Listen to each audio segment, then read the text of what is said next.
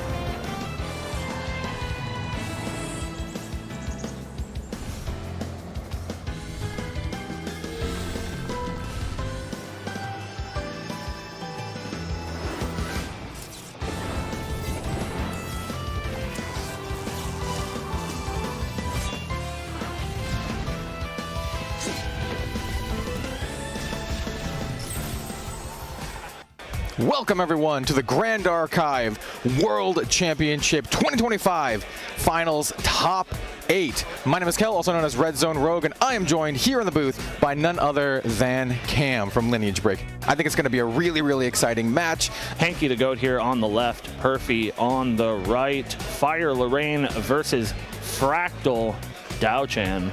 Blazing throw. You can always throw your Clarent at your opponent if you see the writing on the wall. Yeah, Hanky's just doing the math. Your Dao-chan doesn't have any glimmer counters, right? You don't have any cards in hand, right? I would like to respond. I'll scoop. Okay. I'll do another one. Let's go. Even if that Hwaji is dealt with, he does have a Fracturize in hand. It's still going to be 6 damage. That's game! Hanky the GOAT takes it 2-0 over Perfy. If you win this, I'm going to be so proud of you, buddy. Thank you. Main deck, Taylor Bobo on your left, playing that Wind Tristan, and What Do You Min representing Creative Shock on your right, playing that Water Genbu. This is huge, an immediate flip of Genbu into a Resonating Fugue, into an in-cap, a title lock, says that's okay, and that he steals the game. He's got him with the Swappler. So what happened is Genbu came into play, Genbu being a 3-9, and then the Fugue swaps Genbu's attack and defense, thereby being able to attack for 9. Let's see. He plays it. Shadow Strike. Shadow Strike prepared 13, coming in for lethal damage at What Do You Min, and we're going to see a flurry of negates, I think, back and forth. But 2 in-caps. Bobo has to feel so confident here. It's all coming down to this. Coming in for 17.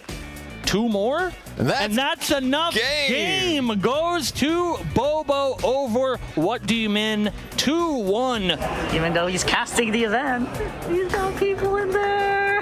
I was a ball of nerves for like an hour, dude. I couldn't handle this. Quarterfinals match 3 with a team kill on the table. Team True Kaben versus True Champion Gurathos. Look at him just pushing so much damage. Uses the preparation counter that he gained from Xander to play the Mercenary's Dagger and then the Blazing Throw, and is going to force Gurathos to have interaction, or Gurathos actually loses right now, and that is exactly what happens. Kaben just pushes for victory. Kaben's first turn of the game already dealt 7 damage to Gurathos and finds the Burst Asunder on Kaben. And then the Glimmering Refusal. Game 2 goes to Gurathos after a stunning 3-turn loss game 1. Gurathos stabilizes in this game. Gurathos looking for a way to try and stay alive. You can burst asunder, sacrifice all your fractals to remove every single ally off the field, but that just leaves you wide open to a materialization of a dagger. And Gurathos simply extends the hand, calls it a game, knows I cannot beat your current board. I can't get there. Instead, teammate True Champion Kaben is the winner of the quarterfinal match 3, moving on to the top 4. Let's jump in here now to the final quarterfinal match of the day. Match 4, Team True Terry versus Quarax. Prereq. Savio? Yeah, you got it. Favors push? Yeah. Let's do prereq. Savio? The 5th surveil. I can't. Okay. 2 at face. Yep. Good 8. I collect.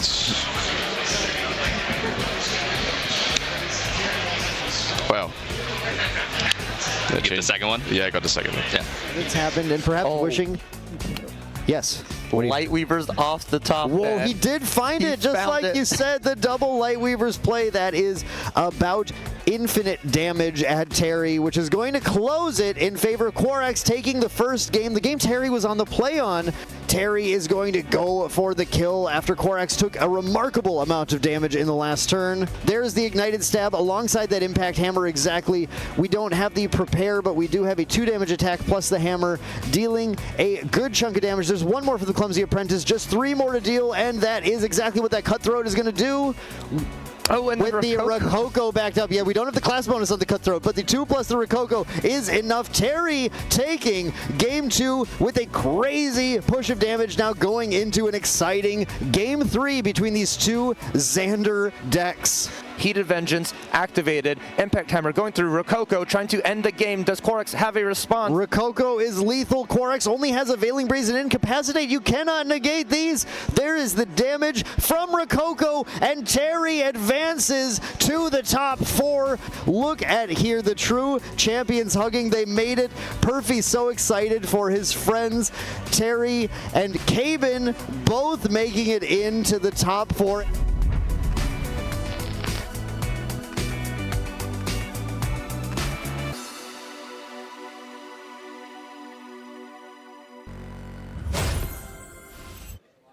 Good morning and welcome everybody to day 3 of Grand Archives 2025 World Championship. We are here bringing you all of the action from Championship Sunday. It's going to be a really exciting day of matches. We have lots of action-packed games coming to you guys. Some of potentially the wildest matchups, the potential craziest storylines. We could see a true champion finals. We could see Hanky the GOAT, the champion of Europe, taking it, and Main Deck Taylor here as well, taking his piece of the cake. Guys, I am so excited to introduce you to 2 of the most distinguished players in all of Grand Archive, true champion Caben and Main Deck Taylor. Welcome, guys, and how are you doing this morning? I'm fantastic. I could not be better. This is top 5, highlight right here. This is great. This is sweet. Hyped. Super excited to be on Sunday this year instead of last year. We're taking it one step at a time. Very hyped to be here. Yeah, some really big jumps and achievements. You were saying last year, as a competitor in Worlds 2024, you did make it to the top 8. Sadly, you lost it on the first round. But this year, you overcame that. You're here in the top 4, looking towards taking your chance at the World Championship slot. But Taylor, you've also made a very large jump. Last year, not in the World Championships, but I believe the winner of Ascent Worlds, the 3v3 team format, or team standard format, sorry. So from there, you've been playing all these Ascents, you've day 2'd all of them. Sadly, no conversion though. But here you are at the greatest stage, the pinnacle of Grand Archive, here in the top 4 of the World Championship. How does it feel to know that you've made such big strides, going from playing the team standard, looking at the players, being like, wow, it would be great to be in the World Championship, to sitting here on this stage, talking with probably the undisputed GOAT here of Grand Archive? Easy GOAT. It's no question. It's no shade to Hanky, but we got the GOAT right here. But this is a dream come true. I'm so excited to be here. I put a lot of hard work in over the year. Main Deck, the team, has put a ton of hard work over the year, just getting everybody ready for events, getting ready for this event. This is insane. This is great. Yeah, absolutely. Like you guys saw in that clip earlier with Main Deck Dan, also Main Deck Dad at this point, it seems like. The wonderful caster we all love and know.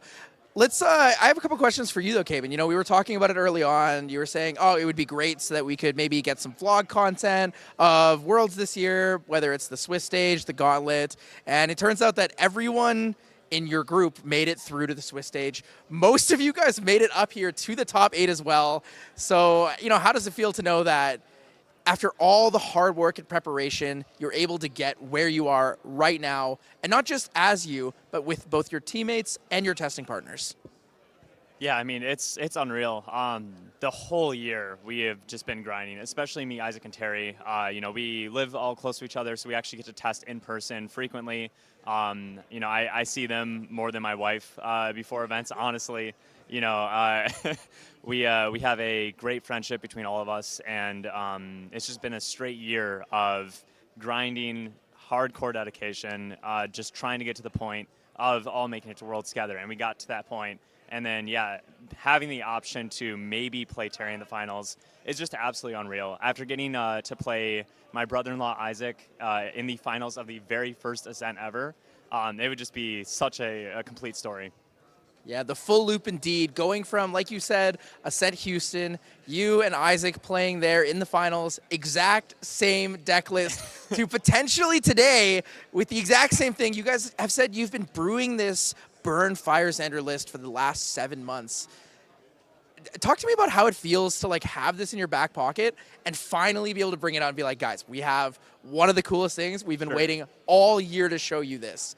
Here it is, and to have won both your matches going into the quarterfinals there. Sure. It's going to be a little bit of a disappointing answer. I kind of regret the pick, to be honest. It was great in theory, but I've been realizing that it is a little bit more of a luck-intensive deck than a skill-intensive deck, and that's not usually the picks that I make for events. So I'm feeling like I left a little bit too much up to odds, but it is still fun to bring this. I'm still looking forward to the match, and just hoping that all goes well. I actually also want to ramble about Ascent Houston really quick, and just share a cool tidbit with the community. People have some people have thought that Isaac threw in the finals, actually, because he could have brought out Crystal of Empowerment and lethaled me, and he had Crystal of Empowerment in game 2, and so yeah, Crystal of Empowerment, right? That's the banned one? Yeah. And so people are like watching the stream being like, why isn't he just bringing it out? He has it in the deck.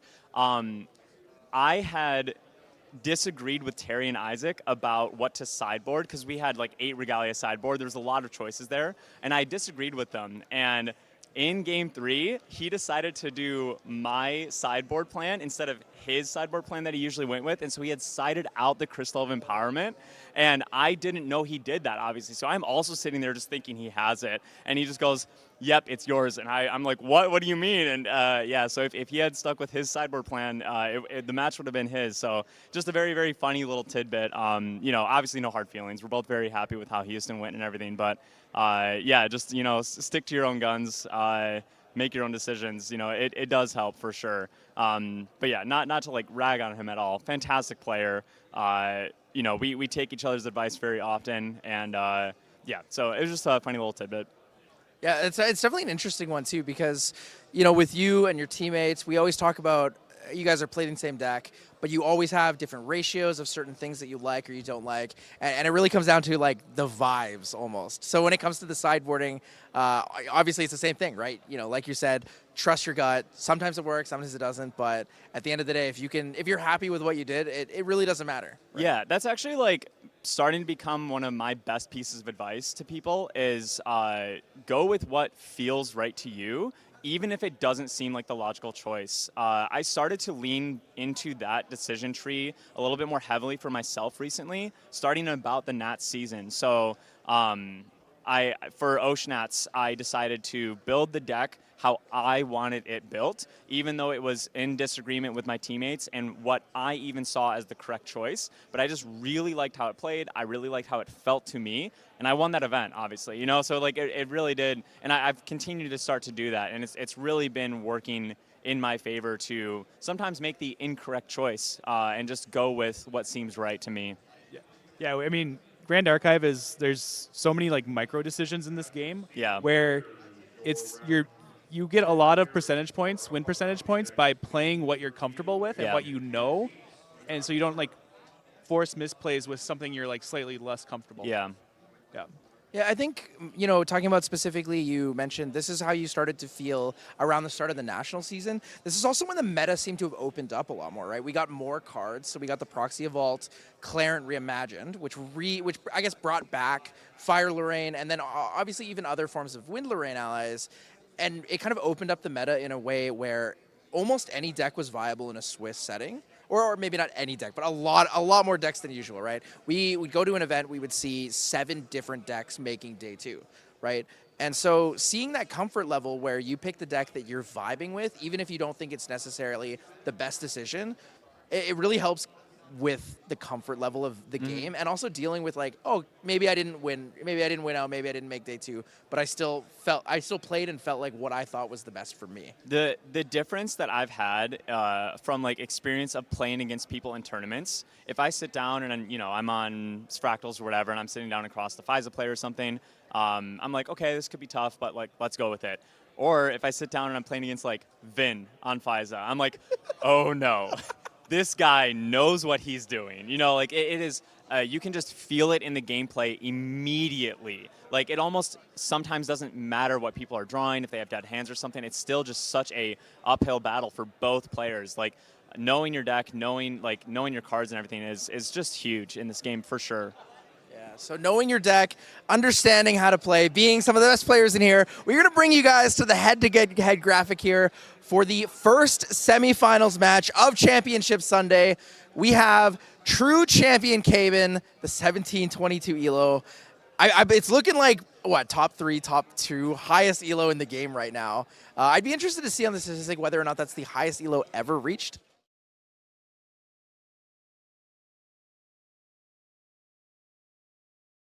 I gained 1 elo from that event. So after, what is that? You got 3rd place, so that's 12 rounds plus the extra. So you played 14 rounds and gained 1 elo. And won most of them because I got 3rd, yeah. And I got 1 single elo point from that. Turns out when you're like one of the best players in the world and you come into an event, there's just not a lot of extra points to take. yeah. Well, no shame to Hanky, but undisputed GOAT, as we said. He plays the whole event, gets 3rd place. Oh, guys, I got 1 elo. Nice. Got my gains. So looking at you here, Mr. Main Deck Taylor, the Wind Umbra Tristan. This is the comfort pick we're talking about, right? So you had a great time on Fractals, but we know you love Tristan, right? Tristan is like your favorite deck right now? I mean, I've been vibing with Fractals quite a bit, but Tristan is something I've gone back and forth on for like since probably Abyssal Heaven came out, so last November. And yeah, that's just been something I've always liked using throughout these last 7 months or however. Math is hard right now. But yeah, it's something I've always had ready to go, and it feels very comfortable right now. Yeah, it's really nice to see it, come out of pocket, especially with the release of Mercurial Heart Altar, bringing back the Wind Blessed Lookout. Not quite Outlook, but a very good replacement in that regard. It has the best part of Outlook as far as I'm concerned, so that's what we want. Yeah, we do love those on enter, get a prep counter. But guys, we're going to jump right into the deck list graphics here. So Caven, we'll be starting with your deck list. Sure. You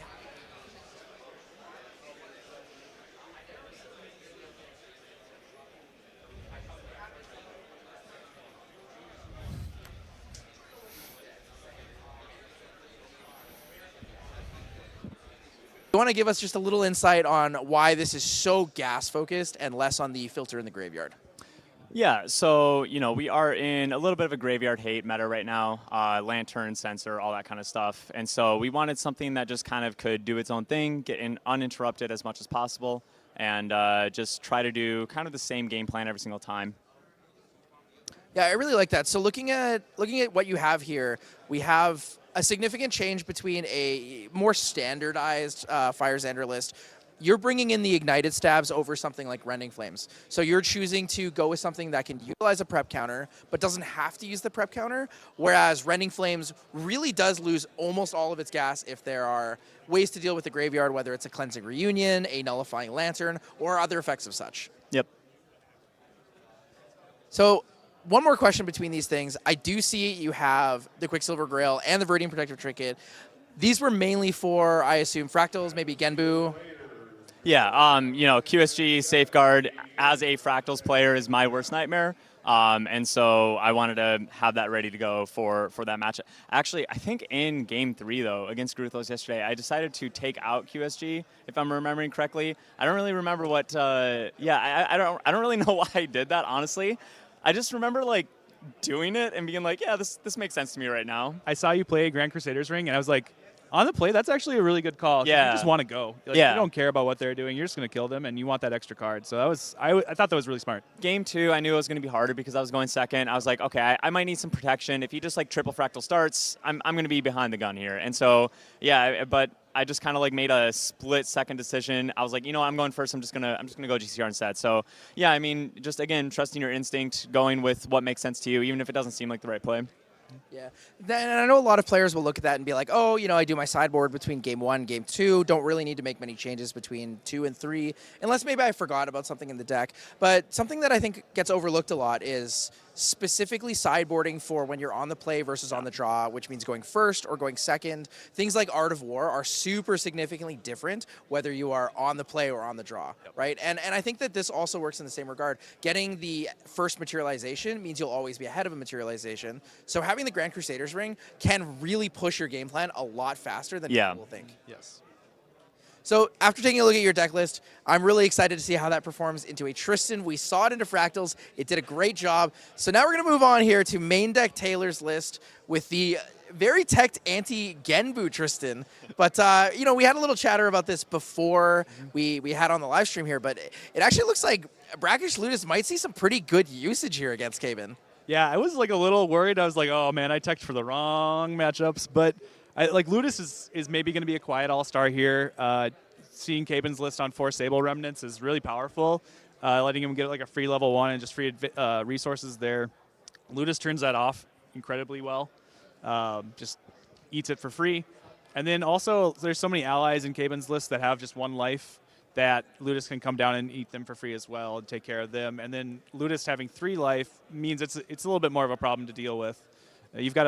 Generally you've got to put a little more resources into it. There's enough 2-power stuff on Caben's list that hopefully I can make him use 2 cards to deal with it if that's what it comes down to.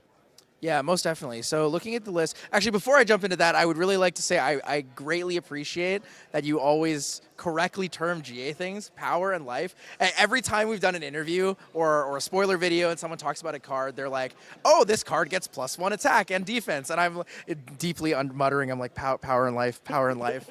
It's just an ingrained thing for us here as the casters and the hosts. So it's something that stands out to me a lot. Obviously, you run a fantastic podcast over at Main Deck. But back to the deck list. Sorry for the little distraction there. I noticed you're only running 2 black market brokers. Now, the ratio on that, is that mainly different because of the reintroduction of Windblessed Lookout? Yeah.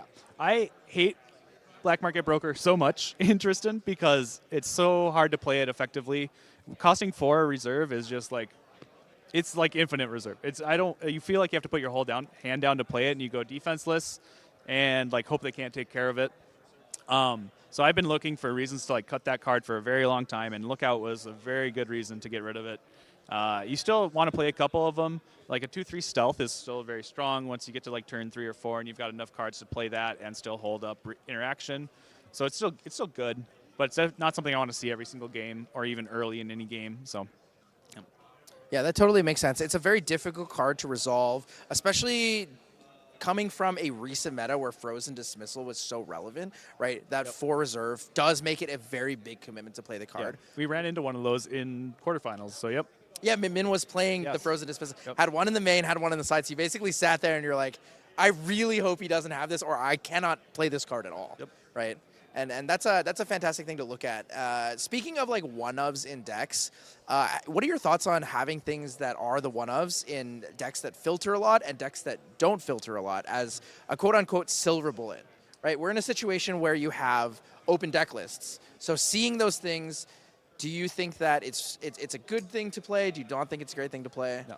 I think they're insane, especially in open deck lists, because like now your opponent just always has to think about them and respect them, and every time they go to make a play that is going to involve that one of, they're wondering in the back of their mind whether the gamble is about to pay off that they have to take, or if that's you didn't see it or haven't seen it yet, or where it could be. So just giving your opponent one more thing to worry about is nice. And then on top of that, if they're strong enough and you have enough filtering, like. You might just need the one, and that's it. You don't want more. Like they're perfectly fine. I love that. Yeah. Yeah, I think traditionally a lot of people look at these deck lists and they go, "Oh man, what are all these 1-ofs? Why are there so many 2-ofs?" And you know, I'm gonna keep bringing it back to this, but a lot of it really does come down to the vibes. Like I want to see this card maybe once in a game. I want to see this card maybe on the rare chance that I need it, or if I get it, I can play around hitting that card, right? Like in Winluxem, it's the one of Zhongjiao's, for example. It's like, I hit this card, I can play the game totally different now, right? It changes the whole game plan.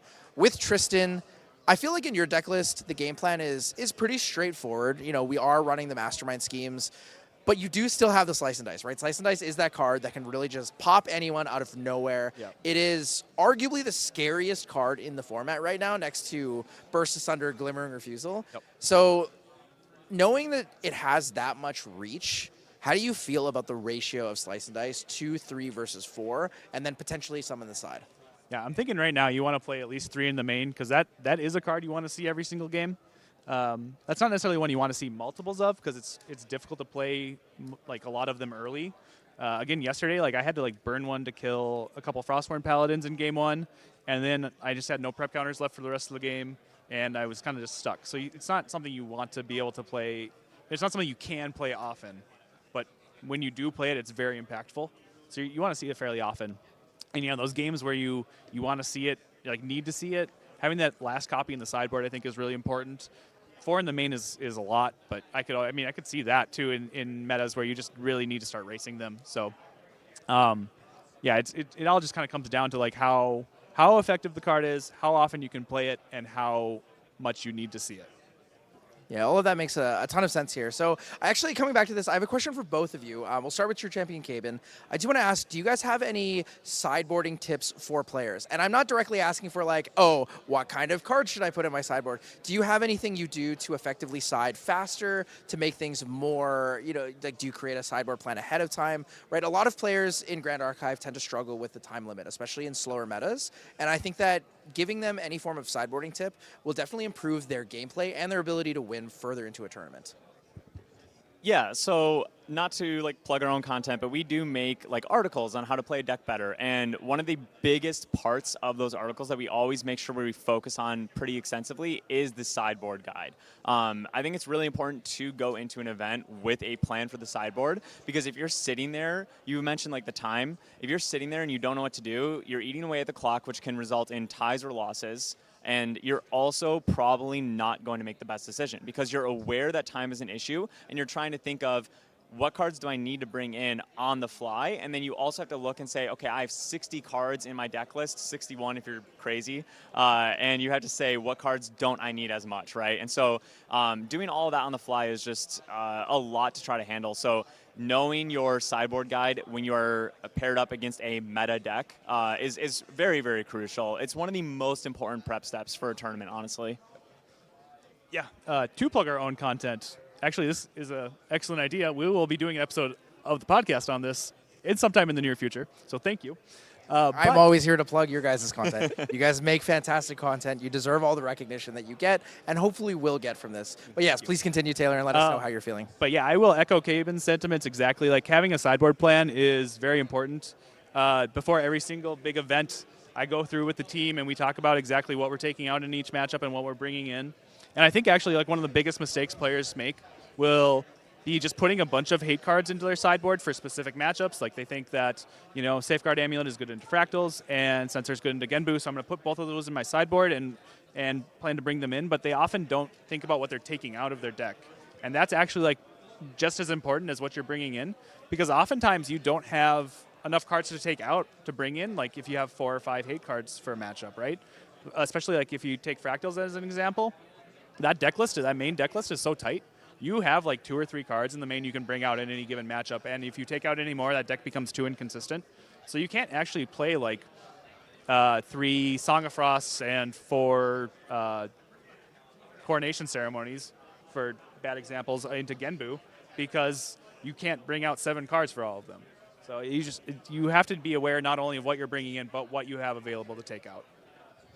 Yeah, so thank you guys so much for all the sideboard tips. I'm going to probably prod everyone's mind today on that because I think it's an unexplored aspect of the game that a lot of people struggle with. But again, thank you guys so much for joining me here at the pregame interview for the first semifinals match of Championship Sunday. Guys, that was True Champion Caben and Main Deck Taylor. Guys, we'll be sending it over to the casters to bring you all of the best action. And see you soon. Welcome, welcome, welcome to the Grand Archive 2025 World Championship Sunday. My name is Kel, also known as Red Zone Rogue, and I am joined here in the booth with none other than Main Deck Dan. How are you doing today? I could not be more excited, Kel, for today's Grand Archive World Championships. This is going to be absolutely killer. We have such an upset overall for the metagame that people were expecting. How many people out there were actually expecting to see non-water decks in the top 4?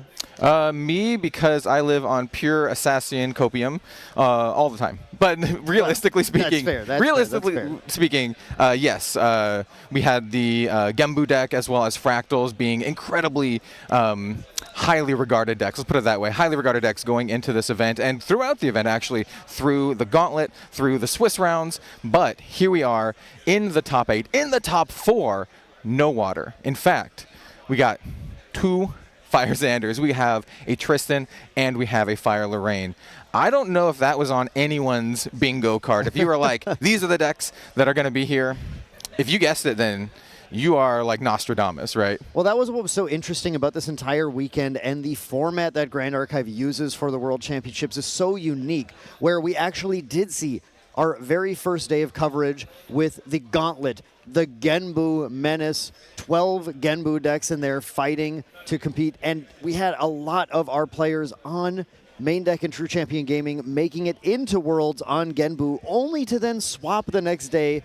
There were no fractals during the Gauntlet, but tons of fractals during the first Swiss stage. Yeah, it was absolute, like, fantastic meta call, right? Because those fractals decks did quite well in the Swiss stages, right? And then we also have, going into the top 8, players were allowed to swap their decks again. So a lot of players, I don't want to say all the players, but a lot of players actually swapped from fractals to something like, for example, in this round we have coming up, we have Caben, for example, was on fractals previously, swapping to the Fire Xander. And here we see the quarterfinals and the semifinals. Today we have Team True Terry versus Hanky the Goat. But the round that we have coming up next is what you just saw, Team True Caben and Bobo, also known as Taylor from main deck. Yes, and all of these players actually, every single one of the players who have made it to the semifinals today did do one of those deck swaps, did take advantage of the format, with Terry and Caben both on that Fire Xander list, a list that they've talked about. They have workshopped together for a while, but never felt the right opportunity to bring it in. Now, you do hear Caben, a little bit of nerves, wondering if he made the right pick there in the interview, with Hanky the Goat sticking with a Lorraine deck, but swapping from Wind to Fire, and then Bobo doing probably one of the craziest switches as well, going from the Water Fractal deck into the Wind Tristan, highly teched for that quarterfinal match against the expected Genbu match, manages to make it through now to to semifinals, and we're going to see if the tech that he has in the deck works out well enough to beat that fast aggression that Caben is bringing. Yeah, absolutely. I think either way, the matches are looking to be fairly quick, right? We have one of the fastest decks in the game with Fiza, Fire Xander, and Tristan. Typically, you're like, okay, it's a level 3 deck. You can get to there, get your Shadow Strike action, but it also has incredibly powerful early game burst potential with something like a Slice and Dice, right? So I think either way you shake it, we're going to be settling in for some fairly quick games. I think so too, and with this Tristan deck, it is a level 3 deck, and we see a lot of decks in the game that are built to go long, especially if they're level 3. You look at those decks like Fire Merlin that unfortunately True Champion Perfy almost brought into the quarterfinals, but ended up deciding not to. But the power of the Shadow Strike Tristan deck is that, especially against a deck like a Fire deck, like Fire Xander, with no actual interaction with that Shadow Strike, even though it goes to level 3, no matter what, main deck Taylor, Bobo is going to be looking to do a decisive victory in the way that only Tristan can, with that powerful Shadow Strike or Slice and Dice, backed up by the ominous Shadow tokens at level 3. Yeah, absolutely. Basically, what we're going to be looking for is if Bobo is going to be going for an early kill, you're looking for about 4 prep counters, right? 4 prep counters. That's enough to do your Slice and Dice plus an Assassin's Ripper, kind of like a 1-2 punch wombo combo. That is a total of 15 damage against a deck like Fire Xander, which isn't looking to level up very much at all. So their total max health is going to be fairly low. 19 being the highest life that Xander's going to achieve. And with these Fire Xander deck actually willing to sacrifice life sometimes to get things like card draw from the Clumsy Apprentice, or damage from this combination of Impact Hammer and Heated Vengeance, it is very possible that through those or some of Bobo's powerful allies, we have to really watch the board in this matchup, because what Bobo is trying to do, like you're saying, Kel, is he is trying to last a few turns, right? Just needs to last long enough to pull off that either that Slice and Dice combo or get to 3 and go for the Slice and Dice or the Shadow Strike. And if he can manage to get there with enough life, enough of a buffer, Bobo will be able to take the game, but it's going to be a fight because, man, the Fire Xander deck throws a lot of damage on the board. Yeah, as someone who plays both of these decks, the Fire Xander deck is just all pedal to the metal, right? you want to just get as much damage out as you possibly can. Get to a point where you can sequence a few cards in just a big burst turn, whether it's through over-the-top cards like Planet Explosives or something like a Blazing Throw or even like a Rococo, and just try to seal the deal right there. So you don't want to gas out. That's kind of the big thing playing the Fire Xander deck. You don't want to gas out. You want to just mow them over, right? Right. And we are also going to see, we talk about this deck as having no interaction, where we did see games like yesterday where Bobo against Min, Bobo had to go super long because the interaction Min has would be things like Song of Frost to end the combat and get that Shadow Strike effectively negated, or actual negation, or reducing the power of Bobo's attacks through things like Cerulean Decree. So Bobo has to play carefully there. While Bobo doesn't have to play around that kind of interaction from Team True Caben, Team True Caben's list does also have a number of material deck cards that will be potentially a problem for Bobo. We're going to look at things like Terrafring that he might use to try to slow down that kill if he expects it to come. Smoke Bombs to protect the key allies. Like we said, you have to watch the board in this matchup because the player who establishes the superior board presence has a massive advantage, as both of them have the potential to do large damage swings out of nowhere. Yeah, absolutely. This is going to be ultimately a game of board control for both players, as you mentioned. Bobo running in his deck some pretty large allies and some very efficient allies as well. So you have stuff like Sadie, and we also have the 3 Ace and Protectors main deck, which can be just kind of like a really annoying brick wall for Caben to overcome, right? If you are a Fire Xander player, you know just any 4 health, body that has intercept is just kind of annoying. Yeah, the 4 health bodies with intercept, things like the Frostsworn Paladin have been obviously just huge cards in so many of these matchups. And it's not just the Sadie, which is extremely good here, and the Ace and Protector, which is effectively a Frostsworn Paladin for this deck, but Bobo is running things like Dream Fairy in here as well. Dream Fairy, potentially a card that can 2 for 1 by returning an ally to Caben's memory and then attacking one of Caben's many 1-life allies and taking it out as well. Oh yeah, there's some juicy targets there, like playing Dream Fairy on their like Arthur and taking out just any 1 health ally like Blazing Bowman or something like that. Very good value here. So I think we could see some good use of Dream Fairy here. 2 in main deck, but still very strong. We see the players here preparing, shuffling up, getting ready. What you're going to see from the emotion of these players in this match, of course, is these are 2 players who have been playing against each other several times at major events, but also testing against each other online very frequently through this national season because of the alliance that was formed between Team True Champion and main deck going into the nationals and world season, both interested in getting players onto the world stage for this 2nd year of Grand Archives competitive play. And these players are now going to be fairly chill, honestly. You're going to be a little bit in the zone here. I don't think you're going to see a lot of huge emotion from these players in this matchup. Instead, both of them are going to be basically just locking in, managing their nerves, and they're settling in for a game where a lot of this is going to come down to some degree, due to the speed of Team True Caben's deck,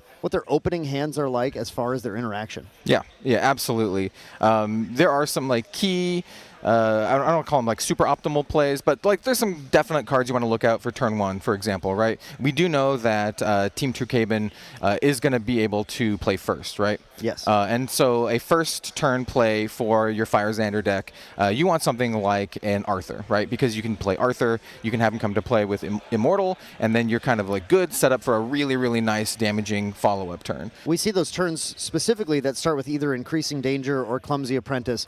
This is sort of the combo of the turn 1 play that you're looking for in this deck, where it allows you to get another threat on the board. It allows you to dig another card deeper because, of course, Caben is looking always to have kind of the route around. We talk about him looking for a crack in the armor of his opponent, and the power of the Fire Xander deck is that it runs actions that deal damage, it runs allies that deal damage, it runs attacks that deal damage, and all of those have different scenarios where they're able to be the most powerful route to victory. So anything like these Clumsy Apprentice and Increasing Danger that draw cards and still allow Caben to play that Arthur turn 1 are absolutely huge and kind of the ideal start for him. Yeah, absolutely. And then on Bobo's side, you just kind of want to set up some of your board-based value. I'm just going to call it that. So you have like your Windmill Engineers, you have your your Windblast Lookout. Windblast Lookout. Huge one. I was gonna call it Korhazi Lookout. I was like, what's the name of the new one? What's That's the new the banned one. Yes, the Windblast Lookout. These are nice little 2-drops that give you incidental value, but also can help you clean up the board, and you can get recursive value after using them through cards like Ace and Protector or Reclaim. So that's kind of what we want to look at, as well as prep counter generation. Yeah, there are 2 starts in particular that Bobo is really hoping to see at the start of this game. One of them is going to be the Windblast Lookout, Reclaim, Veiling Breeze. If he sees all 3 of those cards in his hand, that is a perfect sequence, allowing him to go into Team True Caben's turn 2, where we all, right now, based on how the players were playing yesterday, we expect Team True Caben to start with his, obviously, Spirit, turn 1, and then turn 2 go straight into the Nullifying Mirror to negate Bobo's Veiling Breezes. And Bobo is prepared this time, wants to set up his hand to be able to Veiling Breeze in response to the Mirror, trying to negate as much damage as possible going into the later turns. So, as we are now moving in, we're going to see exactly what these opening hands are going to look like. And like we said, you want to watch because this is the semifinal match 1, Team True Caben versus Main Deck Taylor or Bobo, and this is a massive match for both these players. Team True Caben grinding, Bobo grinding, both of these players trying to make it all the way to the finals of the World Championship here, 2025. This is Championship Sunday, and the sparks are about to fly. Absolutely. Looking at Caben's hand, I did see an Arthur right off the bat, but we're just going to do look at this. This is little bit of increasing danger here. Exactly what Caben wants. Even though Bobo gets a little bit of card draw, Caben values that card draw a little bit more. And like I mentioned, we have that turn 1 Arthur coming on in with Immortality, so he just can't die this turn, and it's setting up for a really explosive second turn for Team True Caben. Team True Caben had the exact start we wanted him to have. We're going to take a look at Bobo's hand and see if Bobo can match that. It doesn't look like it's exactly the start we're looking for, but Bobo sees a couple of cards that are going to be extremely useful in this matchup. We do see the Sadie specifically. Sadie is going to be an incredible card for Bobo in this matchup because Sadie is going to be able to attack Team True Caben's allies on board, and if Team True Caben wants to remove it, Bobo is always able to spend 2 reserve to return it to hand and gain a preparation counter, giving Bobo a lot of that coveted board control. But what Bobo has to do now is figure out which of these turn 1 plays makes the most sense, and he's going to start by getting that Sadie in play, keeping 4 cards in hand, making it very difficult for Caben to try and put the amount of damage and resources in to remove that Sadie, as Bobo is able to activate it twice to be able to return it to hand if needed.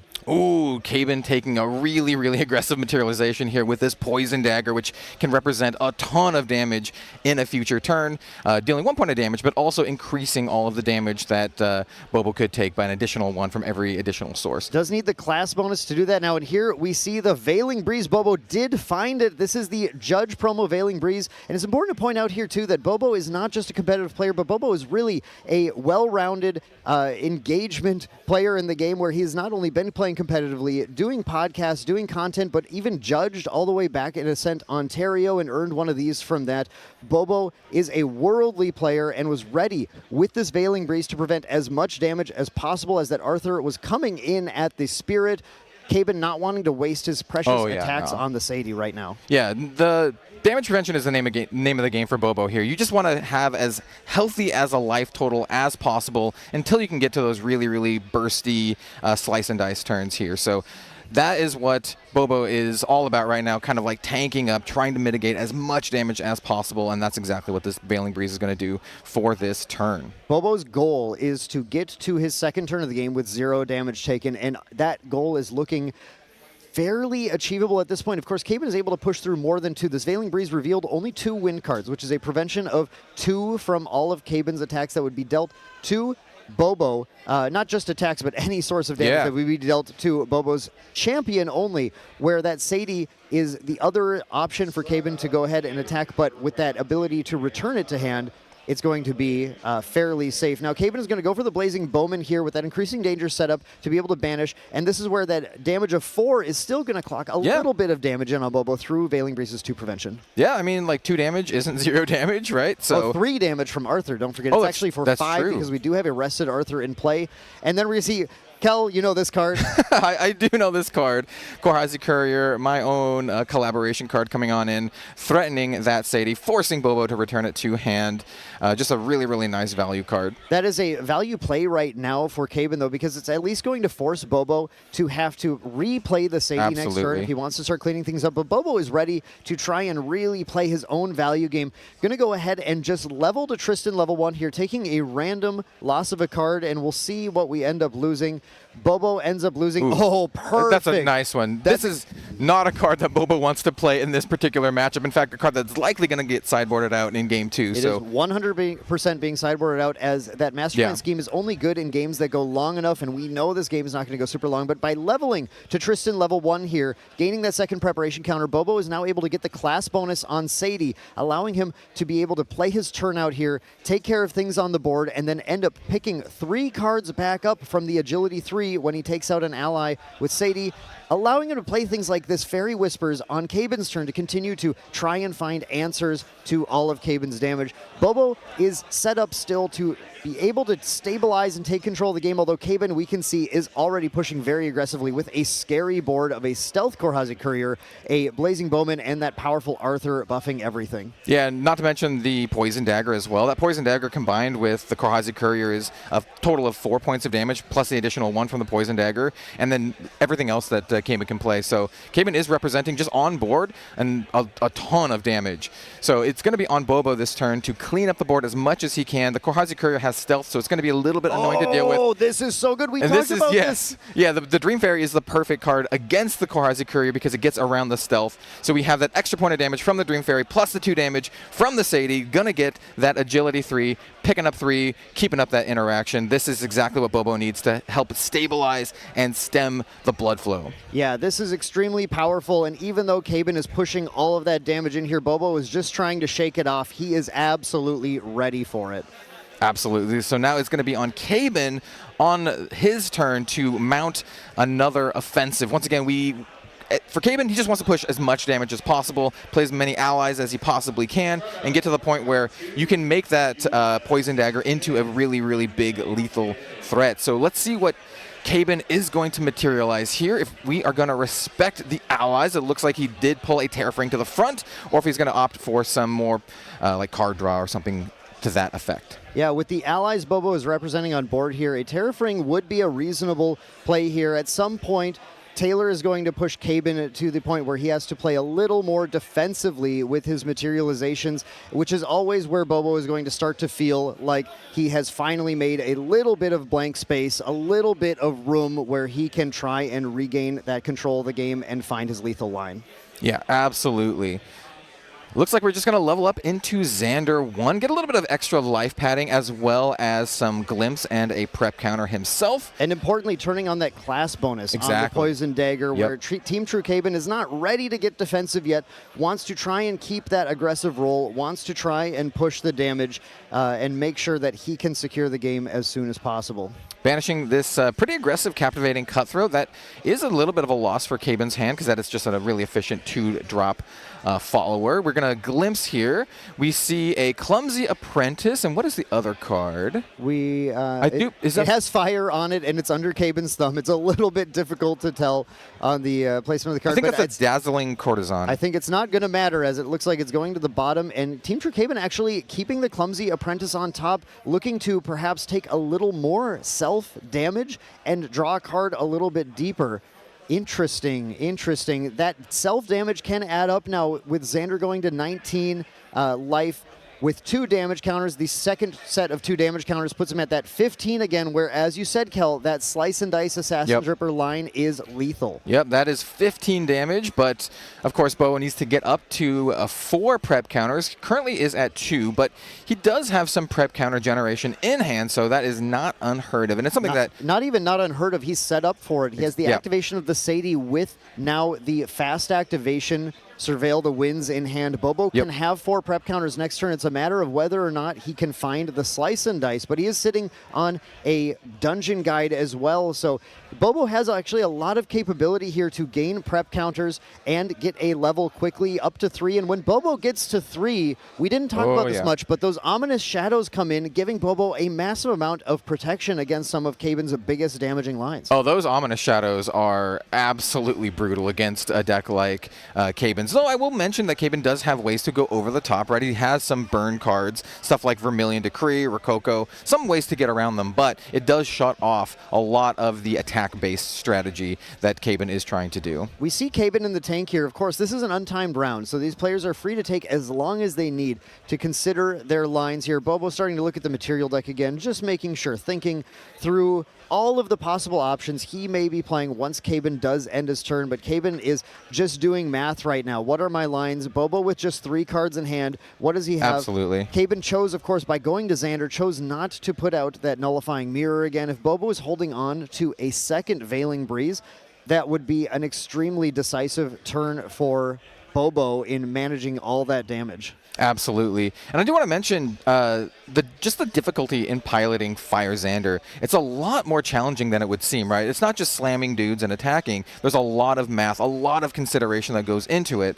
I think we can see a lot of just thinking and doing math and making sure, like 100%, 200% sure that what you're doing is the correct play. And here we see the Blazing Bowman coming in to Bobo's champion, into Tristan, dealing 2 more damage. So again, Caben not trying to get that Sadie off the board, just trying to do as much damage as possible, and then follows it up with this Sable Remnant, a 2-1 now due to that class bonus. We did see, I believe, if I recall, we saw the Brackish Ludist in Bobo's hand, which is a powerful way to try and delete that from the board if he so wishes as well. But now this is interesting. Caben, considering the Poison Dagger, considering trying to punch in as much damage as he can this turn, maybe thinking if Bobo, I think what we saw from Caben was the attack with the Blazing Bowman, trying to bait out that Veiling Breeze, knowing Bobo will play it right then.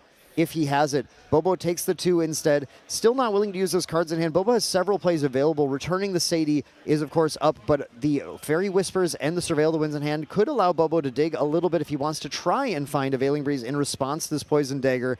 Bobo is going to do a little math and say, can true champion Caben deal 14 more damage this turn? Yeah, absolutely. The Poison Dagger, once again, if you don't know, it does 1 damage base to a unit, and then until end of turn, if that unit would take a damage, it takes that much +1. So you can kind of just count the number of sources of damage, and you get an extra source of damage from that. So just on board, that's 2 more sources of damage, plus whatever he has in hand. Bobo starts by taking the 1 from the Dagger, and then the 3 from the Remnant, not wanting to kind of buckle here, holding up the 3 cards in hand, getting ready still for the time when he's forced to use them. Absolutely. So stuff like Sable Remnant represents an additional 3 in hand. Clumsy Apprentice will represent 2 points of damage, depending on what he draws. If you Clumsy Apprentice and draw into a Rococo, that could be an absurd amount of damage. Well, actually, what I think Caben is looking at here is the Clumsy Apprentice for 2 more, and the activation of the Mercenaries Blade from the material deck, being able to activate that by spending the prep counter. Now, when the Clumsy Apprentice draws a card, it actually doesn't matter what it is because Team True Caben has the Blazing Throw in hand. So the Clumsy Apprentice represents 2. The Blazing Throw represents 5 with that Poison Dagger. That's 7 more. That pushes Bobo all the way to 16 damage taken, but that is possibly the end, because I don't know if Caben has the fire cards in yard to be able to bring out 2 more damage from the Verican Soul Knife. Here, Bobo says, okay, this is too much. The Blazing Throw is not what I'm looking for. It goes for a Fairy Whispers right now. Look what you made me do. I am going to dig and see if I have any sort of response to this. Yeah, not looking great from the top of Bobo's deck here. 2 Reclaims and a Surveil. Not the interaction that he would like to see at this point in time. No, he's really hoping to find that second of 3 Veiling Breezes in there. It was a bit of a long shot, but worth trying for Bobo as he now keeps 2 more cards in hand so that Sadie is still able to be returned, which might be really important. And actually, Caben going for the Dazzling Courtesan instead, pushing 3 more damage, using that Kindle 3. to be able to play it for a little bit cheaper. Now, Bobo is still pushed all the way to 17 with that, but Caben was able to line up that 17 damage without taking the additional 2 from the Clumsy Apprentice, leaving him a little safer. Bobo is not able to quite string together the Slice and Dice line if he had it this turn and still find lethal, except he's got the allies on board. So he might be able to still find it if he draws it, but Bobo has to play into it right now and instead is going to play extremely safe, going to Tristan level 2, with 2 prep counters to be able to draw a card. He's going to go down on influence quite a bit here, but with that Dungeon Guide in hand, Bobo will be able to get a big enough health pool. Loses the Shadow Strike, unfortunately. That is a huge loss where Bobo really needs to find a way to close the game and wanted to hold on to that going into this level 3 turn.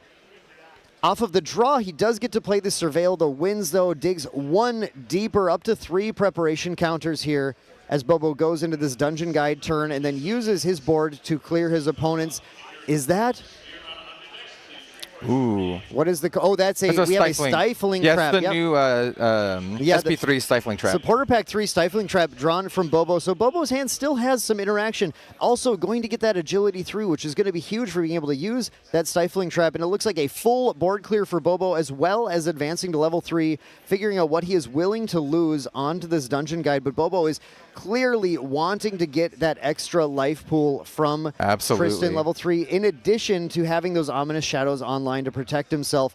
Bobo is pushed into a corner here as he is trying to just barely cling on to life against Team True Caben's relentless assault. Yeah, absolutely. With little interaction in hand, you just got to pad out your life as much as you can, control your opponent's board as much as you can, and just kind of hope that Caben doesn't have enough damage to push through lethal, which is going to be, what, 8 points of damage after level up?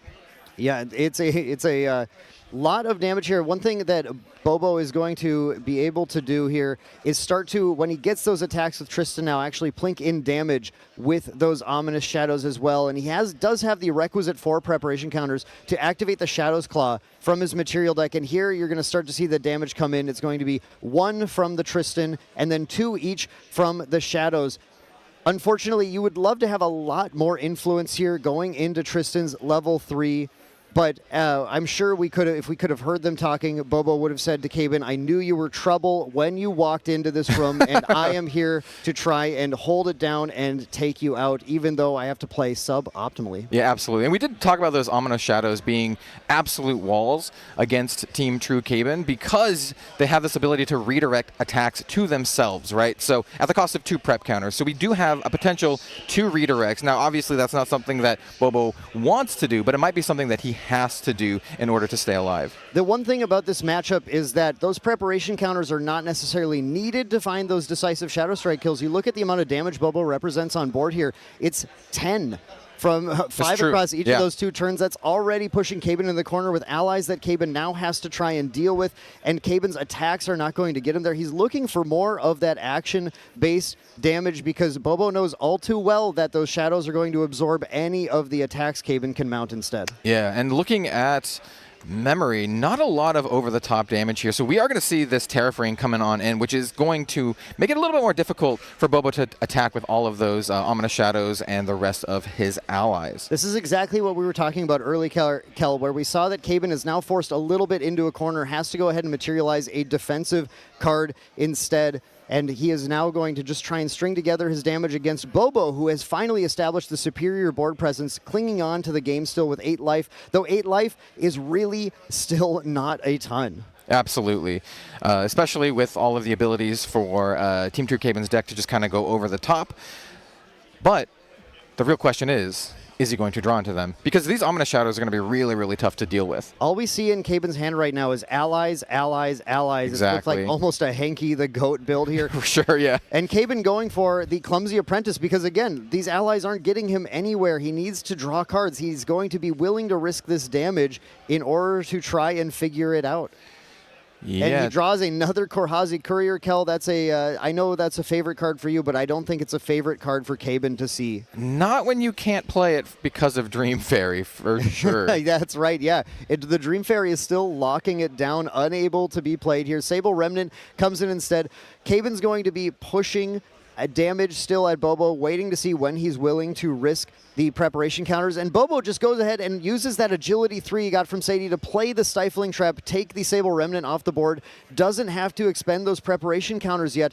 Now, Bobo, the unfortunate thing here is the material deck does not have a ton of options to put out things like a Tariff Ring or a Safeguard Amulet in the main because he was so teched for that Genbu matchup. But Bobo still does have options. We have things like the Windwalker Boots to be able to build more preparation counters. We have the Grand Crusaders Ring still to draw a card and get himself a little more options. He's going to go for that Windwalker Boots. It's the safe play, and the Windwalker Boots does mean that Bobo is going to be able to spend 2 more preparation counters next turn, and by the following turn we'll have another redirect set up as Bobo simply needs to try and control the board. And this is a powerful play through that Tariff Ring, being able to put 2 down for Sadie and then pick it right back up as Sadie picks up that kill. Bobo gets the additional preparation counters, has 2 redirects set up, and Caben is just not currently finding the action cards he needs to close the game. Absolutely. Yeah, Caben bought himself a turn with that Tariff Ring, but it might not be enough. As you mentioned before, Bobo is representing 5 points of damage every single turn, just from the allies alone,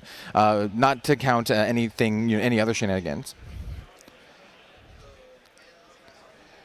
Let's see what Caben can manage coming off of a turn such as that.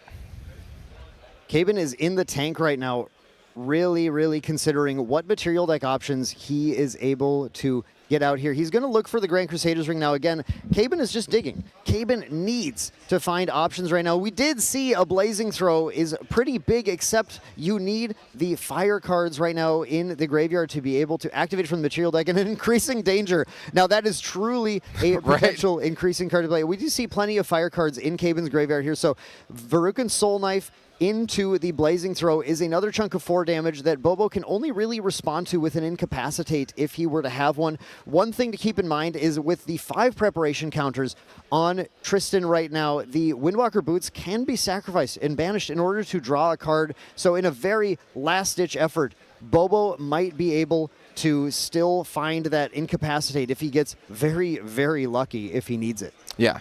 Basically, Caben at this point just needs to count to 7, right? He needs 7 points of damage to take out Bobo, and it's not looking great for it right now. No, Caben, I don't believe I see any lethal line for Caben here because Bobo is going to play very defensively with these preparation counters. Again, Bobo knows he does not need a Shadow Strike to close the game, or at least doesn't even need a lot of preparation counters. It is a situation where Bobo is going to be getting another turn in almost any scenario here. The question is, how many of these cards is Bobo going to have access to? Is Caben going to go for that Increasing Danger because he's in the spot where he needs to draw more options to be able to close it? 2 dead cards in hand, 2 Korhazi Couriers that cannot be played due to the Dream Fairy, and then other allies, Blazing Bowman and the Dazzling Courtesan, that will certainly not get in any sort of lethal attack. And he's considering. Here we go. Caben going for the Increasing Danger play, going to allow Bobo to draw another card into memory. But huge Vermilion pickup from Decree Caben. is really nice in this situation. A card that just, as we were talking about, you want cards that kind of can go over the top of these Ominous Shadows, and that is exactly one of the cards that you want to draw in a situation like this. So definitely one of the better draws that he could have gotten. Yeah, this is so huge because what Caben can do now is potentially, like we see him doing, pass the turn here, and he's going to wait and see if Bobo is going to put down enough cards to not be able to return the Sadie to hand in response to an imbued Vermilion Decree that would deal 2 damage to the Sadie and 3 damage to Bobo. We're going to see if Bobo falls for the trap and plays anything. It looks like Bobo just going to materialize to start. Bobo needs to play carefully, keeping the correct number of cards in hand, or that Sadie is actually in a lot of danger. On the other hand, though, Caben could consider taking the option for both players to draw a card on the Vermilion Decree, just relying on his damage to get there against Bobo. Bobo is actually going to go for a Blinding Orb, using a Floating Memory here. Very cool card to see. It's going to cause Caben to have to make that response right now. The pressure is on Caben to respond, and that leaves that Sadie extremely safe. Absolutely. Blinding Orb here is a very aggressive play and kind of signals to Caben that action's going to happen, right? Things are going to be going down this turn. It's going to rip 2 cards from Cabin's hand, trying to minimize the number of interaction that Cabin can have, and possibly trying to push for a kill this turn. Yeah, the players are definitely going to be thinking about how to respond to things here. Cabin has to decide if it makes sense to play the Decree right now or if he can get more value from it later. He goes for the play right now, imbues Vermilion Decree, attempts to deal 2 damage to Sadie, which is at least, again, going to force Bobo to have to play the Sadie this turn. And Bobo actually goes for the crack. On the boots to see what he draws. Did we see a Shadow Strike? We see a Shadow Strike, so Bobo has a lethal line, returns Sadie to hand, gets the influence that he needs here. The Shadow Strike is going to represent a huge amount of damage. It's a 11 damage. Yeah. Bobo is set up for lethal recollect and draw, and here he goes. He's going to put down 2, plays the Shadow Strike, and we have Bobo taking game 1. Absolutely incredible. Taylor swiftly taking down his opponent, eyeing that World Championship title and telling it, "You belong with me." Absolutely. Now, both players are going to go into their sideboard, looking at Bobo and looking at his deck here. I think there's a lot of swaps you can make going into round 2, right? We have the Mastermind Schemes coming out. We have Turbocharge coming out. Scatter Essence getting out of there. And then coming in, we have stuff like potentially Blanche, another Brackish Ludist, Stifling Trap, all cards that help stem the blood flow, as well as potentially Safeguard Amulet, maybe getting rid of that Censor of Restful Peace from the material deck and getting all those in. Absolutely, and the other thing that's coming in, so that's 6 cards being removed. Taylor is, I actually know the exact sideboard. Oh, there you go, yeah. I know the sacred text for Taylor for this. He's removing 3 Mastermind Scheme, 1 Turbocharge, 2 Scatter Essence. Nailed bringing in 2 Blanche, 1 Brackish Ludus, 1 Stifling Trap, and 2 Verdigris Decree. Yeah, you were exactly right. It's just the decrees coming in as well. The reason for the decrees, of course, is at least they can suppress an ally. That makes sense. Needs to prevent any more damage.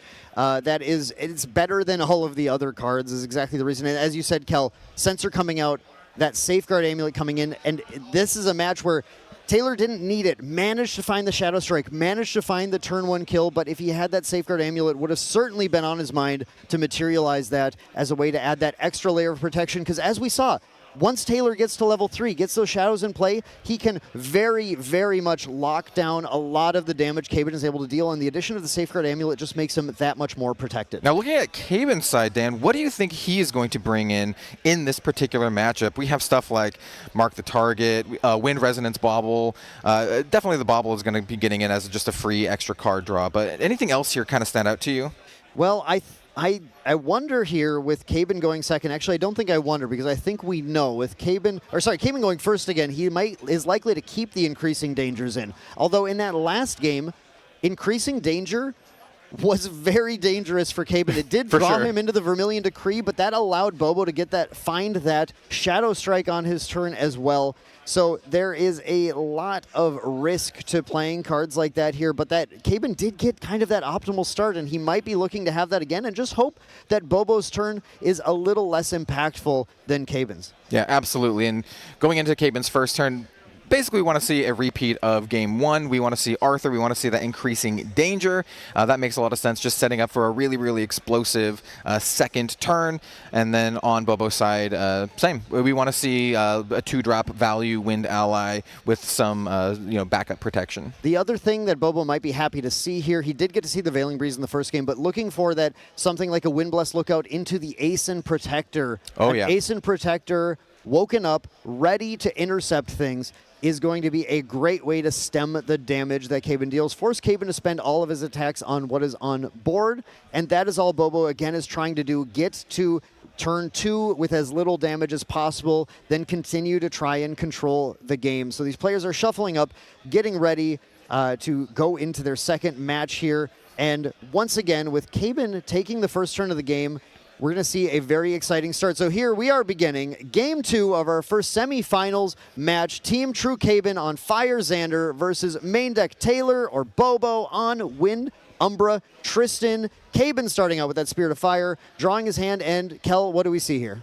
I'm taking a look here. I'm always looking for Arthurs, right? And I don't see an Arthur. We do see your favorite. I think it's coming down right now. Yeah, Korhazi Courier is a nice safe play just because it has stealth, so it's just going to be kind of annoying to deal with. Clumsy Apprentice as well. Nice way to replace itself immediately, get that card draw. The Clumsy Apprentice could have drawn into the Arthur, so it's the correct play first for Caben to try and find that optimal start, but Caben going for one of his several Arthurs at home. This one is going to be Korhazi Courier. With that stealth, makes it very difficult for Bobo to assail on his first turn. Bobo taking his first turn of the game with that Spirit of Wind, drawing 7, and then one more for turn, and we're going to take a look now. A lot of the game can turn on what we say here. I think I saw the Veiling Breeze and the Sadie again. I see 2 Sadies and potentially the Veiling Breeze as well. I believe that is the Judge Veiling Breeze in hand, as well as a Windmill Engineer and multiple Shadow Strikes here. Bobo's hand actually looking remarkably similar to the previous game. It worked out well then. Can it work out well again? Yeah, we'll have to see how things shake out, but definitely drawing the Sadies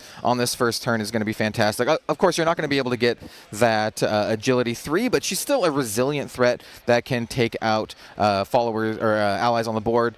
Looks like that Clumsy Apprentice is likely not long for this world, but that Korhazi Courier has stealth, so it is a little bit safer. Bobo actually, knowing that the Sadie doesn't have the class bonus right now, is going to go for the guaranteed prep counter on this Windbless Lookout. It does have enough power to take out, again, like you were saying, Kel, the only thing that he actually can attack on the board, which is that Clumsy Apprentice. Clumsy Apprentice is now gone. Bobo needs to find a way to get rid of that Korhazi Courier. Kel, why is it so strong? Why does it just always have stealth? Yeah, right. Hey. Don't ask me. Don't ask me. It is a very good card. Keep in mind, you don't get the second ability unless you are an assassin. It is class bonus. So currently, it is just a 1/2 stealth, but still a resilient threat. But later in the game, once you are an assassin, you still get that draw discard and ping on discarding a fire card, which can add up to a lot of damage, especially in conjunction with stuff like Poison Dagger. Yeah, like you mentioned, it's that Poison Dagger combo turn that makes that Korhazi Courier crazy. Oh, it is not. It is actually not a Veiling Breeze, excuse me. It's an Incapacitate. Those looked a little bit similar before, but we are seeing Bobo sitting with a Fairy Whispers as well that could potentially find the Veiling Breeze that he's looking for. Caben going directly for the level to 1, though. Wants to get that class bonus online as soon as possible to be able to maximize his damage, and does, on this glimpse, to see a couple powerful cards. I believe we see an Arthur and a Heated Vengeance, a powerful attack for Caben to find. Absolutely. Great cards off the top. Let's see which ones Caben is going to value drawing into. Arthur is very, very good if you have the ability to go wide on your turn, pumping up all of your allies by 1. Caben is sitting on a hand with a Vermilion Decree as well, but a little bit awkward. One of the few Norm element cards in his deck, the Sable Remnant, making it so that Imbue is not going to happen necessarily anytime soon. I believe that's in his memory, actually. So Caben does have that Vermilion Decree, though. You're certainly going to see that played at some point, and especially when the Sadies drop, Vermilion Decree is quite a powerful card for being able to interact with Bobo if Bobo ever lets the guard down and has a Sadie that he cannot return to hand. That Vermilion Decree is certainly going to snipe it.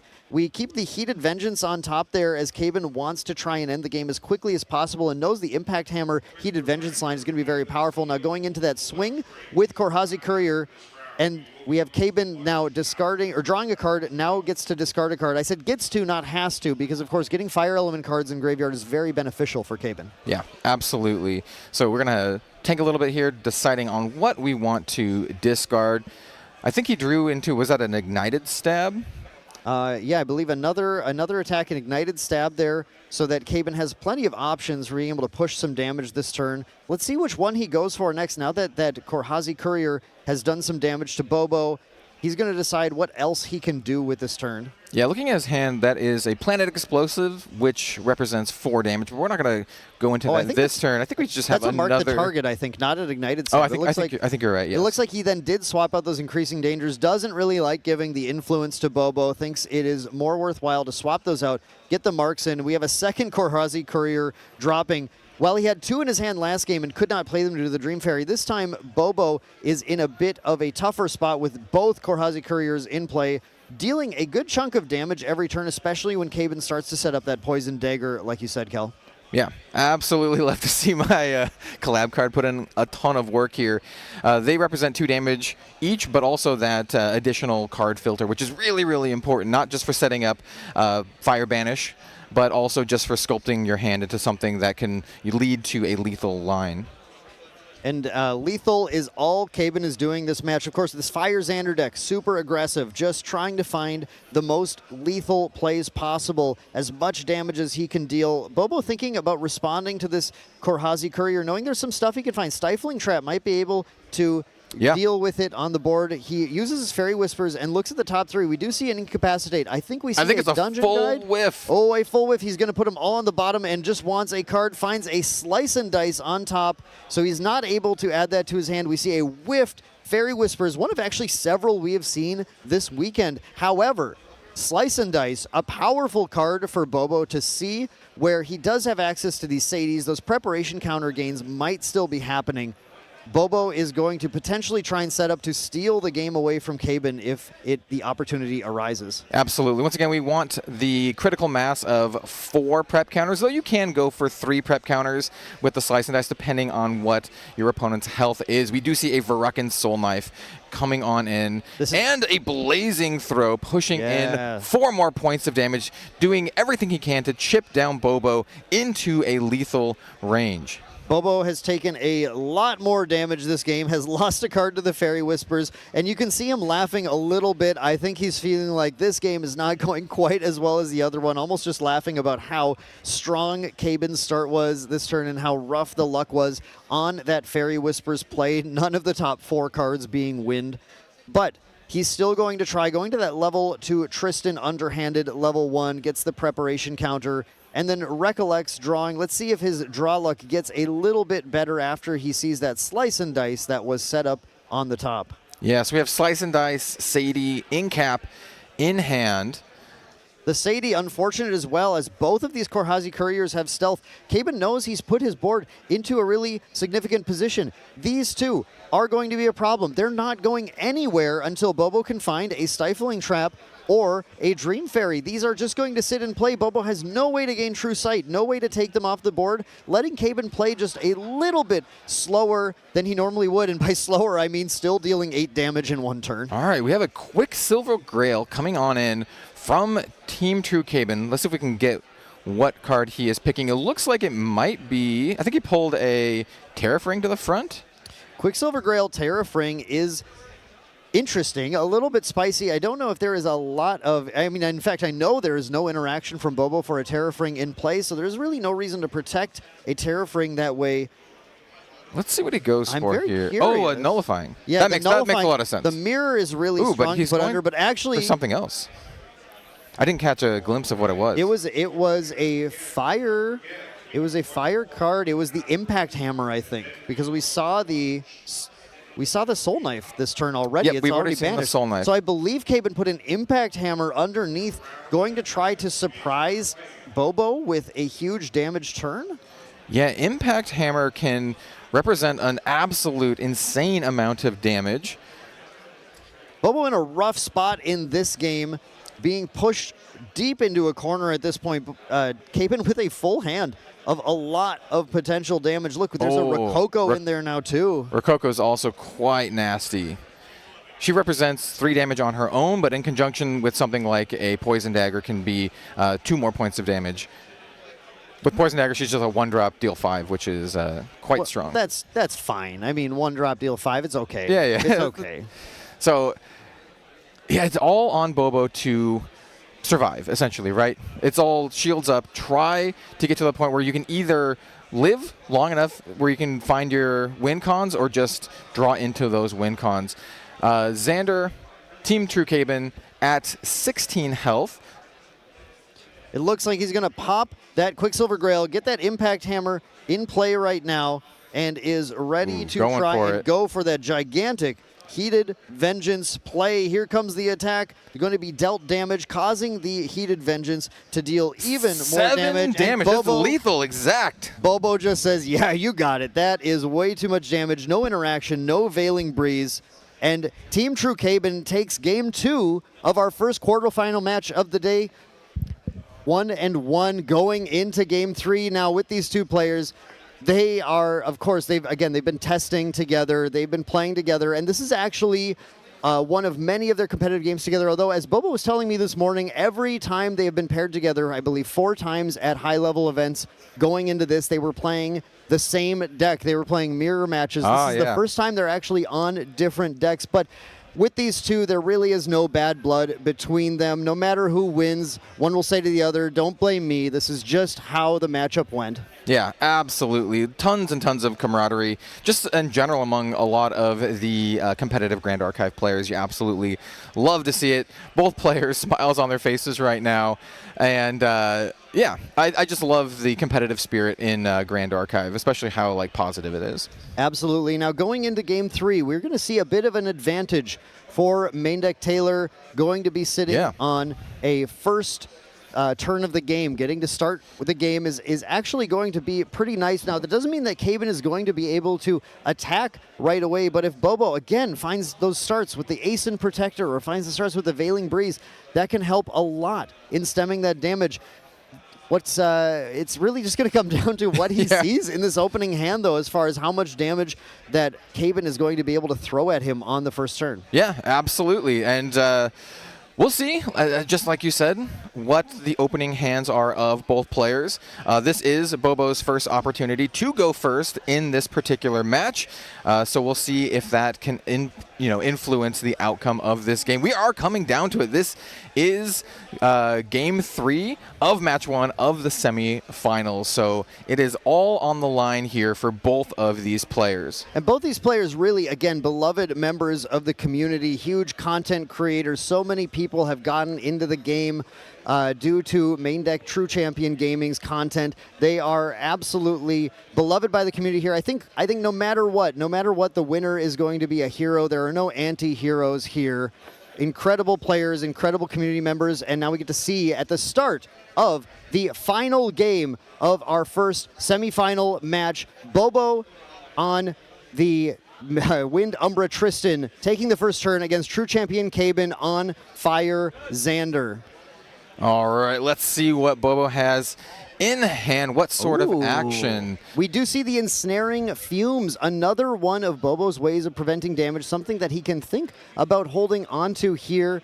Looking at the other cards, we do see, yes, we see some Fairy Whispers action as well in here. Korhazi Lookout with the Reclaim. So as you were saying, Kel, that possibility to just set up that preparation counter gain might be really useful for Bobo. I think that's what he's eyeing right now, getting the Korhazi Lookout down, potentially just going to take a little bit of damage on the first turn, hoping that the first turn for True Champion Caben is not too damaging as Bobo kind of sets up in order to be able to play the game a little more starting on the next turn. Bobo really not having any true defensive options, but does hold back, I believe, on that Fairy Whispers to be able to dig for one if it gets a little scary. Yeah, absolutely. I think that was what he was kind of signaling in his hand, right? Make sure I have enough to do both this and the Fairy Whispers.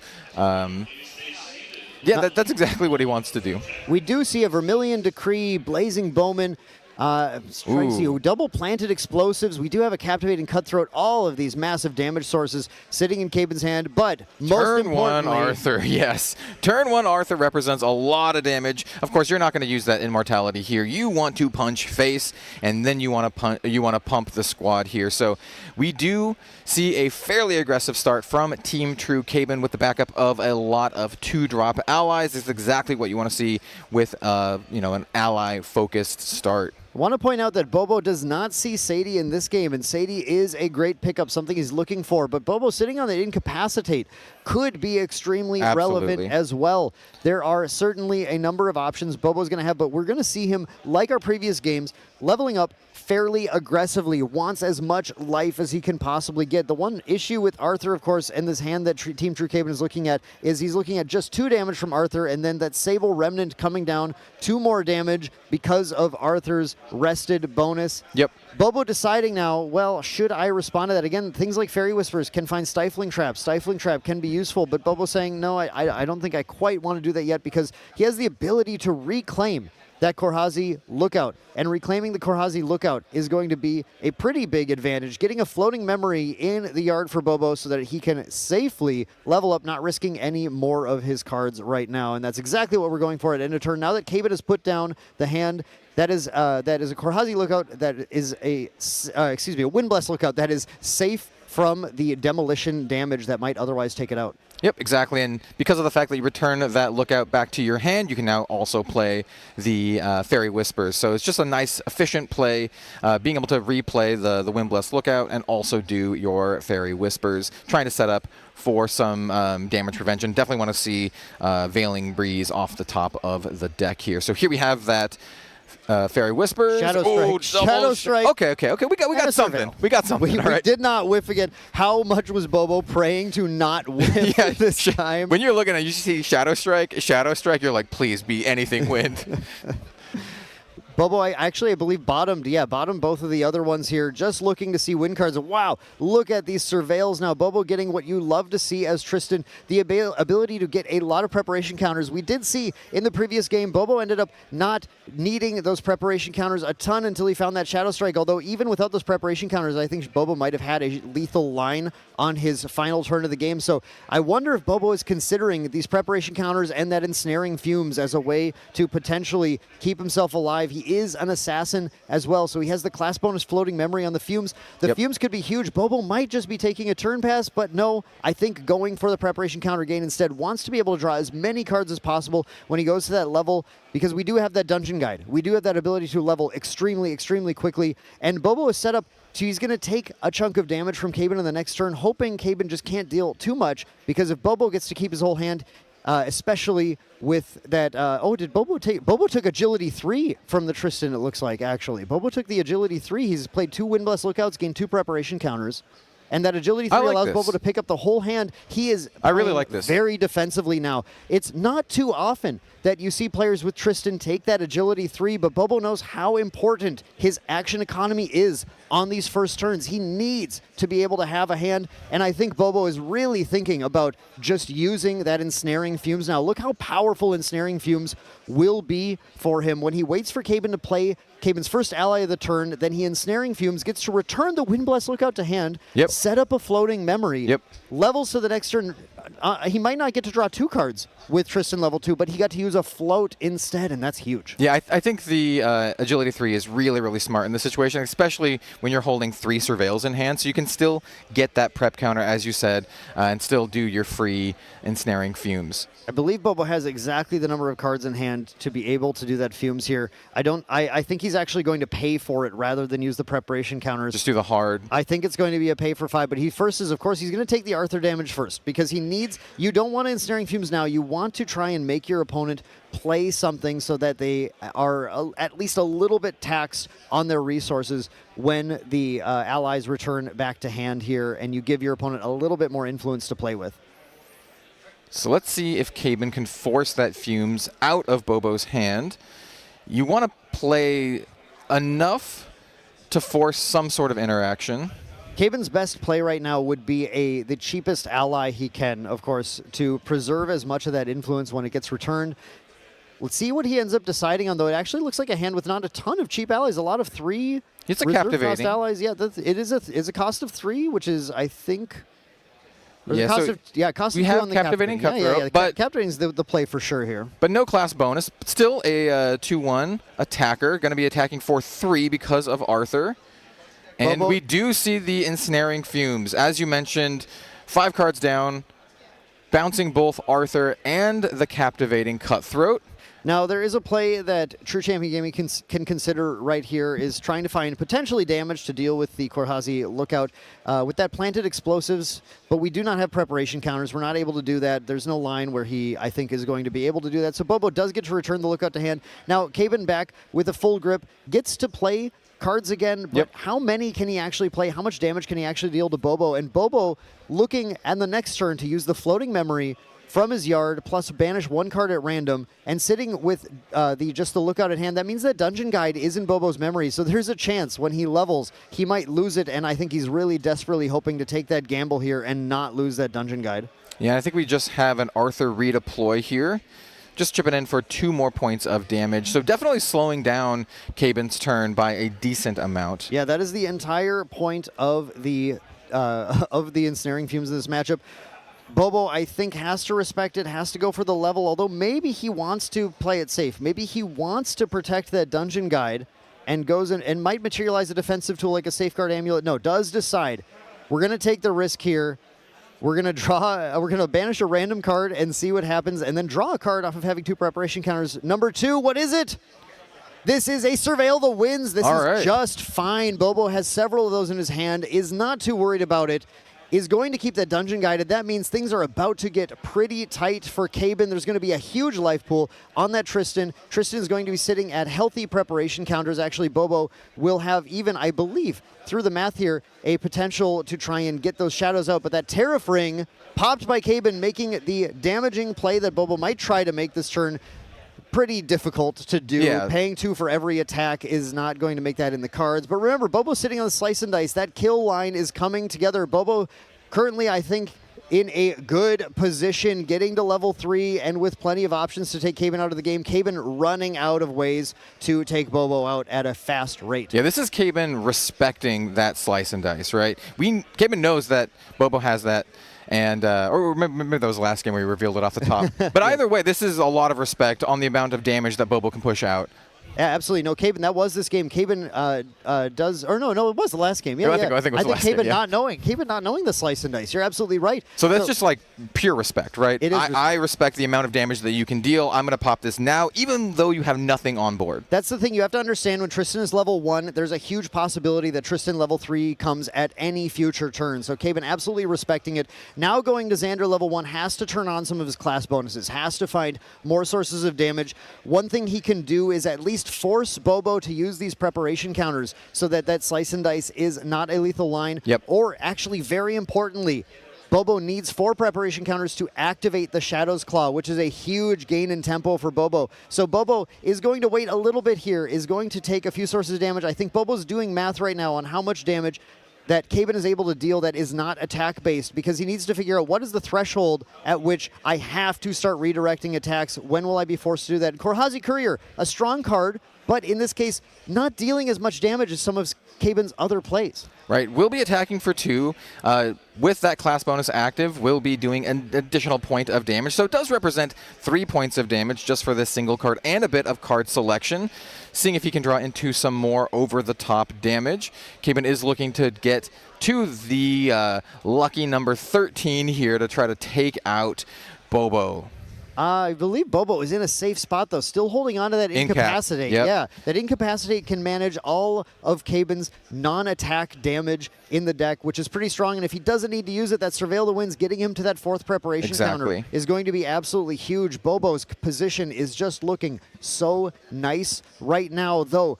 As we've seen with this deck before, Cabin can put a ton of damage out of nowhere. I think I see a Heated Vengeance in hand. Heated Vengeance will only likely resolve if Bobo leaves himself open with no preparation counters. Otherwise, it's all going to a Shadow. Yes, exactly. Just the Ominous Shadows, as we mentioned in a previous game, those shadows represent a pretty annoying wall that Cabin has to deal with. Any big attack can get redirected to those shadows at the cost of 2 prep counters. We do have a Blazing Bowman. Now, this is a big attack. This is a 4. 5 damage attack coming in because of that Arthur. But Bobo, look at this. Bobo confidently taking it. I take it. On the nose. Not going to redirect it. Knows that these preparation counters are looking pretty good for him. Has the Surveil. Is going to be able to activate that Shadow's Claw this turn, and is instead thinking about his Materialize. What does he need to do? Does he want to draw another card? Does he want to actually go for that Ripper, go for that Slice and Dice play? That's actually very lethal, isn't it, Kel? I believe with these shadows. Yeah, Cabin's at 19, right? Slice and Dice Ripper is 15 plus the shadows, which would be another 4 points of damage. I believe Slice and Dice Ripper is a lethal line, and Cabin has no interaction here. All right, let's see if he's going to go for it. He's considering. Yeah, here we have it. Here he comes. The Ripper. He's banishing. I believe Bobo is getting ready to take the game in Recollect. Goes for the Surveil Winds. Gets the 4th preparation counter, which is absolutely huge. and that is going to allow Bobo to activate the Shadow's Claw, where he gets the additional 4 damage from his Shadows attacking, using it. We There's have the Shadow's activation Claw. of the Claw. Bobo He knows sees exactly the line. what he's doing. He's moving so fast. Here it comes, putting 2 down for the Slice and Dice. Slice and Dice, Prepared fully prepped. in response, going to activate that Ripper ability. He's going to remove a preparation counter. This is going to add 3 damage to both attacks. It's a 6 damage Slice and Dice, followed by a 9 damage Slice and Dice, and then 4 more damage from the Shadows. Oh my God, he's that is got the lethal it. line. Bobo is moving on to the Grand Finals. 2-1 Absolutely win. wonderful. Tristan going to finals. Incredible. Absolutely incredible job. Bobo is getting ready to achieve what he only could imagine in his wildest dreams. Dan, I am speechless. I'm absolutely speechless. I cannot believe this. This is so incredible. True champion Caben, one of the most deserving players in the game, one of the best players in the game, playing an incredible deck that is so exciting for many players like yourself, Kel, Absolutely. to see on the world stage. Caben, of course, doing an incredible job, still in the top 4. Now we're going to be playing in the bronze match. Everyone's going to want to stay tuned for that to see what Caben can do, where his final placement is going to be. Absolutely, yeah. 2 of my favorite decks, 2 of my favorite players in the game. Just some of the best Grand Archive you will see. I mean, you can guess right now, my heart is kind of a flutter right now for main deck Taylor. I am so honestly excited. I can hardly contain myself here. Taylor moving on with incredible play, understanding of the damage lines, understanding of the respect he needed to have for the deck, going for those level ups. A lot of people play Tristan trying to accumulate so much influence. You saw at no point there did Taylor say, I need 4 preparation counters before I go to level 2. Absolutely, yeah. Not being greedy, taking the tempered play, and just getting there, enacting his game plan, right? This is something that we were talking about before going live on stream, right? You're like, the game plan is try to get that early Slice and Dice kill, right? Trying to push through this really bursty amount of damage, and exactly enacting the game plan. I have to say, this is we went into this matchup saying those opening hands are so important, and it is very possible to get bricks. It's possible to miss your Fairy Whispers, as we saw as well in game 2, where Caben was able to take it, come back, pushing it to the 3rd game. But in all of those games, we definitely saw Taylor seeing a lot of the cards he was looking for, a lot of the things he needed. How clutch was that Ensnaring Fumes? That was so strong for him to have. Yeah, absolutely. Ensnaring Fumes being like kind of a double whammy in this kind of matchup, right? Not only bouncing all of your opponent's stuff to their hand, but also getting the ability to replay your cards, getting that extra prep counter generation, which was really crucial in that particular game. And pointing out as well, I was just astonished, well, not really, because I know him very well. I know he's an incredible player, but the choice of Agility 3. How many players go to Tristan 1? I loved it. I absolutely loved the Agility 3. They just assume, preparation counter. Yeah. I'm Xander, but I don't glimpse. No, that Agility 3 was exactly what Taylor needed to do. It showed a lot of foresight, right? Like, I don't need this prep counter. I can get prep counters later from my other cards. I need the Agility 3 here to interact and to just, have this Ensnaring Fumes at the ready. As you mentioned, and I kind of missed it in the moment, I thought he only had a 4 plus the Ensnaring Fumes, but just exactly the 5 was perfect to save your prep counters, get that Ensnaring Fumes out, and also the floating memory as well. Just all of this stuff added up to this victory here. That Slice and Dice, finding it at the perfect time. Those surveils were so good for Taylor. It was just everything really came together. Taylor managing to take it, going into grand finals later today. But again, we have to point out that there's going to be a great bronze match you're going to want to not miss as well. Yep. But before we do that, before we get to the winner's interview with main deck Taylor, let's take a look at some of the goodies at the Ascent store here at the Grand Archive 2025 World Championship. What's going on? Welcome back, guys. We are here now at the Ascent store, one of the most marvelous places you could be in all of Grand Archive when you're coming to an Ascent. Let's go check it out. There's a new release for a lot of cool things, and also we have our vendors, Core TCG, here. So as you can see, we have all these fantastic things available. We got the beautiful jumbo card the Gojas haven't favored. We have the Kongbing Fel Eidolon. What's up, guys? Store looks great. Everything looks fantastic. If you guys haven't seen, we also have packs available for different currencies at Sylvie Bucks. And we are now also releasing early for once. Usually these are only released at AX. the supporter pack 3-packs. So these will be available here at Worlds this year. Thank you, sir. If you want to come check out all the playmats, we have all these wonderful playmats. So tons of unique allies. We have Zhong Zhao, Yuan Shao, a bunch of old promos as well. We have Beseech the Winds from last year's Worlds, a lot of the champion mats here with the different levels of Guojia and Tiachan. And then all of our cool promo mats, we have Frostbind, Incapacitate Worlds, which is a special gold stamp mat for this year, alongside our Shira Incapacitate sleeves. These are fantastic, beautiful, beautiful sleeves. This is actually a Worlds promo, and you can get them in foil. They're fantastic and beautiful. It does go with the mat.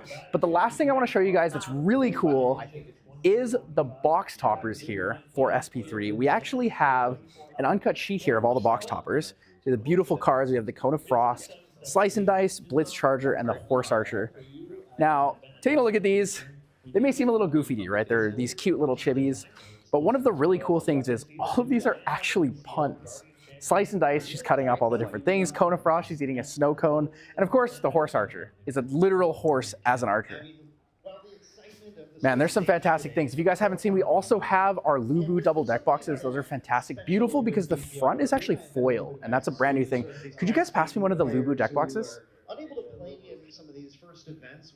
Thank you so much. Yeah, if you haven't had a chance to see these, the front is actually foil, so I'll move it around a little bit. It's a little tough with the lighting, but man, these are gorgeous. You see them on the official stream. A lot of the people that we've had on stream earlier today have shown this off. Beautiful. We also have our lightweight deck boxes, which are brand new. They come along with our sets of sleeves. Just so many fantastic things here at the Ascent store. Brand new year, brand new cool stuff. Also, if you take a look at our shirts, we have CL. We also have Tristan, Merlin, Sylvie, and Nico. These are all beautiful, beautiful shirts. So if you're looking for any cool merchandise, make sure to come by the Ascent store. Some things are available for cash purchase alongside the Sylvie bucks. But let's move over to everyone's favorite, Core TCG. How you guys doing today? Good, how are you? You guys don't know, these are our vendors here for the 2025 World Championship. So Vegan, do you want to talk to us a little bit about what you guys got here?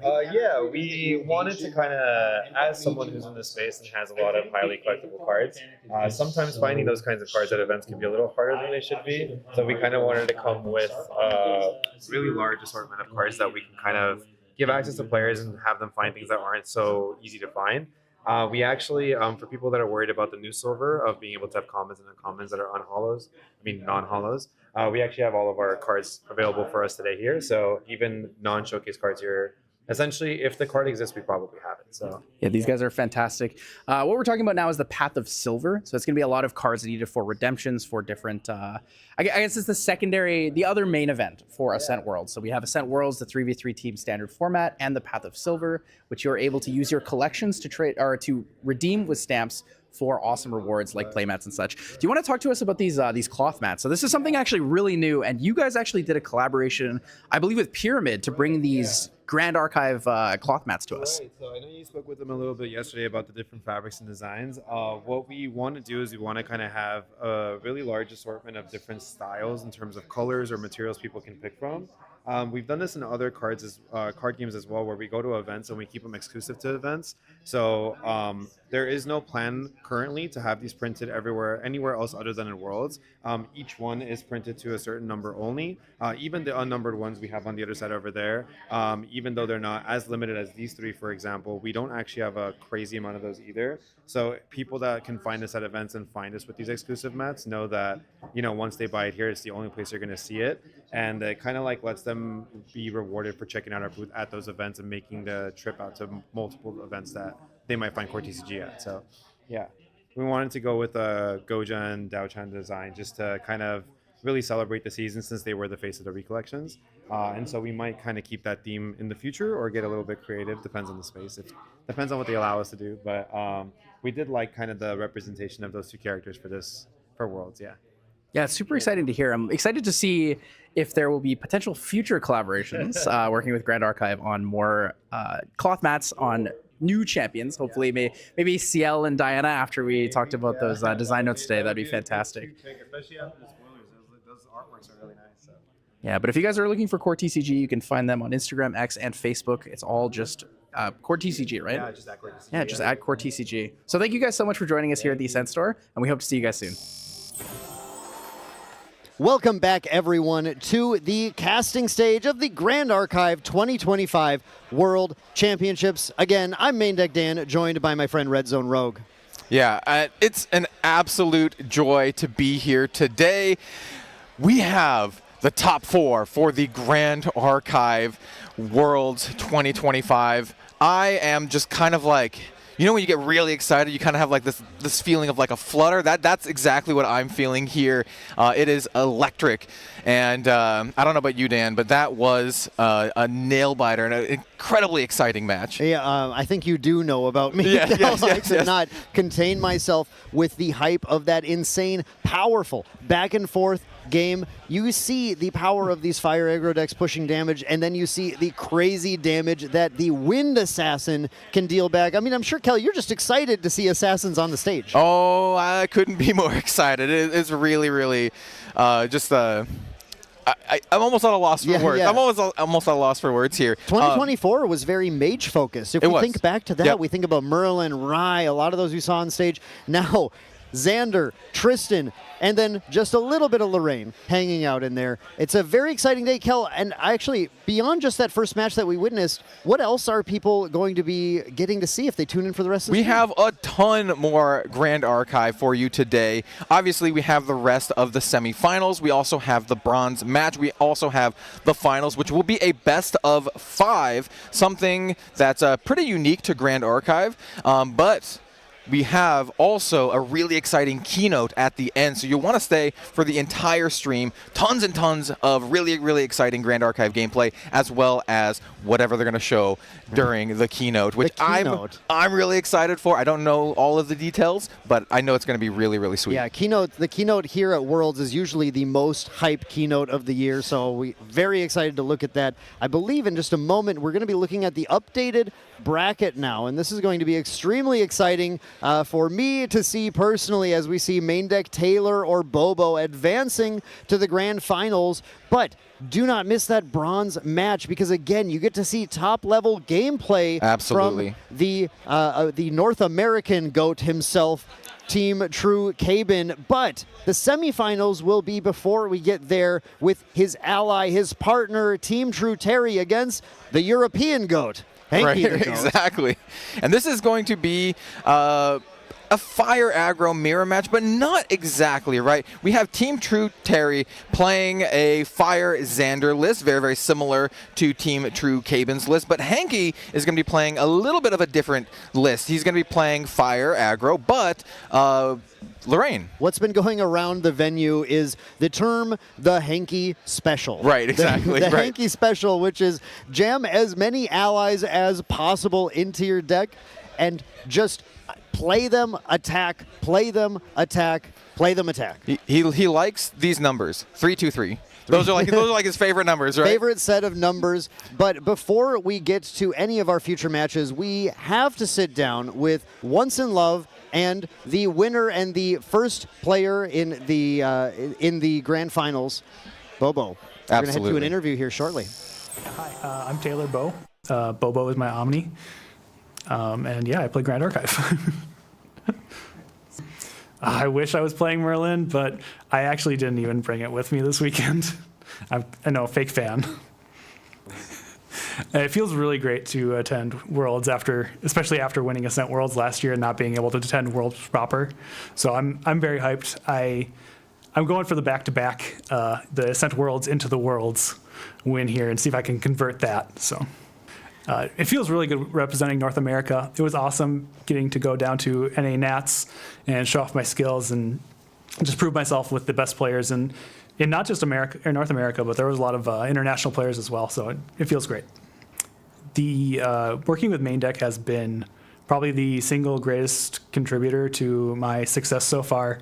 Just all the strategy we go through and all the testing together and all the planning has just been incredible. Having all these other really skilled players around me has been super, super helpful. And honestly, I would not be sitting here today without all of them.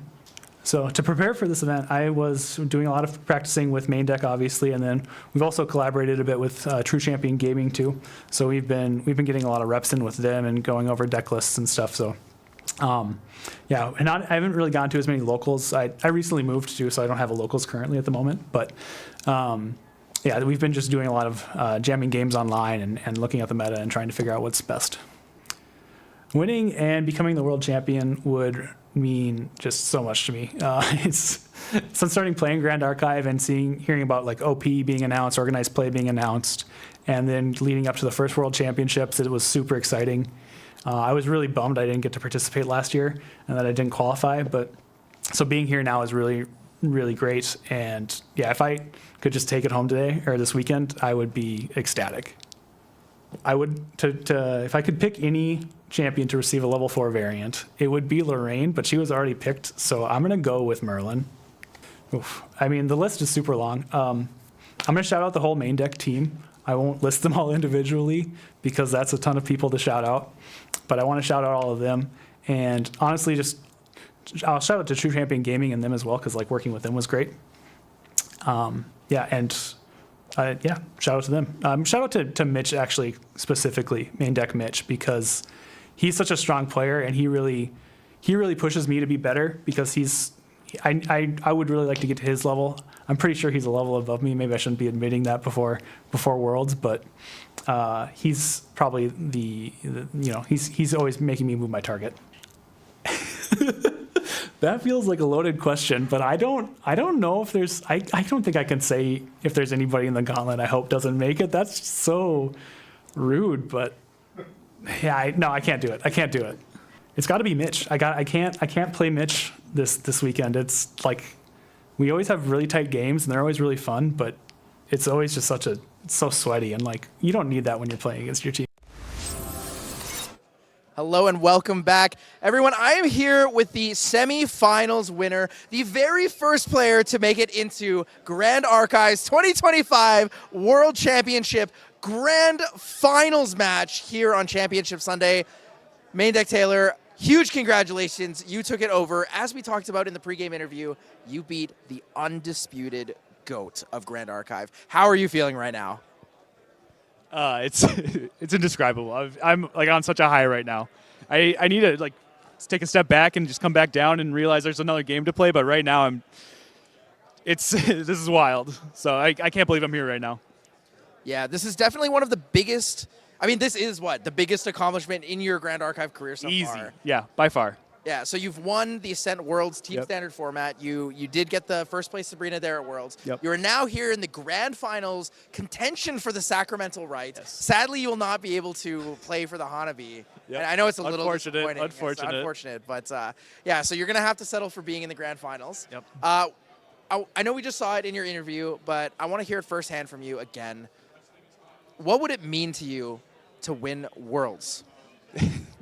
It would mean so much. Like there's so many strong players in this game, and there's a lot of people innovating and bringing new ideas to the table, and just like competing at the highest level and being able to prove myself, worthy to be among those names that's what I want. That's it for me. I want to be the best, so that's what I'm here for.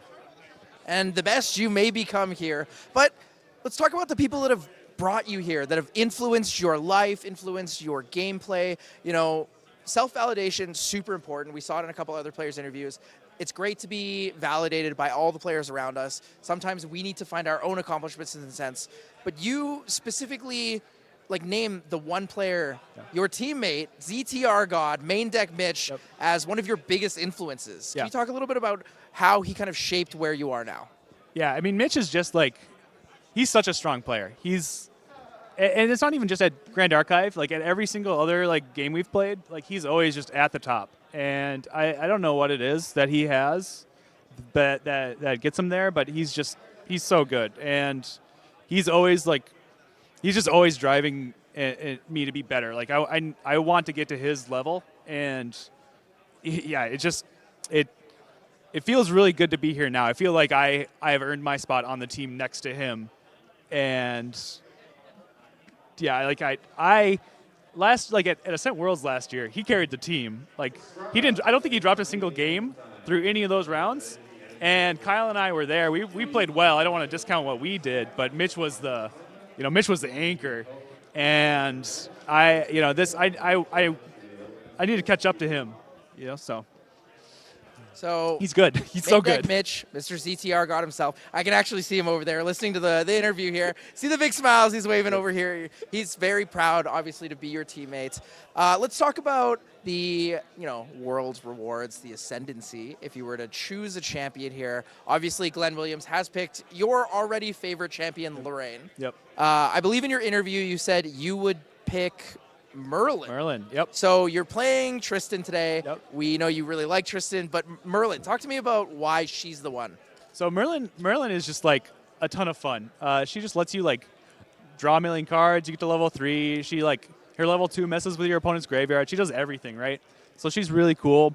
And just like as a whole, our team history, we've done a lot with Merlin. We brought the quote unquote triple threat Merlin to Ascent Houston. And Dan actually bubbled out a top 8 at that event, just at getting 9th place on breakers on that deck. And so we've played it forever. I played it into all the Slimes menaces at Ascent Chicago and was able to make day 2 with it. I played it into the Razor Gale menace in Toronto. It made day 2 with it. So I've had a lot of success with Merlin.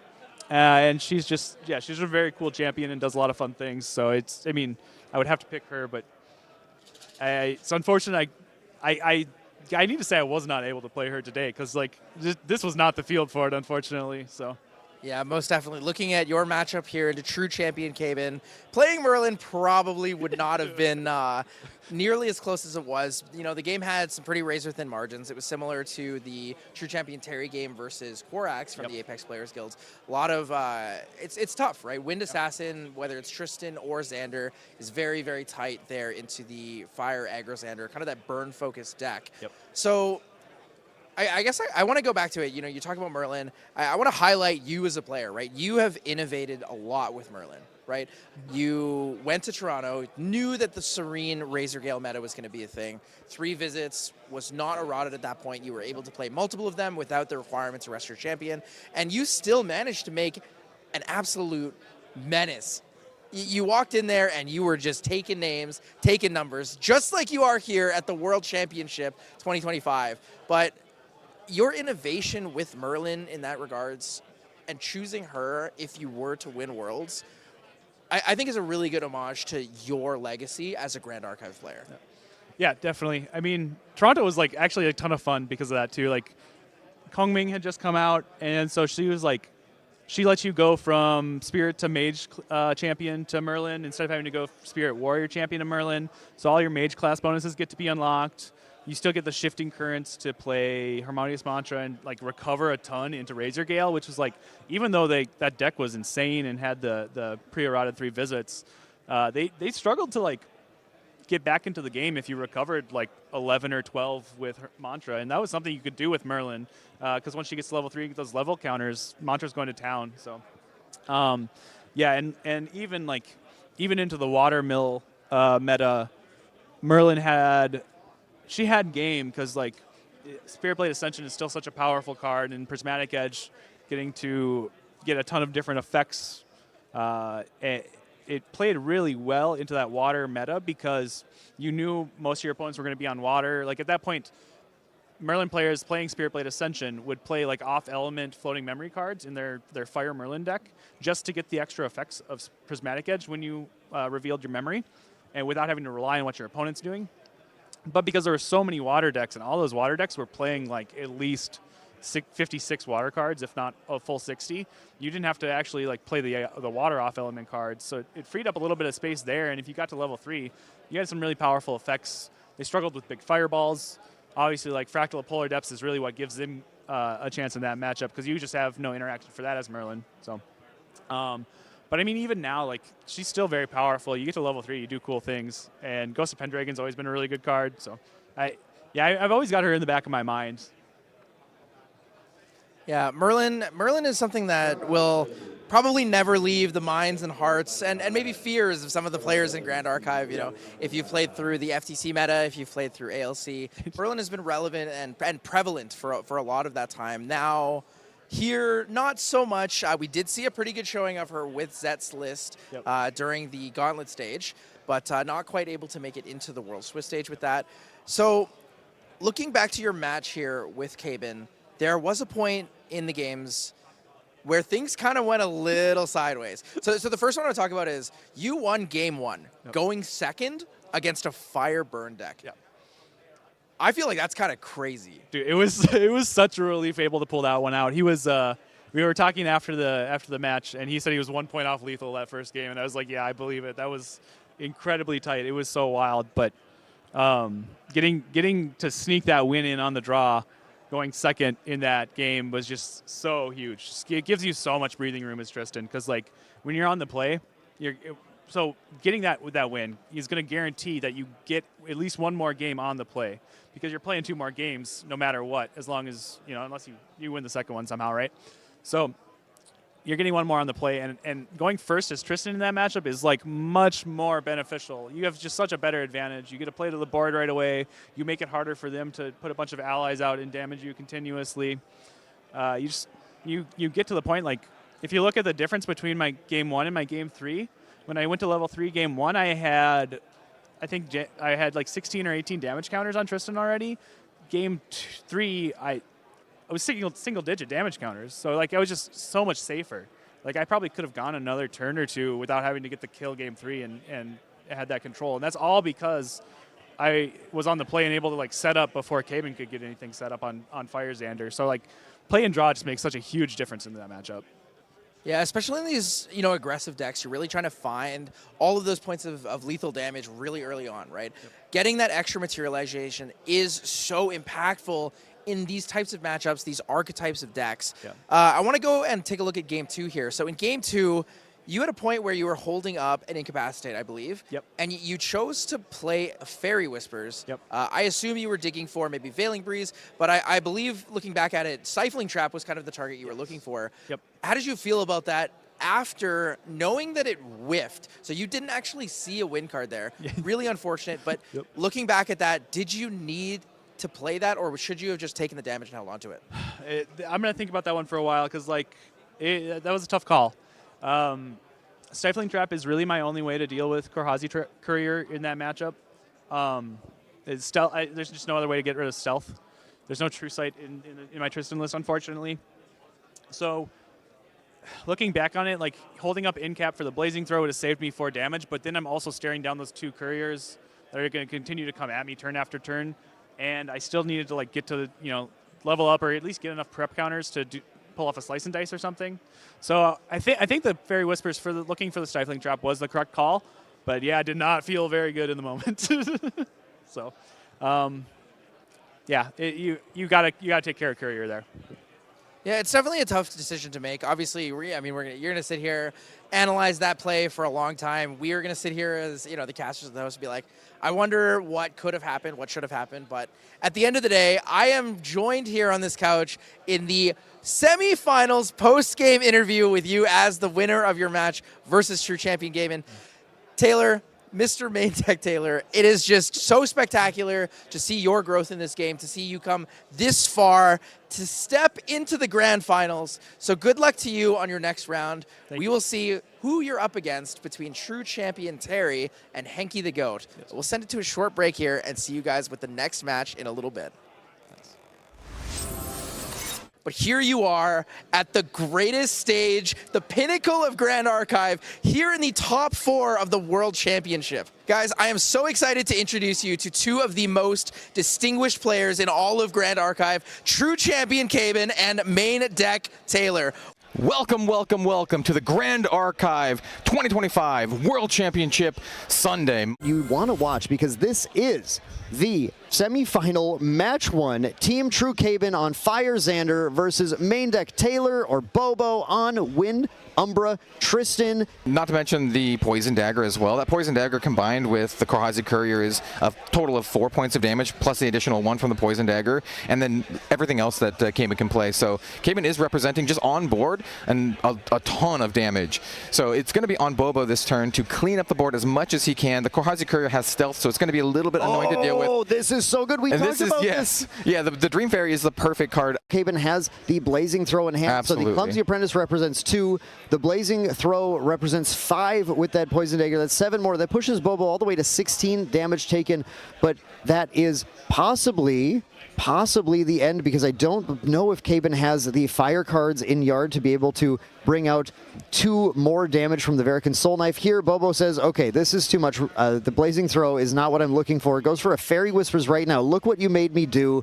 I am going to dig and see if I have any sort of response to this. Yeah, not looking great from the top of Bobo's deck here. Caben going for the Dazzling Courtesan instead, pushing 3 more damage, using that Kindle 3 to be able to play it for a little bit cheaper. Now, Bobo is still pushed all the way to 17 with that, but Caben was able to line up that 17 damage without taking the additional 2. And it looks like a full board clear for Bobo, as well as advancing to level 3, figuring out what he is willing to lose onto this dungeon guide. But Bobo is clearly wanting to get that extra life pool from Tristan level 3, in addition to having those Ominous Shadows online to protect himself. Bobo is pushed into a corner here. Blinding Orb here is a very, very aggressive play and kind of signals to Caben that action's going to happen, right? Things are going to be going down this turn. It's going to rip 2 cards from Caben's hand, trying to minimize the number of interaction that Caben can have, and possibly trying to push for a kill this turn. Goes for the play right now, imbues Vermilion Decree, attempts to deal 2 damage to Sadie, which is at least, again, going to force Bobo to have to play the Sadie this turn, and Bobo actually goes for the crack. Goes for the crack on the boots to see what he draws. Did we see a Shadow Strike? We see a Shadow Strike, so Bobo has a lethal line, returns Sadie to hand, gets the influence that he needs here. The Shadow Strike is going to represent a huge amount of damage. It's a 11 damage. Yeah. Bobo is set up for lethal recollect and draw, and here he goes. He's going to put down 2, plays the Shadow Strike, and we have Bobo taking game 1. Absolutely incredible. Taylor swiftly taking down his opponent. Once again, with Caben taking the first turn of the game, we're going to see a very exciting start. So here we are beginning game 2 of our first semifinals match. In response, Fairy Whispers. Yep. Bummer, dude. Slice and dice. Resolves. You're not even greedy with your list too, so like that makes it feel worse. I'm sorry. No, you don't have to apologize for that. That happens.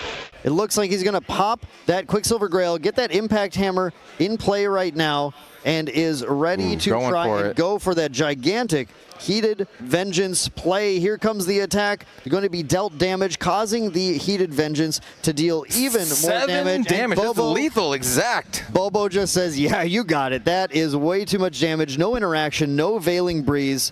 And Team True Caben takes game 2, 1-1, going into game 3. Now, we're going to take the risk here. We're going to banish a random card and see what happens, and then draw a card off of having 2 preparation counters. Number 2, what is it? This is a Surveil the Winds. This is just fine. Bobo has several of those in his hand. Caben's at 19, right? Slice and Dice Ripper is 15, plus the Shadows, which would be another 4 points of damage. I believe Slice and Dice Ripper is a lethal line, and Caben has no interaction here. All right, let's see if he's going to go for it. He's considering, here we have it. Here he comes. The Ripper. He's banishing. I believe Bobo is getting ready to take the game in Recollect. Goes for the Surveil Winds, gets the 4th preparation counter, which is absolutely huge. And that is going to allow Bobo to activate the Shadow's Claw, where he gets the additional 4 damage from his Shadows attacking, using it. We have the Shadow's Claw. Of the Claw. Bobo knows sees the line. What he's doing. He's moving so fast. Here it comes, putting 2 down for the Slice and Dice. Slice and Dice, fully prepped. In response, going to activate that Ripper ability. He's going to remove a preparation counter. This is going to add 3 damage to both attacks. It's a 6 damage Slice and Dice, followed by a 9 damage Slice and Dice, and then 4 more damage from the Shadows. Oh my God, he's got it. That is a lethal line. Bobo is moving on to the Grand Finals.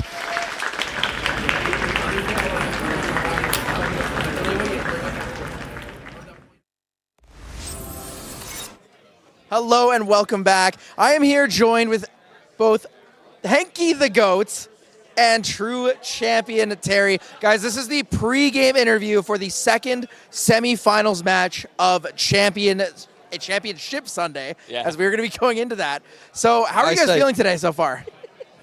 I feel great. I mean, Hanky and I have just enjoying ourselves, relaxed. We're ready to have a fun game. Yeah, same for me. I mean, whatever happens, happens. Happy to make it this far. Yeah.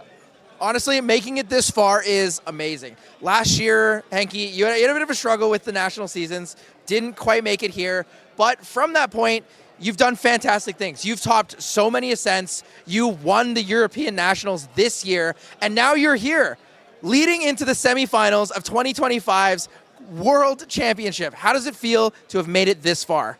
Well, first about last year. National season last year was when a deck which we shall not call by name got popular. So my chances there to play allies went like down the gutter. This year I brought wind allies into a field of assassin. So I'm just counting my blessings. And that's about like 20,000 of them. So you're going down, sucker. Yeah, honestly, I want to add something to that too with Hanky. You know, when Hanky first came onto the scene really hit the scene running was when slimes were around. And he made a name for himself on slimes and fire slimes. And people would say, obviously he killed it, but there was like this doubt. People were like, oh, Hanky, he's just a slimes player. But I want to strike the record right now. Hanky's a monster. He has had a heck of a year. I played him in EU. We had a phenomenal quarterfinals. He beat me and was able to take down the event. That was a close one. It was close. But I just want, like I said, strike the record right now. Hanky is a monster. I'm excited to play against him. Likewise. Well, I didn't prepare nice things for you, but I could say about the same about you. Yeah, thank you. Yeah, most definitely. Not just a slimes player, multi-talented here. He has coined and basically shown off the best ways to play allies. You have reinvigorated the concept of playing allies, right? The majority of players who played allies through the ALC season, all the way up to even just the HVN season now, a lot of interaction, right? Usually 20 to 30 cards that are not allies, right? And you're saying here during all of our interviews, I've had the pleasure of interviewing you multiple times. 57 allies, 54 allies. Guys, I only have 40 allies. I don't know if I have enough allies. You are reinventing the way the game is played right now. Yeah, you're showing people this might be the best way to play them. How does it feel to know that you've created your own meta, in a sense? Well, that's what I love about playing cards, and Grand Archive especially. There's so much room for deck building, right? Yeah. So you can build your deck with your ally deck with like all the spells and stuff, or you can go my route. You can play Faiza, you can play Philo. There are like so many different fire aggro decks you can play. So there's so much to choose from, and everybody has space to develop their own playstyle, and that's what I love about this game. Oh yeah, the deck building is just so cool. It's amazing. And it like his variant of fire allies right now, we haven't seen anything like it. As well as our Xander list is super weird. So I'm excited to bring 2 new takes on fire aggro into the semifinals here at Worlds. Yeah, and like you said, fire allies is probably the best way to describe this. I've been hearing the rumblings, walking around the venue, hearing a lot of people being like, oh, Hanky's playing Philo, and some guy goes, no. That's fire allies. I had to explain it a few times. With a splash of Lorraine here. But I mean, one of the big things, and there's a lot of neat text that goes on between your 2 matchups, right? You're playing fire allies Lorraine. You have Hwaji. It changes the way the numbers work in the matchup. It's not a straightforward allies deck. You played that in the wind version as well. So let's go into the head-to-head here and check out.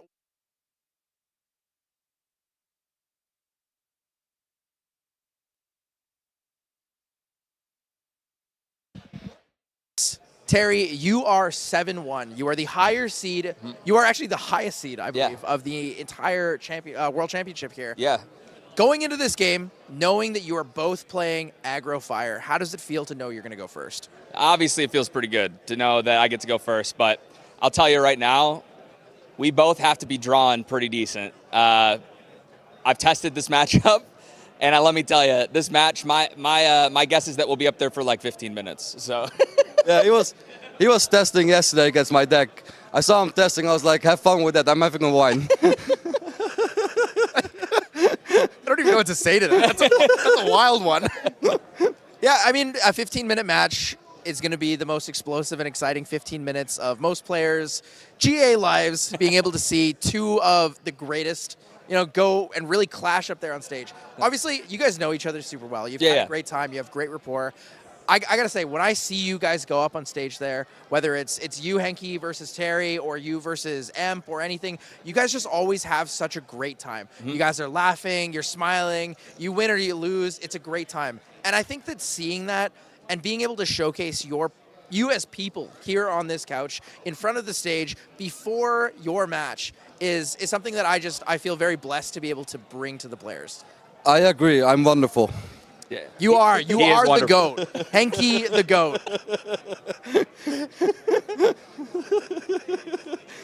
No, I'm excited. And I think that it's important, at the end of the day, this is a game, right? And it's something that we get to do. We're here in Anaheim, California, playing in the World Championships instead of back home working or, I'm unemployed. Yeah.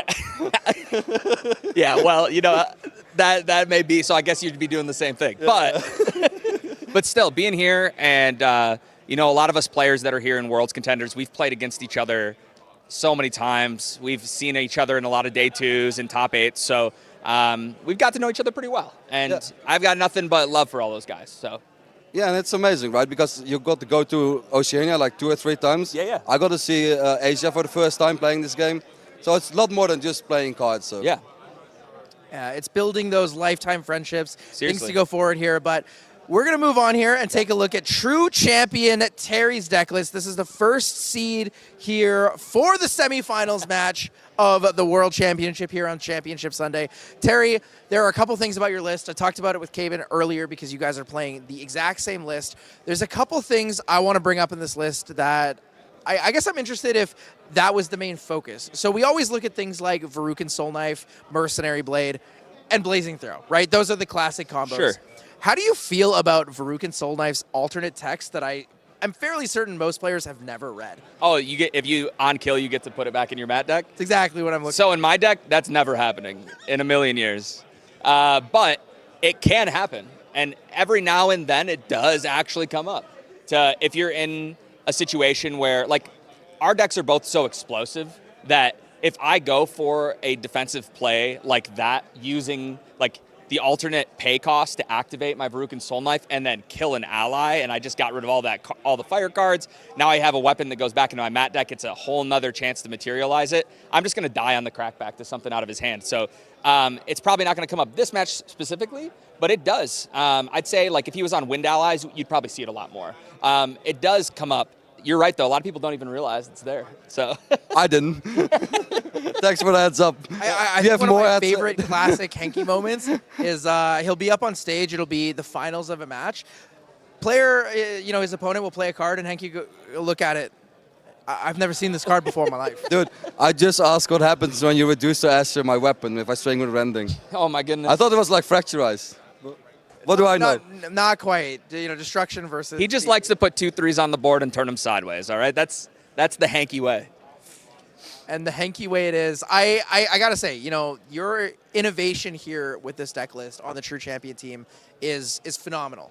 I am excited to try a deck list like this, like both of yours, because it's non-traditional, right? We are playing a really standard concept completely differently. You are entirely redefining the way that things can be played. Yeah.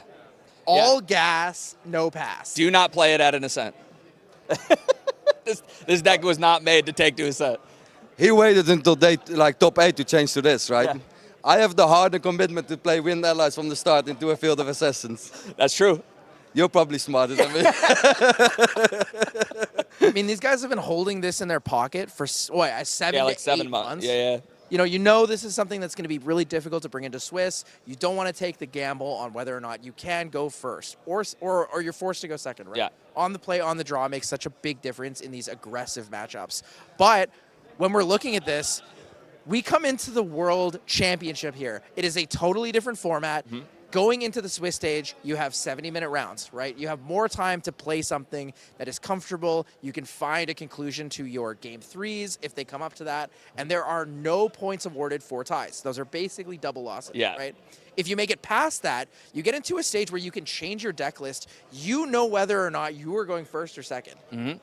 This deck is such a unique take on it. And I think so far it's been absolutely rewarding. I mean, you're here in the semifinals. It's gotten us this far, and Caben just had such a close match against Taylor, which typical fire Xander into win Tristan is heavily disadvantaged.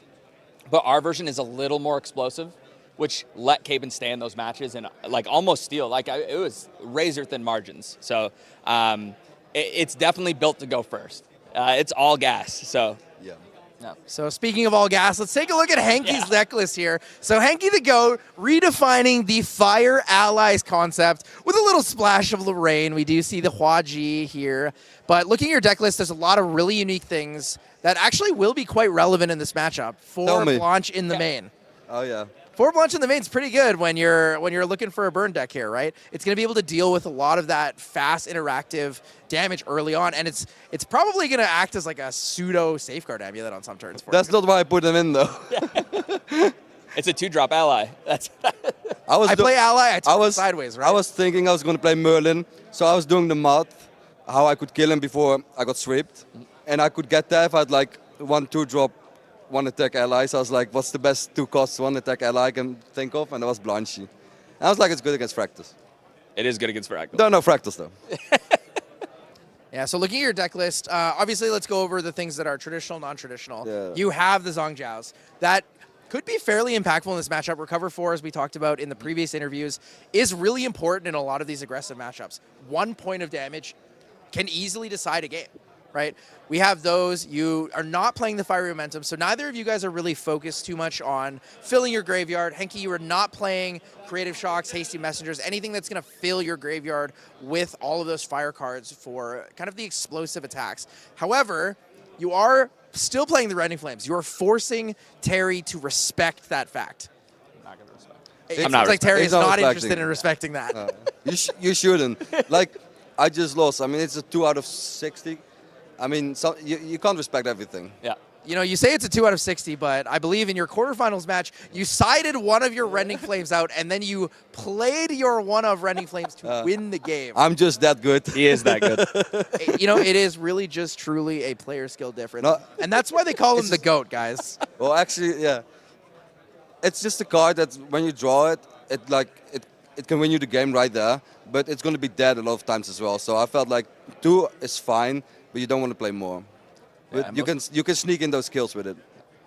Yeah, most definitely. And we're going to have to check out how you do manage to sneak in those kills for both of you. So we're going to take it over to the casters now with Valkyrie and Red Zone Rogue. Welcome, everyone, back to the Grand Archive 2025 World Championship Finals Sunday. My name is Kel, also known as Red Zone Rogue, and I am joined in the booth by none other than Valkyrie. Valkyrie, how are you doing? I'm doing wonderful. Today has already been hyped, and I am super excited to keep watching these matches. This top 4 has already started to deliver some amazing moments, and it was just the first round. Absolutely. We have tons of the highest level Grand Archive gameplay for you, loaded, ready to play. We just saw both of our next round players chat about their decks, and don't go anywhere. It's going to be a really, really exciting, a heated match in every regards. Yeah, everyone is going to be on fire, especially with that. And I love it, hearing the insights of the 2 deck lists and everything. And there's one thing I did want to just cover really quickly about Hanky, and it's the Hanky theorem. Right. Tyler started to talk about it slightly, but it's not just the fact that he can bring a pile of allies and do well. He does that in every element. We've seen him do it in water. We've seen him do it in wind. And now we're seeing Hanky do it in fire. It is just 49 to 56 allies in a deck, and somehow Hanky consistently performs on these decks, and it needs to be studied. What is the logic behind it here? Get all the Grand Archive researchers down to the lab. Let's study this. I think it just shows the power of board control and just allies, raw efficient stats in this game. Indeed here. And let's go ahead and look at how these players got to where they are now.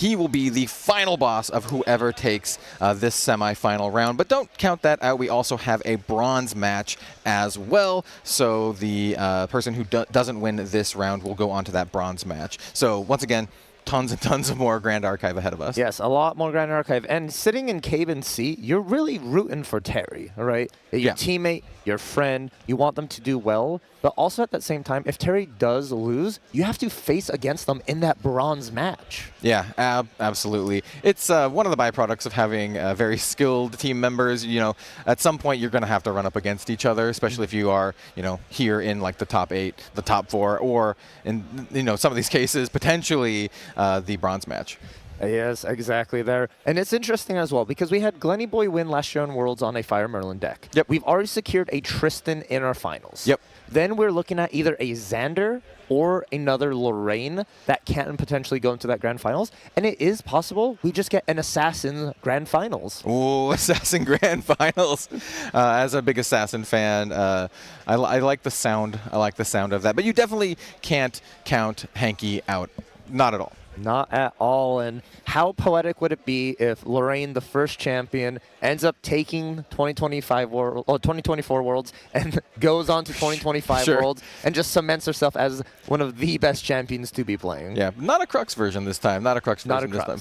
Yeah. So I think it's going to be a really, really interesting matchup, right? They're both fire decks. They're both aggro decks, but there's a little bit of difference in speed, right? The Fire Xander, the Fire Assassin deck is faster, right? Whereas the Fire Allies or the Fire Lorraine is going to be a little bit slower. A lot of, 3-drop 2/3s, getting a lot of value. They're going to be able to clear the board a lot, right? You know, maintain a lot of board control. So we're going to have to see which deck can kind of outrace the other. Which deck is going to stumble. As both players mentioned in the interview, it's going to be, maybe dependent on draws, if you draw like a slightly slower or slightly clunkier hand. Yeah, it is one of those things that both of these decks are going to go fast. Yep. And this matchup is, if you're spending time clearing your opponent's board, you're probably on the back foot, and it's not looking good for you here. Both these players want to attack the champion as much as possible, as fast as possible, and develop the board as that. So going first does matter, and there's a key card we're going to be looking for in both these players' decks that if they draw, and that is the Arthur. The name of the game is Protect the Arthur. Whoever can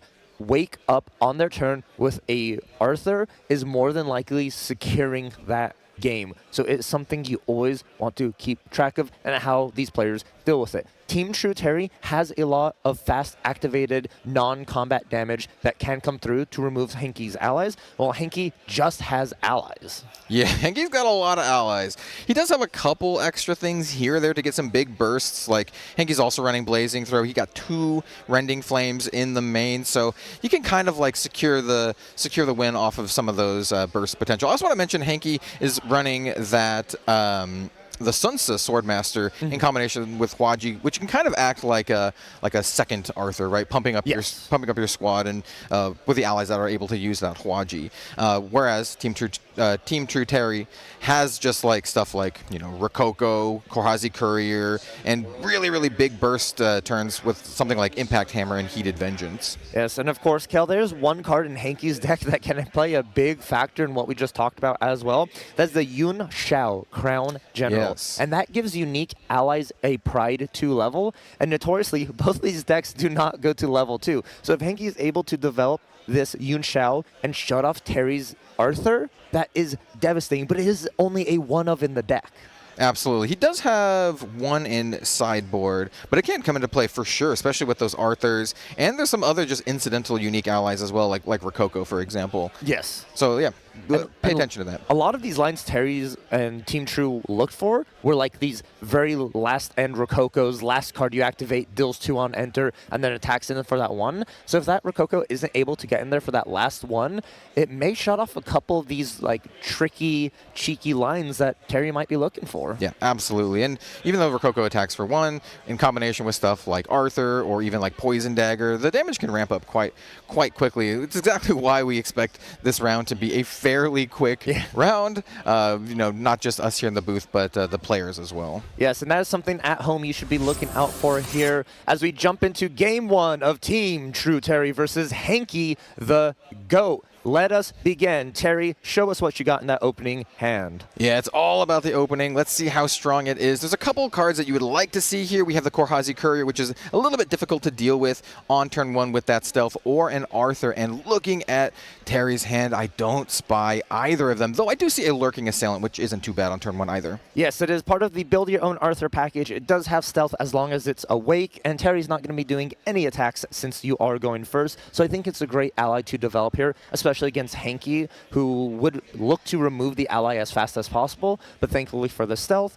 Also, you look at a Dazzling Courtesan as well. That's a card we've talked about yesterday a lot of the times. It opens up interesting plays, so we should keep our eye out on that as well in Terry's hand to see if he actually kindles it or ends up committing it from cards in memory. Yeah, absolutely. I think the Dazzling Courtesan is a pretty underrated card. Just getting a virtual free 2/2 is pretty good, especially when you are in the aggro deck. So yeah, Lurking Assailant turn 1, a nice safe play. Let's see what Hanky the Goat draws in his first turn. You definitely want to have a lot of aggression. You want to play those 3-drop 2/3s, multiple if possible, and Hanky does have a critical mass of them. I think Hanky opened the best hand you can. Arthur Redhair going second, which is going to be so much pressure and damage. I think Terry is going to involuntarily have to try and clear the board here. Here we go. Arthur on enter. He becomes immortal. Hanky knows Terry's going to try and remove that as soon as possible, so going to make it difficult. As Redhair attacks in 4/4,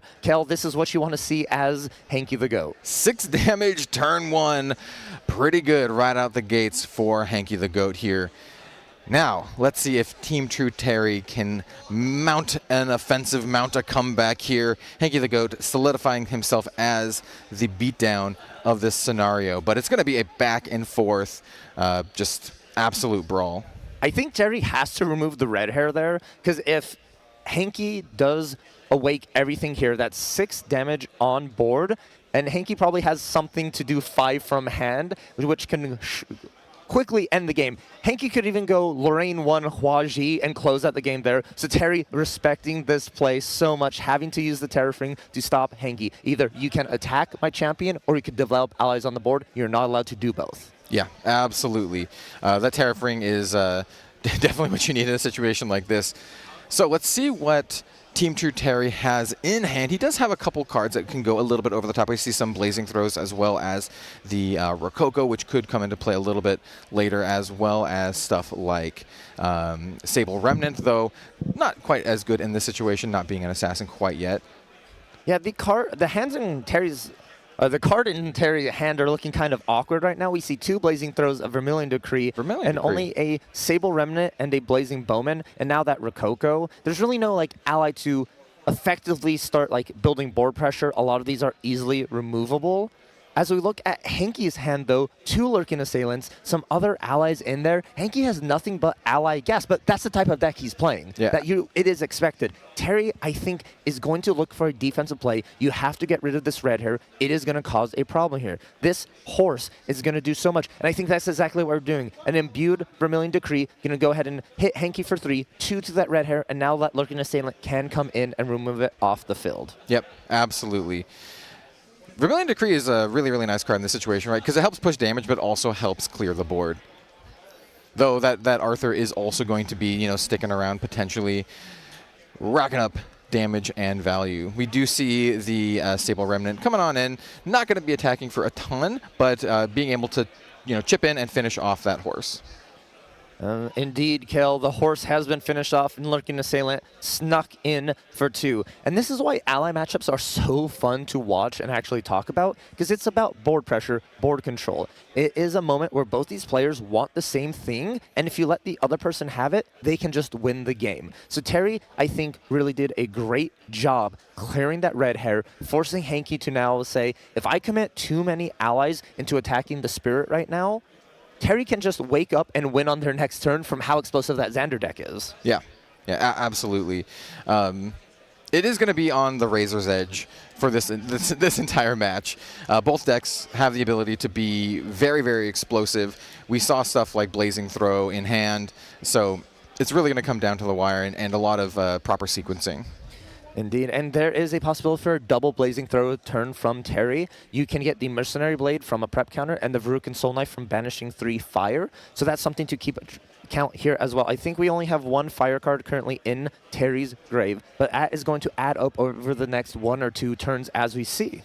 Yep. Absolutely. So Hanky is tanking a little bit on what the materialization is going to be for this turn. Do you respect the amount of damage your opponent can push out, or do you go for a little bit more of an aggressive line here?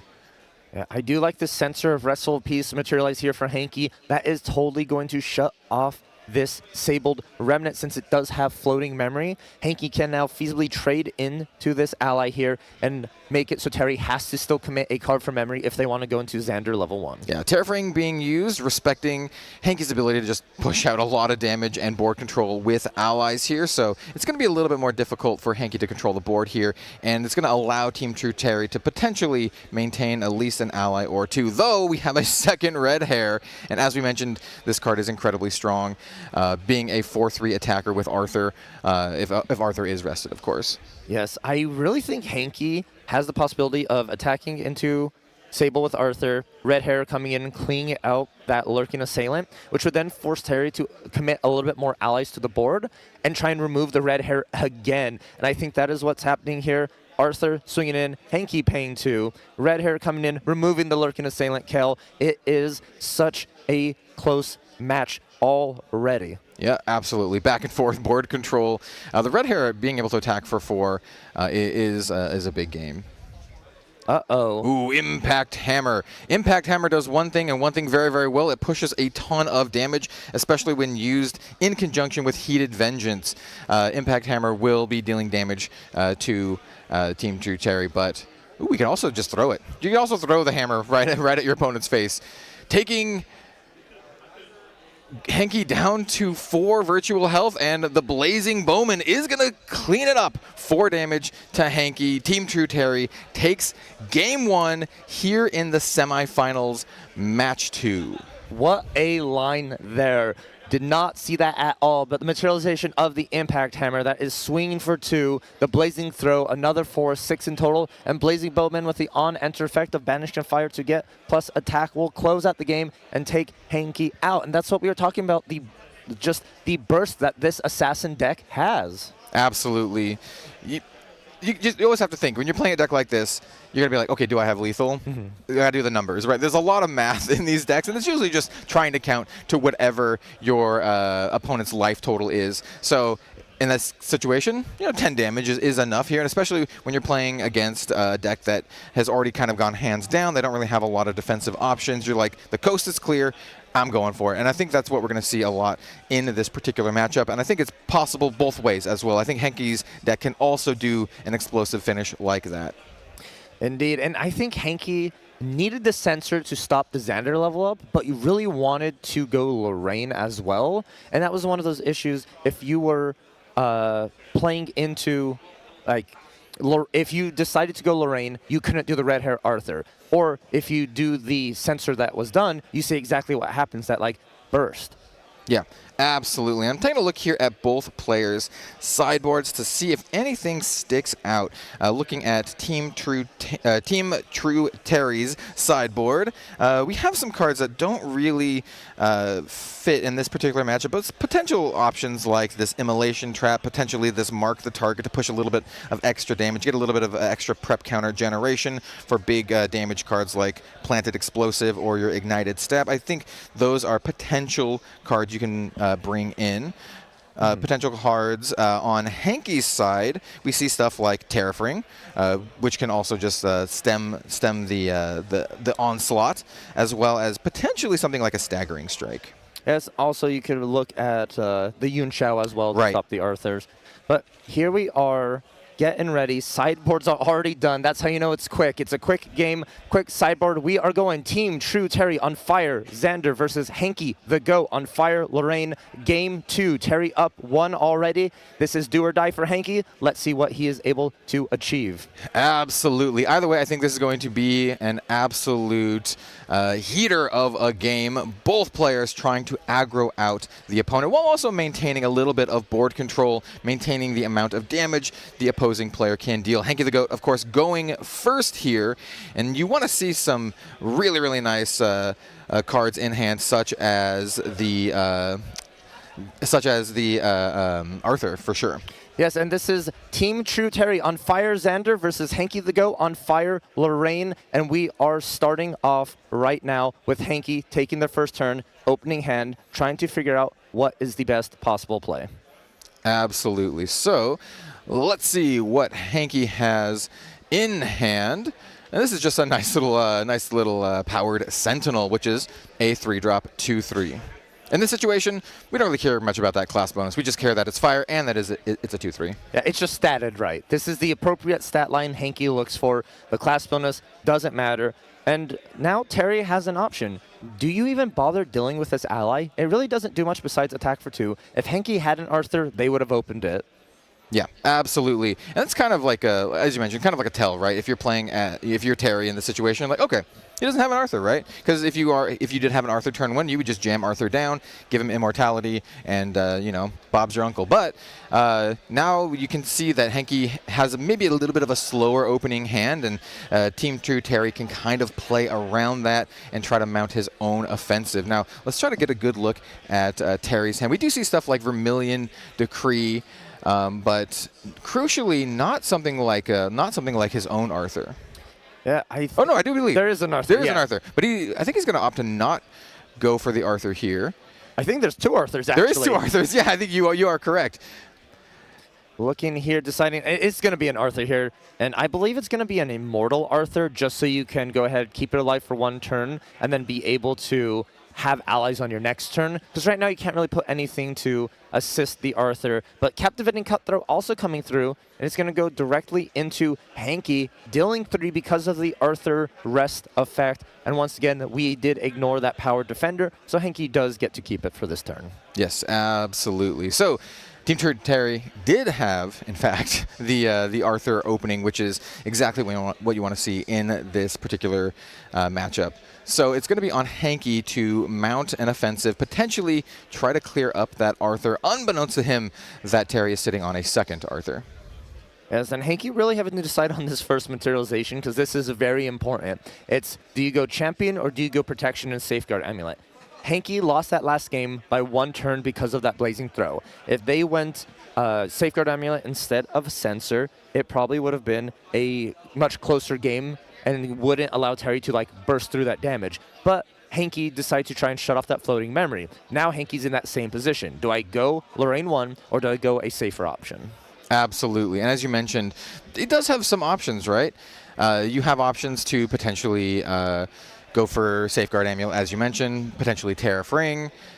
And we do see that Tariff Ring coming on in. That was a sideboarded card coming on into play. We'll be able to potentially buy an extra turn versus Terry's onslaught of allies. Going through their hand here is Steam Knight, Red Hair, Rending Flames, Shang Zhang, and Lurking Assailant. Just a couple of allies here that all look good to play. Hanky also has a Blazing Throw of their own. Looks like that Lurking Assailant's going to go ahead and join the powered defender or powered sentinel on the field here, and going to work together to probably remove that Captivating Cutthroat. Yeah, notably, looking at his hand, I think it's a very sad horse because the horse doesn't lose their Pride effect unless Hanky also controls a unique fire human ally. It's very specific, so until he can do kind of like a little twofer, that horse is not really going to be doing too much. Yeah, it is. Red Hair is only good if you have something to go with it. By itself, it sort of does nothing. And Hanky just passing the turn here after the attack. I assume this Tariff Ring is going to be used right away. Just what Terry did to Hanky in Game 1, Hanky's going to try and do the same. This Arthur is so potent, and Hanky can't allow Terry to be able to take a full turn with it just around. So we clearly see it here. Tariff Ring gone. Arthur is taxed. Terry is going to have to really decide what they want to do and commit to the board in order to get through this. Absolutely. And Terry's also just happy to say, hey, I see your Tariff Ring. I'm going to put my own Tariff Ring and also potentially be able to follow up with a wide board and make it difficult for you to deal with my board. So looking at Terry's hand, there are several different options here, everything from this Lurking Assailant to something like a Vermilion Decree to try to control the board a little bit without having to attack into it because you do have that Tariff Ring tax. As Terry really thinking it through, and I just like Terry has their own terraforming. I think this is just the standard first materialization for this matchup here, because Terry's going to have to commit resources to just be able to deal with Hanky's board, and then now Hanky's going to have to commit even more resources as well under the terraforming to clear Terry's board. So it's almost like a gentleman's agreement this turn, as both of them are going to sort of take an off turn because of the terraformings. Importantly, that Hanky popped his terraforming first, which means that at the end of this, Terry will end up with a little bit more tempo, because he's going to have the the turn with the more allies, right? Yes, that is true, but we do see Terry with a lurking assailant, and then not attacking me because only have one card in hand. But that lurking assailant does have stealth, and that is very important. I think Hanky's going to have to look into materializing Lorraine here, which he is, just because of that additional life buffer. You know that Terry can deal 11, 12 damage in a burst, and Hanky was already sitting at 5 damage counters. Yep, absolutely. So now the number we're looking at for Terry is 15, which is, the starting life of your Fire Spirit, but not an unassailable number, not something out of the question. So Hanky still needs to navigate this very, very carefully. We do see a Hwaji of Heaven's Rise off of the Lorraine effect. This is a really, really nice card that can be picked up by your unique allies. Oh, and a great pickup here for Hanky in the Blanche. And this is something very interesting here, is because after this turn from Hanky, I think Terry's going to have to look into leveling up into Xander. Hanky can put enough pressure here to stop Terry, that Terry's going to need that additional life buffer to just help stay alive. But Hanky already doing some math and calculating here what they are able to do. That Rending Flames and Blazing Throw looks so nice in the hand. If it weren't for that Terrafing, I think those could have just ended the game. Yeah, they are very, very high damaging cards. We do see this just kind of getting in, clearing up a little bit in combination with the Hwaji. Just four cards down. I'm just going to use my turn to clean up your board a little bit. Take care of that Arthur, which does pose a very, very large threat. And this is something to note here. This Lurking Assailant's going to work so well with Lorraine level 1. And the reason is you unlock that level bonus where you're able to retaliate if an ally or your champion is being attacked. It's pseudo-ambush, pretty much, for Lurking Assailant. And this means a lot of Terry's smaller allies that he would play might not make it till their next turn. And it means Hanky can have more board pressure, more board control. Yeah, absolutely. And you called it. We do see a Xander level 1 level up on Terry's turn. This is going to enable that Assassin class bonus for a lot of different cards in Terry's deck. Everything from your Poison Dagger to your Korhazi Couriers. So it is a very, very important thing. And also you get that extra prep counter, which can be cashed in for something like a Planted Explosive. Yes, Planted Explosives are very important in this matchup because it does remove any 3 life allies off of Hanky's board, and that is a really good trade to make, especially if Hanky is fighting you for board control. Yeah, absolutely. Now, Terry's going into his turn with no Terrafring attacks. Attacks can be flung fast and furious. So let's see if he can mount Assault here. We do see the Korhazi Courier in hand, which is a nice little card that can deal some split damage if he so does desire. Yes, I do think Terry is going to have to remove this Powered Sentinel off the field here. It is starting to get a little bit dicey. I think we can see the Korhazi Courier attack in, draw, discard, and then you can kindle the Dazzling Courtesan to go ahead and swing in to remove that Powered Sentinel. Terry has just enough cards to be able to do both, and I think it is a way to gain board control and force Hanky to answer it right away. Yeah, I think that is an incredibly reasonable line here. Terry's considering all of his options. Once again, these are untimed rounds, so the players can take all the time they need to make sure they are making the most optimal plays possible. Definitely don't want to miss anything. Here we are in the semifinals, match 2. These players are playing for a chance at grand final, so everything is on the line here. Not only the grand finals, Kel, the world champion grand finals. You will be crowned the best player for the 2025 season. That is a huge honor for both of them, and they are fighting tooth and nail for it. We do see a couple of key cards here. That another Arthur, Heated Vengeance. The Immolation Trap is another really good card to go ahead and just remove an ally if you do a little bit of damage to it. So Korhazi Courier can attack into a champion, ping 1 to the Lurking Assailant, and then you could Immolation Trap to remove it off the field. Yep, exactly. They are best friends, really, really efficient at removing allies, if that is the line here. Let's see, we are potentially doing 3 down. I think we may be seeing a Korhazi Courier coming on into play. Courier is here about to deliver a message to us. Kel, what is she going to tell Hanky? I think she's going to say, hey, I'm going to deal some damage, draw a discard, and potentially see a Courtesan coming on in on the back end. The way Terry did put cards down in memory did leave the Courtesan and the Immolation Trap up and available here. And I think we're actually going to see both here. So Lurking Assailant's going to retaliate against Korhazi Courier, remove it. Now Terry's going to able to kindle the Dazzling Courtesan to be able to attack into the Powered Sentinel to remove it. And then you can Immolation Trap the Lurking Assailant.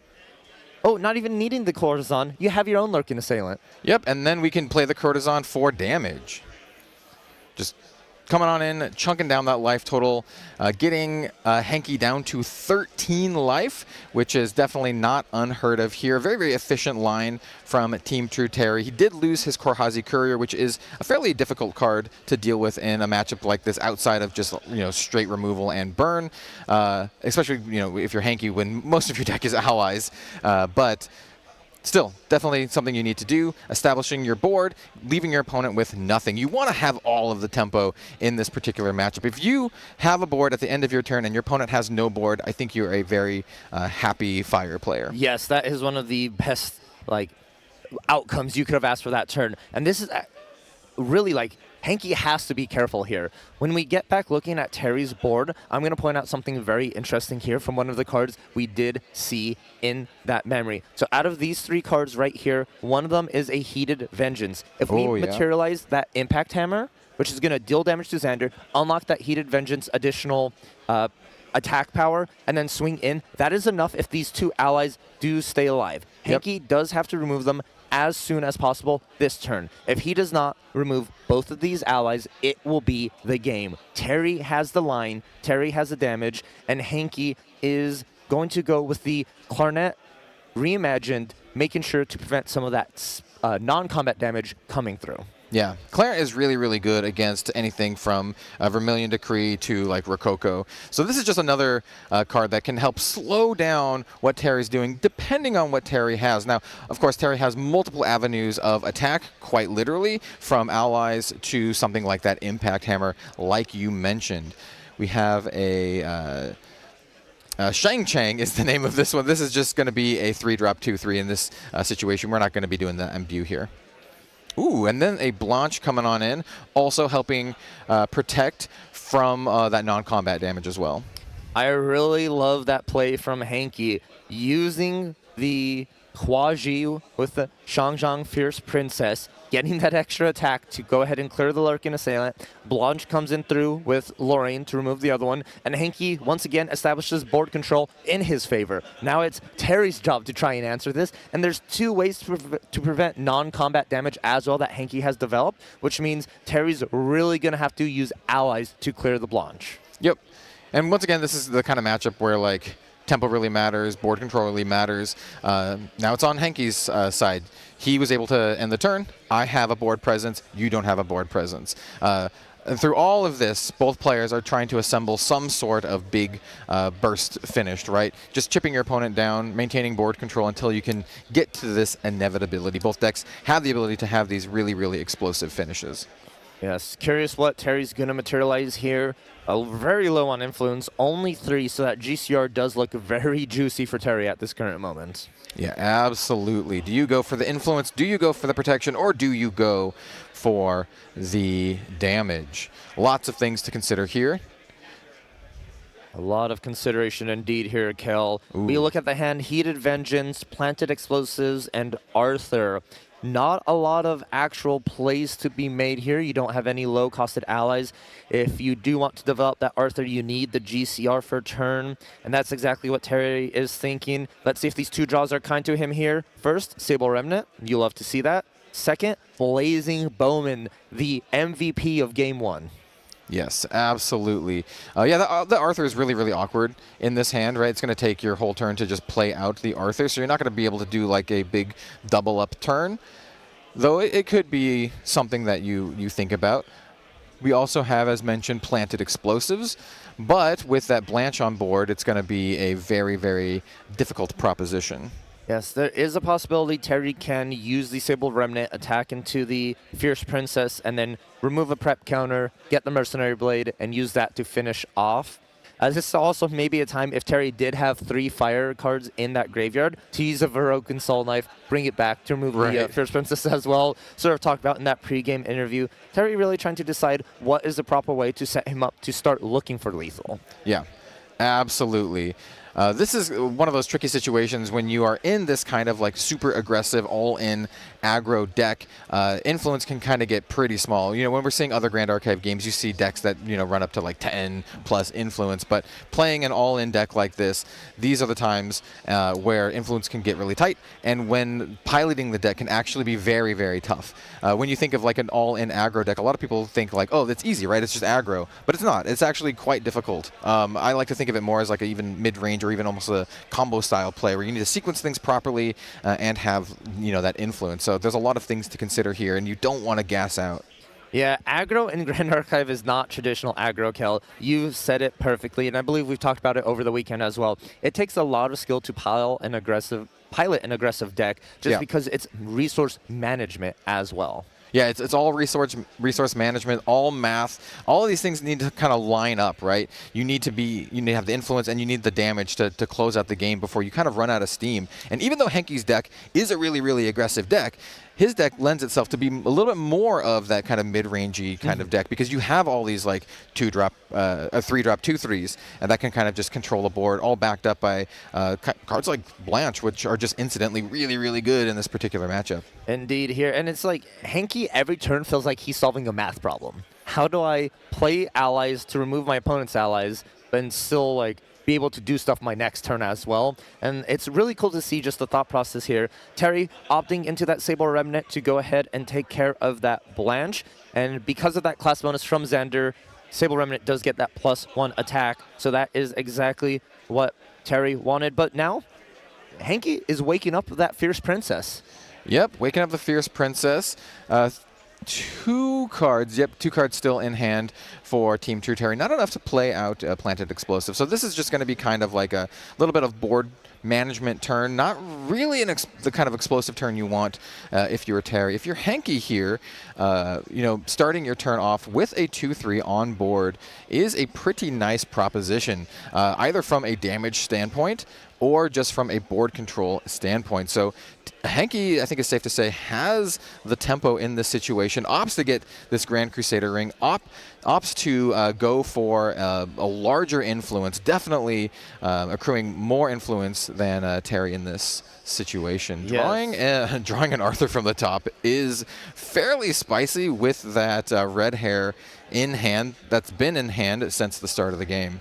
Arthur is very nice here, actually, and I wouldn't mind actually seeing Hanky activate the Arthur, taking out that Sable Remnant, and then Shangzhang is able to get in there for a lot of damage, start doing it that way. Hanky also, one thing to count, we only have 1 fire card down there in that graveyard for Hanky. That Rending Flames is not exactly going to be online here, but if you go ahead and commit a lot of fire to the board, force Terry to answer that, that will just immediately unlock that option on it. Yeah, absolutely. And this is a little bit more of a tempered play, right? Hanky, I do believe, giving Arthur Immortality for the turn, and then just using the Shang-Jane to kind of clean up the board. A little bit of a slower, a little bit more tempered play, respecting Terry's board. And also like trying to set up for a future turn where Arthur stays alive. Yes, I do like Arthur being immortal here. It forces Terry to have to answer the Fierce Princess, and then Hanky still gets the Arthur with that red hair we know is chilling in the hand, which is going to be so much value for Hanky on this next turn, which is also going to add to that game plan of the Rending Flames. And Terry just opting into getting the Arthur of their own, and I'm sure this Arthur's going in for damage. It is not even becoming immortal. Terry smells blood in the water and is going for it. Hanky might be a little bit suspicious now. Why is that Arthur attacking me? Why is Terry going to let me remove it off the field on this turn? Yeah, every little point of damage really matters, especially for Terry in this situation. He is sitting at a fairly robust 17 life. And that's a little bit, that's kind of a tall order for a single turn at this point for Hanky, but not unheard of, especially with an Arthur on board. Let's see if he can string together some damage and push for a win in a future turn. I also want to just point out the Clarent on field just makes it also very awkward for Terry for a lot of just damaging type cards. It does make it very awkward. You are correct on there. And I'm actually doing a little bit of quick calculations here for Hanky, some potential damage. So Arthur, we have 2 here. With the effect, Shangzhang coming in for 3. Red hair would be 4 if that does come in. So we're already looking at 9. Possible 10 from the sword right here. Yep. Did Hanky see a line that we're not seeing here? An Impact Hammer materialized. Yeah, Impact Hammer is a clear sign that you want to push some damage here. And with Terry hands down, no defenses, is this the time for Hanky to go for it? I'm starting to think cards in hand. We have 1, 2, 3, 4, 5, 6, 7. That's not enough to do a red hair rending flames, but there is a blazing throw in the hand of Hanky. Maybe this Impact Hammer is just meant to be used as like literally thrown at the opponent at this point. Yeah, absolutely. With Blazing Throw, that represents 6 points of damage, but just in that conjunction. So I think that could be a possibility. Doing a little bit more math here. So we had initially 7 from the red hair Shangzhang. Arthur adding to 9. Impact Hammer swinging, putting it to 11. Blazing Throw for Count 15. 15. That's 17. That's too shy. Yeah, for that line, I am counting 15. So we do still have the Arthur coming on in. I mean, obviously these are going to be going face because Terry's Arthur, well, it's not immortal. It's not immortal, but like, if you have a line here, how much do you care about this Arthur? I think depending on what this red hair does, if it attacks into the Arthur, Hanky is expecting it. If it attacks into Terry, I think Hanky is being wild and sees something we don't. Yeah, that's going face.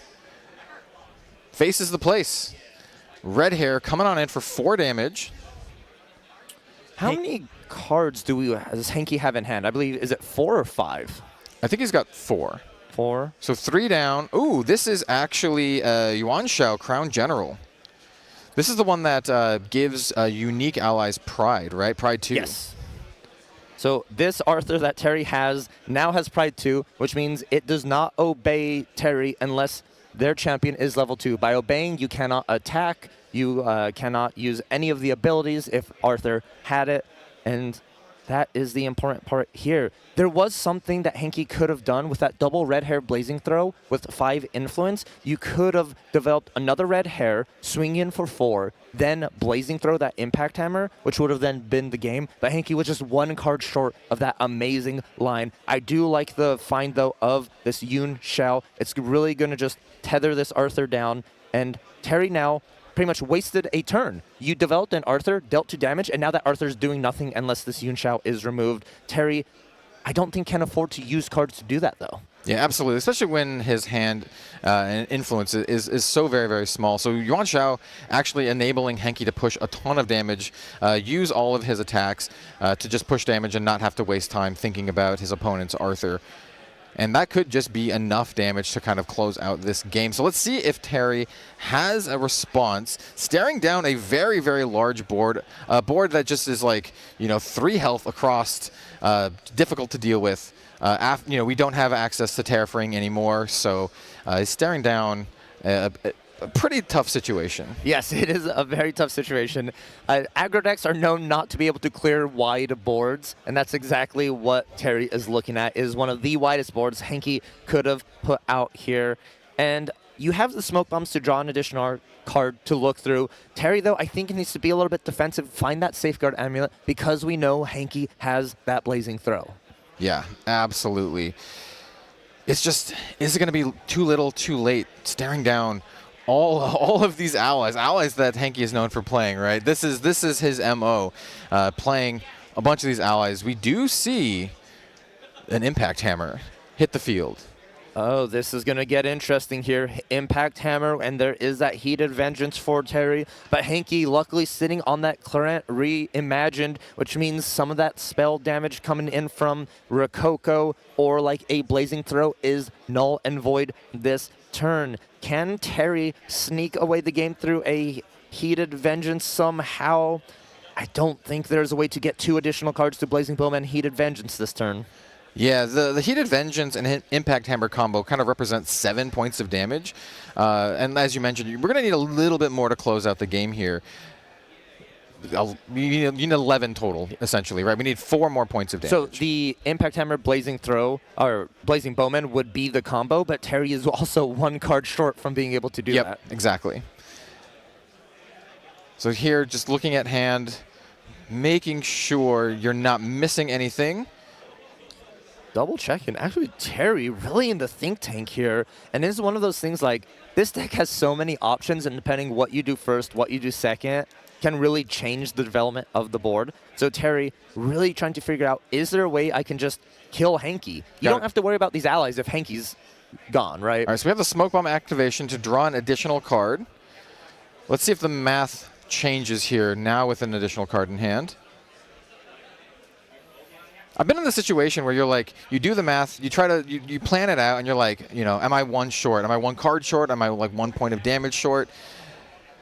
It can get a little mentally taxing and a little tough. So we do see the Heated Vengeance coming on into play.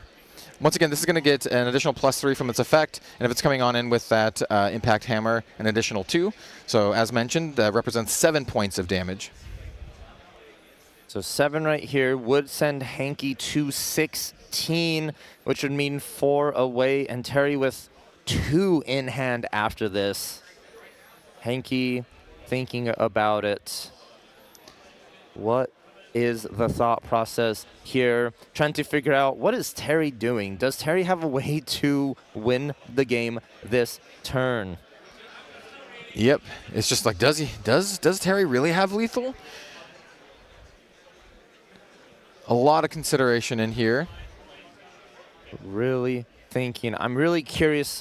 This is one of those moments I wish I was in the head of both these players to really know that thought process going through. This is such a tense match. Terry is 1 game away from going to the grand finals of the World's Championship for Grand Archive. Hanky, though, is battling back, making sure we take this to a game 3. All right, here we see the Rococo representing a total of 3 more points of damage, which on its own is not lethal. Oh, actually, yeah, exactly, not lethal. Not lethal here, and Terry just gonna go ahead and show that memory. Yep. And Hanky the Goat taking game 2 in our semifinals match. What an exciting way to end it. We are gonna go to a small sideboard. I don't even know if they are gonna sideboard before we jump into that game 3. Yeah, absolutely. Yeah, just a lot of consideration, just playing it out, making sure you didn't miss anything at all. But yeah, at the end of the day, just a little bit short on the damage. I've definitely been in that situation piloting Fire Xander before. You count the cards in your hand, you count the damage you have in your hand. Is there a line where I can sequence out enough damage? But in this situation, just a couple cards, couple damage short, and we are going into a game 3, which you absolutely love to see here in the semifinals. Best of 3, all 3 games. Both decks able to put out a lot of pressure. Unfortunately for Terry in this situation, he was just gassed out a little bit. Wasn't able to maintain a high enough influence and a high enough amount of damage, as well as Hanky being able to maintain a lot of board control throughout the course of that game. And it's just sitting in with his 50 something allies. One thing to note here for us as well, Kel, is Terry won game 1 going first. Yep. Hanky won game 2 going first. If we continue this trend, Terry is going first on this game 3. Yeah, going first is fairly important here. So let's see if it makes a difference in Game 3. As you mentioned, once again, for those who are tuning in here, optimal opening hands include basically something that has like stealth, so your opponent can't attack into it and easily clear it up, or something like Arthur, who you can give immortality, who also will survive a turn. You essentially want to establish a board presence, and then you can follow that up with a little bit more of an aggressive turn. Both of these decks, very, very aggressive, with Hanky's deck being slightly slower and slightly more mid-rangey, which we saw that used to great effect in the previous game. Yes, it's one of those Hanky with the 2-3 allies just slowly gets harder and harder to deal with every turn. And you saw 1 stayed alive, 2 stayed alive, then 4 stayed alive. Oh yeah, you definitely don't want to see that, right? Since they all have like 3 health, it's just takes a lot of resources to clear it up, and you have to really do the calculations of like, okay, should I waste these resources or spend these resources to clear it up, or should I save them just to push face? That's the really, really tricky part of piloting something like Fire Xander. Yeah, these both decks are very difficult to pilot. Both these players doing amazing job at it too. That's why they are here at this stage, which is so important for these players. And without further ado, the final semifinals match of 2025 Worlds, Team True Terry on Fire Xander versus Hanky the Goat on Fire Lorraine Allies. Who is going to Grand Finals? Kel, let's find out. Absolutely. So let's go ahead and take a look at Terry's opening hand, multiple Rokokos, which can represent a lot of damage a little bit later in the game, as well as something like this Vermilion Decree. I'm double checking to make sure I'm not missing an Arthur, because last round I was like, oh, there's no Arthur. In fact, he had 2, but I'm not sure we're seeing anything of the sort in this particular opening hand. And also nothing like a Korhazi Courier as well. We do see an increasing danger. These are sighted back in for Terry because they are going first. Absolutely. We're drawing, putting a card in memory. No Arthur off the top for Terry. If he drew an Arthur, that probably would have been magical Christmas land for him. Increasing danger into Arthur Immortal. Oh, what a good opening here. But not finding any allies. And you can see the frustration on the face. 8 cards in and no allies, passing the turn to Hanky. And it's almost like Hanky is now going first with being able to develop the allies first, but you're also able to attack. You are setting the pressure. You are setting the tempo. Let's see what Hanky actually does with this. Yeah, absolutely. And also, you just gave Hanky an extra card with that increasing vengeance as well. So the not getting any of the stealth allies off the top of the deck or Arthur was kind of a pretty big whiff. Definitely not something you want to see. And passing the turn with nothing is not where you want to be. So let's see if Hanky can capitalize on this little bit of a stumble and establish a board presence and get all of the tempo. I think Hanky has an Arthur in their opening hand. I do believe so. I do believe so. We have an Arthur. So this is what some Grand Archive players will do. They'll just kind of put cards from their hand down to try to math it out, make sure they have the requisite number of cards so they can pay for memory as well as play from hand. Yes, it is possible we see an Arthur Blanche this turn for Hanky to go ahead and attack for 4. Hanky probably feeling comfortable with the Arthur here, but no, just opting into Immortal. Seeing Terry not developing any allies, but still going for the Immortal to keep it safe, and that Blanche is going to deal some damage. She's usually here to protect you, but this time she is here to hurt you. Yep. Blanche she's got her boxing gloves on. She's ready to get in the ring and punch for 2 points of damage, while also protecting Hanky from any other non-attack damage and any of that nasty shenanigans here. We're all fisticuffs. It looks like Terry's actually going to respond to this Blanche here, not wanting to have to deal with it. We are going to imbue a Vermilion Decree. Let's choose modes of deal 3 damage to that Spirit of Fire and 2 damage to that Blanche. Yeah, I mean, having this little bit of interaction here, is kind of like I don't want to call it exactly a saving grace, but it's something, right?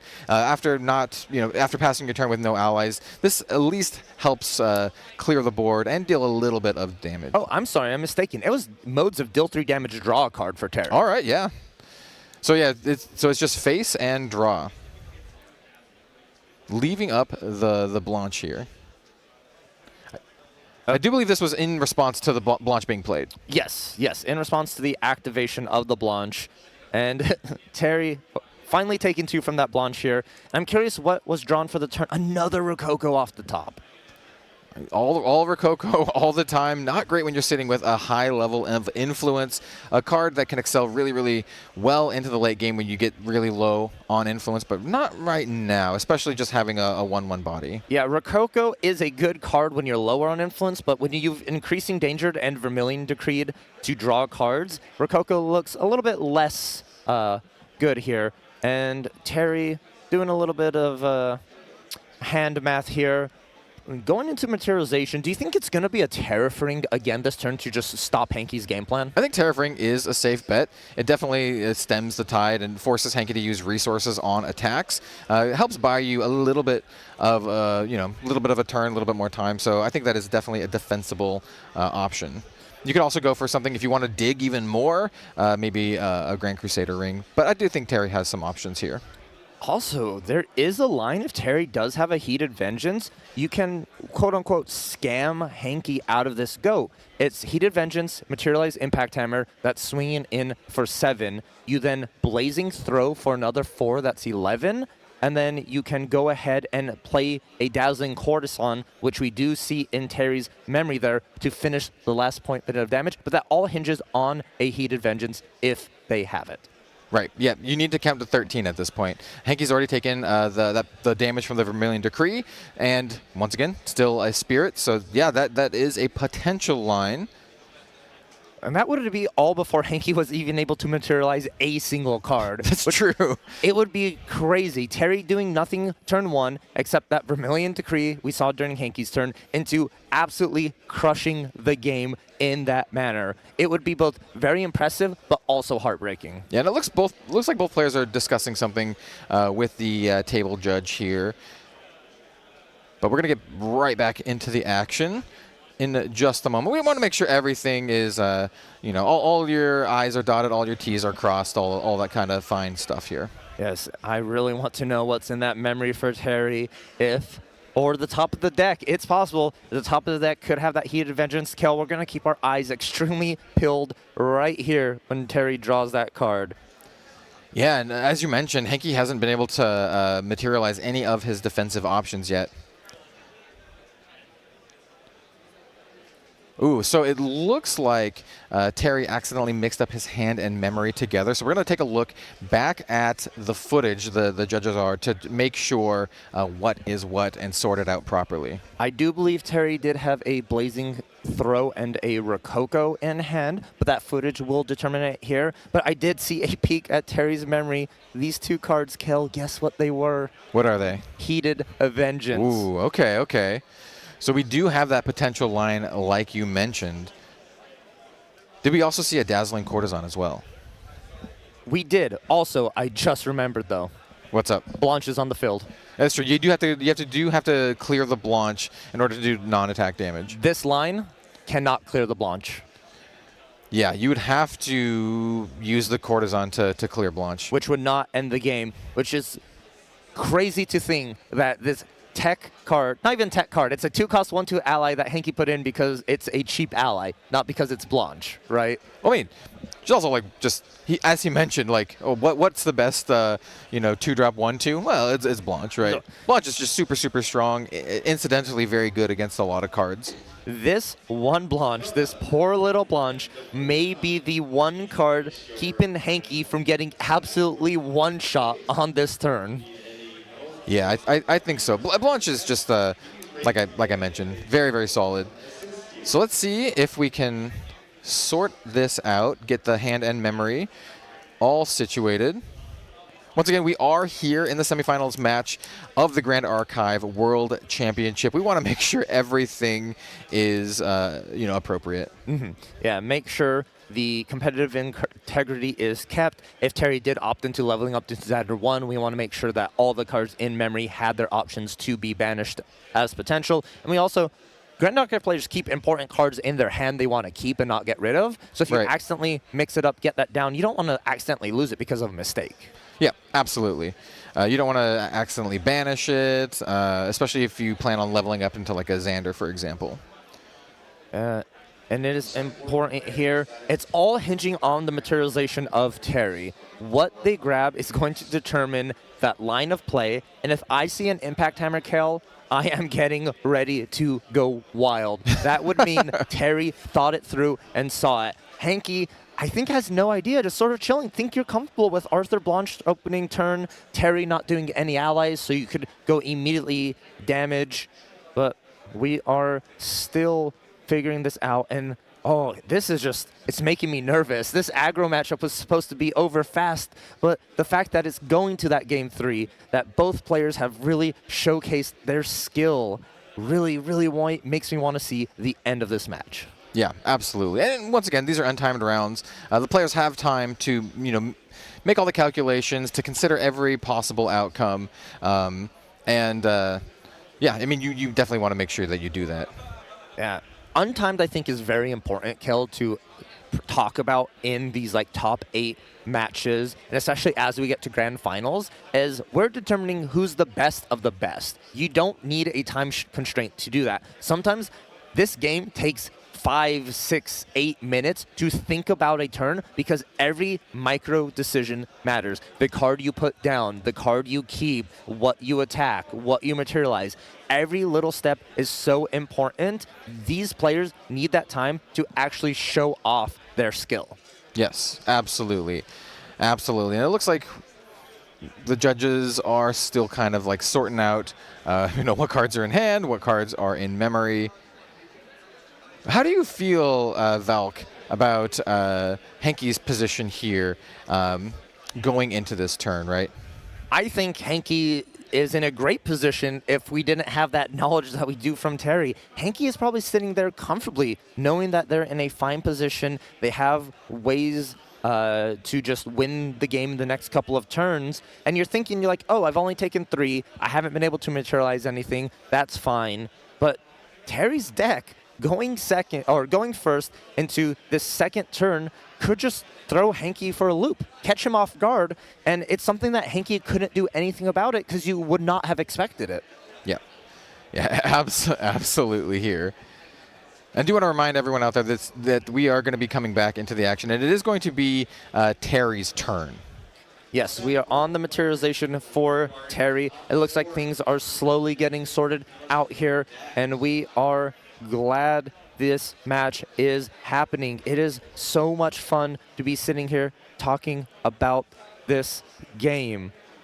Terry, it has been issued a warning, though, for this, but we are finished going through the footage, and everything is being set properly. Terry, what are you materializing? Kel, there's an Impact Hammer. That is Impact Hammer. Terry did take a look at Blanche for just a second, just to be okay, confirming the exact wording of Blanche.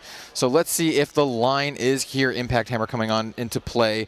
And then we have Terry immediately jamming these cards in. We have that Heated Vengeance. Once again, this is going to be a total of 7 points of damage, taking Hanky the Goat down to 5. We do see that Courtesan coming on in, clearing up Blanche, and do we have a follow-up Blazing Throw for 4 more points of damage, taking Hanky down to 1, and the Rococo for the victory. Team True Terry takes it over Hanky the Goat. Absolutely fantastic. And look at Terry's members of his team, his friends, his supporters celebrating for that victory. That was such a clutch turn for Terry right there. Look at them. Happy teammates, happy playtesting partners. Terry just stamped his ticket into the grand finals for Worlds 2025. Ooh, absolutely. After a little bit of deliberation, Team True Terry playing Fire Xander, taking it over. Hanky the Goat playing Fire Lorraine. We do have ourselves a grand finals match. This is incredibly exciting.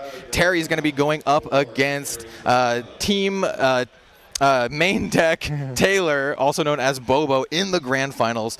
But don't go anywhere. We also have a bronze round as well. Yeah, Hanky's not done playing quite yet. Going to have to play the same matchup again. Actually, yeah. As Terry's teammate, true champion Cabin, is sitting in that 3rd place match waiting for Hanky. Now, this is the interesting part. Hanky's already played this matchup. Cabin has not. Hanky now has knowledge of what can happen.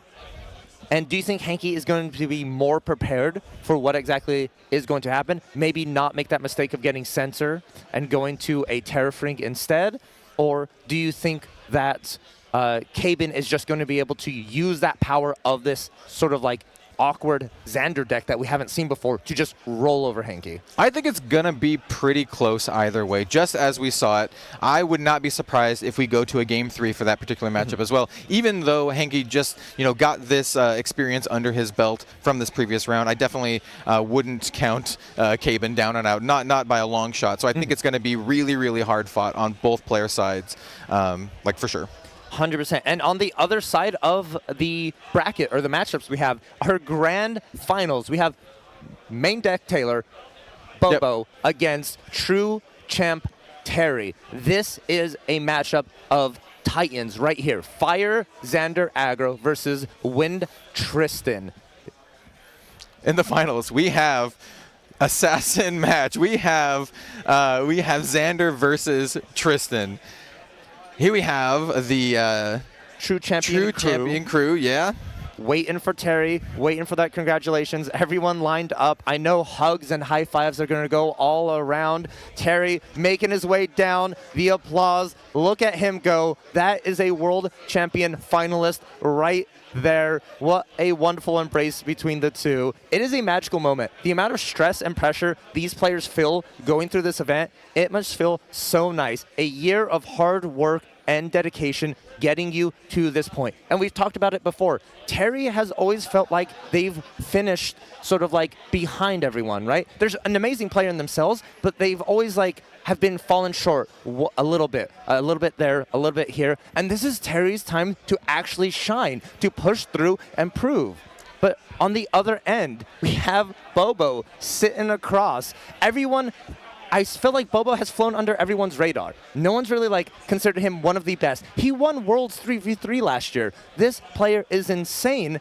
Both these players are ready to prove themselves and take home the victory. And no matter who takes it, I think they deserved it 100%. Oh, absolutely. We are at the World Championship here. These are the best players in the world. I think what's going to be super interesting going into the grand finals is that Bobo was able to overcome Terry's teammate in Caben playing literally the same exact deck, right? So for Bobo, it's going to be I just need to do exactly what I did in the previous round, whereas it's going to be on Terry to, be able to mount the assault to push through all of the explosive damage, especially as we just saw against Hanky, right? Yes. And I assure you, the teammates will be talking, Oh, swapping notes. Terry will tell Caben, hey, this is how you beat Hanky. Caben's going to be like, hey, here's where I fell short to beat Bobo. Do not make those mistakes. You're going to go ahead and take it here for the team. Yep, absolutely. And I do want to mention to everyone out there, we will have our grand finals. We will also have the third place bronze match as well. And at the end of the stream, we do have a really, really exciting keynote, and you don't want to miss that. Grand Archive always goes really big for their keynotes. Last year for Worlds, we had a lot of information, so stay tuned for the rest of the stream. Tons and tons of Grand Archive action. Literally the most exciting matches of the entire year await us. Yeah, if you thought those first two rounds you're sort of just listening to this broadcast, these next two rounds and that keynote, you're going to be watching the broadcast. That is how important these are going to be, and it is a wild thing to say that. Oh man, would you have guessed, I don't know, a day ago, 2 days ago, 3 days ago, last week, would you have guessed this would be the finals? Not just the players. I think the players is defensible. Both players are incredibly good, but the decks as well. Would you be I'm gonna guess Wind Umbra Tristan and then Fire Xander. If you were able to guess that, you're Nostradamus. Yeah, I'm gonna tell you, I was not expecting those two decks in here. I was sort of under the mindset that I was ready to see Water take a world championship, whether it be a Gembu, whether it be a Fractals or some Spice. But the fact that Water fell so short that it barely made it into top 8. Yeah. And that's it. We didn't have a single Water deck in our top 4. I would have never thought I would be saying Fire Aggro Xander is competing for the World Championship. Yeah, and I think it just shows how interesting the top 8 is, because you have the ability to swap decks from Swiss. So you can be like, okay, this deck is going to be really, really good in Swiss, and I'm going to run this in Swiss. I think it has more favorable matchups against a wider field. But I can swap to something like Fire Xander in the top 8, where I know I can get this really bursty, maybe high rolly draws, and it can excel in this particular situation. So I think it highlights the interesting interesting nature of Grand Archive Worlds in particular, and that ability to kind of swap things up, going from Swiss into the top 8. Yes, indeed. And I think it adds a competitive edge to the, or not an edge, but a competitive, like, I can't think of the word right now. It just adds drama, right? Yeah. It adds drama to the event. It makes it so much fun because Terry went from the gauntlet into the World Swiss stage into now competing. And this is the Cinderella story. A gauntlet player, someone who last minute qualified for Worlds, is about, or not about, has a chance to take the World Championship themselves. I think that, I actually think that can't be understated as well, just because of, like, the Gauntlet is also a fairly unique thing for Grand Archive as well. So you do have this thing where you can, like, qualify for the Gauntlet, not exactly qualified for Worlds, play through the Gauntlet, get that spot into Worlds, climb all the way through Swiss, climb all the way through the top 8, and get to the grand finals. I think it is absolutely an amazing story to follow, no matter what the outcome is at the end. I think it's just one of the things that highlights just how really, really cool Grand Archive is on the competitive scene. Yeah, and on the other end of that, we have main deck Taylor Bobo. Absolutely. Qualified through one of the most competitive events, North American Nationals. Yes. That was a slugfest out there. A lot of top players dropping that event because there's so many killers out there. Qualified through that, easily breezed through that Swiss stage. And then now, I feel like Taylor is in some of the best form they have been for this top 8. Oh, those 100%. games were incredible. Yeah, 100%. Taylor's a player who has kind of like clawed his way to this position, right? Going through event and event, playing locals, and yeah, exactly that. Just clawing his way tooth and nail to where he is right now, and that is literally at the highest stage for Grand Archive. Yeah, it is wonderful to see, and once again, the finals are going to be between two teams, Main Deck and True Champion, that were playtest partners. They helped each other hone their skills, test decks, become better players for Grand Archive. But that's all thrown out the window now as they are competing to see who's actually the best. Yep, absolutely. I know both teams were like going into the top 8. It's just like throw it all out. Everyone's going to do their own thing, see what people pick, and that's one of the other things that make the top 8 in particular very, very interesting. It does indeed, and I wonder how everyone's pick'ems are doing out there. Were you expecting Team True Terry to be meeting Bobo in the grand finals? Because that was, no matter what grand finals we had, I think we were going to be hype, right? Oh, for sure. But I feel like this is a timeline that is one of the most enjoyable to talk about because of everyone's situations, their circumstances, Terry's climb, Bobo's practice and patience, and it is due for both of these players. Both of them deserve this world championship. Oh, 100%. Only one of them can take it, and it's going to go ahead and have a set up for next year Worlds, right? If these players make it back, if they don't win today, they're going to be really hunting for that victory. Yeah, absolutely. So we are currently setting up an interview with Terry, but before that, we also have a pre-recorded interview with the owner of Pyramid, a custom Grand Archive cloth mats that were sold at Core TCG's booth here. So let's go ahead and check that out while we set up for the player interview. Hey, what's going on, guys? It is Once in Love here. I am at the Grand Archive 2025 World Championship in the vendor room here, joined by Ed from Pyramid. What's up, guys? You guys created you create a lot of things to start with. You guys make a lot of cloth mats, but you are now collaborating with Core TCG, the vendor of this event, a wonderful store here in the Southern California area. Can you tell us a little bit about these play mats that you guys have made? Yeah, so Core approached us and said that they wanted to create some custom brand new mats for Worlds. And so we actually had lunch with the Grand Archive guys, and we brainstormed, which characters should be on them, because we focus on 2-player mats. So we usually have either, a hero and an enemy are on the other side, or just, 2 friends or sisters, whatever. So this is what they came up with. After the artwork is all done, we kind of try to find the right fabrics that complement the art and the different colorways. So a lot of the fabrics we actually manufacture ourselves. Like this one is called Archangel. This is an exclusive fabric to Pyramid. This is our mink velvet.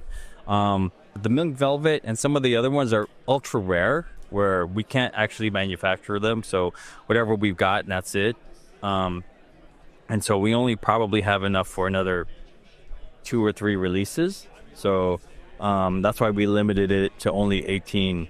So some of these mats are numbered and limited to very low quantities. So this one is only 18 made, another 18 made of this. This is a fabric that we have plenty of, but we just decided to chase this colorway.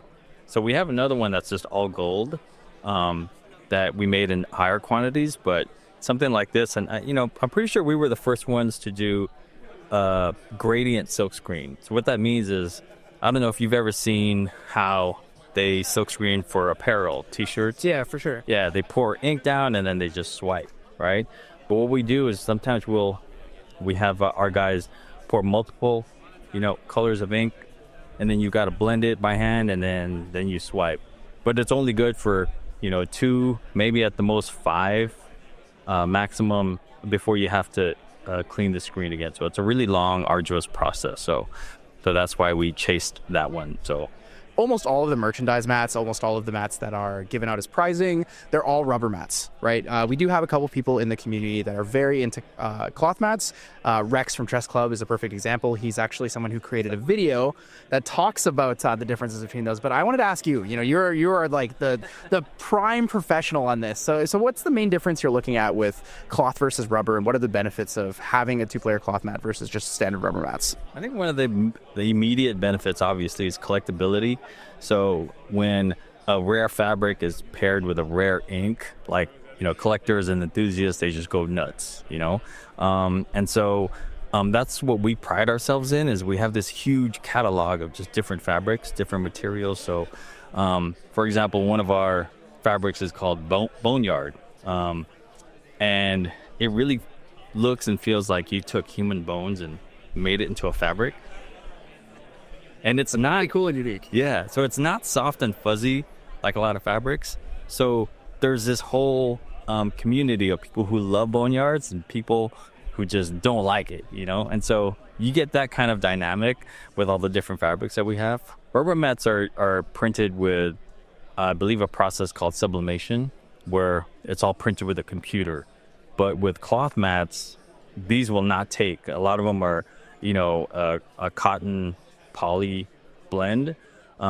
Anything cotton will not print with a sublimation printer, so only polyester. So, and some of these even have like spandex. Like, there's so many different types of materials that go into our cloths, and so the only way to print artwork on it is silkscreen. Yeah, that sounds super awesome. So it sounds like a lot of cloth mat stuff is very much an acquired taste, right? You find the things that you like, but for that reason, there should also theoretically be something for everyone, right? There should be some sort of mat that you like, regardless of how picky or not picky you are. So you talked about things like the collectability, right? We've seen some of these mats are more exclusive due to the print run.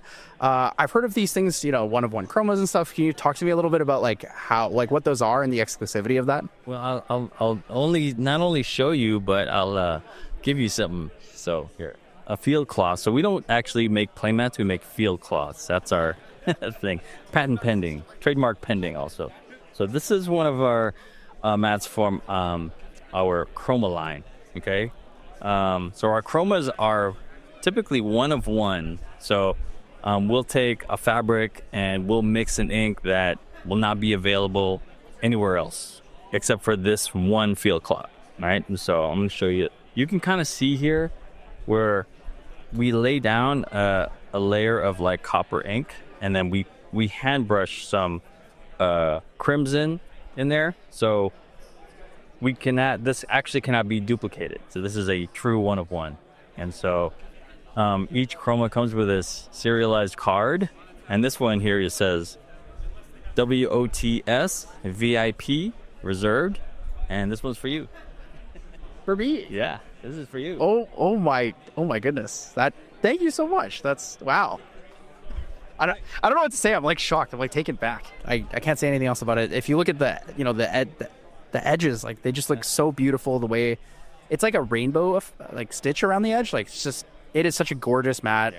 I guess for all the people at home, I got to ask, what are the prices? What's the availability on these mats? Because we're here at Grand Archives 2025 World Championship in the vendor booth, and these are going to be available for purchase, right? So let's talk about this, because I know there's going to be people at home who are like, yo, you're at Worlds? Hook me up. Get me the mat. I'll pay you back. Get me the mat. Well, you said it earlier. There's something for everyone, so it's also priced for everyone. So there's the enthusiast collector prices, and there's some that are just, for people who just want a cloth mat. So this one here is our Deluxe LE Suede. It's probably one of our best performance fabrics. It's really nice and soft. This is another Deluxe LE Suede that's in a twilight blue with all gold resin. So this one is $80. This is another exclusive fabric of ours, Elysium. So you see how soft it is, and the texture's totally different though. Yeah, completely different texture. Like you said, like some people will live and die by Elysium, some will live and die by Deluxe LE Suede. If you look closely, and actually if you shine it in the light, you can see it glistens a little bit because the ink we use is metallic. So it goes from a metallic azure to a copper, and then to a fuchsia down there. So this is $110 base price. The Deluxe LE Suede is $80. This is $90, and this is also $80. So they pretty much start at around $80 and they go up. So when we use the metallic resins, it's actually a little bit more malleable. So it sticks to fuzzier fabrics better, and it doesn't crack when you bend. So yeah, if you go on our website, we actually try and grade every fabric for things like, thickness, softness, and ink resiliency. Yeah, I think for the most part, between me and all the other people at home who are not super familiar with cloth mats, kind of see them, you're like, oh, these are really cool. I think this will help a lot, right? A lot of people will get the opportunity to find their own research on your website and through other people's videos. But I mean, the big thing is the availability, right? Seeing these at an actual event that you were planning on going to already is a really good first dip your toes in, get your exposure to it. So after Worlds here, you guys are going to be at AX. So that's interesting. We'll also be at AX for Grand Archive. So hopefully we'll see your wonderful exclusive mats there. But can you let us know where to find you? Like, where are your socials? What's your website? All those things. Yeah, so our social media is pretty much the same thing. It's Pyramid Gaming. Now, the Y is a V. So it's Pyramid just spelled with a V. So it's PVR. Yeah, PV Ramid Gaming. And so that's across, X, Instagram, and Facebook. But at Anime Expo, we're going to be in the main floor. This is our first Grand Archive field cloth. We're hoping it's not going to be the last, but, we'll see. Well, that's super exciting news. So if you guys are big cloth mat enjoyers, you're also a Grand Archive enjoyer, stay tuned, and we'll see you again soon, Ed. Yeah, thank you. Welcome back, everyone, to the Grand Archive 2025 World Championship Sunday Finals. My name is Kel, also known as Red Zone Rogue, and I gotta say, those cloth mats looked really, really cool. They looked both like really pretty, but also like very, very sleek. What did you think of them, Valk? Those are beautiful. I was looking at them the whole time, and we were talking about it actually during that. And it's like, oh, those are really cool, but they're kind of like expensive. I don't know, I should just use the rubber mat. But then watching that video, the explanation, the rare cloths, the process, the inking, I was now like, oh no, Kel, I have to go get one. Yeah, not to like gas it up too much, but I actually really like how subtle they are with like, you have the beautiful characters and stuff, but you also have enough like open space. It's not like too distracting. I think it's just like I mentioned, being very sleek, but like very clean design as well. I actually really, really like them. Yeah, you're not covering the like character design with the cards you're playing, so you're able to actually like still enjoy it. Like the rubber mats are amazing still, but like if you have really cool artwork, you end up not being able to see it when you have just your field, your board, your memory down, your allies. So the fact that you're able to just still enjoy the artwork and the texture of it too. And like I was kind of hoping that I could fill it through the video at that point because the way they were describing it, I want to see that Boneyard one. That feels so cool.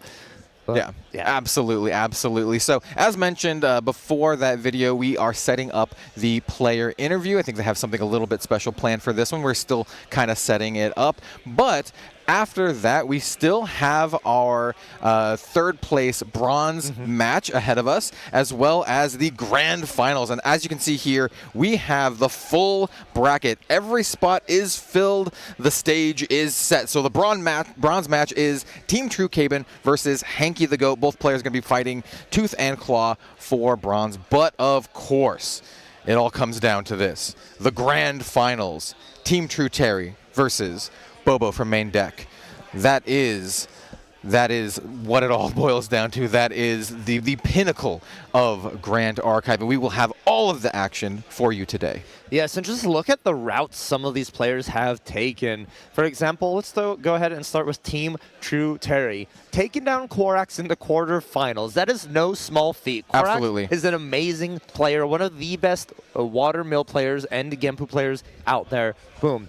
Then semifinals, taking out Hanky the Goat, so one of the players that a lot of people are expecting to make it to the finals today. Yeah, and they call him the Goat for a reason, right? Exactly. Now, Hanky the Goat fell kind of short in the semifinals against Team True Terry, but beat Perfy in the quarterfinals. Perfy is part of Team True Champions, a playtesting partner and a friend. Then we have main deck Taylor, Bobo. Let's look at their route. Beating What Do You Min in a very close match Absolutely. in that quarterfinals. Then going to the semifinals and taking out Team True Cabin. Probably one of the undisputed best players in the game. Yeah, I don't think it's much of an argument when it gets to that point, right? I think Cabin is a shoe-in for one of the best players in the entire game. So absolutely no small feat for Bobo to take that victory and make it all the way to the grand finals. And then Cabin, who is going to be sitting in that bronze match against Hanky the Goat, beat Girthros in the quarterfinals. An unfortunate team pairing team kill right away. Yeah, I mean, that's one of the small downsides of having so many members of your team being so successful. You inevitably, in the, down to the quarterfinals, you might have to fight against each other. Yes, and it is so cool to see. And one thing to mention is this year was the first time we had an EU Nationals. And our first EU Nats, we had a qualified player from EU make it to top 4 of our World Championships and may even take 3rd place. This is crazy for a region who just got their first Nationals, a player so well developed being able to make it all the way through. Oh, absolutely. It's something that I hear from my own community quite often. Folks from all around the world, especially areas like Europe, people are like, oh, we want Grand Archive in Europe. We want it to be in our area. So it's awesome to see the people coming in from all over the world at literally the world stage. Yeah. What a powerhouse. And each region has their own killers in it as well, which is so cool to see. And it's one of those, like, if we reminisce slightly a little bit back on the Gauntlet and the World Swiss Sage, the amount of, like, skilled players who didn't make it to the top 8, it blows my mind. It's just like, there's about 16 to 40 players who I could easily name, be like, oh, yep, they could easily make it into the top 8. But the fact that, and also some of these players didn't even qualify for the Gauntlet, actually. Like, we look at our past World Championship, Glenny Boy just slightly fell short of that qualification. And it's just like, what a weird thing is there's so many talented people in Grand Archive that it's just every person could be your next World Championship. Yeah, absolutely. And I do know, like, Glenny Boy is competing in Ascent Worlds behind us in the team event. We haven't really mentioned that at all today, but we do have another separate event going on behind us. So we have, teams fighting it out in the team event, which is actually a pretty cool event, in my opinion. The team event, the way it's structured is that you can't duplicate any cards between the decks, right? So you have to do a lot of prep work in designing what goes into what deck. You're like, who gets the Grand Crusader's Ring, right? Who gets, your Scatter Essence or whatever. Like, it's really, really interesting. And a lot of decks will be like, okay, I'm the Fire deck, I'm the Wind deck, I'm the Water deck. But you don't necessarily have to do that because there are different flavors of each of those elements too. I think it's really cool and like a fascinating little part to that event in particular. It is, and with so many like sets coming out, that it just gets even cooler and cooler with the diversity and things you can do. Because at first you were just like, oh no, I can't share cards, but then you start looking at cards that aren't normally played and I'm like, oh, this is actually kind of really good. Yeah, that's like the Divine Relic slot is one of the more interesting parts of it to me, because it's exactly like who gets the Grand Crusader's ring, and then who gets the Quicksilver Girl, and then after that it's like, okay, what are we running? Are we running like Spectrometer, or like what are we doing here? Are we running Art of War? So I think that's just a really cool aspect of it, and it's also like, you know, am I running like a tech piece? Depending on who I get paired up with against the opposing team. Yeah, the seat numbers. That's a great thing to bring up there, Kel. As you choose when you sign up for the event, do you want seat 1, seat 2, and seat 3? And it's one of those strategies of, do you put your best player in seat 2 who's able to talk with seat 1 and seat 3? Or do you put your best player on a side where they're not having to talk and they could just focus on their match? Actually, that's really a good point. I didn't mention this, but when you're seating, you have all 3 players seating. So imagine like main deck Dan is like right here. Dan's here. He could talk to both Valk and myself, but Valk and myself can't talk to each other. We have to do like this almost like a, you know, a Gardic phone relay kind of thing back to each other, which I think is also like this extra little layer of, you know, what makes it super interesting. Yeah, and that is like really cool with that, the kind of format Grand Archive is doing, just for people to enjoy like it in another light. This whole season, everyone's been playing competitive best of 3s, one-on-one. But now at Worlds, you get to try something completely new, something completely different, and have fun with it. Try new strategies. And then, not to mention, that side event area has been going crazy right now with the amount of people going starter decks and draft. Yeah, so the starter decks are actually the DTR starter decks that aren't going to be out until July 25th. So folks here at the World Championship, I was going to call it like the World Celebration, and it is kind of like a World Celebration here. They get, you know, an extra little sneak peek, hands-on experience with like the brand new starter decks, you know, in advance of everyone else, which is, you know, very, very cool, and it's a reason to actually make it out to events like this. And that's not something like super unique to Worlds. I mean, they've done this for previous events as well, you know, getting the ability to play with like recollection decks or starter decks a little bit in advance, which, you know, if you haven't had the opportunity to make it out to an event like an Ascent or even Worlds, I think it is definitely worth it. It's an absolute blast. Oh, 100%. And it's so fun. And you get to keep those cards too. You get to take home and like start editing these starter decks almost a month before DTR actually releases. Gives you time. Maybe you could proxy up some of the spoilers we've seen over the week that have been so much fun, so exhilarating. And like, we still have more to come in that closing ceremony, I assume, because Silidar or some of the devs are going to have a keynote presentation. And I think that's something you don't want to miss, because there's going to be some, hopefully, big reveals, some big news.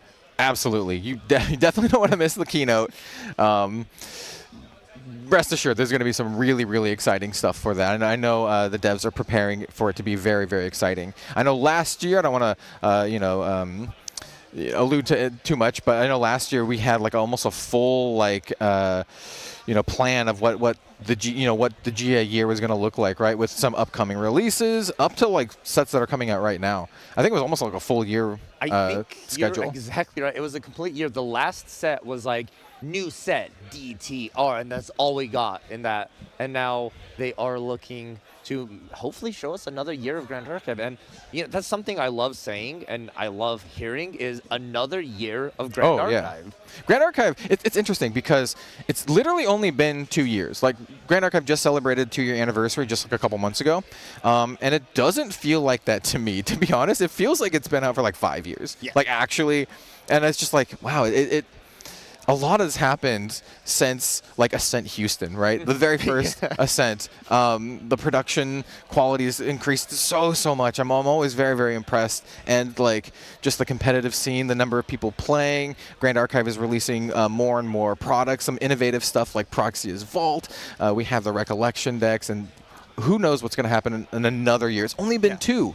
It's a young game that feels like it's been around forever, which is so weird to say. It's a concept because they do so many things right. The way they run their events, the way they do product, like everything just feels like these are seasoned game developers who've been running this game for years, like 5, 6, 7, 8 years. But then you're like, oh, Grand Archive 2-year anniversary, yippee! And you're like, wait a second, like what's going on? Yeah, absolutely. So I would like to reiterate your sentiment. I'm stoked for another year. I'm actually just stoked for what's coming up next month on July 25th, which is the launch of DTR. I could not be more excited for that set. Every time I see something new, I get more and more excited. I'm actually really, really excited to play both of the champions. In fact, I think it's don't get me wrong, I like Tenoris. Yeah. But I think CL is like the first Guardian. I'm like, bro, I got to build this. It looks super cool. Yeah. I'm really stoked. That is awesome. And Kel, we're sort of talking about the future, right? We're looking ahead, but it's also really helpful to stop, think about it, and look in the past. And I kind of want to like look at things that have happened Friday, some of those activities, some of the enjoyable things. And lucky enough for us, we can reminisce. Let's go ahead and take a look here. What's up, guys? We're here at the end of the Swiss stage for the World Championship here. It is pretty soon going to be Casino Night.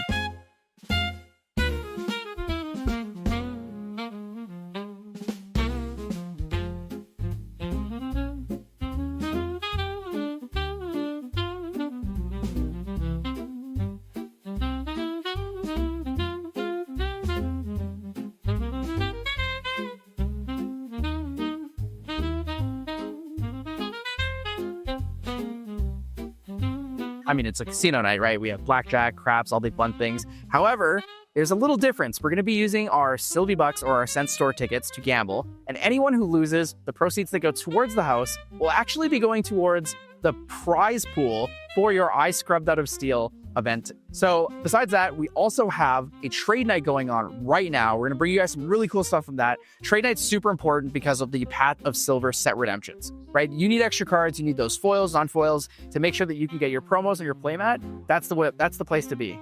On top of that, we couldn't be there, but there was a wonderful girls' night in the VIP room. And it looks like Chia's actually just coming back from that right now. So how was that, Chia? It was a lot of fun. Like, honestly, like, this is like one of my first like bigger majors for Grand Archive, and coming from other competitive communities, a lot of them will do like kind of girls events or girls night, but usually it's more kind of competitively focused. So it's like, if you don't have like the skill in the game, it might be harder to kind of have that barrier of entry, where this felt a lot more of like a chill, almost like a VIP kind of thing. But it's like, it was a great way to like meet other girls in the scene. And then halfway through it, they split it off where like half the people just like at their own leisure, kind of just keep like interacting with each other. Well, then they then ran like a miniature tournament. I think there were different starter decks available from your sets, which was a lot of like fun that like you didn't really feel pressure to play or to kind of socialize. We could do a mix of both. We had like craft services for everybody. It was really nice. And honestly, like getting to meet more people, different casters in the scene and the staff members.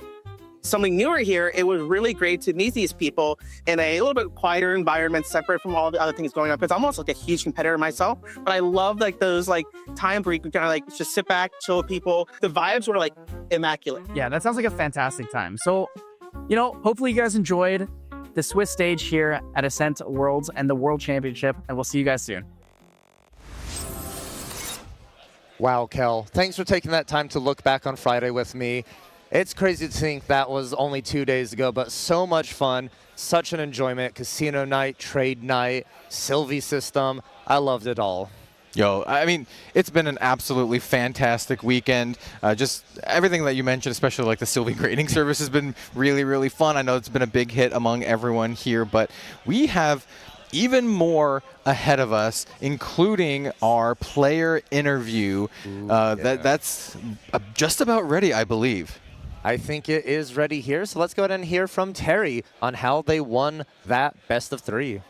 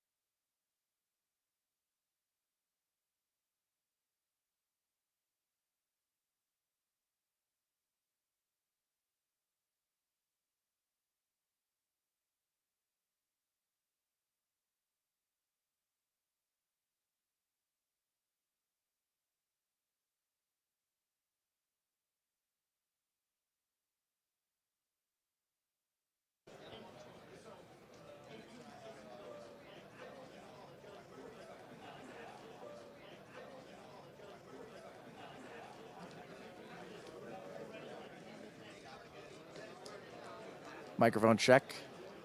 Hello and welcome back, guys. I am here, day 3, the World Championships, joined by the winner of the semifinals match here, true champion Terry. Terry, how are you feeling right now? Yeah, honestly, it's surreal. It's been a culmination of a lot of hard work. A lot of things had to go the right way.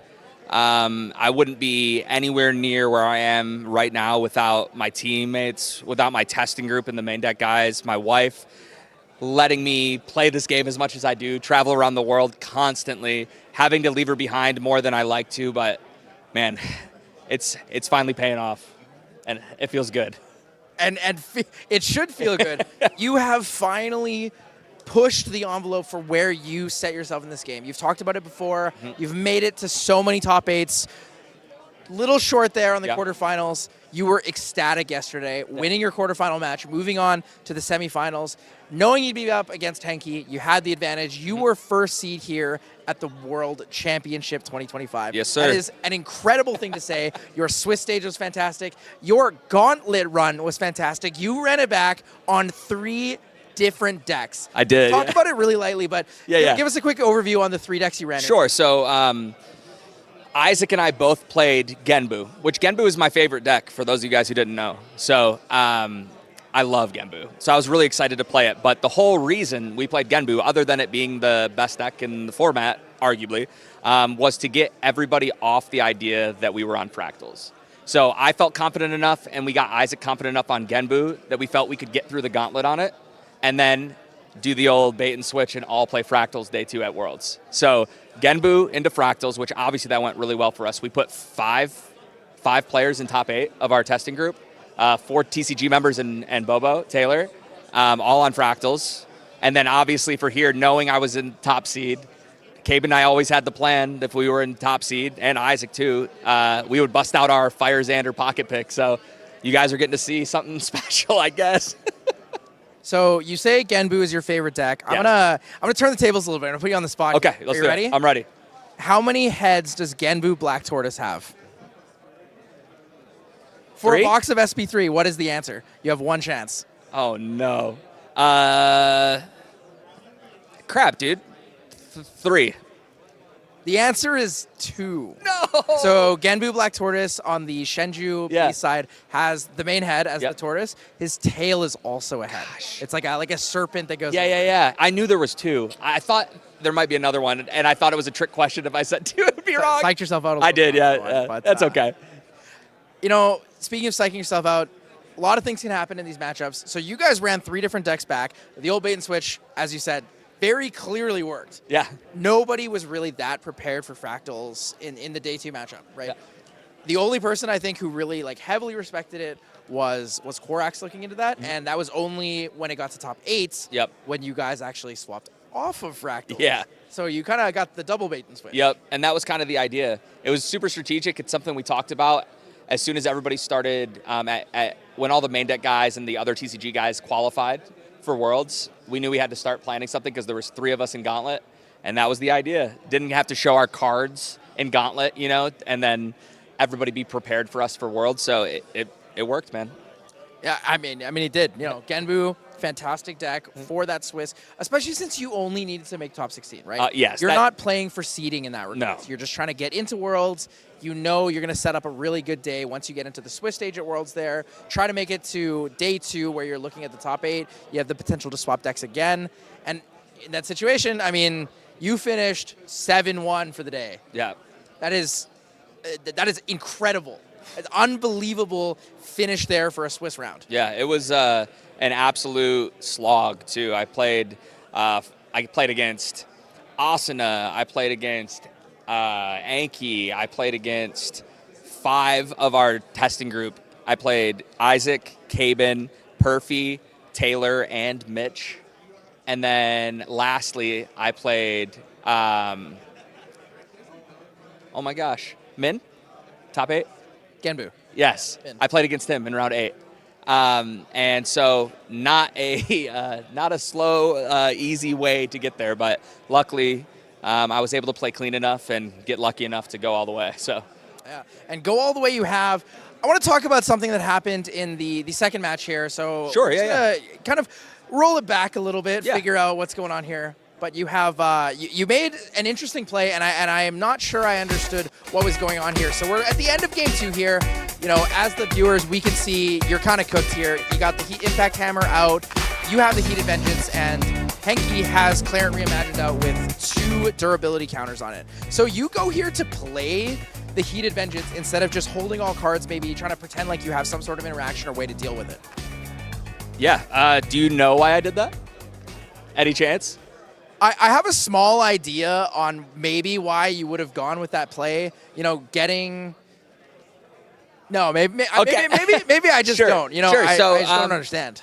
So honestly, there's a very interesting interaction with Clarent, and a lot of people don't realize it, but Clarent can target any unit.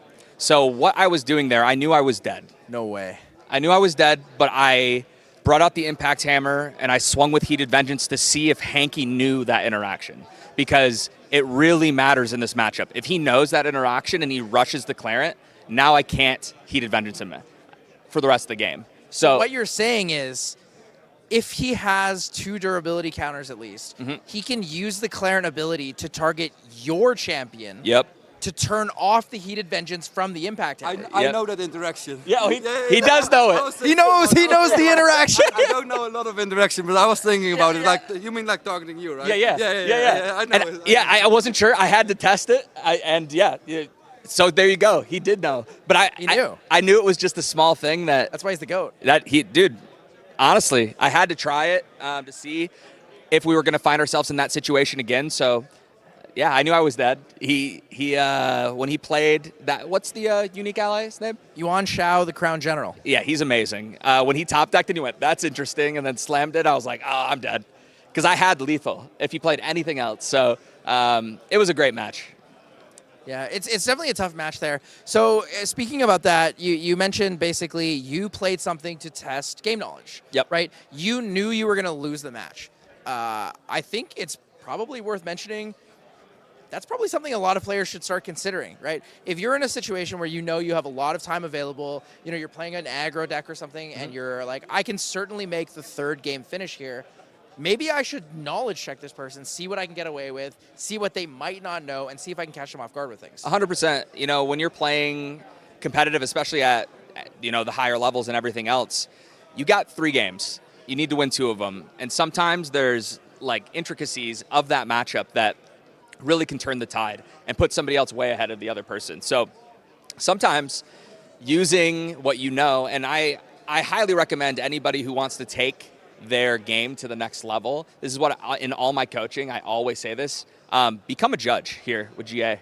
If you work on becoming a judge and learning all the rules, you will literally take your game to an absolute another level. I say that in all TCGs, but this game specifically, there's so many unique interactions in the way that things happen with the stack and everything else that, learn the rules and make sure to read the cards, guys. Yeah, definitely. Reading the cards is a big one here. On top of reading with the cards, you're talking about your best tips for coaching. Yeah. I never got the chance to ask you in the pregame interview when you were here with Hanky, but do you have any tips for sideboarding? Right, a lot of people really struggle with sideboarding. It's like one of those things that it just takes a lot of time, and like Caven said, it tends to lead people to unnecessary losses or draws. Yeah. So maybe just a couple quick tips here. Yeah, 100%. So I firmly believe that sideboarding is the difference maker between making like a good player and a great player. Being able to sideboard efficiently, quickly, and understand your sideboard is so important to play at the top level. One thing that I would say out the gates is when you decide the cards you want to sideboard, before you play the event, go through and pretend you're going into game 2 or game 3, whatever it may be, of a deck that you're siding for, and figure out what you're siding in and out. I think it's very important to do that. Another thing that I like to do in testing, which this is really nice to see if your cards actually matter that you're siding in, is to use a different art if you're doing just ratio changes. So like if you're playing Zephyrs, let's say, and you've got, the OG DOA art, use an SP1 for the 4th one that's in your sideboard. And that way, okay, did that percentages actually matter? Obviously, it's not a perfect science because, sure, it does make it more likely that you draw it. But for me, it gives me a little peace of mind. It also makes it way easier to side out afterwards and move a little faster. So if you do have issues with, like, you're going to time all the time, or maybe your sideboarding is taking too long, you know, it might be a good idea to do something like that. And my last tip that I will give on it is, oh, I just had it and it just lost my mind, Tyler. But I think that, oh, I remember. Okay, so if you are in a matchup, like for instance against Fractal Mirrors, we did not tech for the mirror when we were going in, and I play 60 cards in the deck. The cool thing in GA that you can do that you can't do in other games is you do not have to side out the same amount of cards you bring in. So against decks like when I'm on Genbu, when I play the Genbu Mirror, I side up to like 64 cards, which I normally play 60. In the Fractal Mirror, I play 62 because I know there's only one card I want to cut, and then I bring in 3. So you don't have to play right at 60. I don't usually recommend not playing at 60 for ratios and percentages when you get into it, but game 2s and 3s, it comes up. So yeah, it's definitely a spicy tech there, and something that people should maybe not consider too hard. Definitely the other pieces of advice are more relevant. 100%. I mean, throwing it back to the Nico meta, that was a super relevant thing. 100%. Right? Ascent Chicago, I think I had a game where I brought in 12 cards. Sure. He said, mill you to 68. He said, that's game. And I milled all the cards, and he looked at me and he said, why do you have so many cards in your deck? Sided them all in, baby. Yeah, so definitely you can get some really neat text there. So again, thank you so much for all the sideboarding tips, all the advice you've given to the players, the content you guys as a team have made for the community. You know, really, really appreciate everything you've done. Terry, huge congratulations on making it to the Grand Finals here on Championship Sunday at Grand Archives 2025 World Championship. Good luck in your final match against your testing partner here, Main Deck Taylor, and I wish both of you an absolutely fantastic time looking at the match. We will be back later with the interview with both of these players before we take it to Grand Finals, but for now, we're going to send it off to a quick break. Honestly, making it this far is amazing. Last year, Hanky, you had a bit of a struggle with the national seasons, didn't quite make it here, but from that point, you've done fantastic things. You've topped so many Ascents, you won the European Nationals this year, and now you're here, leading into the semifinals of 2025's World Championship. How does it feel to have made it this far? This year, I brought Wind Allies into a field of Assassin, so I'm just counting my blessings, and that's about like 20,000 of them, so you're going down, sucker. As we jump into game 1 of Team True Terry on fire Xander versus Hanky the Goat on fire Lorraine, let us begin. Terry, show us what you got in that opening hand. Terry, I think, is going to look for a defensive play. You have to get rid of this red hair. It is going to cause a problem here. This horse is going to do so much, and I think that's exactly what we're doing. An imbued Vermilion Decree, going to go ahead and hit Hanky for 3, 2 to that red hair, and now that Lurking Assailant can come in and remove it off the field. Bowman. Hanky down to 4 virtual health, and the Blazing Bowman is going to clean it up. 4 damage to Hanky. Team True Terry takes game 1 here in the semifinals, match 2. Good luck, bro. Hanky, I assume you're going first? Yes. All right. There's more thinking than I thought. Jeez. I always hate it when that happens. Yeah, I was like, I just thought we were going to be slanging. Well, I punted one game. Rococo. Sure? Yeah. You can take. It's unique. Oh yeah, I was dead. I was just memeing with you. Yeah, I figured, but yeah, we go to game 3. I figured it's like you can blazing throw, but yeah, there's nothing I can do. But I miss stuff sometimes. Hey, great match. Good luck. And without further ado, the final semifinals match of 2025 Worlds, Team True Terry on fire Xander versus Hanky the Goat on fire Lorraine Allies. Who is going to Grand Finals? Kel, let's find out. But not finding any allies, and you can see the frustration on the face. 8 cards in and no allies, passing the turn to Hanky.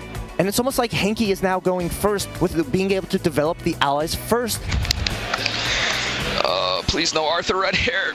We have that Heated Vengeance. Once again, this is going to be a total of 7 points of damage, taking Hanky the Goat down to 5.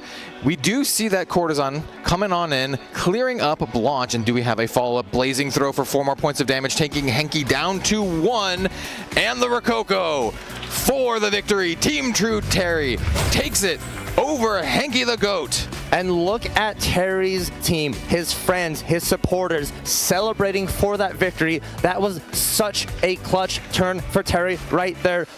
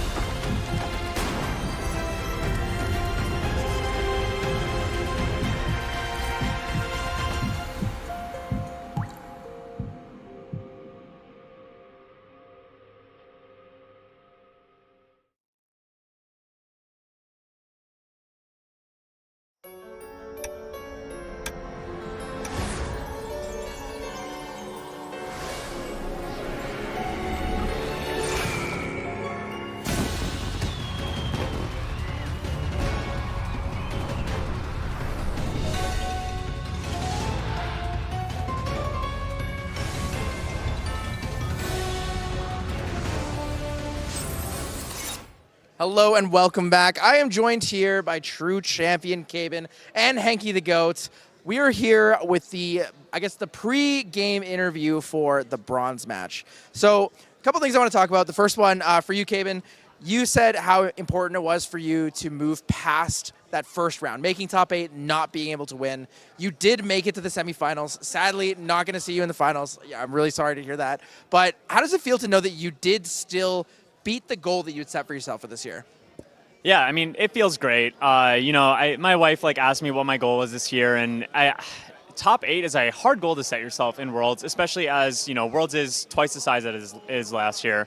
But I definitely did want to make top 8, and then I was like, you know what? I kind of really just want to win. I think that's literally my goal, right? Like, oh, really? You want to win? I thought that that's all I would be happy with.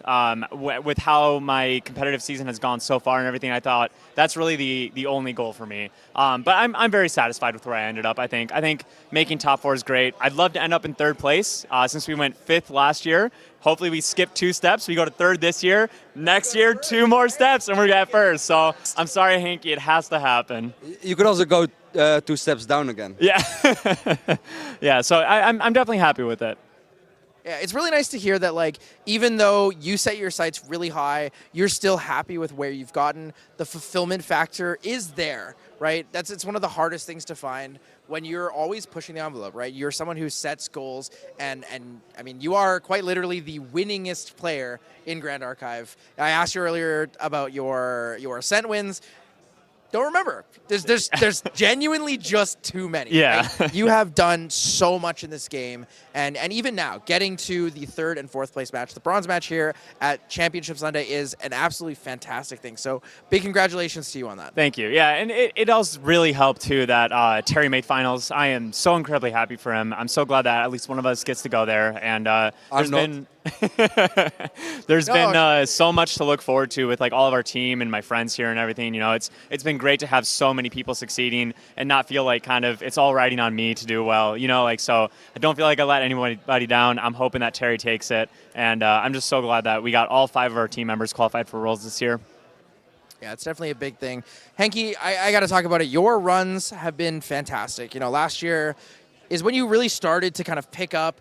The Slimes came around. You became the Slimes player. You are probably the most consistent Slimes player out there. Obviously, Caben, you had some fantastic wins Fire on Slimes. But Fire Slimes, yep. Hanky decided to go with something that was different than everyone else. Yep. You chose to go with the Fire Slimes, and you proved that deck was fantastic. It was something that you crafted and created, and you showed everyone, hey, even when everyone's saying Slimes is dead, I'm still going to get top 8 at Ascent Santa Clara. I'm going to contend ZTR God. As Bobo said, one of the best players in the world for multiple card games. You contended with him on your own personal deck. So how does it feel to have kind of made your mark in the game? Well, that finals I contended for 1.5 minutes or something. I did not put on much of a fight. Ice Band Slam is a great card. Yeah. No, it makes me real proud, to be honest. I mean, over the weekend, so many people came up to me, congratulate me, wish me luck, ask me for tips or on the deck, and see so many people following me, watching me play. That makes me really happy. And I wish I had more time to talk to everybody, but I was in a rush all weekend. But yeah, that makes me real proud. Yeah, Hanky, your growth has been very significant, by the way. I don't think I've said this to you one-on-one yet, but seeing how you were last year versus this year has been insane. You've done an excellent job, and definitely am scared to play against you. Thank you. So we're gonna move on here. A little too heartfelt for me on this cutthroat bronze match. I got one more thing to say. I don't know if you... Can I say one more thing? Yeah, of course. Because I beat Bob, I beat Jovacha, the NA champion. Oh, he's going for all the champions. I want the trifecta. Sure. So Hanky the Goat here will be contending for champion of all the national champions. He's beaten the Southeast Asia national champion, Bob. He's beaten Joe Facha, the North American national champ. And now, Caben, he is coming for you, the Oceania representative national champion. Are you worried at all? No. Bring it on. So we're going to jump into Caben's deck list here. I know we've brought it up many times, but just so you guys can see again, it will be very, very similar to what we just saw with Hanky. I hope not. True. The openings were a little bit out there, but you know, now Caben can't bait you with the heated impact or the heated vengeance impact hammer play because it's very clear you understand how the interaction works, Hanky. So looking at this deck list, I mean, we've seen it all, we've done it all. I was really surprised to see Terry playing the Immolation Trap in there. Do you think you can talk about that a little bit, Caben, and why that's impactful in this matchup? Yeah, I mean, sometimes board control can be really important in aggro v aggro, and essentially having a zero-cost kill spell is just like insane tempo. Yeah, you have to chip it with something, but there's usually a 1 damage interaction that doesn't cost you much resources. So yeah, Immolation Trap just being, you know, kill any unit essentially for very little resources can be really strong. Yeah, now that you mentioned it, it's really impactful for things like the Arthur especially, right? Like if Yeah. Arthur stays in the field for too long, you know, Lurking Assailant's a really good example. There were many turns where both you and Hanky and True Champion Terry were on level 1, both with a Lurking Assailant. You're like, I dare you to swing. I dare you to do it. So seeing, you know, the Immolation Trap come out really makes a lot of sense for why you're trying to use that to get the board. Also, they have nothing in the side for me. Immolation Trap. Yeah. You make up. What do you think we're talking about here, Hanky? You make up a good story. If you make fair points, but you had nothing in your side for me. So you're like, what's the best I can put in? Sure. I guess it's like Immolation Trap, mark the target, because it gives you another option. You can mark, then you can Immolation Trap. If it costs 0, it's like 3 cards in hand is not that unrealistic to hold up. But I guess another question is, so you guys have talked about how you basically play assuming that Hanky is not going to have any interaction at all. So if he's holding, let's say, 4 cards in hand with Hua Ji, obviously it's going to require him to pay 1 for each of the deflecting edges because Hua Ji is a polearm and not a sword. Do you just full send it no matter what? Like, is it just always a send under every circumstance? I wouldn't. Card games are never absolutes. I go over that a lot with coaching. I offer coaching services for a lot of people, and you know, it's always hard to express like what the correct moves are because I always have to follow it up with like, but you can't always do this. You know, like this is the right play 99% of the time, but there are those situations. So you know, everything always comes down to the board state. That's why, you know, like the pilot matters, right? Like it is not just the deck list. It's not just your opening hands. It's what you're doing every single little tiny minute of that game. Every single little micro decision matters. And so you have to always judge the gameplay. Yeah, it definitely comes down to a lot of individual player skill and player expression as well, like you're saying. So we're going to jump into Hanky's deck list. I know we've seen many of Fire Allies here, but never one quite like Hanky's. Yeah. The Fire Allies Lorraine here. And I've talked about this many times throughout the weekend as we had multiple players playing Fire Allies Lorraine with the Hua Ji combo. I really like the threat of Hua Ji in this kind of deck. So I was talking about this with, I think it was Isaac. I was talking about this with Isaac, and I was looking at Taja's list, asking him, what do you think about like going for like a really significant turn 2 kill, right? If you go second, playing like Arthur Redhair, you full swing, you level up. If you have Sansa, Hua Ji plus all that, and a Blazing Throw is 21. There's like almost nothing in the game that's going to get over that. When you build the deck list like that, do you kind of build it hoping that you can go for more of these really aggressive high rolls, or do you want the hard consistency of having allies every turn to be able to play? Well, I tried building it like a little bit like you're saying, with the pole arm thingy that gives +2, because if you then you have some turn 2 kill lines. But this deck was specifically tailored against Tristan and Fractals. I wanted better matchups against those, not necessarily against Visa. So and then those matchups, I just want allies because they ramp up in the end. If they can't clear it at like few turns in, you got 4, and you're just winning. You get all your defensive spells out, material cards, and you spam allies. That was the game plan. So I think that's much more consistent than those, like the deck you are talking about. Yeah, so because I explained earlier, if that deck was actually good, everybody would be playing it. And then if the Pfizer deck was really good, you wouldn't wait until top 8 to switch. You would have sent it yesterday. It's actually a good deck, I think. But I don't like the consistency, and I like consistency, so I prefer this. But who am I to say which is better?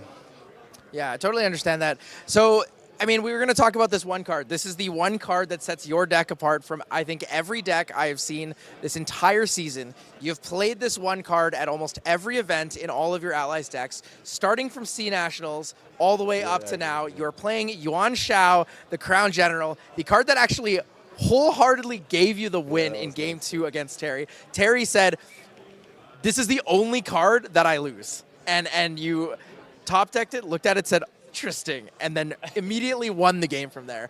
Talk to me about Yuan Shao and kind of where that came from, where the influence to put it in the deck came from. I was going to play Veteran Blaze Bearer, but obviously he had smoke bombs. Then I drew the Yuan Shao. I was like, hey, this is better. Let's go for this. No, that card is specifically and only against Sadi. I really, really do not like Sadi. Preach. And I'm just trying to find outs against Luxem. It has been working well this weekend, but before not at all. And I like it against Sadi. And it has some uses in other matchups, like you saw. And yeah, you can just side them out in matches where it's not good. Yeah, it's definitely something that you have to keep in for consideration. Like, playing Yuan Shao and not being able to use your Arthur really is a huge tempo swing, right? It changes everything. So either you have to expend a card to remove Yuan Shao, or you have to play around not being able to access your Arthur anymore. And both of those things just feel awful when you're trying to play all gas. But thank you guys so much for joining me here. I really appreciate all the additional insight, both into your decks, play styles, and just understanding the game better. Guys, this is true champion Caben. Oh, sorry. Can I say one more thing? Yes, of course. I want to congratulate my friend Felix, who's in the top 4 of the 3v3. Oh, big congratulations to Asana. The other European that's here. So big congrats to him. Winning Hanabi Spirit of Fire. Beautiful spirit available to them. But yes, like again, guys, we are going to close it out here and send it off to the bronze match here. True champion Caben versus Hanky the Goat. We're going to bring it to you guys right here and take it to the casters. Hello everyone and welcome back to Grand Archive 2025 Worlds here in Anaheim. I'm Valkyrie and I'm joined now at the desk with Lineage Break Cam. Are you ready for our bronze match? I am ready. It has been such a blazing fast day. These matches have been like really, really close, but also we're seeing so much fire today. It's been so down to the wire, but these are such like fast and intense games, and we saw one between Terry and Hanky a little bit earlier, and I think we're going to be in for a similar sort of match. 100%. These players have marked their target. They have prepared for every situation, and I feel like there is some planted explosives in this next round, Cam. The pun killed me. Yeah, I think it is absolutely going to be a banger match. These are two absolutely fantastic players. We have Hanky, the GOAT. The GOAT. The European champion, one of the best players in the game. And then we have true champion Caben, who is regarded by a lot of people as the GOAT, the greatest of all time when it comes to Grand Archive. So it's going to be a battle of these two absolutely fantastic players, and we'll see who comes out on top. Hanky coming for revenge. Yes. Gonna see if he can defeat this true champion deck the second time. Yeah, exactly. We are having a rematch. Different player on the Fire Xander, but same decks going back and forth here. And they mentioned it a little bit in the interview, and I kind of want to touch on it. Hanky is sort of the Kingslayer of this Worlds. Yeah. He took down the North American winner for Nationals, took down the SCA winner for Nationals, and now facing the Oceania winner for Nationals. If Hanky does win this, that means the EU Nationals winner is the best out of the 4.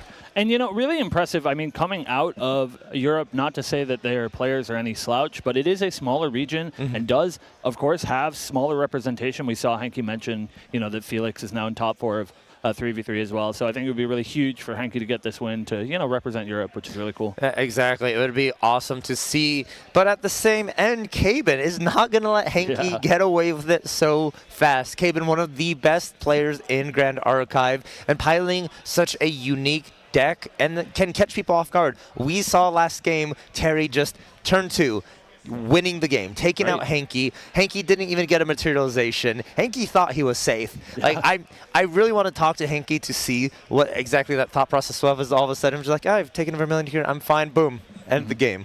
Yeah, it's crazy to think that in this matchup, Hanky's deck is the control deck. Yeah. Right? A little bit slower, a little bit more, and he said in the interview.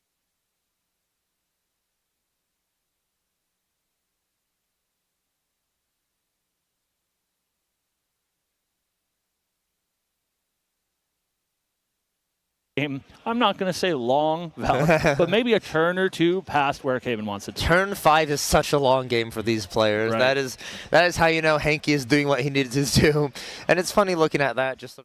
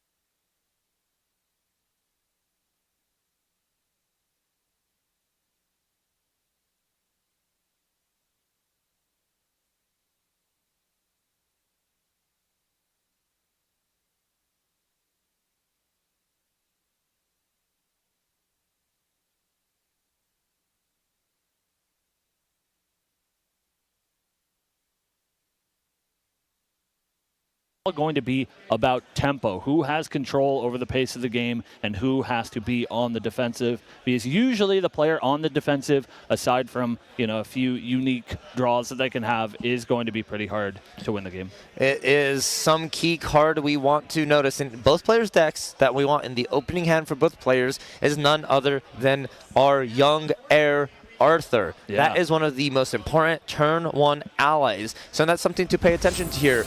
But as we jump into game 1 of Hanky the Goat on Fire Lorraine allies against Team True Caben on that Fire Xander aggro. Let us begin. Caben, start us off. Draw 7. What is that opening hand? And again, really looking for that Arthur Valk. That's definitely the start that Caben wants. There is a few extra cards that Hanky can find that are maybe as impactful, but looking at Caben's deck, definitely that's the one that he's looking for. Going to look to start the game off on a strong note with an ally that can't be shifted by Hanky on his first turn. Yes, here, and a quick sleeve swap. It looks like might have torn a sleeve as they were shuffling a little bit. Want to make sure that is replaced, which we do here. Now we're looking at that hand. Lurking Assailant, Captivating Cutthroat, I believe a Heated Vengeance as well. So looking at some potential lines here for Caben. No Arthur, though. The danger hasn't been increased, Cam. What a perfect card for this matchup. You see that art there on Increasing Danger is a lot like our two players in the feature match area right now. And notably, that first card drawn by Hanky the Goat is not going to be available to him on his first turn. So Caben basically just gets to cash in this Increasing Danger for a free card advantage tool for himself, and Hanky won't get to use that until his next turn. Yes, I'm really curious what Caben took off of the top of Hanky's deck, because that would have been in the opening hand to begin with. Right. So it's like one of those things of, if Caben did Increasing Danger, maybe Hanky drew an even better hand from what they already did. But I see a red hair already in the hand for Hanky, trying to see if we see that valuable Arthur. No Arthur, but I do see double Deflecting Edge, which was not seen. Oh, actually, a Gildas being deployed to the board right now. We are not balanced. Oh, we are balanced because of that Increasing Danger. Yeah, so smart, using that Increasing Danger extra card in his memory to balance his Gildas. And then we're going to see a veteran Blaze Bearer come down. But if you did see those Deflecting Edges in the hand there, Valk, those are going to be super, super critical in this game. Those are. One thing to note, though, Hanky, if he goes for Hua Ji on that level up, you do need to pay 1 for that Deflecting Edge, since Hua Ji is a polearm and not actually a sword. Very, very smart. On Caben's side, we're going to see a Tariff Ring grabbed for the Materialize, and then a Blazing Bowman used to take out a Gildas, or sorry, going to take out this veteran Blaze Bearer that has Taunt Very notably, we saw Hanky read the card. Blazing Bowman cannot be retaliated, so it's going to be a clean kill for the Bowman, and then we're going to see these Lurking Assailants take out Gildas. Yes, got to double check that. As long as the Blazing Bowman on enter ability was resolved, you cannot retaliate against it. And that's something that, like, goes against your second nature. Someone swings into your ally, you go, okay, I'm going to take out your ally. What are you doing here? But Blazing Bowman just allows for so many clean lines. And Hanky opting into going into Lorraine level 1 here. Perhaps there is a plan to start dealing with these Lurking Assailants. I know for sure that there's going to be attack into a Blazing Bowman, but we lose a deflecting edge in the materialization. Now it's up to Hanky to determine what they are going to grab here. It is that Hwaji. Yeah, huge loss in that deflecting edge, and so maybe Hwaji now was maybe the backup plan for Hanky. If he was holding on to those 2 copies of deflecting edge, he might have wanted that Sword of Seeking, but now that one is gone, he can safely deploy a Hwaji and maybe look for some of that powerful synergy with cards like Sun Tzu. Indeed, and it looks like Hanky has a little bit damage on Lorraine, but we will just note that Lorraine has not taken damage this turn. The Blazing Bowman did attack into the veteran Blazebearer, and the 2 Lurking Assailants took out the Gildas. A bit of a slower hand here from Hanky. Does have 2 copies of Blanche Sheltering Saint in his hand, which can defend against some potential blazing throws, but not exactly what you want when there's a board full of allies. He can use this veteran Blazebearer here to protect himself just a little bit, and then he's going to pay the 2 for the Terrafring to take out that Blazing Bowman with the Hwaji.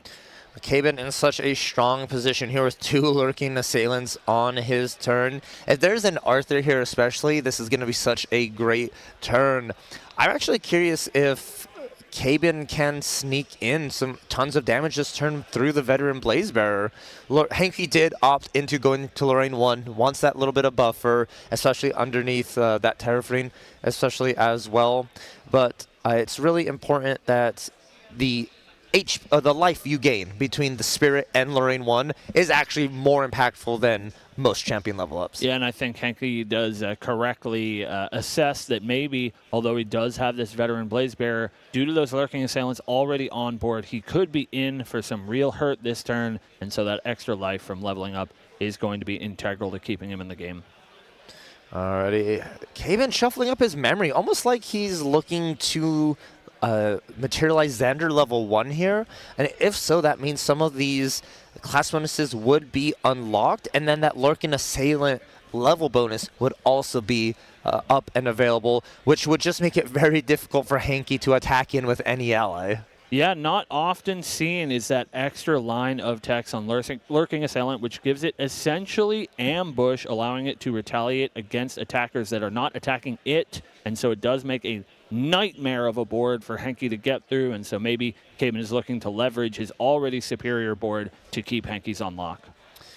Alrighty, the materialization is important here. Each card will have to shape the course of the game, as these players are only getting about 1 or 2, and perhaps a 3rd materialization in each game. Grand Crusader's Ring is the choice for Kaben. We are building up that influence to find more and more lines, and I see that Arthur drawn off the Grand Crusader's Ring. Huge draw, and like you said, Valk, this Arthur can really put in some work, can make a nice clean kill for these Lurking Assailants on this veteran Blazebearer here, which is providing a bit of an issue for any potential giant attacks that Kaben wants to force through.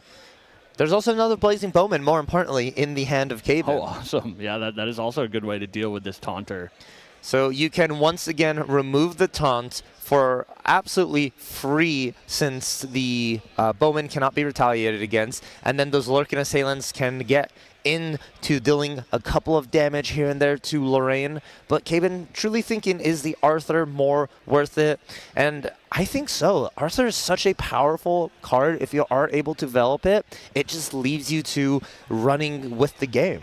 Yeah, both of these decks are all about efficiency, how you can maximize the amount of cards that you can activate on each turn. And so he's really putting the time in to think, is Arthur worth the maybe reduced amount of activations that I can have this turn? It looks like the answer is yes. We will see Arthur, young heir, come in, not going to be rested, but as long as he is rested, other allies get +1 power, followed up by a Sable Remnant. Such huge amount of damage here on the board.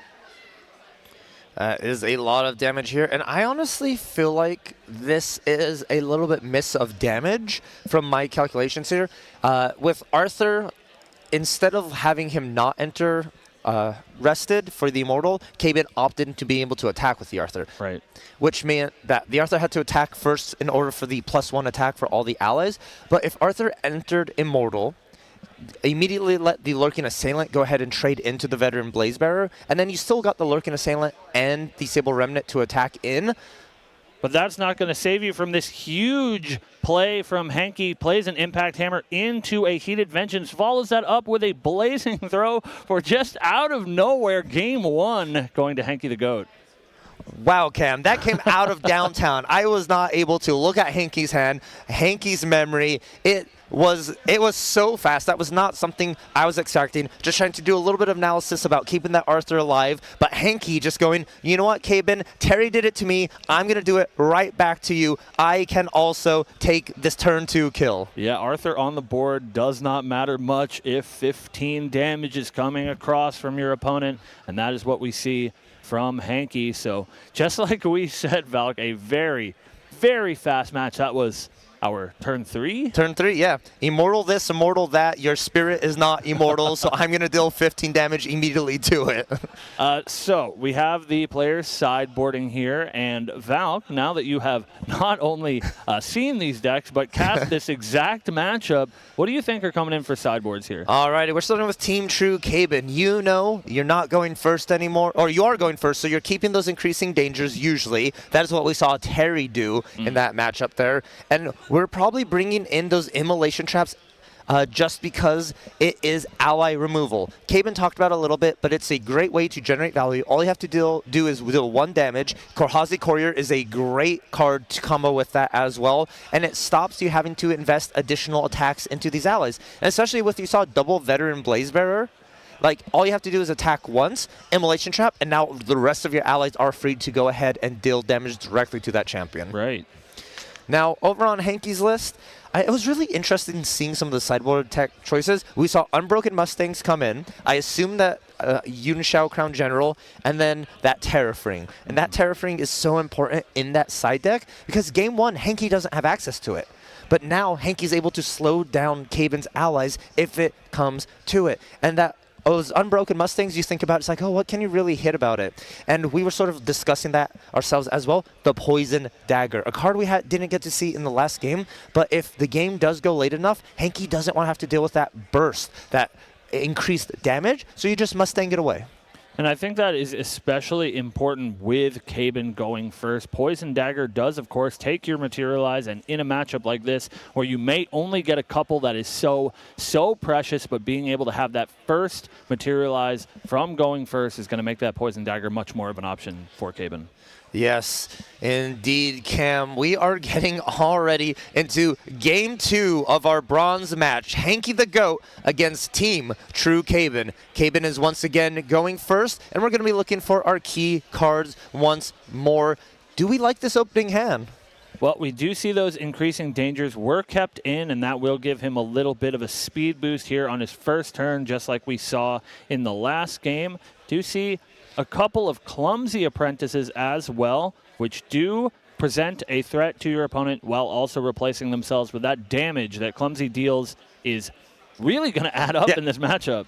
K-Bin is truly increasing danger this turn. We have the actual activation of the card and 2 Clumsy Apprentices. That's 4 damage to K-Bin, self-inflicted, to just dig through that deck, get additional cards. But if these Clumsy Apprentices are not respected by Hanky, there was an Arthur drawn by one of them, which means the next turn K-Bin is going to push in massive amounts of damage and may just take the game back from Hanky that quickly. So let's see what Hanky can do with a grip of 8 and 1 in memory.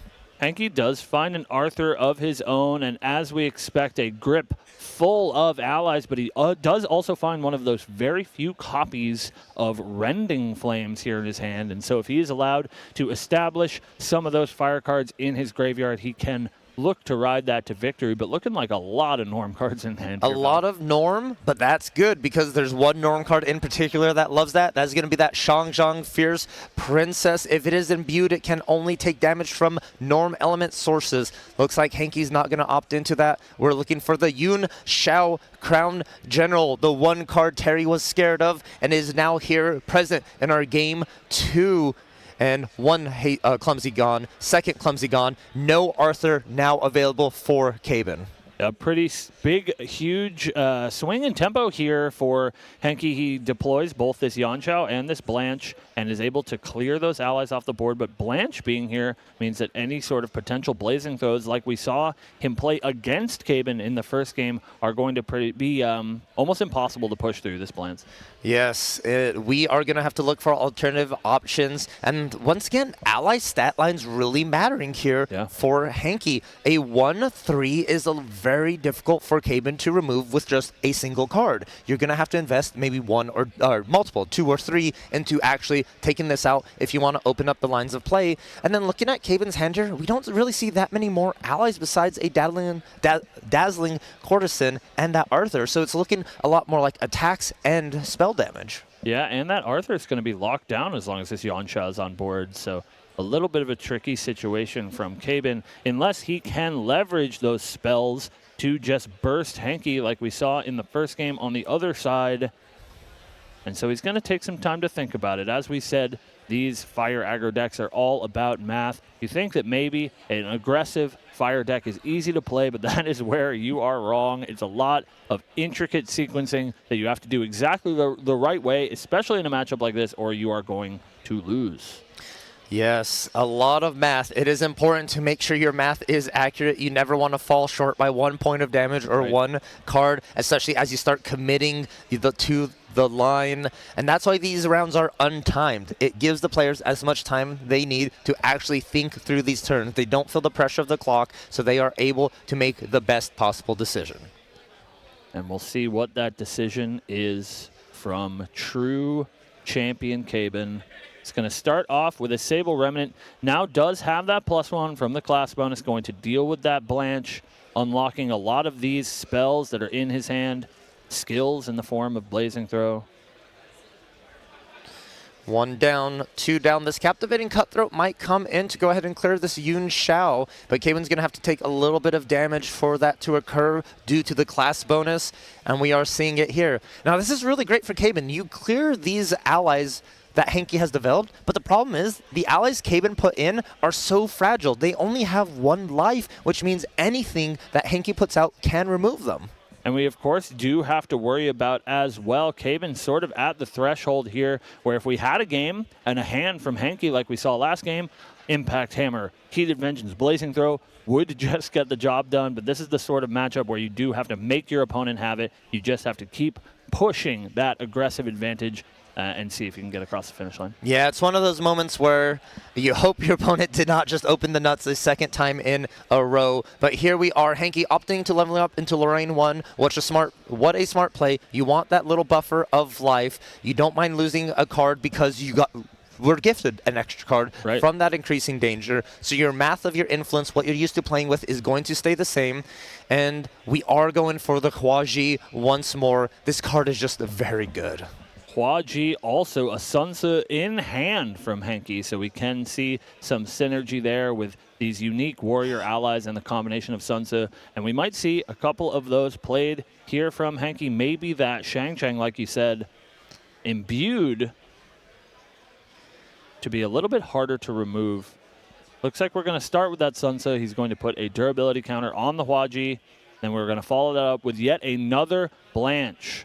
Blanche, not a unique warrior ally, so she cannot pick up that very powerful polearm, but she can take care of the Sable Remnant. And then Sunsa is going to take care of that Cutthroat. Yes, Blanche still has some attack of her own, being able to punch through the Sable Remnant. Huaji takes out the Dazzling Corazon, and the Sunsa bringing down the Cutthroat.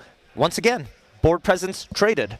Caben answered, Hanky answered. Now it's back to Caben. And the thing is, and why I think Hanky theorem actually works, is because at a certain point, your opponent runs out of allies. Hanky, though, will always have allies. Every draw step from Hanky, barring a few, will be an ally, and so if he can keep this board presence up, he can take over the game. You just have to worry about those sort of explosive draws from both of these decks, and so he has to feel the way that Caben felt last turn, that I hope that Caben hasn't drawn the nuts and has these big, powerful attacks that he can push through enough lethal damage with. Yes, and influence, Cam. Influence is something we need to start looking at here. Caben, I believe, only on 5 total influence, so we're starting to really dwindle down, which means our optimal plays are slowly closing and closing, getting smaller and smaller. It is harder and harder to remove everything off the board with less and less cards. So Caben might need to start looking towards the end game, and instead of dealing with this board, just dealing damage to Hanky and hoping he doesn't have enough in return. But that 5 points of damage, all dealt by Caben to himself, are going to be really hard here to overcome. We're going to see a Smoke Bombs grab, floating memory on the Sable Remnant, paying for it. Going to give him not only an extra draw, but maybe a way to protect a piece of his board. Yeah, I think it's very important that the Smoke Bomb is probably going to be a defensive Smoke Bomb to save an ally on Hanky's next turn. Usually you could use that against Taunters or Interceptors just to get past that here. But Caben really wants to make sure an ally stays on the board as fast as possible. The issue is, if Caben opts into developing this Arthur, Hanky drew another Yun Shao for their turn, which means it would negate Caben's turn once more. So it's really hard to see what you want to do in this situation. Looks like that Arthur is going down, maybe opting for this Korhazi Courier. A DOA Classic, going to be able to give him not only some extra damage, but a little bit of selection in regards to his hand. Though if any of this damage from the on-hit trigger of Korhazi Courier is pointed at an ally, it will get prevented by Blanche. So it's probably going up to Hanky. Looks like it was 1 damage to the Blanche with the Korhazi Courier, and then the on-hit trigger going to take care of it. Followed up by an Ignited Stab, prepared, going to deal with that Sunsa, and once again we have traded board positions, Val. Yes, but more importantly about board position being traded is the one ally Caben did stick has stealth. That means it is very hard for Hanky to be able to attack in, and Caben now getting the Verucan Soul Knife, making sure Hanky can't get a Nullifying Lantern on this materialization to shut down that avenue, since Caben had to spend that prep counter for the Ignited Stab. And we'll see what the rebuttal from Hanky is. Again, probably looking to just reestablish his board, but as you mentioned, Valk, that ally is going to be pretty hard to deal with. Does have natural stealth. We're going to do a quick check of the banish. Both these players have to be well aware of the deck list they are facing and the possibilities of the cards their opponent can have. I think the Clarent Reimagine is probably one of the best plays you can make right now. It is protection against the Blazing Throws, against any Vermilion Decrees, things of that nature here. Also another weapon to be able to attack with or Blazing Throw yourself. And a little bit of security as well. This Korhazi Courier is definitely going to be around to stay. I don't think Hanky is going to invest many resources into take it out. So honestly, it's almost as if Hanky's looking at an open board to just attack Xander. And you are exactly right, Falk. We are going to see that Clarent Reimagined materialized, paying its cost by removing 2 swords, one of which Clarent's Sword of Peace, from your material deck. And that is going to give Hanky a little bit of protection from some potential spell damage. Yeah, Arthur looking a little stranded in the matchup for both these players right now. And we finally have the imbued Shang Zhang Fierce Princess. You love to see it here. Now, Cam, this is going to be very difficult for Caben to actually deal with because only about 9 cards in their deck are norm.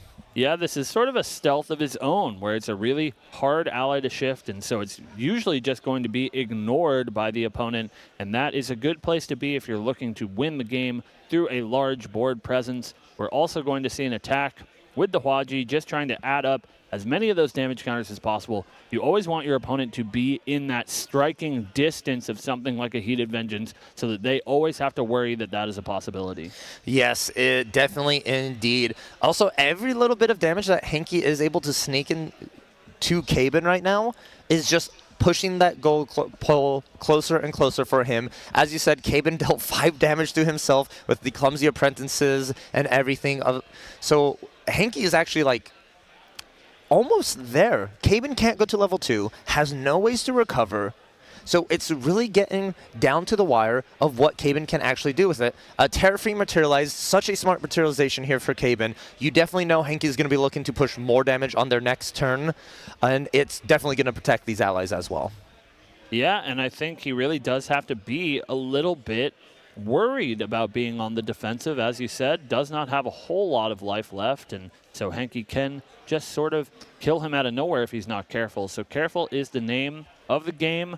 The unfortunate part for Caben here is that he knows what's coming. Saw Gildas, saw Yanshao, both revealed from that Shang-Chang imbue. We are going to see the Arthur anyways.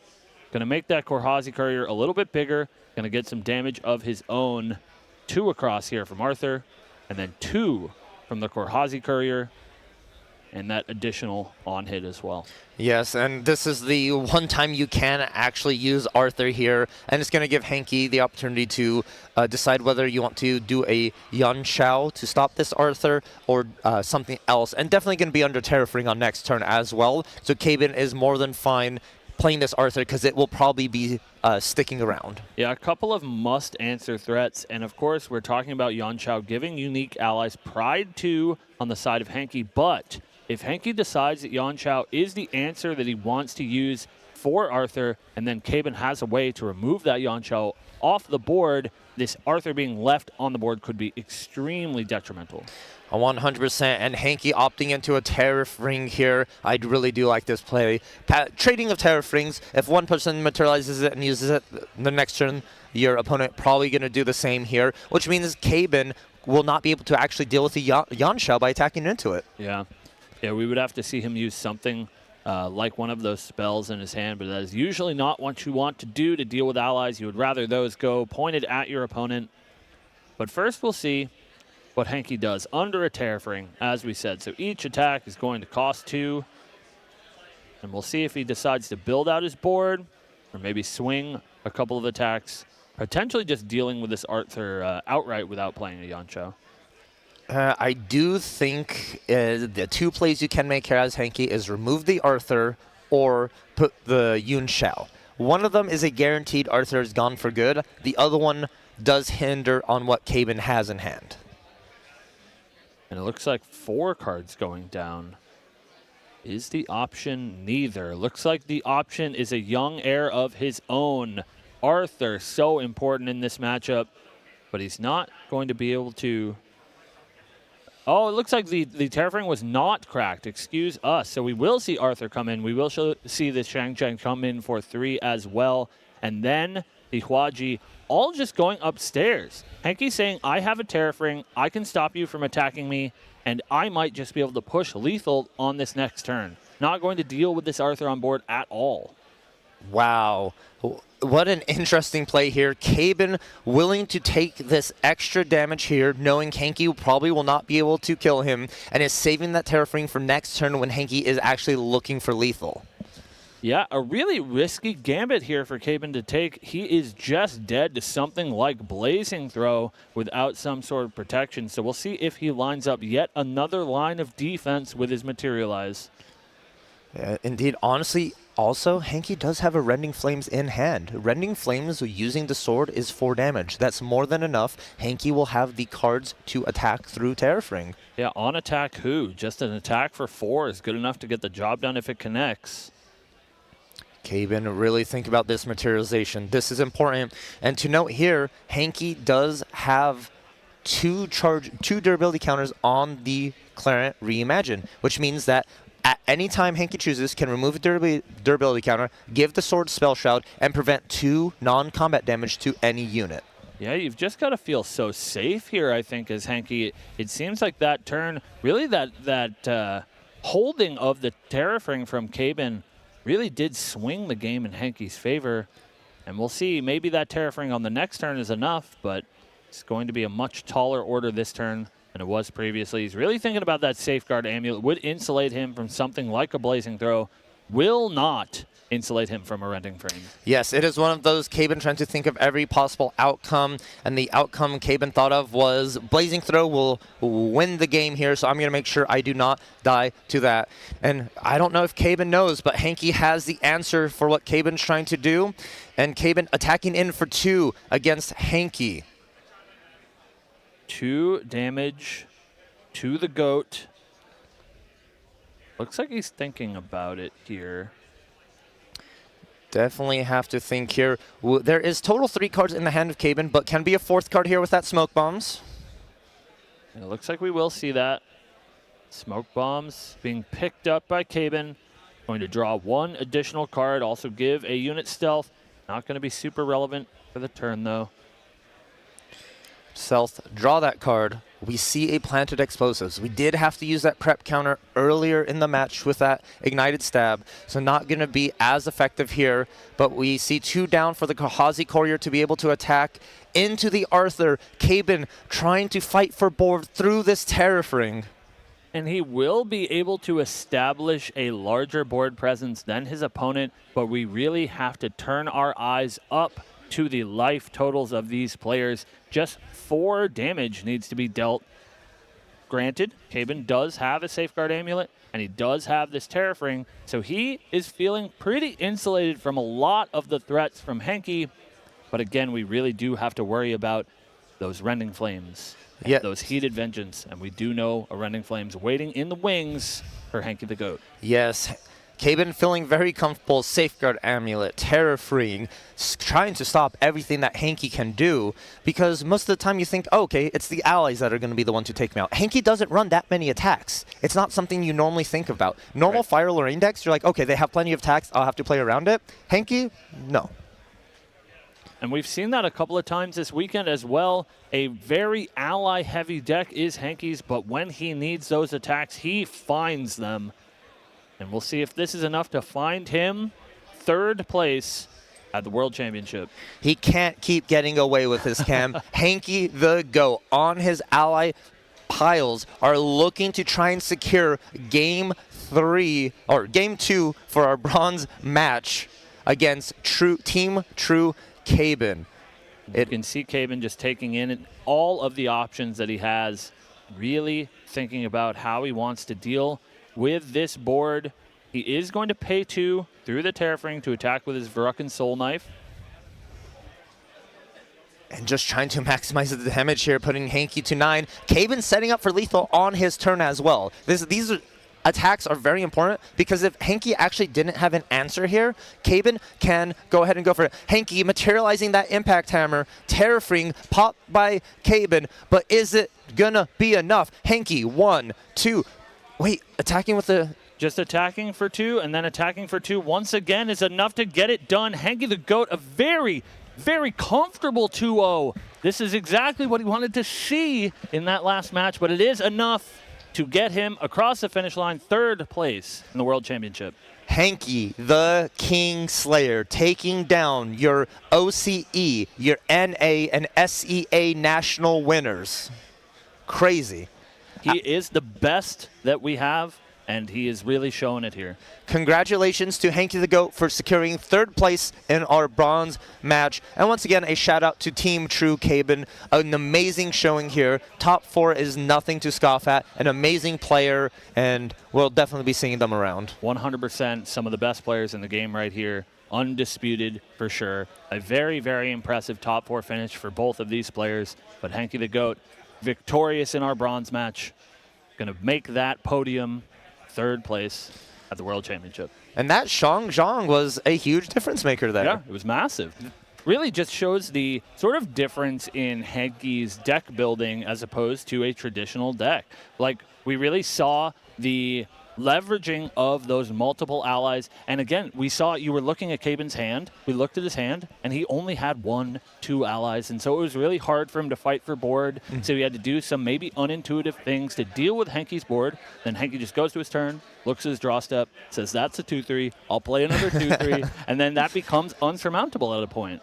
It did indeed. And if the Fierce Princess wasn't imbued, Caben would have been able to clear the board. Yeah. Which is crazy to think about. That is Hanky literally won from that 2 damage from the Fierce Princess, who could not have been removed.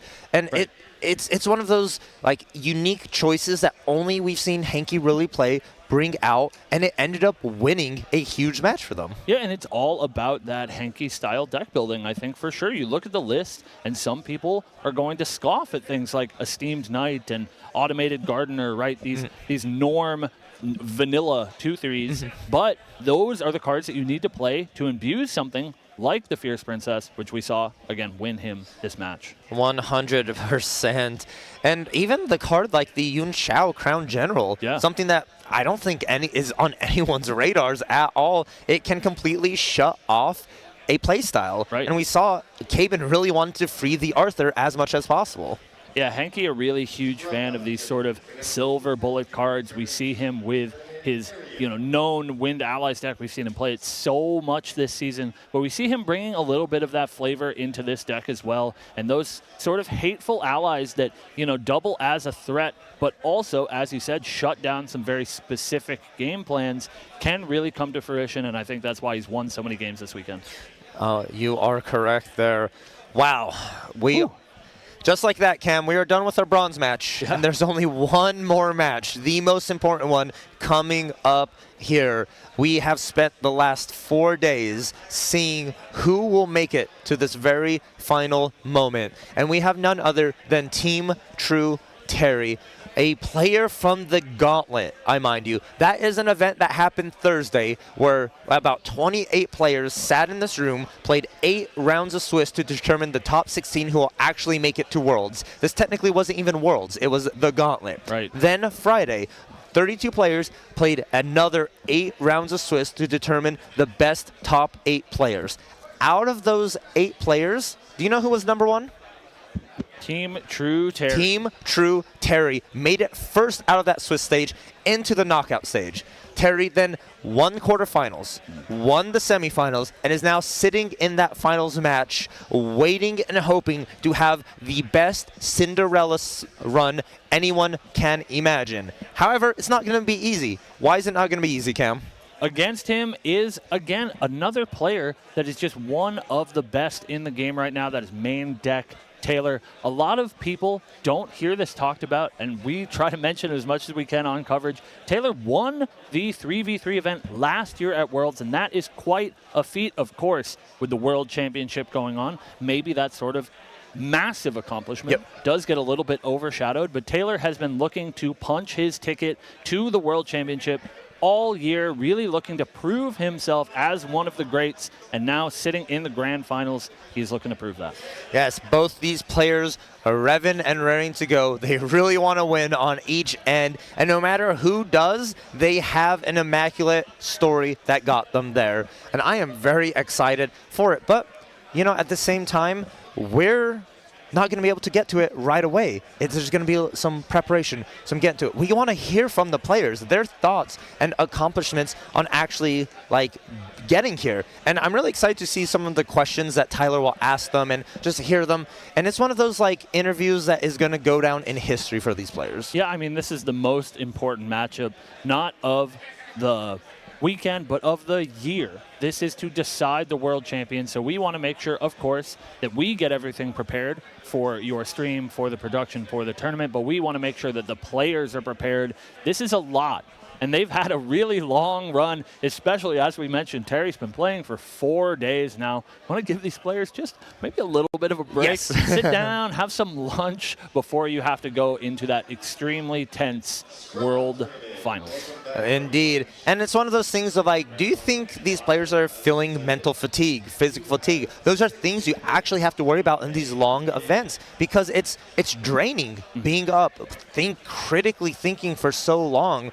And so these players probably for the rest of the day, they've been trying to relax, getting in that proper headspace, hyping them up, and maybe that will pay off in the end. And it's so much work that goes into it, too. We're not looking at either of these players going into our finals having played the same deck all weekend. As you mentioned, Terry's played 3 decks. We've had Bobo play 2 decks as well, and that is a lot. There's a lot of mental energy that goes into that. I'm sure that both of those players are very happy to not be playing something like Genbu today, a very mentally fatiguing deck. We are going to have some pretty fast ones, but unlike the matchups that we've seen for the first or for the last couple of matches recently are these Fire Mirrors. We are going to see, once again, Bobo playing that Wind Tristan deck, sort of facing down this onslaught of fire cards. It's really going to be how slow can Bobo make the game? Can he resolve big cards like Veiling Breeze to protect him from these alpha strikes on the side of Terry?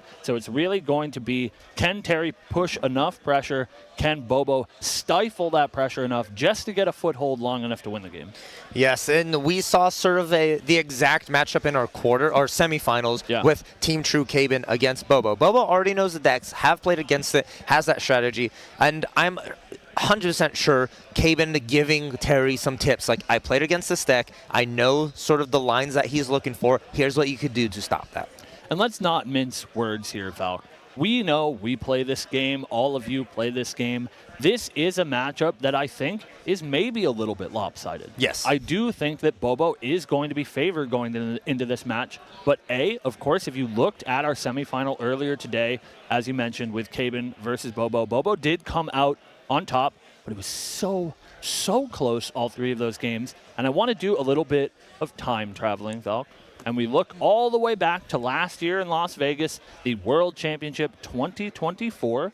We had a very similar situation. We had Glenny Boy playing Fire Merlin and Sean Zhang playing Arcane Rai. A tremendous matchup for Rai. So good. Everybody before that finals was like, man, this will be easy. It'll be a real short one. Rai will clean it up. And then Glenny Boy has the run of a lifetime, becomes your first ever world champion. So you can't count either of these players out. It takes so much to become the world champion. You really just have to be locked in and ready to win. And so it doesn't matter. Maybe your matchup is a little bit favored, but you cannot underestimate your opponent. Such strong players playing in our Worlds Finals. You are correct, and that analogy, that comparison is so great. Rai demolishes Merlin 9 out of 10 times, right? It was one of those people saw that matchup and be like, okay, but Glenny just had that ability to claw their way through. And it's sort of that going to be that same feeling that Tristan sort of has that edge over Fire Xander. But the fact that Fire Xander can't even fight back. But with all this hype and everything, don't forget, DTR is coming July 25th. So soon. And I'm super excited for it because that means new cards for these players to use. And speaking of new cards, we're actually going to be seeing one right now. Hey guys, Once in Love here on Championship Sunday to bring you another fantastic DTR spoiler. Again, I will be looking at this for the first time, so let's get into it and take a look. Whoa, this is a really cute card. So it's a 3-cost Norm ally. I'll show it to you guys first before we go over it. You guys haven't had a chance to see. Very cute ally. Also has a couple unique typings here. So Fluffy Shopkeep is an ally. Tamer Animal Human Sheep. So we're getting a lot of these human mixed with an animal archetypes, and I think that's, or subtypes, my apologies, and I think that's fantastic. So this is a 1/3 intercept. Fantastic stat line, very classic. On enter, you may banish 2 cards from your material deck. If you do, draw a card into your memory. Now this effect is really fantastic overall because it allows you to have controlled banishment and then recycle the card for something else, and it draws to hand instead of memory. Man, I really love working with Primea. Wait, we have them here. Excuse me, sir. Mr. Primea Studio, would you mind signing this DTR spoiler I have? For sure. So as you guys saw before, we were here taking a look at all the beautiful artists. Primea Studio, Fang, amazing art from everybody so far. Really happy to have them all here. But thank you so much for signing our DTR spoiler. It means so much. I'm going to probably take this over and see if Sylvie will grade it for me because I think that would be really cool. Awesome. But yeah, thank you so much, sir. Much appreciated. Yeah, I love the game. Can I say? Yeah. Do you have anything you want to say to the crowd? I love you guys. Keep playing Grand Archive. It keeps my business going. And that was Primea Studios, guys. We'll see you back with another DTR spoiler soon. Dude, that sheep girl is so cute. Let's go, sheep girls. And a really cool card, too, I think, as well. Allows you to sort of get rid of some of those excess cards in your material deck. Bear with me. My reading skills are extremely poor. Yes. Was that card class bonus? No, I don't believe so. My Elysian Astrolabe players out there, keep an eye out on that one. That's pretty good.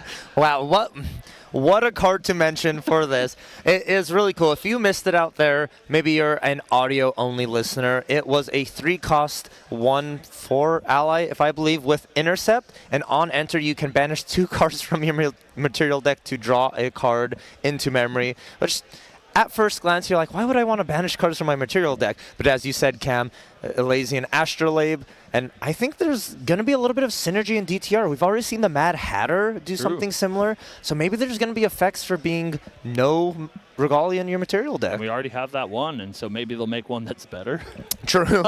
True. It could also be like if a Regalia was banished, you can then materialize it for free because of that. So some really cool options, and it's, once again, Cam, DTR, distorted reflections. Things are not what they seem. That is the tagline. That is what we're looking at. So you never know. We've already seen distortion cards. We've seen the reversed Life Essence Amulet. I think it was Death Essence. Yeah, which is so cool, right? And a couple of other cards like that really fit well into the theme. And I know there's a couple of characters you're looking forward to a lot, right? Don't start this. Don't start this. This is a can of worms that we don't want to open. Yeah, I'm very excited for one character in particular.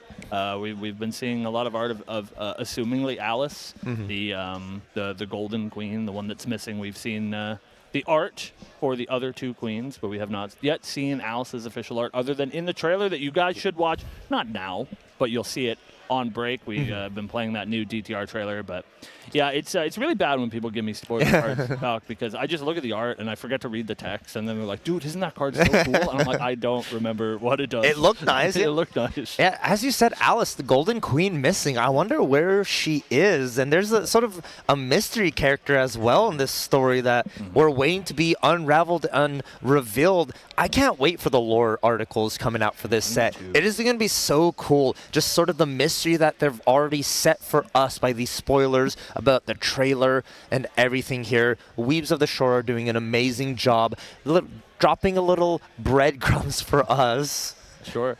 And it sounds like, speaking of one of my favorite characters, is what the producers say. We have another spoiler for you to check out. Here, bringing you guys another DTR spoiler. We're actually going to go over and check out the side events. Now, we know a lot of people have been playing those DTR starter decks, so we want to reward the next person who wins with a little bit of a special reward. We're going to give them the chance to take a look at the DTR spoiler. First look with me. So let's head over to the side event side. Hello, sir.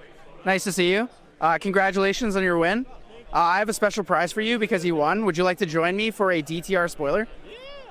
How you doing? Good. How are you? Busy? Busy. It's been a great weekend. It's been fantastic. I agree. It's always good to see you. I see you at every event. I swear I see you at almost every event. Every event. Yeah, I haven't said the same. I try to go to every single one. Most of them are West Coast, though. So I have a DTR spoiler here. I have not looked at the card yet. I will hand you the card, and you'll flip it over slowly. We both react to it. Sounds good. We're going to also show the camera, so we'll read out the name and then show the camera. Okay. Take the card. Are you ready? 3, 2, 1. Ooh, Exalted cards. Yeah, Regal Inquisition. Action Cleric spell. Look at target opponent's hand and memory. And discard any amount of cards from among them. For each card discarded this way, that opponent reveals a top card of their deck and puts it into their hand. 2 costs, slow speed. So at first glance, I really like this card because I feel like it rewards players who have a lot of knowledge in the game. They understand how a deck operates, how it runs. I like the balancing fact that it's an Exalted card, so it does require you to have access to a level 3 advanced element first before you're able to play this. Kind of crazy though, right? They draw and cycle the cards, but they don't, you get to know the whole thing. You do. Yeah, so what are your thoughts on this? I mean, for a long game card, this card's kind of cracked, because if they haven't reached level 3 yet, you essentially discard their entire strategy, and if they see them again, sure, but that's you removing a lot of threats in my mind. And on top of that too, right? You remove their strategies, sure, they may draw into new ones, but you get to see every single card that goes back, right? So you know what they're going to be banishing for their level up, what they're going to be banishing for their next materializations, anything like that. I think cards like this are really going to benefit the idea of Exalted. Yeah, I definitely agree with that too. I am very excited for DTR. Like, there's just so much that opens up overall. Like, playing the starter decks here and seeing cards like this, it's definitely revitalizing some energy for level 3 for me. All right, one last question here. Diana or CL? Ooh, now that I've played both a little more, I think CL actually has a lot of creative space. But Diana's crazy. She just shoots you for 20 plus. I think we can only pick one. I'll go with CL. Based, very based. But thank you for joining us so much for the DTR spoilers. Again, that was a Regal Inquisition, the Exalted Norm card. Fantastic option. I'm super excited to see how DTR spoils on. But thank you guys so much. We'll see you again soon. What a card shown to us there. As the set comes out, I'm getting more and more excited for Exalted Elements. That is absolutely insane. Cam, I'm scared to ask, what do you think? So excited. Exalted is so cool. Every Exalted card that they've shown us so far is a Cleric card, has Alice on it. I am so psyched, but I have one thing in particular that I'm excited for, Val. Tell me about it. Tyler, once in love out there, known Luxem player, has been beating me all weekend. And what I'm going to do is I'm going to play that card and I'm going to eat every copy of Lightweavers out of his hand in memory. I can't wait. It so is excited. the silver bullet against Tyler for you. And you saw that last spoiler, or not last one, yesterday's spoiler video of you losing Blackjack against Tyler yourself. And a lot of people thought it was actually scripted, right? With how many times you lost. But the fact that you now have an answer to beat Tyler, finally revenge over the whole weekend. Yeah, that matchup, listen, it's bad. And he is trying to abuse me, I think. And so I think I need a little bit of fuel. I have a pretty bad list put together right now. I'm not going to mince words. So, you know, the deck that I have here at Worlds is not exactly prepared for that sort of heat. But, yeah, I'm glad to have a little bit more ammo to take to that guy. Do you think we're going to get any... I don't know if I could ask you this. Do you think there's going to be any more champions in DTR besides the two we have? Do you think Alice is a champion? Have you been reading my Twitter, Val? Is that what's happening? I've been putting out a lot of really deranged tweets about DTR this weekend. I'm just so excited. I hope that Alice is the champion. We'll put it that way. She's getting put on a lot of card art. She's at least very important. Mm-hmm. And it might be possible that she could be like an Exalted champion or something. Like there's a weird way I'm thinking about it that like an Exalted champion can level up on an already existing like champion. So like onto level 3 or something like that. Sort of like the next level, but that totally ends your lineage and those effects. But she probably has a great like synergy with other Exalted cards to be able to last minute like late game push. Sure, yeah. So sort of like a Lubu situation. Yeah. Like we saw in Mortal Ambition, that restrictive and hard to accomplish but extremely powerful level 4 champion. Maybe a CUR. She also may play a little bit around with distortions as well, since in that trailer we notice her, you know, sort of hopping between time and space, and someone else walking through that distorted portal that I think Alice might have left open.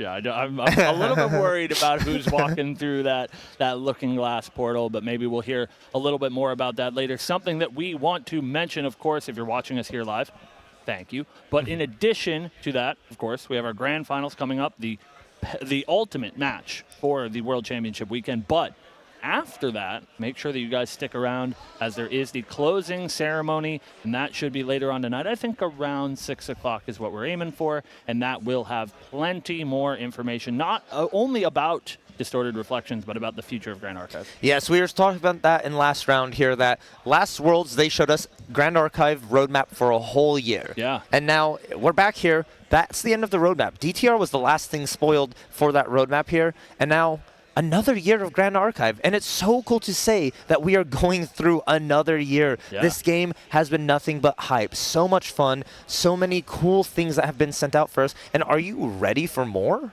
Of course. I mean, like, every time a new Grand Archive product comes out, it feels like I don't understand how they keep topping themselves, right? It feels truly impossible, like it must end at some point. But every product that comes out feels so much cooler and so much better than the last. And I'm so excited to see not only where the game goes, where the products go, what the new booster sets look like, but where the community goes, how we grow, how the event side of it grows. If you have never been to a Grand Archive event, something like Worlds and Ascent, even regionals that are more local and at your LGS, I definitely encourage you to do it. It's such a great community, and I think we've heard that a lot throughout the weekend from the players, that is why they're here, is the community. And speaking of the community, we're working on our winners interview, so we will get back to talking about those World Championship games very shortly.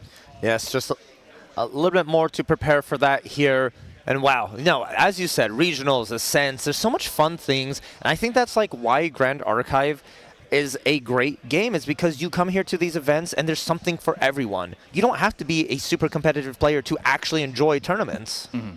There's art galleries out here. There are side events, the starter deck event, which I'm so jealous about. It's so much cool that you got to come here and play the CL and Diana starter deck before the set actually even came out. It's super, super cool. We've, of course, been pretty locked in here for the World Championship all weekend. But, Val, like you say, we hit the hotel later on, get some starter deck games in, dig into that a little bit. Super, super exciting to see these new champions and to get to have our hands on them a little bit early. Indeed we do, Cam. And just interviewing here real quick, Diana or CL? Diana, 100%. I'm, of course, an Aster player. There's a particular type of character that I tend to gravitate towards, so I'm very excited for Diana. 100% on there. Now, that's all the fun and lighthearted stuff we have here prepared for you. Secondly, we're going to get serious. This is game time. We have main deck Taylor, Bobo, against Team True Terry. I'm not a betting man, but if you were, Cam, who do you think's gonna make it out on top? It is pretty hard to make that decision without giving any sort of commentator's curse, but before we even talk about the grand finals, we want to take one more look at our bronze match and go down to the winner's interview with Tyler.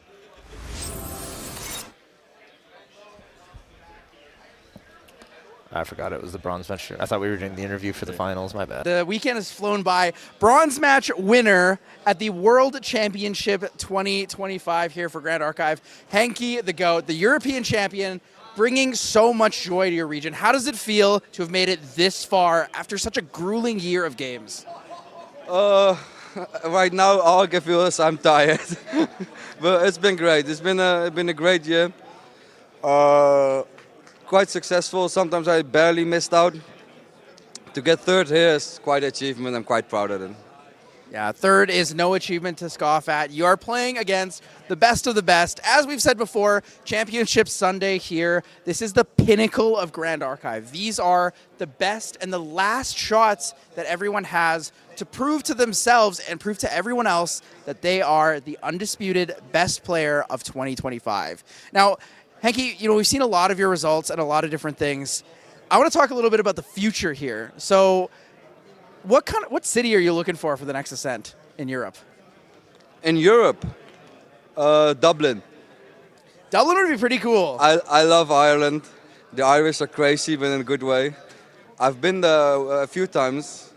It would be amazing to go to Ireland. I don't think Ireland would be a great pick, but for me, I would love to go back to Ireland again. Yeah, that would be fantastic. I did get the chance to meet with you and spend a little bit of time in Utrecht. That was a well, we don't talk about Utrecht. I can't believe you bring this up. My apologies. I brought up the wrong advanced element here. It is my favorite, but clearly not yours. So looking at events and stuff like that, do you think you'll foresee yourself really going really hard again with going to all these events? Like, you are an internationally renowned traveler at this point. You've been to Ascents in Southeast Asia, in Oceania, all over Europe, from your home region, but you are pretty much at every single NA event that there is. We've seen you in Toronto, Santa Clara. What's in store for us here? Well, I used to go just for holidays, and then playing cards would be a nice bonus. But then I started winning money, and it paid for all the trips, so I could go to to every one. Next year, I'm going to Boston. Boston is one of the few places in America left that I wanted to go to. I'm trying to go to Japan for 2 weeks, depends on my work schedule. And then we'll see what the future brings. If I can manage, and there are events in some nice places, I'll definitely go. I wanted to go to Kuala Lumpur. That's an interesting place. Unfortunately, the scheduling was a bit off. Yeah, unfortunately, you were too busy just winning the European Nationals. You know, just casually taking W's everywhere. But yeah, if I can, I try to make it to whatever event I can. Like the atmosphere this weekend was amazing. It was so much fun playing in the 3v3. That was so fun with Peter and Steven. Yeah, so like this has been a hell of a ride this weekend. So, and most of those tournaments are, even if you like to come back to Utrecht, I scrubbed out, but it was such an amazing time with the trade night we organized, with the event. For most people, it was the first event. So going to these events is real fun always. So if I can go, I try to go to many as possible. Yeah, and speaking about these Ascents, right? Ascents have so many things for different people. It's not just for people looking to compete in the main event. In fact, Utrecht was actually the one chance where you got to play the AMB draft event, and I remember you were telling me, I'm having so much fun. I don't really care that I scrubbed out. Like, this is a totally different breath of life to the game. So, I mean, you know, talk for the folks at home about what that experience was like. Yeah, because like in the past few events I've been doing well, so you just focus on the main event. But like here I scrubbed, and then you're much more relaxed as well. I was playing a different side event, and I was sitting on like the lower tables, and everybody was like, "What the hell are you doing here?" I was like, "Yeah." And then indeed I played the draft, and because our local scene is not that big, we don't get to do that a lot. My locals is amazing, by the way. But yeah, that was a different experience, and that's also the case with all these events. Like every event has something new, something different. Like we had the part of puzzle, we have the selfie grading here, we had cosplay contests. It's different every time. And they keep making it interesting. So the draft was very, very fun, and I'm looking forward to see what they have in store for us.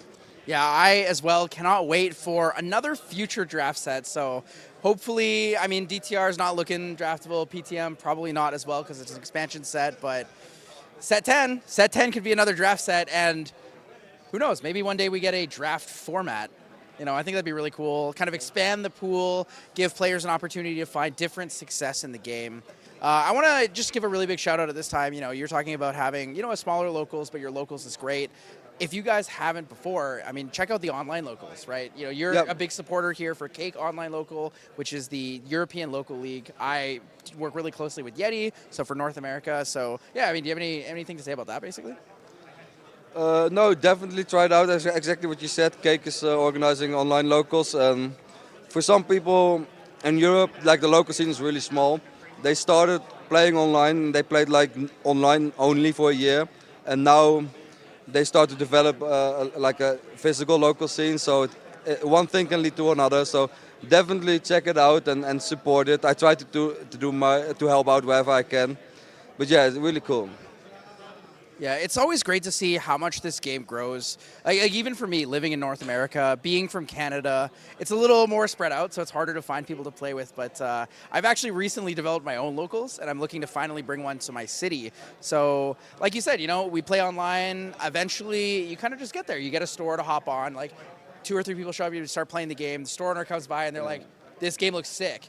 And then, I mean, I guess a little bit of an advantage for me. They were like watching the events. They're like, "Wait, isn't that you casting the?" And I'm like, "Yeah. You know, this game's fantastic. It's got such a great global presence. I mean, without a game like this, you and I could never have had this opportunity to sit here on this couch and chat about how you've made such incredible strides, going from where you are now, topping multiple ascents, and getting 3rd place here at the World Championship of 2025. Yep. Yeah, exactly. I know it's been a really long weekend. You know, there's only so many different things we can talk about. We can talk about the same deck lists. We can talk about how you've been pioneering your own form of allies and consistency. I really hope that people look at your deck and go, "That's the GOAT's deck." Well, it's like I said on Thursday. I play what like, and then I hope it does well, right? So it's just people should just try stuff and see what works for them. And as long as you're having fun, you don't have the top. You don't have to be like me or Caben who wins almost everything. If you making day 2 on Ascent or like topping in regionals can also be a really big achievement. So everybody can have fun in their own way. And if you can pick up something from someone, that's great. If it's for me, that's great. So yeah, I'm really tired, man. Yeah, most definitely. So thank you so much again. Hanky the GOAT, the European Nationals champion here, 3rd place at the Grand Archive 2025 World Championship. Do you have anything else you want to say to the crowd, to anyone at home? Well, a garden is not going to happen, but maybe I can get a new bathroom. Got to work on those house upgrades. Every Ascent you top is another renovation for the home. But thank you guys so much for joining us here. Again, give it up for Hanky the GOAT, 3rd place at Grand Archive 2025 World Championship. We'll be taking it to a short break here, and we'll get back to you guys soon. I think making top 4 is great. I'd love to end up in 3rd place since we went 5th last year. Hopefully we skip 2 steps. We go to 3rd this year. Next year, 2 more steps and we're at 1st. So I'm sorry, Hanky, it has to happen. You could also go 2 steps down again. So Hanky the GOAT here will be contending for champion of all the national champions. He's beaten the Southeast Asia national champion, Bob. He's beaten Joe Facha, the North American national champ. And now, Caven, he is coming for you, the Oceania representative national champion. Are you worried at all? No. Bring it on.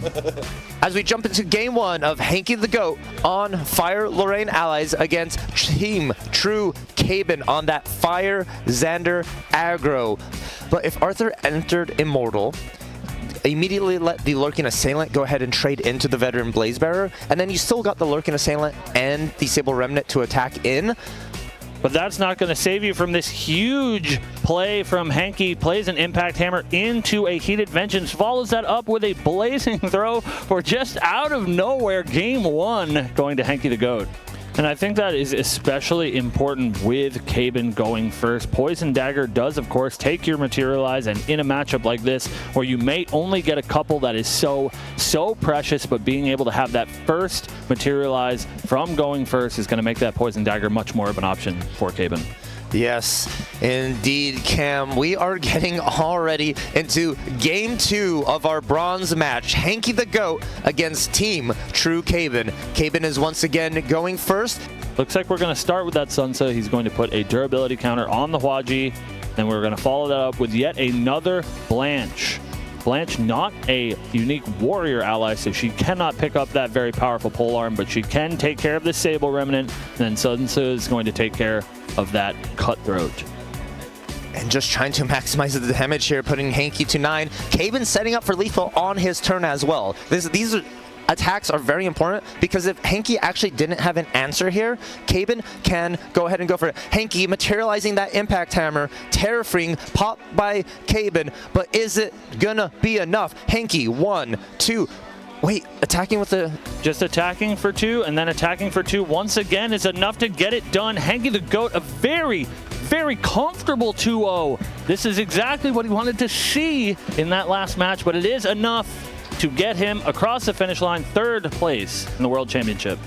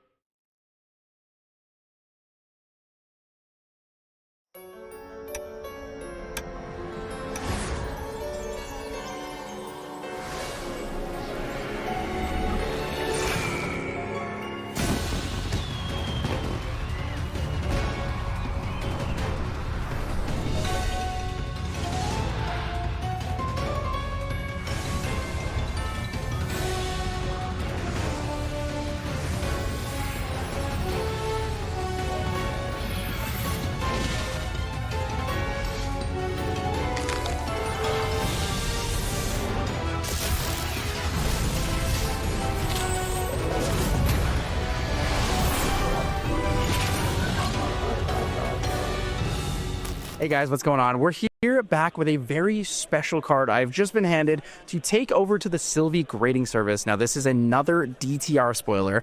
I do actually get the chance to take a peek at this first, so let's take a quick look at... Holy... So this is a unique ally, Losser the Carpenter. Let me show you guys this. This is a fantastic looking card. Super, super cool unique ally. I love the concept. It looks exactly like that 2-cost fast floating memory norm card we saw earlier today that gives a +1 power and +1 life to target ally. Now I'm going to take a look at the rest of this card. So it says unique ally, Cleric Warrior Spectre. So the Spectre type is really neat here. On enter, Losser gets +X power until end of turn, where X is the amount of other Spectre allies you control. Spectre allies you control have stealth as long as they're awake. Now this is a fantastic kind of card. So this is going to give you a lot of kind of setup. This is like a big ally combo card. So really excited. I'm going to take this over to the Sylvie grading service and we'll see what Sylvie has to say about it.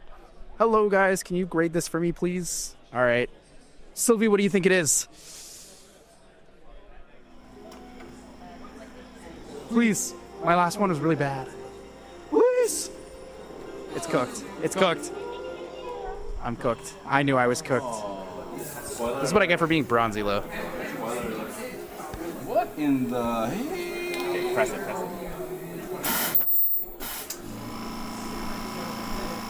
Thank you so much. Appreciate it, guys. All right, let's get out of here now. So we're going to have to bring this back to Shinja, but let's see what Sylvie had to say. What is this? Oh my god, have you seen this? Wait, when did Sylvie give us a CSR? Oh my god, what a gorgeous signature there. Losser, what a fantastic card. Sylvie, you've outdone yourself. Absolutely fantastic. Losser the Carpenter, looking really forward to this. It's a Dragon Art Triss art, one of the fantastic artists we've seen from last year's national cards. So let's bring this back to Shinja and see what we can do. Hey guys, how you doing? I'm just here to, hand you this card that I was supposed to give you. What do you think? I just got that slabbed up. Thoughts? Was this the best you could do, man? Clearly not. Yeah, I've done the Sylvie grading machine like 3 times, and every time it's like, you're bronze elo, you suck. Your card sucks. It's just a skill diff, man. Every spoiler I've ever had, I had Guan Yu graded. That was not fluffy enough. I've had this spoiler graded. Was this the best you could do? I don't think I can go. I think I'm getting banned from that room. Bro, just do better, man. Come on. You just do tell us. I'm confused. Hello and welcome back, guys. We are here for a couple more DTR spoilers. Now we're gonna play a little game here with some of our senior staff member, Mr. Main Deck Dan. One of the stream judges, Lorelei, and as well, a judge we saw earlier on the interview when we had Nog, head of the judge program there, we have Hobo Crab. So we are going to be playing Guess the Card and win a box of SP3. Ooh, very exciting. I want that. I missed a CPR when I bought mine earlier, so I really hope I can get one. I'm really going for Fracturized, so I need this. I'm sorry, Lorelei. We're not colleagues anymore. It's all So basically the rules are going to be here. The production staff will be putting headbands on us, attaching the card. You can ask me a yes or no question. I can obviously only answer yes or no. Vice versa. We're going to go down the row for questions. If you think you know what the card is, then you will need to basically just say, I'm going to guess the card. Sound good? Sounds good. Sounds great. But if you guess it wrong, if you guess it wrong, are you like out? Or? Moves to the next person. We just keep going. So you can make multiple guesses. Okay, cool. Sure. Okay. Is it ordinary horse?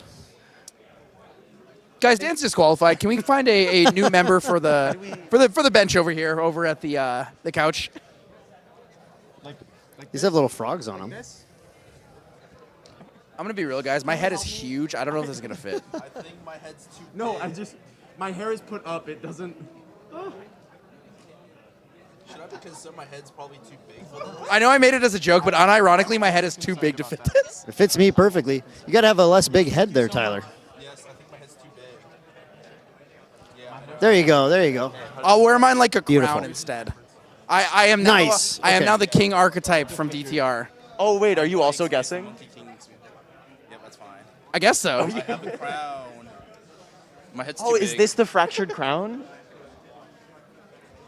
I really hope I'm not Uther. I'm not trying to be killed by Merlin. Is that what happened? Slay the king. Oh, yeah, true, true. I know that card. Well, luckily no one here is Lorraine possessed by Merlin, so I think you're okay. How can you be sure of that, though? We don't know what Merlin Stop level asking 1 me looks questions. like. No one has ever confirmed to me what Merlin level 1 may or may not look like. Fracture Eyes, CPR. I really hope so. That would be so cool. Sheesh. So we're getting some cards here? I think we are getting some cards here. Cards. Oh, here we go. Here we go. Production team with the cards. All right. Here. So Hobo Crab Okay, now but we has. can't look at our own. It might be easier if they put the cards on for us. You know, I'm. Oh, this is a bit awkward, isn't it? It's a little difficult here. Got it? Okay, I'll wait for my I may card. have a big head, but I'm not the smartest one here. Okay. I'll tell you that. I have right a now. very big head. Are we each getting our cards now? Or is And these are cards that have already been printed or new cards? No. Look. Oh, okay. Okay. Are we Okay. just starting with him or? I believe we are all getting a card here. So the way it works basically is we will all get a card, and the card will be something that you have to ask us Gotcha. a yes or no question. Gotcha. Pick the person you're asking the question. So, like, for example, it would be like, Dan, is my card a fast action? Well, you kind of got two things with one question there. That's pretty clever. Well, speed and card type. Well, one could be wrong. It could be a slow action, or it could be a fast. That's a bit of a gamble. I really do feel it like could be a the king fast archetype ally. here. Yeah. Then it's I like unsure. this. I like this crown. I don't get a card. We're just waiting on you, I think. Hey, where's your card? Ava, can I have a card? Waiting for main deck dad here.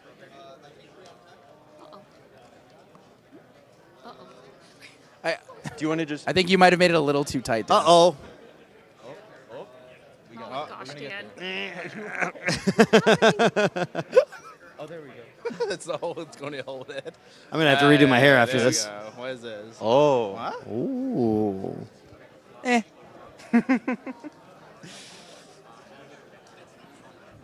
Okay, so. All right.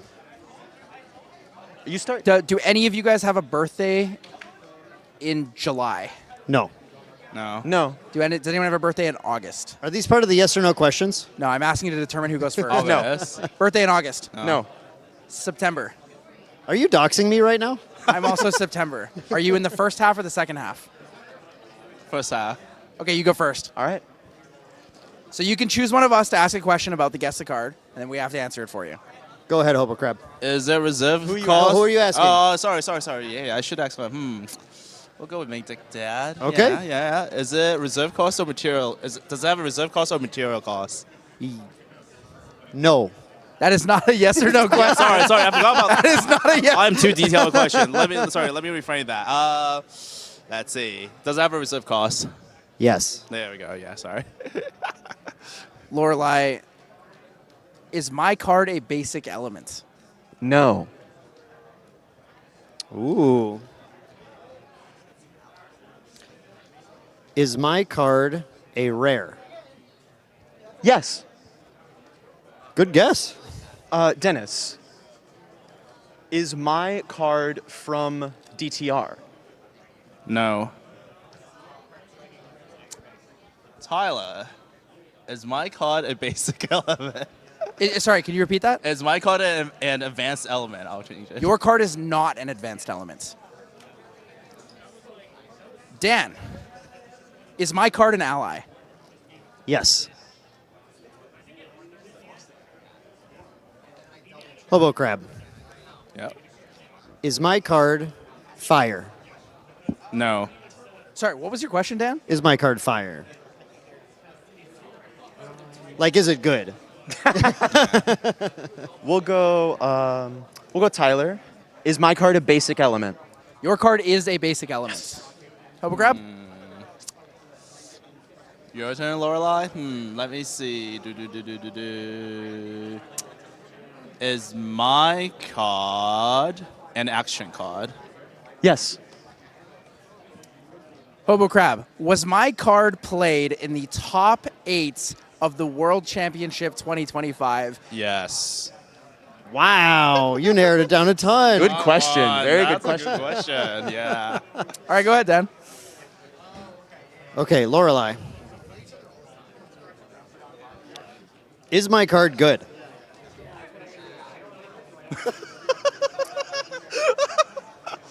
If you have to read the card that long, the answer is no. Yeah, I think this is probably a no. Can I answer I don't know? All right. Yeah, that's fair. Is that an allowed answer? Sure. It's called I plead the fifth. I would like to remove myself. Laura, what's your question? And who are you asking? I'll go back to Dennis. I'll say, is my card a material deck card? No. We'll get back to main deck dad. I'm going to rotate between all of you. Let's see, action. Was my card played in today's stream? No. Lorelai, is my card a unique ally? Yes, it is. Tyler, is my card the wind element? The wind element. Your card is not the wind element. I'll go to Dan. Is my card water? Yes. Tyler? Is my card's reserve cost 2? No. Sorry, my eyes are really bad. Okay, let's see. Dan.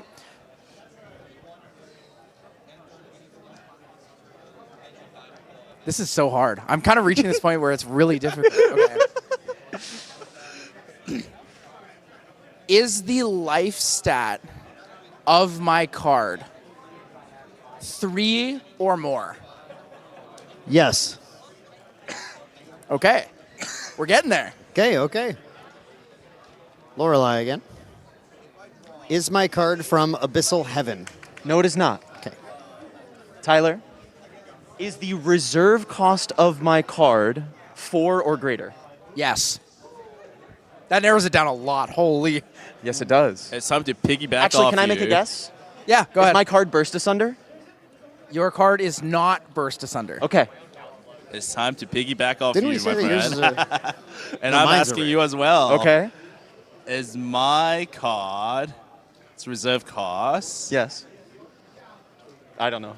I haven't finished it. You said yes. I'm like, Continue. Okay. Is my card's reserve cost larger than 3? Larger or than- equal to 3? Larger than or equal to 3? Yes. Yes. Okay. Hobo Crab. Yes. Does my card have an on-enter effect? No. I'd like to make a guess. Okay. So my card is a 3 life or higher unique ally that was played in the top 8, and it is a basic element card. No. No, I said it was norm. Yeah, right at the beginning I said it was norm. No, you just asked me if it was a basic element, and I said no. No, I'm just repeating the information that Okay, I've asked sure. before. I'm pretty sure the Yeah, first yeah. question I asked is, so is my card red hair? No, it is not. It's not a basic element card. Huh. Okay. Dan, go ahead. Okay. Oh. Tyler, I feel like it was it's a close. boring question, but is my card the water element? Your card is not the water element. Okay. Dan. I got there after 3 questions. I think I know what it is. The element. Hobo Crab, is my card an action? No. Thank you. We're back to main deck dad. Let's see. We know it's a basic element. 3 or higher action card.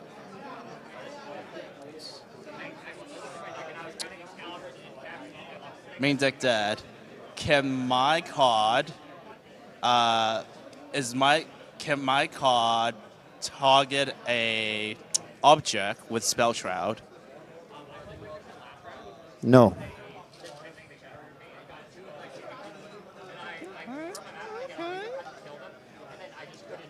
It's getting really difficult now. I feel like we've asked a lot of questions. And we have only narrowed it down so much. Yours is easy. It feels very difficult. Now I feel infuriated. Is my card from the Abyssal Heaven set? Wait, I forget. Yes, it is.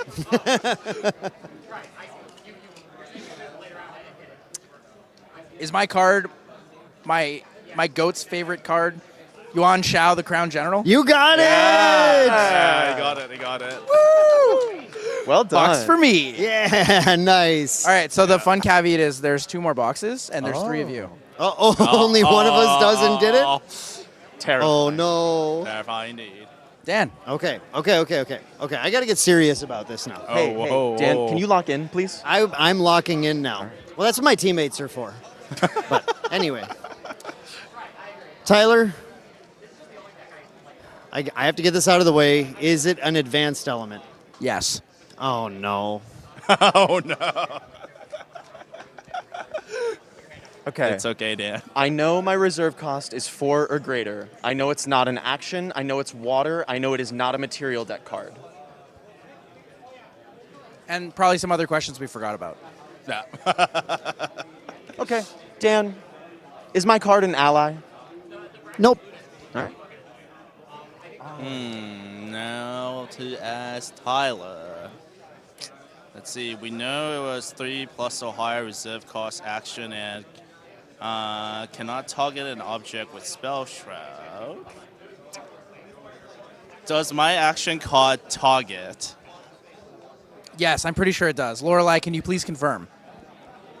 Yes, it does. Just need to double check because my previous question did not mention whether or not that matters. I thought about that too. Yeah. All right, main deck Dan. Bring it back to you. Okay. Obo Crab, Yeah?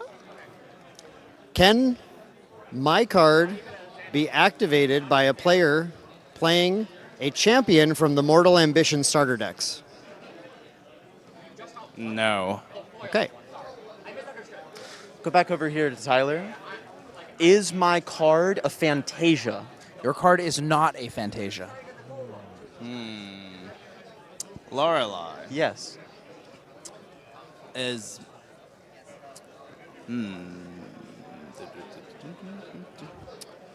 Is my card in the elements in the top 8 of this year's Worlds? The top 8? Yes, the top 8. Yes. Lorelai? Similar question to last time. Can my card be activated by a player playing a champion from the Alchemical Revolution starter decks? Yes. Dan, can you turn this way for one moment? Yes. Yes. What the? Oh, goodness. Okay. I just need to verify for my own purposes. Not a Fantasia, not an ally, not an action. I'm forgetting card types. Goodness. What if it's a mastery? Well, it wouldn't fit in. I don't think there are any water masters. No, not yet, maybe. Unless, Dan, can you turn to me for missed, 1 second? Unless I've missed some pretty big spoilers. Would you all like one hint? I would love one. Sure. Nah. Yeah, I'll take the hit. Actually, All 3 of your cards Yeah. have a class bonus. Ooh, that is helpful. Okay. Okay, so it's my question.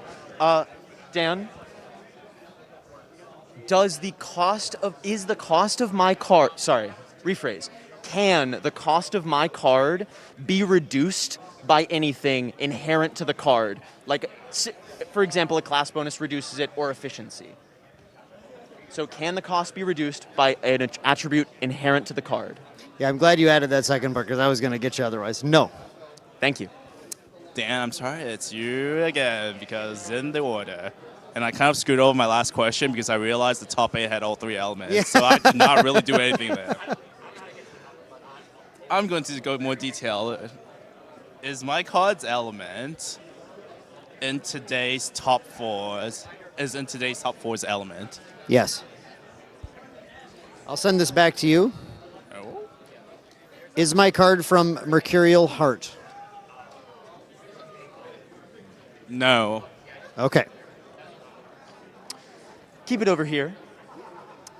Is my card in the deck list of one of our top 4 from Worlds? No. Thank you. Oh. Can I actually take playing water. Can I take a guess quick? Of course. Demon's Aim. Incorrect. Okay.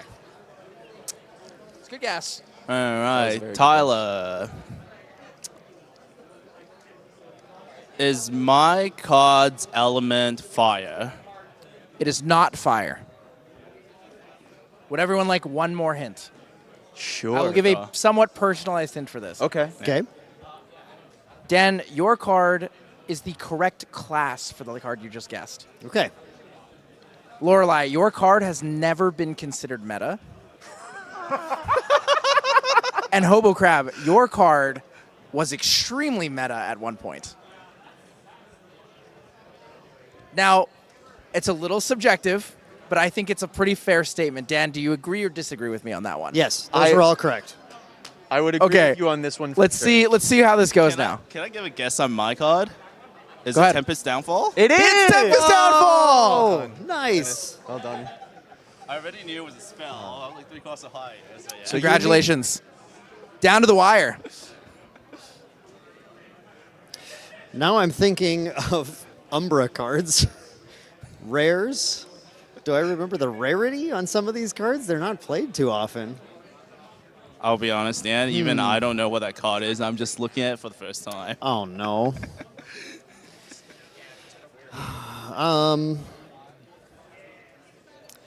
Okay. Is my card an action card? Yes. Is it Violet Haze? Whoa, whoa, oh. Yeah. No, it is not. Whoa, whoa, he's yeah, I got excited. I had to beat you. Well, yeah, we can guess. No, I know. Okay, we'll go Tyler.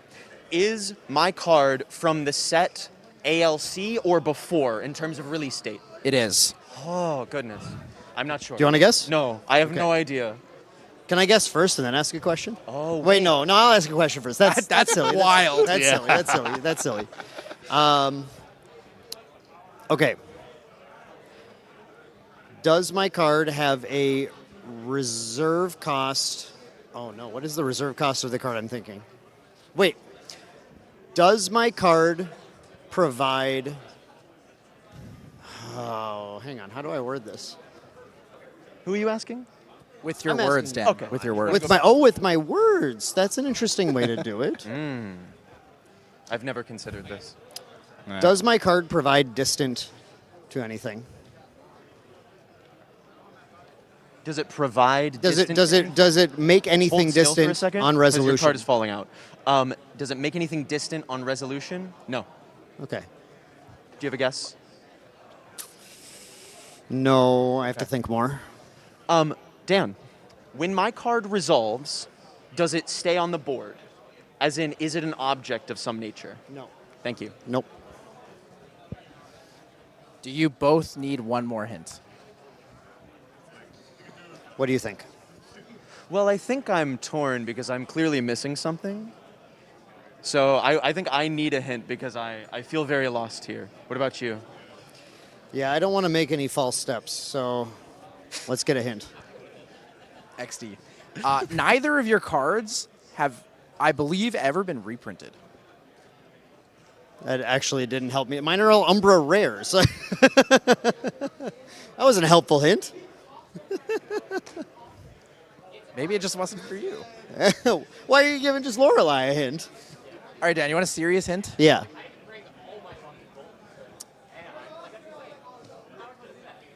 Your card has a condition for activation outside of its just initial cost. I think you confused him even further. I think I just broke Dan, guys. I'm so sorry. Guys, we'll be back really short after. A condition for activation. So like as an additional cost, or you can only activate this. Do we need a rule check in on the card? No, that's confirmed. Yeah. It has a class bonus. It's a rare. Yes. It's Umbra. You also know it is a It's Ranger. card. Yes. So it's a Ranger class bonus, Umbra rare that isn't Violet Haze, False Step, Demon's Aim. I don't think you ever It's an once action guessed False card. Step. I did. Oh no, No, you true. didn't. That's true. I didn't, but You I thought snuck that it makes, into your- I thought that makes your word. distant. I think so. Well, is it False Step? Because maybe I forgot what that card does. Oh, you asked, does the card make... Yeah, distant Oh, on yes, resolution. False Step is not. So okay. You See, can have your that's guess what back. You're correct. Okay. That's fair. Okay. I hope you're still thinking here too, because I know I'm tanking a lot, but I can't even think of another question right now that would narrow this down. So you've broken down where you're at. Where I'm at is, I can't remember any cards that aren't actions that don't stay on the board when you resolve them. That's so funny. There's like an entire category of cards that you've totally forgotten about. I know mine's an action card, but I just can't think of what Umbra action cards. The other hint I had was, is it good? I don't know, which is, I mean, it's Dan, an are Umbra Umbra cards rare, good? so. Well, That's your answer. I mean, yeah, that You kind of answered the question for yourself. Yeah. Oh, does my card interact with? Does my card interact with bullets? No. Okay, I'll think more. Does my card draw cards in any way? No. Okay. Do either of you have a guess? I've guessed the Okay. only Umbra rares I could think of right now. I have a guess that I know is wrong. Is my card Mana Resonance? Your card is not Mana Resonance. That's what I figured. Does my card interact with curses? No. What kind of Umbra card is this? Does I'll when admit.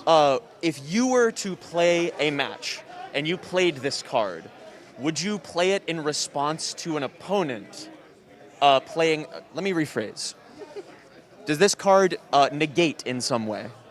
No. Okay, I don't even know if you remember this. Is my card in the Diana starter deck? It is not. Okay, you do. I do remember that. That's my goat. Fantastic. Okay, I'm gonna narrow down reserve cost. Is my card's reserve cost 6 or less? Yes. So 4 to 6, okay. Does my card have a picture of Diana on it? Diana is in the art. Just to quickly interrupt here, you guys have a little bit less than 4 minutes to guess your my card, goodness. or you will be forfeiting your chance at an SP3 box here. I'll be honest. I look at Dan's one, I'm like, okay. How bad am I doing, Hobart? Here's my yes or no question. Hobart Crab, how bad am I doing? Can I give him a hint? Sorry, give her a hint? It's okay if not. Sure, but you have to give Dan a hint too. Yeah. Give both of us. All right, I'll start with Dan because I'll be honest, Dan, this is the first time I'm seeing that card. You already said that. Yeah, and what I mean by that what's the hint here is- then for Lorelai? What I mean by legit first time seeing that. Okay. Considering all the cards released to date. Okay. Now I need a hint. I believe in you. You'll get it, Dan. You're my goat. I don't believe in you. You're my competitor. Lorelai, I'll be honest. There's one question you can ask, which will immediately lock down the typing of it, which only that specific card does when it resolves.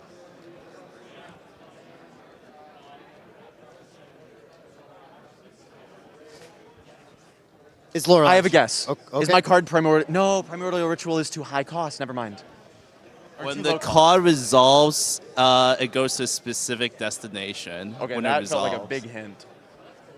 Card resolves, goes to a specific destination. Oh! Dan, your card lets you draw a card. I have a guess. Is my card Title Sweep? Your card is Title Sweep. Dan, before we look at your card, so first of all, attack cards. Congratulations. Before you look at your card, do you have any more guesses? You can shotgun round me questions. I will answer yes or no Wait, as fast can as I possible. give a hint? Sure.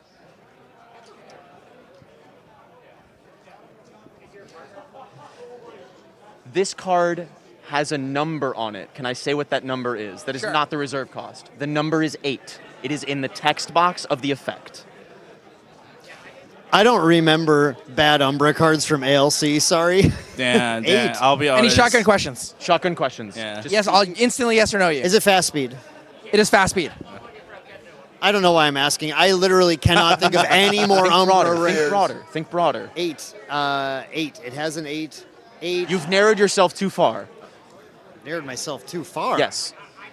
Umbra action card. Yes. Fast speed. Has a class bonus. Class bonus. Has a condition for activation. He's never. Diana is on the art. Dan, he's never seen it before. I've seen all cards printed today. If I'm saying I've never seen this card today. Dan, you have I'm 10 kind of seconds where the before set we is. got to go. I can't do it, everyone. I can't. Dan, look at the card. Look at the card. I can't think of this. Whoa, it's the new card. That's why. What the? That's why I said that was the first time seeing. Oh my God. Take a what look at the is screen this? here. We do have 2-cost Nightmare Coil. This is an Umbra action ranger spell. Fast activation. It's a DTR rare. This says activate this card only if your champion is distant and only during your recollection phase. The class bonus is this card's activation can't be negated. Draw a card until end of turn. Whenever an opponent activates a card or ability, that opponent's champion deals 8 unpreventable damage to itself. So you see we couldn't why- tell if the card was good because I couldn't read the bottom of it. Yeah, do you see why I had no idea if it was good? I do see why you had no Yeah, idea if this why- is, though. Dan, that's why I was like, I don't think I can give you a good hint because that is legit the first You've time. literally- and I'm yeah, trying to you've decide never. for the I just thought it was like a never played card, and maybe you're like, yeah, I don't know. Yeah, no, and it's I'm playing it technically is a never I played mean, card. yes, it is. And It we've is. been so busy this weekend, we haven't seen any of the spoilers. So, yeah. And so, Dan, for being such a good sport, I would like to award you with my SP3 bar. What, Tyler? Congratulations. So thank you so much, you guys, for joining me here with Guess the Card. Dan, I love your headband. I think it looks fantastic. Should I keep it on for grand finals? I think You should ask Main Deck Taylor if he feels the headband's energy. Because I'm feeling the headband's energy right now. I kind of like it. Maybe during the cast, we'll just stick spoilers on Dan's forehead so we can swap back to caster cam, and then you guys can see new spoilers. Yo, this card's kind of insane, actually. Yeah. Yeah.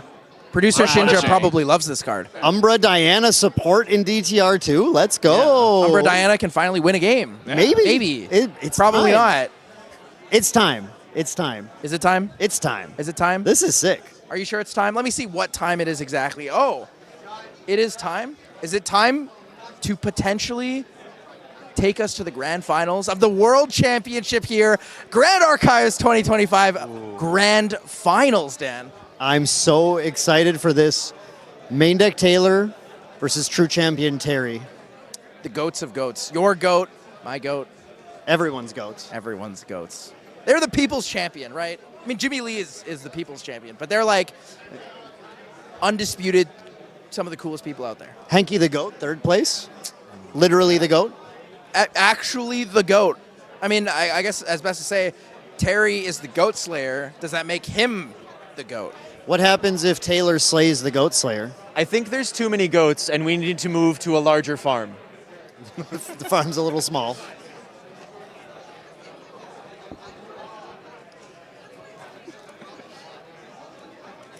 I'll ask them both when I get the pregame show interview. I'm very much looking forward to that. That's going to be really fun. Very excited to judge. I'm really this match. excited to see you cast this game, Dan. I know you've been looking forward to this all weekend. Every time Taylor or Mitch, ZTR God, Bobo have made big gains, even White Main Deck Corbin, Leo Blade with the fantastic setup early on in the gauntlet.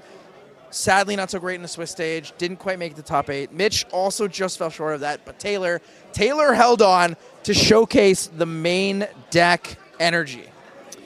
Speaking of energy, you all might want to keep your hands on your volume switches if we get to the end of this match and Taylor is winning, because I'm not going to be able to control myself.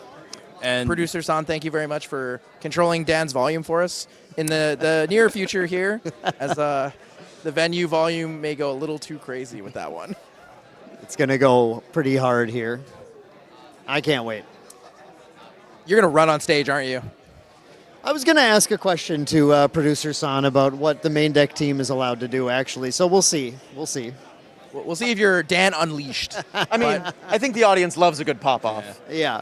I'm really, really hoping we get to have that. But of course, if True Champion Terry wins, the big thing about... I'm running up there. Well, yeah. But we had this alliance, right? The Oath of the Sakura between the two teams. And no matter who wins, it's going to be super exciting.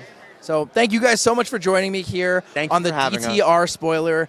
Playing a little bit of Guess the Cards. We're going to send it to a quick trivia video, and then we'll be setting up for the grand final. So stay tuned, guys, for Championship Sunday, soon to be grand finals here between True Champion Terry and Main Deck Taylor. We'll see you guys soon. Hello, Mr. Brightwing. Can I interrupt your game for a moment for a chance at winning a free SP3 box? Sounds good to me. So you had the chance to see, okay, pick which box you want to start working from. We'll start with this guy here. Okay. Oh, gosh. So we will not open the box yet. Okay. You do not know what the box topper is. Okay. You have the chance to win everything in the box. Okay. I'm going to ask you maybe up to 4 questions here for Sure. trivia. And so I need you to answer to the best of your abilities, right?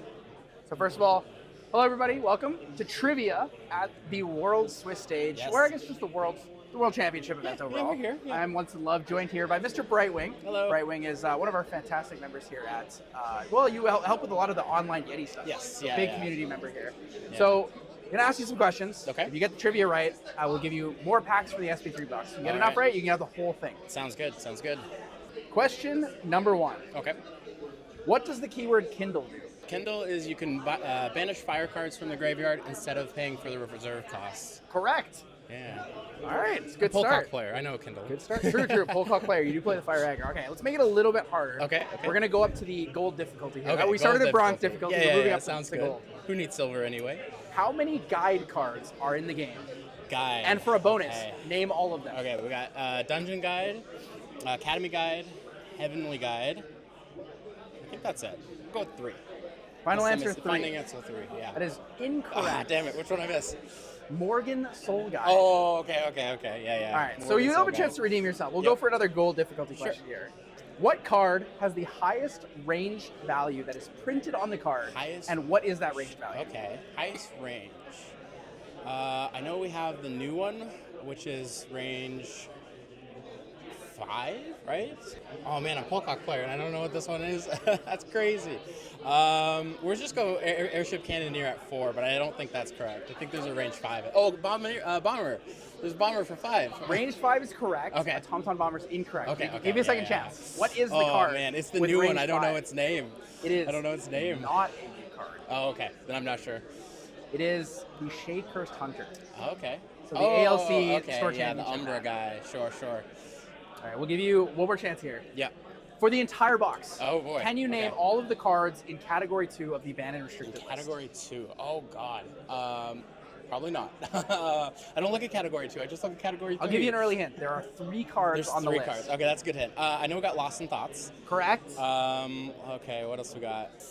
Polaris. Polaris is not on Category 2. All right, it's Category 1 then. It's on the list somewhere. Okay, that's all I got. I don't know. All you got. One of these cards was probably one of the most problematic cards in the Fractals deck. Oh, in the Fractal stack. Oh, is it Burst Asunder? That's not. I don't know. It's Crystalline Mirror. Crystalline Mirror. Okay. And the last one is a problem card that's been there for a long time. It is a 0-cost normal card. And it is a Regalia. I don't even have a guess on that one. For all the marbles. This card allows you to have, it has a draw effect on it. Draw effects. I got nothing. On that. Chalice of Blood. Oh, okay, right. Chalice of Blood. Tony abuses. Tony, It's all Poro's right. fault. Tony, he's It's all Poro's fault. Metashare. Okay, we'll give you one last Oh, try. God. Here. One last try. Okay. One last try. Name for me all 6 herbs. All 6? I can't do that. Okay, name 4 herbs. We got Blightroot. Blightroot. Oh gosh, that's all I got. Mana Herb or Mana Root. Mana Root. Okay. Silver Shine something. Silver Shine. Okay. Yeah. One more. Oh God. All the marbles. For this beautiful SP3 I'm even box. playing Ari today. Can you believe that? Razor something. Razor Vine. Razor Vine, that's correct. All right. All right. Would you like to open the box and show us what the box topper is going to be All right, here? sounds good. So this first off, this box is beautiful. I I'll love the open it art on that one. Okay. Love the art on this box.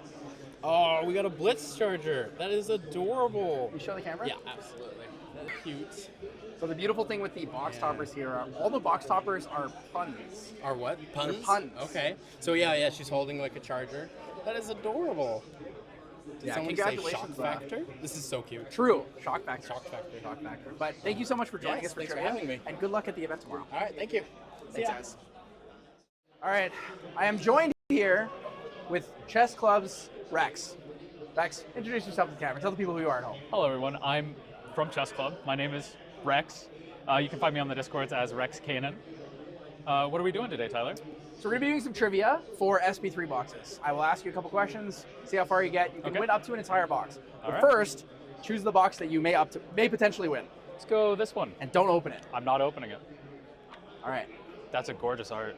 Do you want to start easy or hard? Let's embarrass myself quickly. Let's go hard. What card in Alchemical Revolution has the highest Charm Thema score? Bonus points, if you can tell me the number as well, I'll give you the whole box right now. Your only hints are, it is a champion, it is a CSR. Highest charm. I'm going to go Arasana 2B CSR. It's incorrect. It is, in fact, Tenoris 2B. Wow. CSR. Shirtless Tony He is is the shirtless. highest charm in the set. All right. We'll give you another chance, though. We got a couple more interesting questions here. How many allies have immortality text on them? Bonus points if you can name all of them. Now, okay, so we have... It has immortality text on the ally. Are we including the fate-bound objects? Fate-bound objects are not allies with immortality text I didn't on know them. if the face side would count. Two different cards. Okay. Technically. All right, so we have... So we're not including the Shenjus. So we have Arthur with immortality with its on-enter trigger. Arthur's correct. Oh gosh, I know there's one more. He's sweating. I am sweating. I'm just gonna lock in Arthur. That's the only one I can. Just gonna lock in Arthur? That's the only one I can think of. I'm not. All right, gonna I'll give lie. you a hint. At least one of the cards exists in A and B forward.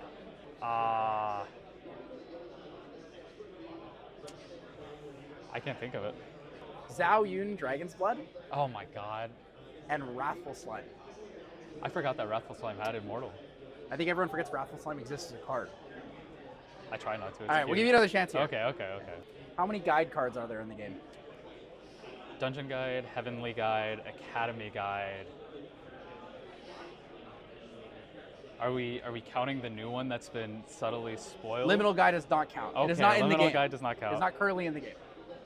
I'm fairly sure that's it.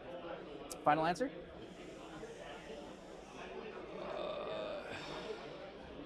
Academy Guide, Heavenly Guide, Dungeon Guide. Yeah.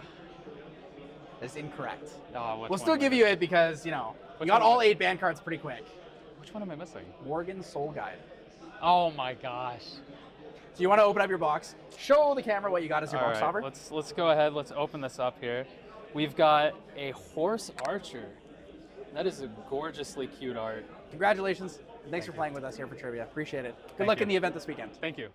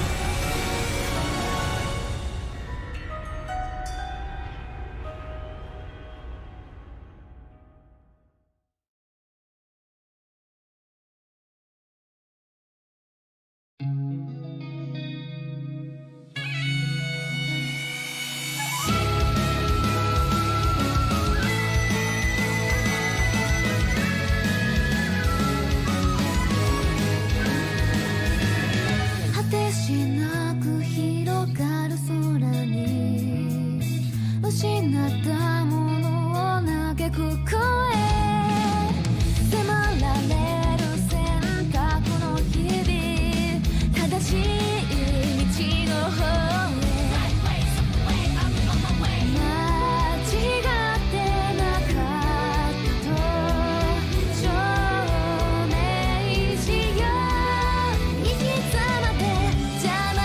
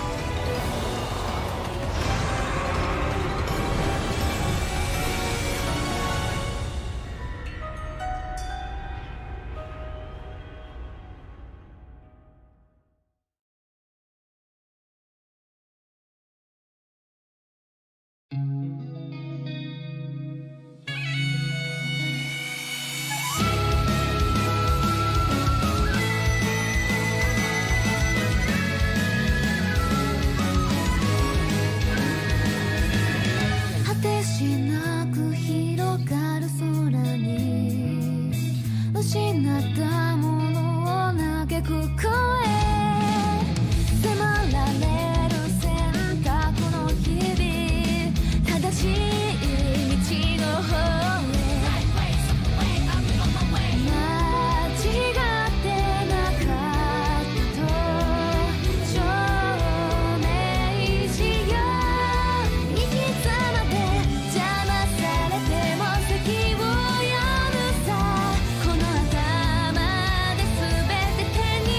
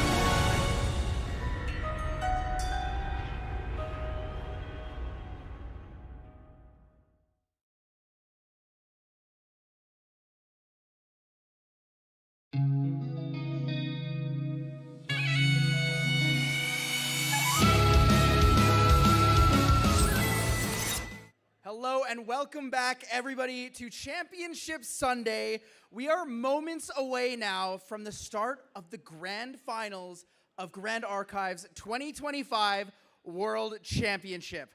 Are you guys excited?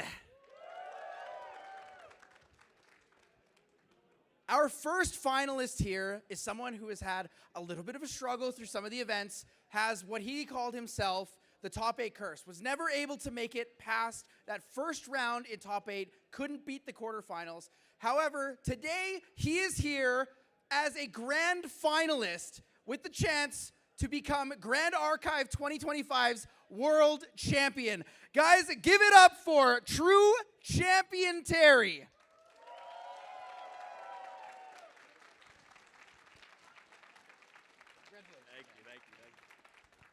Terry, you said it yourself. It's been a hard journey here. It's been many years to see your teammates do well, to see your friends do well. You are now here at the pinnacle of Grand Archive. You are so close. What is the first thing on your mind as you walk up on this stage? Honestly, I just feel just such a ridiculous amount of support from everybody. Everybody here, I can't tell you how many people have made me just feel so supported, loved, excited to be here. And, you know, I hope that I can represent Grand Archive as a card game in this final game and, you know, maybe become the world champ. So. And good luck to you on the World Championship here. Soon we will be introducing your opponent, though. It won't be an easy journey on the way here. Your opponent was the champion of the 3v3 team standard format at last year's Worlds in 2024. He has created so many interesting decks and so many interesting plays to get here. He is part of your testing group now here with the collaboration. So good luck to the second grand finalist here, introducing Main Deck Taylor.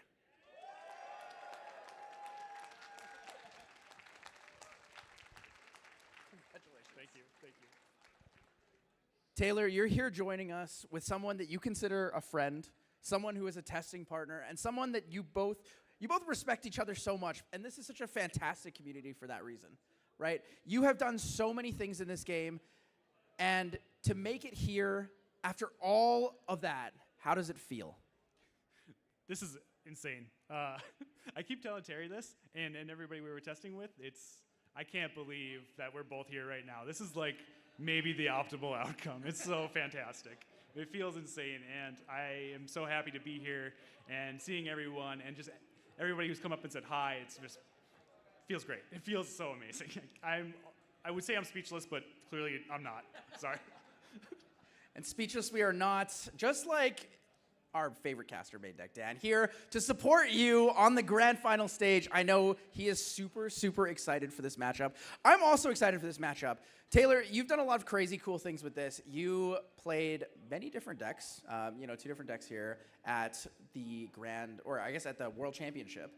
You are now leaning into playing Tristan Shadow Dancer. Tristan is what you chose to play against Ganbu. You went up against What Do You Min early on in the top 8. You managed to have a really well-tech deck against him.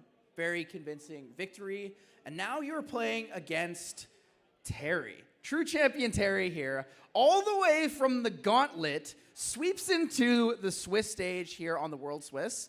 And now first seed at the World Championship for 2025. Terry, you played 3 different decks every day, playing something different to try to get all those techs in, confuse your opponents. How do you feel knowing that you are playing a deck where you have such a significant advantage by going first because you earned that top seed?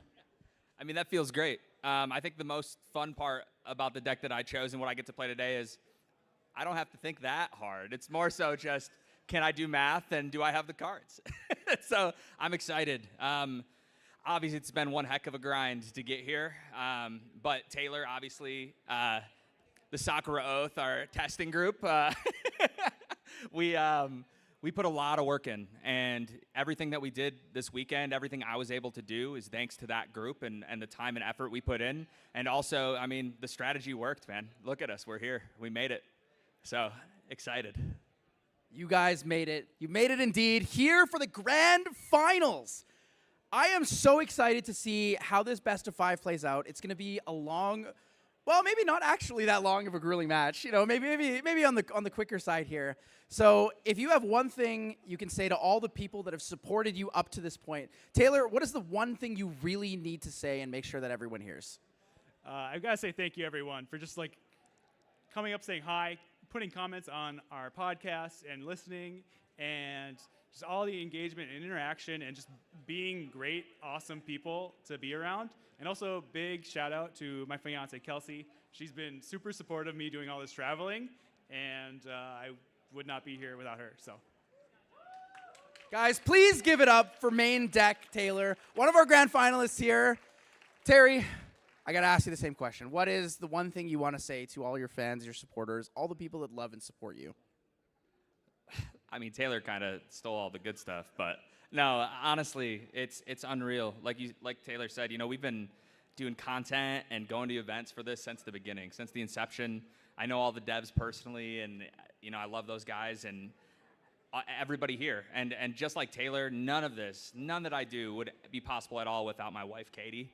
And all the support, the unending support is just unreal. And I know how much time we put into this game and with the traveling all through Nat season, traveling everywhere around the world. She didn't come to any of the Nat, so it was away from her for a really long time, which is not the norm for us. So without her, none of this would be possible. Yeah. So the heartwarming words of both players here, our grand finalists for Grand Archive 2025 World Championship. Guys, we are going to be moving on to start now the grand finals match. Guys, can we get some hype in the venue for these guys? These guys are the pinnacle of Grand Archive here. Guys, we're going to send it to the casters, Main Deck Dan and Lineage Break Cam. Take it away, guys.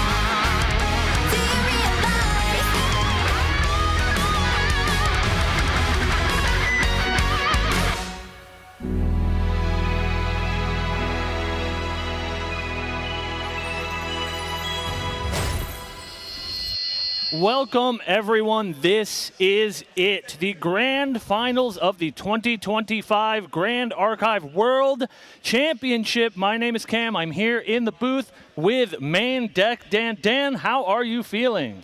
I mean, you ask me that a lot, Cam, but I have never, ever been as excited to be here in the casting booth right now as we are going into the grand finals here of the 2025 World Championship with Main Deck Taylor versus True Champion Terry. It is quite the matchup, Dan, and one that I think that you're quite familiar with. Both players hailing from the True Champion Main Deck team that has worked together all season, and then here they are in the grand finals on the biggest stage. This is something we actually saw earlier. That's the really fascinating thing about this. We did watch Team True Cabin versus Bobo earlier on because Terry and Cabin brought the same deck, a Gambit. Both of them played based on their seeding positions, knowing they were going to get the first turn, the first play in all of their matches today. They thought, this is it. We've heard from their interviews. They thought, we're going to take this Gambit, this aggressive Spirit of Fire Xander deck against, this time, the Wind Tristan deck. Now, earlier, Bobo was able to take it against Terry's partner, Cabin. So Terry is here not only to win the title of the 2025 World Championship, the second title ever to be awarded for Grand Archive, but he's here to some degree to get a little bit of revenge, maybe, I think, here. Yeah, and I mean, what a story, right? For Terry, he's had such a long weekend coming out of the gauntlet, getting through Swiss, now on Elimination Day, playing 3 different decks. It has been quite a tournament for him, but that doesn't mean that it's been any less of a tournament for Bobo. No, not at all. Bobo was already qualified for Worlds, but the fascinating story of the weekend is this idea of the alliance of these two, the Oath of the Sakura, as they like to call it. The true champion in main deck with their plot, their plan, their idea to try and get their gauntlet players in on Genbu, which Terry then successfully played, made it in. Then on the Swiss stage, everyone swapping to fractals, and you saw the effectiveness of that, Cam. We saw during that Swiss stage, the top tables, constant team-on-team knockouts because they were dominated by the fractal deck, and then going into the top 8, they switched again. It has been an incredible showing of these two teams working not just the game of Grand Archive, but kind of this World Championship format, bringing them to a very deserved place here. This is it. This is it, and as you said, no players more deserving. But Dan, let's take a minute while players are shuffling up and getting ready to talk a little bit about this matchup. How do you think these players are feeling? Okay, if we are going to be honest right now, Bobo did, like I said, defeat Caben earlier, and we heard from them. A lot of playtesting is going to show that this is a matchup that is maybe in Bobo's favor. But as we start off, this is the Grand Finals, Game 1. Now this is going to be a best of 5, starting with Team True Terry on Fire Xander, taking the first turn against Bobo on this Wind Tristan deck. Team True Terry is looking for some of the opening hands that Caben had earlier, but maybe with just a little bit more gas, a little bit more of a push. Starting with that Arthur, we do see the Arthur in hand and the Clumsy Apprentice. That's kind of, Cam, that's kind of the ideal hand that we see them want to start off with every time. Yeah, it's a great start, and definitely the start that Terry needs. As we were saying, it's a little bit of a hard matchup for Terry, but what he wants to do, especially in this best of 5 format, is take the advantage that he gains from going first. So a lightning fast start here in Game 1 is going to be what Terry's looking for. Now, it's a fascinating situation because in the earlier match against Caben, Bobo's 2 wins were when Caben went first each time, and his loss was when Bobo went first. So this is going to be a situation where I think if Bobo can take, again, a win when Terry goes first, he's going to go into Game 2 feeling quite confident. Now, Terry is taking plenty of time here to consider his line and actually ends up deciding to just pass. Bobo now taking the next turn. I think Terry is holding back a Vermilion Decree and looking to play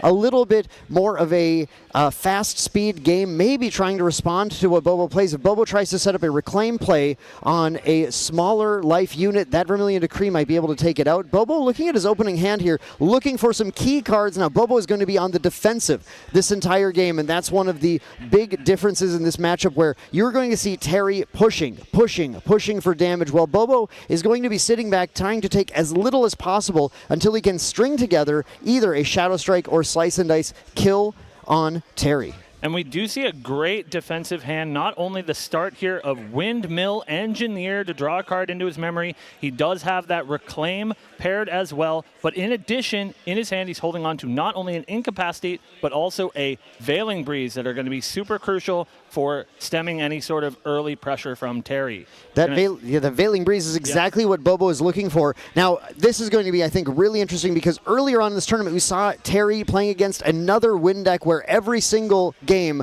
turn 2, he put out the Nullifying Mirror, which is a great counterplay to both Windmill Engineer and Veiling Breeze, and Bobo is going to be looking to capitalize on that if Terry goes for the Nullifying Mirror, try to get a Veiling Breeze down to protect himself. Now, at the end of Bobo's turn, we do see the Vermilion Decree coming down, and Terry is going to attempt to deal some damage or possibly draw some cards. With that, he gets to imbue it, so he gets to choose 2 of the modes, dealing either 3 damage to a champion, 2 to an ally, or each player drawing a card. It looks like he went for each player draws a card and 3 damage to Bobo's champion, following it up with a Demolition for another 3 damage, pushing that high spell damage. Yeah, we didn't see that start that we were talking about with the Arthur, but as you said, Dan, we're looking at more of a fast speed hand here from Terry, and 6 damage already in the first turn of the game is a pretty good place to start We'll see if Bobo can keep up with all of this pressure that Terry's providing. We're going to see an impact hammer is to materialize from Terry, and that has got to be terrifying. This is absolutely terrifying. We did see Cabin losing those games earlier, and he did play heavy ally openers. In this case, Terry instead opting for an action card-based route into possibly a gigantic attack, and that is something that Veiling Breeze is not going to do quite as good a job of stopping. It looks like Terry is doing a pretty effective job right now of playing around the kind of damage control that Bobo is sitting on. And speaking of giant attacks, we do see a Heated Vengeance hiding there in Terry's hand. That is why he grabbed this Impact Hammer. The 1-2 punch of Heated Vengeance and Impact Hammer can attack for a massive amount of damage. Looks like he's going to start off with a Clumsy Apprentice, draw one more card, put a small ally on the board that he can maybe use to either push damage or try to take care of this Windmill Engineer. He does take 2 damage himself, and it's really important to note that Terry is still sitting on the Spirit of Fire and is now at a 12 life range, and that is getting a little bit dangerous already. Terry likely going to need to level up soon, or Bobo does have the capability when he gets the preparation counters of finding a very, very fast kill on him in return. We'll see what Terry's next move is. It looks like Bobo here thinking about a reclaim. Clumsy might have been pointed at that Windmill Engineer, and that looks like what we're going to see here is a reclaim. Picking up that Windmill Engineer, really important that Bobo keeps his hand size high for cards like this Veiling Breeze. Yeah, going to play that reclaim first to get additional win cards into his memory, and going to immediately play this now. Look, revealing 5 win cards starts to make the Heated Vengeance Impact Hammer play look quite a bit less exciting, especially considering Terry would take a chunk more damage and get to a very scary 9 life remaining. That means that Terry is instead going to opt to just simply put the Arthur down and go for an Immortality on the on-enter, keeping it safe and passing the turn over to Bobo, who does what we saw him do earlier, immediately leveling up to Tristan 1, getting that extra life built up, and we're going to see the choice now because we saw really, really effective agility earlier on in the event. He has to choose now between gaining a preparation counter and the agility 3 with the on-enter on Tristan 1. Yeah, it's a pretty big choice. He is holding on to that Incapacitate, and so that might be an avenue that he wants to use that Agility 3 for. We saw him show just an immeasurable amount of respect for the damage that Terry can output by playing that Veiling Breeze on his last turn just at the sign of an Impact Hammer. So I wouldn't be surprised to see Bobo take that safe, tempered approach to really pay respect to any sort of burst damage that Terry can have. That's really the name of the game in this matchup. If Bobo respects Terry enough, if Bobo can hold off enough damage, then he usually can get the game late enough for him to be able to find the kill. One thing Bobo is looking for as well, something he had against Cabin plenty, is that dungeon guide that allowed him to get to 3, and when he got to 3, Tristan Shadow Dancer put the Ominous Shadows in play, and now he could use his preparation counters to redirect the damage and kept himself very safe, really shutting down a lot of this Fire Xander Dex lines. So we're hoping, he's hoping to find that dungeon guide here. We do, taking a look at his hand, no dungeon guide. We do see that Ascent Protector. That's another key piece that might be able to help him find a defensive route. We also see some other powerful allies that it could return, things like the Windbless Lookout, things like, again, that Windmill Engineer, and of course, a Fairy Whispers still to dig a little bit deeper. Bobo is going to have to make a careful and calculated decision about how to best respect the damage that Terry is able to output. And it's a great early game hand, Dan. He has so many tools here in these first couple of turns to find the cards that he needs. Cards like Fairy Whispers, like you said, that Windbless Lookout is going to be super helpful to find. Maybe something like a Dungeon Guide. I do agree. I think that's his route here to be the absolute safest in such an aggressive matchup. And it looks like instead of, we've seen some games with this Tristan deck where you draw your Mastermind Schemes, you draw your Shadow Strikes, and that makes it really difficult to play the early game. So Bobo does have a pretty good setup here. He can even maybe use some of these smaller allies, and then, as you mentioned, that Ascent Protector to try to get some room on this board and stop allowing free damage from Terry from his allies. Now, unfortunately, because of Terry's hand and board situation, there is quite a bit of damage, and with Terry having the Impact Hammer in play and that Heated Vengeance, Terry is going to simply simply have to find a line around a defensive play like an Ascent Protector. So Bobo is really considering it's not a simple line. It's not very clear whether or not he wants to get that down, but we do note that at this point with the card draw, that Agility 3 was chosen by Tristan, so it looks like Bobo really, really respecting his need to interact with Terry, might be just trying to go for an Ascent line, and then like you said, Cam, pulling that in cap to be still available using that Agility 3. Getting a preparation counter from this Windblessed Lookout is pretty huge. Windblessed Lookout can then, of course, take out the Clumsy Apprentice, and that will just help temper the board a little bit more. And Bobo has to respect the board right now with that Arthur able to pump up the damage that all of Terry's other allies are going to be able to deal. And a reminder for everyone at home that Arthur is not going anywhere this turn. He was given immortality, so he will keep that until Terry's turn. And so that is, as you said, something that Bobo really has to calculate around. We did see effective cards like Dream Fairy again in this matchup earlier that make it easier for Bobo to deal with things on the board, but we're not seeing any of that quite yet. Bobo needs to get perhaps a little deeper into the game or use that Fairy Whispers to be able to find those. And it looks like Bobo really struggling with this decision here. We are resolving the Glimpse one from Windblessed Lookout, and he has decided to keep it on top after some laboring over it. And so we'll see if that works out for him. Maybe looking at one of those later game cards like a Dungeon Guide and deciding if he can take it this early.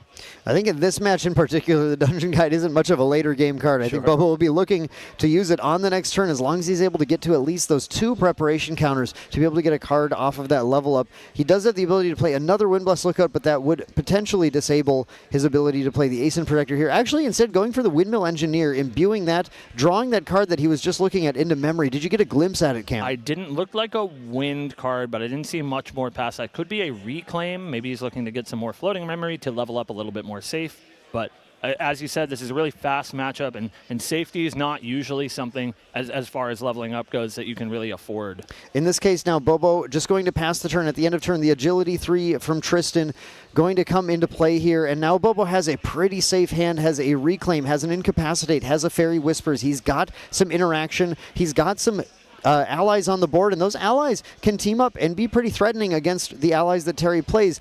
But the question is, 13 damage, that's not that hard for this deck to deal. Is that something Terry is going to pull out here? He goes for the Materialize of the Terrafring, respecting Bobo's ability to attack back. So I think Terry doesn't feel like he's going to have the game in his control this turn. Instead, going to allow Bobo to make a selection here from what he has. Looking at Bobo's hand, I believe only 4 cards left after that, Cam. Is that right? Yeah, I believe so. That makes it a little tough for this Ensnaring Fumes that Bobo sees. If he only had 1 more card in hand, this could be a really, really effective route to surviving this turn. So now he's going to decide what he needs to keep, with that Ensnaring Fumes maybe not being quite as playable right now as he would like. I think still going to keep it on top, though, revealing the Ensnaring Fumes to his opponent and adding it to hand. That 5 cost, just 1 too many. Yeah, so not an option to activate here, but as you said, it can be a really powerful tool if he's allowed to wake up and have a few more cards in his hand for the next turn. He just has to weather this storm. 2 damage coming across from that Arthur Young heir, and that is not the last ally we'll see. We're going to see a Blazing Bowman on enter, banish a fire element card to get +2 power, would be coming in for a staggering 5 damage with that Arthur ability.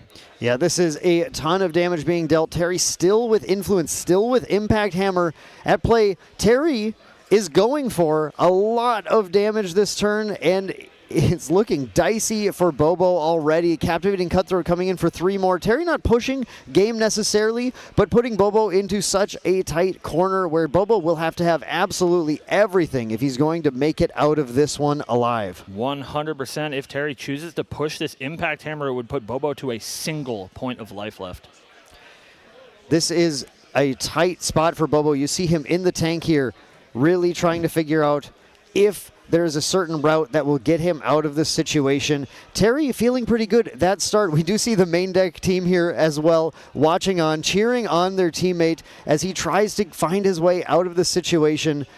It looks dicey though, Cam. It is really, really tough to be in this position as Bobo. You just need 2 more turns, and then you can stabilize. But if you're not given that amount of time, and that is what Terry is looking to do, is close the door here before Bobo can get set up. And of course, we see that terraforming, as you said, is going to be a really important part of keeping Bobo from any sort of aggressive lines or even from dealing with these allies on the board. Yeah, Terry both has the Tariff Ring and the Terrifying board. It's going to be very, very difficult. But if Bobo is able to stabilize here and find the Dungeon Guide, I think that's the key piece that he needs to be able to get enough life to perhaps survive in conjunction with that Ensnaring Fumes. The problem is the managing of all the resources in Tristan is difficult. Cards, preparation counters, and then in this case, his life total. Bobo is struggling to put it together in this game 1 in our best of 5 set. And of course, these rounds are untimed, as you see in the bottom left of your screen. So these players are going to take all the time that they need. Obviously, a lightning fast deck on the side of True Champion Terry, but that doesn't mean that these players won't need time for these very, very difficult decisions. So much sequencing that has to happen here. And if Bobo can find a line to make it through this next turn, he's going to need to put it together perfectly. We did have a glimpse there, of course, at not only Main Deck, but Main Deck and True Champion Gaming watching on. And obviously everyone at the edge of their seats to see what happens here. Bobo going at the end of turn for the Reclaim on the Windmill Engineer. And now thinking about what he's going to materialize here, he does get the float there. This is a little tricky. He kind of needs to level up, but isn't in a position to even get a card off of this level up with only 1 preparation counter. That is about the worst feeling Tristan level 2 that you can find. Yeah, and you really don't often see it, but he just needs that extra life pool. That 3 extra life is going to be huge to him getting additional turns, so he's just going to have to pass on this on-enter ability from Tristan. And then let's see if he can find that Dungeon Guide. I knew it was going to be a Surveil the Winds on top cam. I knew that was going to happen. The 1 card Bobo wished he had, and you can actually see him smirking just a little bit as he draw that because, of course, Surveil the Winds is the very next card. He was begging for that Fairy Whispers to find him the Surveil at least to get 1 more card off of it, but he's going to go for it right now, get that preparation counter because this might be key. He finds a Shadow Strike. He's digging. He needs that Dungeon Guide if he's going to survive. And he's pretty low on interaction here. We see just the Incapacitate or the Ensnaring Fumes, should he not play anything else. Those are his 2 options for this turn, but if you don't really play anything to the board, you don't do any sort of digging, you're really just going to find yourself behind. So Bobo really does have to find some proactive answer to this board instead of just trying to take it every turn. Yeah, in this game, it has just been too much pressure. I think Terry really showing the power of the action-based damage, something that Caben could never quite string together in the earlier games, but Terry had this wonderful start of Vermilion Decree into Demolition, some damage that Bobo just simply couldn't easily interact with. And that Vermilion Decree drawing a card back for Terry means he only effectually spent 1 of his influence to deal 6 damage on the first turn, and I think that's really the start that he needed to have this amount of pressure. Otherwise, Bobo would just have too much room. Room is definitely what Bobo doesn't have right now. He is so tightly trying to figure out what his next move can be. Getting a glimpse here, once again in the tank about this. This Windblast Lookout is helping him get rid of a card, at least one that Bobo decides he does not need, and he puts 2 down to actually attack in through that Tariff Ring. Of course, that Tariff Ring was popped this turn, so it is 2 reserved for Bobo to declare any attacks, making it very difficult for Terry's board to be assailed. He is in such a domineering position, and with those 3 preparation counters, Bobo now actually has to use those preparation counters to simply try and survive by using the alternate activation cost for that Ensnaring Fumes. And that is the one last trick up his sleeve, and it might be good enough. He does have a little bit of a buffer with that Tristan level 2 that we saw him materialize, and we'll see. Looks like a Heated Vengeance in hand. The problem is the Heated Vengeance. That is just really going to be too much, I think, for Bobo to stem here. There's too many allies on the board that he can sort of deal with, but that Heated Vengeance alone is enough to get the job done. Again, it's this 3-pronged approach of this Fire Xander deck, the allies, the actions, and it looks like Terry going to find the finish with an attack card. Bobo with only 1 card in hand, not going to be enough to deal with all of those different types of cards here. Terry still taking it easy, thinking just a little bit.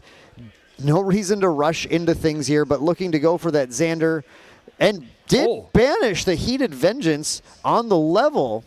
which is huge. Interesting. There are certainly still plenty of options for Terry to be able to find that damage, especially with that impact hammer in play. But the easy route, the easy dunk, is no longer available. Bobo goes on the attack of Arthur immediately for the ensnaring fumes, getting 2 more cards back in hand. Those Windblast Lookouts returning to his hand, but Terry now with a stacked hand just has to find a way to deal 6 damage. Impact hammer in play. He's going to do the math. It is not terribly difficult for Terry. Yeah, it looks like there's an ignited stab. He finds another Heated Vengeance. It doesn't matter. Heated Vengeance going to make a decisive game 1 go to Team True Terry here in the Grand Finals. Yeah, this is not exactly how Bobo wants to start, but of course, that's the beauty of the best-of-5 format. Any of these high variance decks will have a little bit of a chance to try and find a lower variance start for their opponent or vice versa. So there are going to be 4 more games in this set, and now players will be sideboarding. Cam, we did talk about the sideboard earlier for main deck Bobo, main deck Taylor. This is a pretty simple sideboard. We pull out the Mastermind Schemes, we pull out the Turbocharge, we pull out the Scatter Essence, and in come 2 Blanche, 1 more Brackish Ludist, 1 more Stifling Trap, and 2 Verdigris Decree. Just every single card you can imagine that might be able to interact with your opponent. Yeah, important to note that Terry is playing this level 1 strategy, a very low to the ground strategy, so you don't necessarily need all these late game cards that Tristan is normally packing in her main deck, and so it makes it a little bit easier to sideboard into a more proactive early game focused build that you just only need a slice and dice, maybe a couple of allies to get the job done once you can stabilize. The thing that's tricky is that both Terry and Caben seem to sideboard a little less strictly than Bobo is in this matchup, where they have done various different adjustments to their sideboards based on whether or not they are going first or second, and sometimes, as we heard from Caben earlier, just vibes. Yeah. So Terry does have some cards he usually will consider bringing in. Things like Mark the Target for additional damage can be nice. That Wind Resonance Bauble obviously coming in, but the question is always, does Quicksilver Grail come in or does Grand Crusader's Ring stay in, as the Divine Relic slot has to be only one of those 2, not both. Terry's going to make some decisions, and one thing we have to see is also whether or not he is willing to increase the danger in this matchup at all. Yeah, it is a risky proposition, especially not going first. Increasing danger does end up being much stronger when you are the first turn player. But again, in a matchup like this, where he knows that Bobo is going to try to take it to the late game, maybe he can use that extra gain of influence better than his opponent. We take a look at our crowd here in the feature match area, watching the Grand Finals. Such an exciting time to be a Grand Archive player. Bobo shuffling up now, and we can still hear the players in good spirits. Again, the Oath of the Sakura, the alliance between these 2 teams at play here, where no matter who actually takes the title here, everyone is going to feel, to some degree, like a winner. And both players just such kind and excited people, just happy to be here on the stage. Yeah, of course. Nobody more deserving than these 2 players. But in our game 2 of the Grand Finals, we are going to start off with Bobo. And we saw so much damage from Terry on the first turn of the game in Bobo's end step. And so Bobo has to be feeling a little bit relieved that he does get to have the first crack at it, maybe set up some cards that he can use to stabilize this game. Bobo relieved to see a couple of things right away here. Again, this Windblast Lookout, powerful card for building preparation counters. We also see the Stifling Trap, the Ascent Protector, and we see something that he was dying to have in the last game, that Dungeon Guide, ready in his hand. So Bobo looking to be perhaps a little more set up here, especially considering that he had that first turn of the game, like you said, Cam. Yeah, definitely some good cards here in the opener of Bobo. I think that Dungeon Guide, as you said, is going to be super, super important, especially if he can stick it early. Of course, Tristan known for this influence-based strategy, but in a matchup like this, you just need that extra life buffer, and it's really, really important that you get those Ominous Shadows on the board as soon as you can. Absolutely. Bobo may be wishing that Veiling Breeze were here again, though. Of course, that Veiling Breeze, a great way to prevent that early damage. And looking at Terry's hand, we see a lot more allies this time. We don't see that Vermilion Decree Demolition start that he had last time. Instead, opting for the Lurking Assailant, 2/3, stealth while it's awake, as we all know. And we're going to have to figure out how much he is willing to commit to trying to attack into Bobo's lookout. Instead, we see a second lurking assailant hitting the board. So Terry, hands down, putting two 3s into play and going to sort of pass the buck to Bobo here next as to what to do about that board, starting with an attack and a second attack into Bobo's Spirit of Wind. So 4 damage dealt, and the turn will be passed back over to Bobo, giving him some more action. Going to start immediately. Such respect for this deck with that level 2 Tristan 1. And now the choice, the preparation counter or the agility.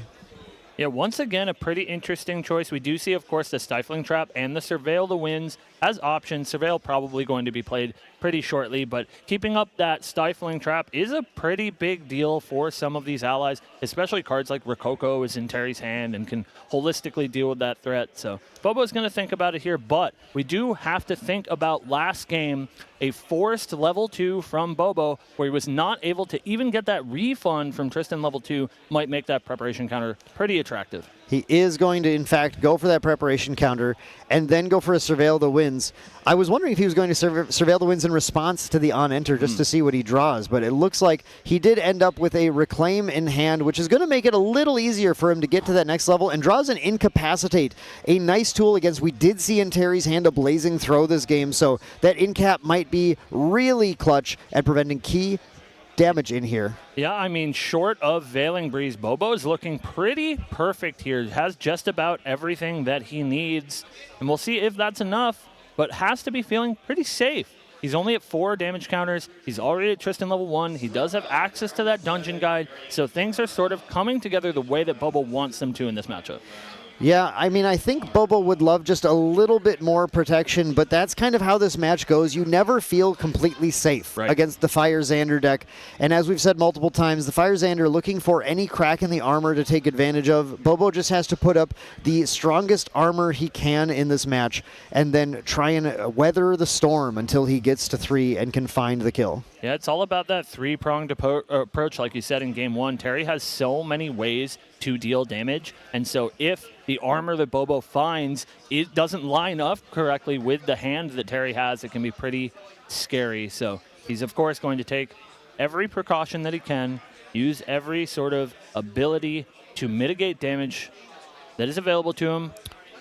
Yeah, well, I was about to say he needs to attack with this Windblast Lookout first. I think Bobo was doing some math, figuring out if he can take out both of these lurking assailants this turn. I think ultimately decided the math was not there for dealing with both of them. Plays the Ace in Protector, returns the Lookout to hand, and then takes out one of the lurking assailants, but passing the turn with only 2 cards in hand, leaving him with little interaction for what Terry is going to bring, and that is possibly a crack in the armor that Terry can exploit.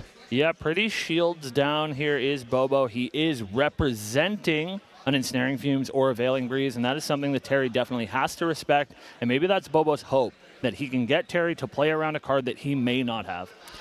We see the crowd watching the game with bated breath, trying to figure out what happens. If Terry takes this game, of course, again, this is not going to be the end of the best of 5 match that these players are playing to determine who the Grand Archive World Champion is.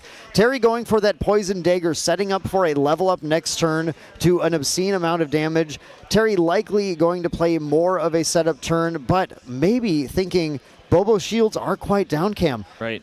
Yeah, I've got to think that you feel a little bit of relief when you see that Poison Dagger. Not that Poison Dagger usually gives you very much relief, but I think you're right. I think this is going to be a little bit more of a setup turn for Terry. Not to say damage won't be dealt. It surely will, but this doesn't look like Terry is going for a kill line, and so Bobo will get that one more turn. It's just whether or not he can deal with this extremely powerful Assassin Regalia here in Poison Dagger once Terry levels up. One thing Bobo hasn't seen at all in these games yet is Sadie. Sadie is such a powerful ally in this matchup with the ability to help Bobo manage those resources, gaining that agility so he can kind of keep the upper hand in these interactions. Bobo would be dying to see one of those this game, but it just has not come to pass yet. Yeah, especially useful for dealing with these allies in combination with some of your smaller ones. We've seen several Windblast Lookouts, and they make a great combination with Sadie, and we've seen the strength of that Agility 3 so good that Bobo has taken it before on his level 1, which you don't often see. What we do often see is Clumsy Apprentice from True Terry going to draw him one more card, and again, set up maybe for an explosive Poison Dagger turn next turn. Those two blazing throws mean a ton of explosive action coming on that level to Xander 1 next turn. Terry setting up with a wide board and sending everything in, I believe.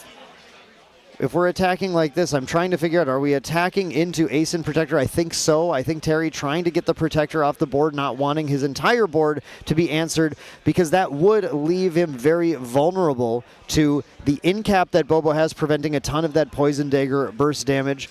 But Bobo, considering that response, don't forget that Stifling Trap in the memory that he spends the preparation counters for to deal with the last card that would kill the Ascent Protector, forcing Terry to play the Rococo right now to get the Protector off the board. It is these plays to force Terry to expend his resources that can be very clutch in Bobo staying in the game here. Ultimately, Bobo is going to make it to his next turn, still having only taken 4 damage counters, although he did lose the Protector. It's Bobo's turn now to try and figure out how he can manage to survive a little longer. Yeah, you hate to lose the Protector, but getting Terry to spend that Rococo without her on-enter ability is huge. And again, we're going to see that early level up from Bobo here. Unfortunately, those 2 preparation counters were spent to play that Stifling Trap. And so once again, we're going to see an awkward situation with no on-enter from Tristan Hired Blade. Yeah, this is looking really rough, but Bobo has what he needs to go right to level 3 and hopes to try and control the game from there. Going to start at almost no influence at level 3, and only 2 preparation counters will be on Tristan after this level resolves. And Bobo lost the Incapacitate on that level up as well. So Tristan is level 3, does have 25 life, but Bobo now needs to build back up. He might be safe for now, but can he find a way to close the game after? Yes, so dangerous to be so low on influence. He does have that Tristan Shadow Dancer ability, so any of these large attacks that Terry might be looking for, things like Heated Vengeance, things like Rending Flames, anything like that is going to be stopped in its tracks by that Tristan ability. One of the blazing throws lost on Terry's level up. I think that is huge, Cam. That is a cheap and efficient way to deal a ton of damage in conjunction with that Poison Dagger this turn, so that might damper Terry's ability to deal the kind of damage he needs to. And that might be exactly what Bobo needed. It really is those blazing throws and those more spell damage, skill damage based cards that you have to worry about when you're trying to hide behind the Shadow Dancer. We did see a big draw in Heated Vengeance, but again, look at all these attacks, Dan. There's so many attacks here in Terry's hand. It's all attacks. All going to get blocked by just one Shadow jumping in the way. Not to mention, Bobo is sitting at 21 life before he ends up losing the game. Only 4 damage counters on him with that 25 life total. So Terry really has to push Bobo a lot, and it looks like he's going to try to do that with that Poison Dagger here, going to add up a good amount of damage. Sable Remnant has the class bonus now, so coming in for 3. Lurking Assailant coming in for another 3. Again, all this thanks to the Poison Dagger, increasing the damage by 1 for this turn, and Terry can deal an additional 5 from a Blazing Throw, and then a chunk, depending on what his other play is, from either an attack or ally. Looks like we're going to go for the Captivating. Cutthroat is going to attack, on attack, deal a damage to Terry, and deal another 4 from that. It is a ton of damage coming in. Bobo not looking to lose the game yet this turn, but really getting into a dangerous position. But look at that confidence, not even a consideration to stop any of these attacks with that Shadow Dancer ability, really valuing keeping those preparation counters. But then we are going to see a Blazing Throw. That's one that he can't do much about. But again, that's not going to take him quite towards lethal. He has a little bit of room to work with, up to 19 damage counters. 20 damage counters due to that Poison Dagger course, again. Yeah. Yep. Terry using the activation of the Mercenary's Blade, allowing him to remove a prep counter to bring it out so he could immediately sacrifice it to the Blazing Throw, and then getting 2 more damage by just bringing out the Verucan Soul Knife and attacking with it. It's so dicey for Bobo suddenly, from 4 all the way to 22 if he does not redirect this attack. Yeah, such a hard decision. If you take the 2 points of damage here, you leave yourself dead to future Blazing Throws, future Vermilion Decrees. There's so many cards in this aggressive Xander deck that can kill you out of nowhere. He goes for the redirect onto the Shadow and then retaliate with it for 1. Terry now passing the turn. Bobo only at 5 life. Terry only at 5 damage. Bobo going for the Grand Crusaders ring, or considering it, needs to have cards, needs to be able to play the game here, but he is so far from really being able to play it with his inability to activate that Shadow's Claw from his material deck, which requires 4 preparation counters on his champion. Two pretty huge draws here, Dan. We saw a Veiling Breeze first and then a Fairy Whisper second, so the combination of those two will allow him to play a Veiling Breeze for 2, which can soak up a lot of this incidental ally damage. Yeah, that is actually pretty massive, giving Bobo a good turn to dig a little bit deeper and hopefully keep himself just a little bit safer. And we'll see if Terry can find it now. Those attacks in his hand unlocked a little bit, so we will see the Impact Hammer, Heated Vengeance waiting. With the 2 preparation counters gone, Bobo is in a position where he does not have enough to actually completely stop the Impact Hammer, and still look at him laugh again as he reveals 3 non-win cards to Fairy Whispers, but does reveal a Fairy Whispers on top this time, manages to find another one, holding on just barely by a thread. Terry is going to try and push as much damage as possible with the combination of Impact Hammer and Heated Vengeance, but Bobo is going to prevent as much as he can. Veiling Breeze for 2, preventing 2 damage from every source of damage coming in. Unfortunately, the Heated Vengeance is big enough at 7, 5 damage direct for exact lethal. Team True Terry takes game number 2. 2-0. Bobo needs to win the next 3 if he's going to take the title. And listen, Dan, this is what we talked about, a matchup where Bobo has defeated an equally powerful player earlier this tournament, a matchup where we think Bobo should be favored, but Terry is just finding these lines, finding these perfect hands that he can push through that early game before Bobo can get completely set up. It seems to be the way that Grand Archive World Championships go, Cam. Yeah. Just like last year when we saw Glenny Boy pull the impossible out, beating Rye with Merlin with huge aggro lines. In this time, we see Team True Terry really pushing hard against Bobo with 2 early wins. This is looking dicey, but if anyone can pull out of this, I know that Bobo can. Look at him in the zone, still so zen, so chill, ready to keep playing, hoping things just go slightly more in his favor in the future games. But Terry also locked in the menace. He was able to do what Cabin wasn't so far and actually take 2 games against Bobo. Yeah. Both these players so locked in, so ready to win this world championship. And that is why, at the end of the day, that's all that matters. The matchup can be defeated if you play well enough, and that goes for both players. Bobo definitely not out of this yet, has the ability, has the skills to take these next 3 games, but his back is against the wall. His back is absolutely against the wall, but it's time to bare fangs as we go into Game 3 of our Grand Finals of the Grand Archive 2025 World Championships. Terry up 2 games with Fire Xander aggro against Bobo. No games yet, but holding on with Wind Tristan, and looking at Bobo's opening hand with his Spirit of Wind. What are we looking at here? I do see a Stifling Trap. I believe I see an Incapacitate. I think a Lookout's in there. We see the Shadow Strike. We see a Blanche. Sideboarded Blanche might be huge this matchup. Yeah, missing that dungeon guide, but does find a lot of the tools he needs. As you said, Stifling Trap, Incapacitate, Blanche, also a Veiling Breeze. These are all the things that he needs to take the game a few turns longer than Terry is looking to take it. Also does have an excellent start, as always, in this Windmill Engineer that it looks like he's thinking about here. One thing that Terry has done a remarkable job of in this matchup is stressing Bobo's resources to the limit. You never want to lose the preparation counters the way that Bobo was. Bobo playing a Windmill Engineer and imbuing it with a Dream Fairy and a Lookout, actually revealing a lot of effective control that he might have against Terry's board, but it all depends on this hand. We saw Terry's opening hand in Game 1 with the action card damage, something that Bobo might not be prepared for. We do see 3 Blazing Throws. Blazing Throws is crazy. What a start. 3 Blazing Throws, 2 Blazing Bowmans. Not exactly your ideal turn 1 plays, but they are extremely powerful ways to close the game. Again, we see so much of that action damage. Planted Explosives, 3 Blazing Throws, Thankfully for Bobo, he does have a pretty resilient hand to that strategy with Blanche, Veiling Breeze, and Incapacity. Yeah, that Blanche might be absolutely clutch for Bobo if he can get to that stage without his resources being taxed as much as they have been in the previous 2 games. Terry going for that safe common turn 1, the Arthur at home lurking assailant, and then going in for an attack for 2, getting some damage on the board exactly as he needs to, and then looking at this hand though, I mean, Blazing Bowman, do you really want to spend that when you don't have a fire card to banish to it? Same thing with those planted explosives, no way to prepare it. I think Terry is just maybe going to go for a pass, but we'll consider.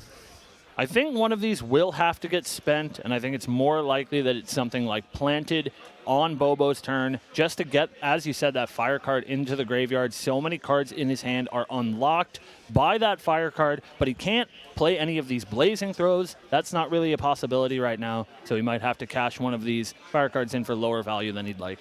That planted explosives could be clutch depending on what Bobo goes for. Now, Bobo is not the type of player to walk into an Ascent Protector with a vulnerable ally in play or a Reclaim with that ally, but forcing the planted explosives out on your ally is also not always the worst scenario depending. So looks like Terry may be passing and considering, Bobo may be considering action as well. These players are obviously in the grand finals here. The untimed grand finals going to be taking their time to carefully consider their plays. No misstep is available for Bobo at this point. He cannot give another game up to Terry, or Terry will be crowned the champion instead of him. And Bobo's not going to let that happen so easily, so he's going to make sure that he takes his time and makes the correct decisions. Looks like we are shipping it over to Bobo, and he's going to think about his materialize. This is a tough one, Dan. Yeah, Bobo is currently doing damage math, really trying to figure out what Terry is capable of in the future turns. And with Bobo's hand, while he does have a lot of action to play to potentially stabilize, it still is the kind of game where, as we saw in the previous games, if he lets his resources get too pressured, too taxed, then he'll get to that late game. He might get there, but he won't have anything to do. He instead goes for, this is a perhaps some could consider a slightly greedy play, but given Terry's start, he sees not a lot of pressure, and my hand is full of prevention. I'm just going to finally take an opportunity to draw more cards, more options to work with. He can potentially find a more effective line. He does find some more Shadow Strike, but not exactly what he's looking for. Pushes the Windmill Engineer in, and we'll see how Terry responds. Gonna see the main phase Blanche. She does have fast activation, but that's pretty far away, so he just wants to get this Blanche on the board to protect the rest of his allies and him as well. But she is pretty vulnerable here to this planted explosives. Thankfully for Bobo, did pick up a Reclaim. Yeah, Bobo may be baiting out the planted explosives on the Blanche here. I think that is the exact idea. He wants Terry to go for a kill on it, and we'll just simply reclaim it to hand, instead using it right now as its purpose as a 1-2 ally that simply can be used to take out that lurking assailant. So I think a pretty heads-up play for Bobo, but he actually decides, you know what, that's okay. I'm going to let you, if you're going to use your planted explosives here, I'm going to let it happen. Now, we'll see if that ends up being a problem for him, not necessarily predicting Terry to be on so many blazing throws, but Bobo does have a board advantage right now, and the Reclaim available to return either of these allies, these high-value allies with powerful on-enter abilities, to his hand. Terry instead setting up with that Poisoned Dagger. Again, we always see this, and we know the Xander level 1 is coming next turn. And for that Xander level 1, he picked up another copy of Planted Explosives. What a bizarre hand Terry has. So many blazing throws, so much of that skill damage, and we may really be hurting for that Blanche on the side of Bobo pretty soon. For now, we're going to see a Blazing Bowman going to eat that Planted Explosives, as we mentioned last turn, to come in for 4 points of damage. That Planted Explosives is maybe even an unfortunate pickup here, because it might mean that this Reclaim that Bobo is holding on to is not going to be as effective as he would like it to be. But we'll see how Terry decides to direct. If he directs enough of his action cards at at Bobo's allies, then he might not have what he needs to close the game later on. This is a pretty attractive Stifling Trap, and that looks like what Bobo's thinking about. He is going to go for it. Stifling Trap that Bowman, save yourself 4 points of life, and a lot of room to work with. Yeah, this was actually a great turn for Bobo, getting to utilize that Stifling Trap to prevent damage. Anytime Bobo gets to start a new turn and has not taken additional damage, he is feeling pretty okay. Yeah, there is, of course, a lot of damage from Terry, but his next turn isn't looking like, even with that Poison Dagger, quite enough to kill Bobo as long as he does have some form of protection. It's actually, yeah, it is quite a bit of damage that could come in, but again, that Veiling Breeze is waiting in Bobo's hand here, and that's going to be, I think, the key to this, as if Terry wants to, he can, on his turn, after he levels to 1, then pop the dagger and recollect, use the preparation counter he gains to go for the planted explosives, and then recollect and move on to his turn with double blazing throw in the wings alongside any sort of ally play. So it's a remarkable amount of damage from Terry that will only be a problem. Wow, if Bobo plays a Safeguard Amulet, actually, what a heads-up play. There is so much damage available to be prevented from that Safeguard Amulet, where Bobo feels okay enough to stay on the Spirit of Wind right now, playing finally a more traditional Tristan game. Picked up another copy of Blanche as well. So smart from Bobo. Sees very little allies played by Terry, and so he has correctly assumed that means there is a lot of skills in Terry's hand that he's looking to play on his next turn with that Poison Dagger. So this Safeguard Amulet is going to basically halt that entire plan. Yeah, Bobo just biding his time now, trying to get into a superior position with influence, wants to level up with this Reclaim if possible. We know every card might count in this if he's going to be able to win the game. So he's going to wait now for Terry to go for it. When he levels, if Terry puts that hand down to play the planted explosives, I believe that Reclaim's going to come down from Bobo and finally pick up one of his two allies, giving him the floating memory plus the card back, as well as the ability to replay that ally for value. Terry is going to go for that level up to Xander, and let's see if he puts him on any interaction or goes for it with that Poison Dagger with that prepared explosives. Yeah, just so huge here for Bobo to have this safeguard. Absolutely monumental to stop Terry's hand. Terry with the glimpse too, and both to the bottom, still clearly not seeing what he wants. Pops the dagger. Bobo goes for that Safeguard Amulet. Terry goes for the planted explosives in response, and we'll see if Bobo now decides to go for that safe Reclaim. Oh, 2 Reclaims in hand. Bobo actually has to decide how many Reclaims he wants to play this turn now that he's protected by the Safeguard Amulet. Is he concerned? Is he putting Terry on enough allies? Like you said, Cam, he watched Terry play and put very few allies on the board.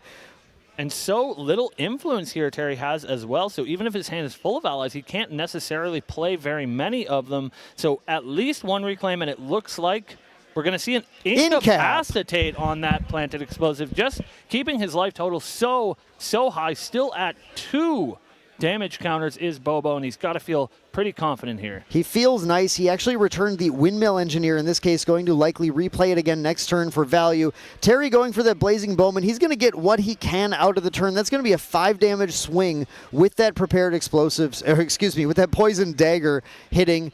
But that is all Terry can do. You see him gesturing. Well, that's it. That's it. Yeah, Dan, earlier in this match, we saw Bobo taken from 4 damage counters to 20 on a turn like this, and 5 is a pretty easy price for Bobo to pay for that Poison Dagger. Yeah, he is absolutely okay with that. Instead, going to this Tristan level 1, now again, a clutch decision, agility or preparation counter. Bobo's hand still full of ways to prevent a lot of the damage in Terry's hand, and that Blazing Bowman is going to be just simply fodder for this Lookout to eat. So it looks like he did go for the preparation counter. Does have a couple of copies of Shadow Strike in hand, making it a little bit clunky. He's going to start with this Windblast Lookout, taking out that Blazing Bowman. Bobo still with that Reclaim, though. Again, looking, I think, just to get... He doesn't care necessarily about drawing 2 cards with Tristan level 2. Right. But if he can use a floating memory, if he can get the value with that Reclaim, maybe, again, the Blanche baiting removal. The more of Terry's cards that he plays targeting Bobo's, the more advantage Bobo gains in this matchup. And at this point in the game, Terry only at 4 influence. Getting any sort of interaction on this Blanche is going to be huge. Any single card that Terry spends, even when it's met with a Reclaim, is going to be a huge trade for for Bobo. Bobo is holding on to a Fairy Whispers as well. I think exactly what he wants to see right now. He needs to dig a little bit deeper. He needs to get his next card set up. We do see a nice pickup from Terry in the Arthur. Terry is actually going to go with the Impact Hammer, though, and use that to take 3 damage to swing into the Blanche. And this would open the door for Terry to answer the Reclaim. Bobo has to decide if he's going to put Terry on an answer or not. And I think he's going to gamble on it. He's going to go Reclaim the Blanche, and I don't believe Terry is outfitted to respond. Oh, no, he has the Incapacitate. He can decide to incapacitate the Reclaim if he wants to deny that, but then his turn is effectively over at that point. He could play a Blazing Throw, but that is going to be it. Yeah, even if this trade doesn't work out favorably for you, you have so much more influence than your opponent as Bobo, so you're happy to strip any amount of cards out of their hand. It looks like he just lets it go. Blanche has been picked up and a Reclaim added to the graveyard. We are going to see that Blazing Throw. 4 damage coming across. This looks like it's probably going to stick.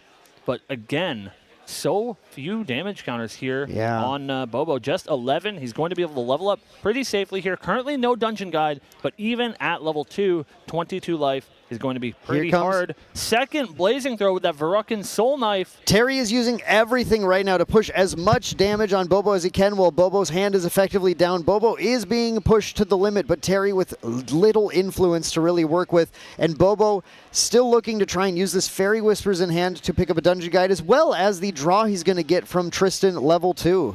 And it's like night and day from last game, the amount of influence that Bobo has here. We saw in a similar situation last game him go down to a single influence off of his Dungeon Guide, but here it is Terry that is behind on the card advantage game. Bobo does draw with Tristan the Scout, or excuse me, the Surveil the Winds. There we go. The Surveil the Winds, an incredible pickup, getting a preparation counter, drawing a card, and now Bobo looking at his hand, has that Fairy Whisper still, can continue to dig, continuing to put in damage with this Lookout as well, pushing Xander into a 12 life range where Bobo might be able to find a kill as long as he can just survive.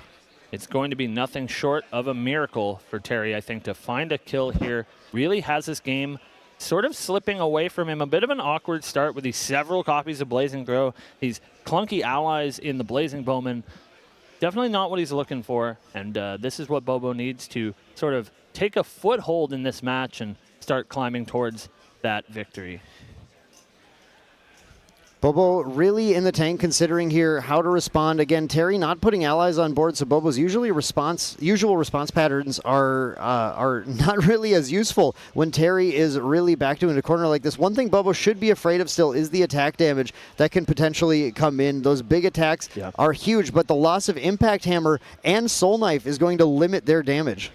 Yeah, it's really hard for this deck. I think actually impossible other than Clumsy Apprentice to turn on something like Heated Vengeance. So those are basically off the table. He does still have access to cards like Ignited Stab, should he be able to find a preparation counter with something like Mark the Target. But again, it's really going to be hard for Terry to rebuild. Terry considering materialization here. There are a number of options that certainly could be useful, but things like Terrafring, normally used to protect his board, not so good when he doesn't have the board to protect. He could draw another card, but if all he's going to end up doing is drawing the cards required to play an Arthur and attack for 2, is that enough? Yeah, basically Terry's plan here has to be stick any amount of damage that I can. If I can stick a damage or 2 over the next few turns, that might be my out to find a really good draw to close out the game, but it's going to be an uphill battle. Looks like he's going to grab a quick Silver Grail, and we're going to see what he decides to tuck underneath it.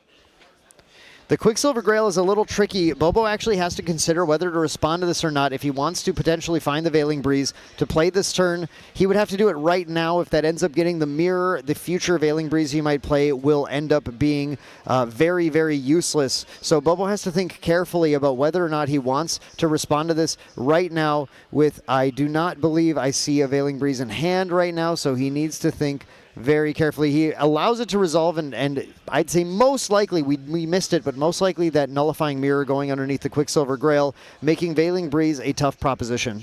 Does find a little bit of damage in a Demolition, but again, that's not exactly what you're looking for. Doesn't have any allies particularly to stick here. He can look at something like a Blazing Bowman to, again, try to get some damage counters on Bobo. Looks like he's just going to ship the turn, holding up this Demolition. The demolition could be big. Again, that action damage can be huge, can add together later on. Bobo going to go for a Fairy Whispers, finally resolving it, seeing the top 3, hoping not to whiff like he has multiple times on the stage today. Terry, considering if this is the time, does he need to pop the demolition now, or is he going to incapacitate on the Fairy Whispers? Doesn't want Bobo to dig any deeper. Bobo holding on to an incapacitate as well. Is this bait, Cam? Is he trying to bait out Bobo's incapacitate to pave the way for the demolition to be the kill? Yeah, I think this is a bit of a desperation play here from Terry, just trying to scrape any value that he can from this incapacitate. Influence so low that it's very rare that he's going to be able to protect one of his own cards with this incapacitate, so he's trying to get any amount of value that he can out of it. Oh, here we go. The Blanche coming in with that fast activation just to get the cards in for Bobo to go for a hard level to 3. Bobo looking very safe now with a Blanche in play. Redirects attacks if he wants to. That Blanche is going to be so hard for Terry to remove. We'll have to use the demolition on it. Of course, there are no absolutes here, but it's a Tariff Ring under the Quicksilver Grail. Going to make some of these attacks a little bit harder. I don't know that there's a whole lot that Bobo really wants to do about that. He can just look for playing this Shadow Strike that he grabbed off the top for assuredly a lethal line, or at least pretty close next turn. This is as close to a hard lock as you get. Of course, nothing is absolute.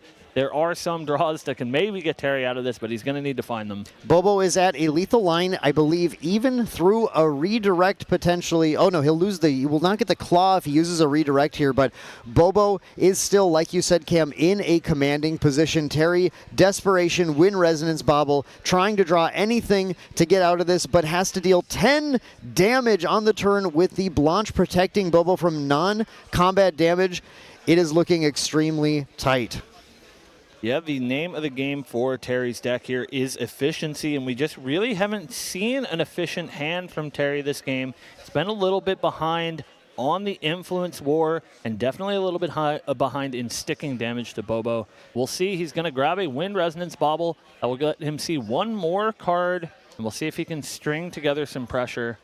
I think thinking hard about his influence and whether or not he needs to use this right now. As you said, Cam, earlier on in this match, what an awkward hand Terry had to start with, where he just could not put together the pressure that he really needed to, that we saw in those first 2 games. Opting now for the Korhazi Courier. It is a good card, but it does not deal 10 damage. Yeah, it potentially deals with this Blanche, but that's about it. Little does Terry know there's a Shadow Strike waiting for Bobo's next turn. Bobo needs to do just a single thing right now, and that is survive to his turn. Then when he activates the Shadow's Claw, he'll have a 9 damage Shadow Strike, followed by 4 more damage from the Shadows for 13, 14. That's so much to deal with the board and end up winning the game against Xander. Let's see what he can put together. He's going to go with a backup charger, because why not? Going to draw another card. Bobo just going to get very, very ready to, as safely as possible, go for this kill. Draws with the backup charger, puts the power cell in, and looking at this hand now, he is ready to go. Actually, the Slice and Dice, a slightly more effective line as well, more cost efficient with the number of preparation counters that Tristan has. Bobo looking at his line, goes for the Shadow Strike anyway, though. Knows it's lethal. Prepared for 4. Using the Shadow's Claw. 2 and 2. And that is Bover for Bobo. Another win. Now 1-2. He's got 2 more wins to rack up. And then he will be the grand champion. How long have you been waiting on Bover? Since about this afternoon. It's a pretty good one. And 1 game goes to Bobo. He does have 2 more to get, but we didn't think he was going to go down without a fight. He definitely still has a chance to mount this comeback. 1 more game from Bobo would take us to a final game 5. Again, up to Terry. Just has to take 1 more for him to be crowned the champion. But of course, Bobo looking to pick up those next 2. Now look at Terry swapping that sideboard in. We see him coming back in. The increasing dangers. Terry wants to play them when he's taking the first turn of the game. So we're going to see what he's pulling out here. Bobo also taking a look at everything, just deciding, are any of these cards that I really should have if the game plays out anything similar to how that one did? And I don't think he wants it. I don't think he's looking for that. Yeah, he's got to feel pretty good after that game. But what he has to be worried about, there is a real palpable advantage to Terry going first. So really, Bobo is looking to sweat that opening hand from Terry. Hope that, again, like that game, it is a little bit awkward, or not even that, but maybe just a smidge slower. And if he can manage that, he can stabilize like we saw in that game. We saw some incredible speed in those first 2 games from true champion Terry, but I have to remind you, Cam, and everyone in the audience that when Bobo won his games against true champion Caben, they were both when Caben was on the play. Now, if Bobo were to win this game, Terry would be on the play again. But Bobo knows, I can win 2 games on the play. He can do it. If anyone can do it, it's Bobo. But it is definitely a little bit harder, I would say. But he loves a challenge. Bobo's looking to find that good game and close it out. Doesn't want it to be a, slam dunk here. Wants a little bit of Hollywood for the people at home. I think everybody wants a little bit of Hollywood tonight. And we have Team True Terry and Bobo still look at their spirits, laughing, having a great time. It is a good match that they are going to play. It was not a clean 3-0 sweep. As we go into our Game 4, Team True Terry at 2 wins, Bobo at 1. And the immense talent of these players. We can't assume that there's going to be some sweeps, right? They are so talented and really here to become the world champion. And look at that, locked in for sure. We see the smiles and the camaraderie, but of course these players are trying their hardest. And we'll see, we have Terry starting us off in this game of our grand finals, looking to pick up that 3rd win is Terry, and we'll see if his opening hand is good enough for it. We see a couple of copies of Korhazi Courier, 2 increasing dangers if that's what he's looking for. A dangerous game indeed that he can play if he wants. He goes for the first one.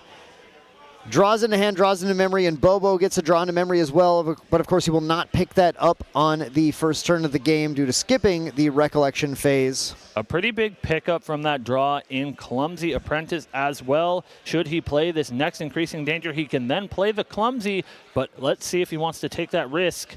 Looks like just a Korhazi Courier, sort of like Lurking Assailant, does have stealth, so it's pretty hard for Bobo to deal with. A good threat for Terry to deploy on turn 1. Not quite an Arthur, but a good second step. Bobo, I think, definitely looking for the Dream Fairy, one of the best cards you can put into the Korhazi Courier. Very difficult to deal with otherwise. Looking at his hand, we do see a Stifling Trap, I believe a Veiling Breeze, and finally, there they are, the Sadies, showing up at last.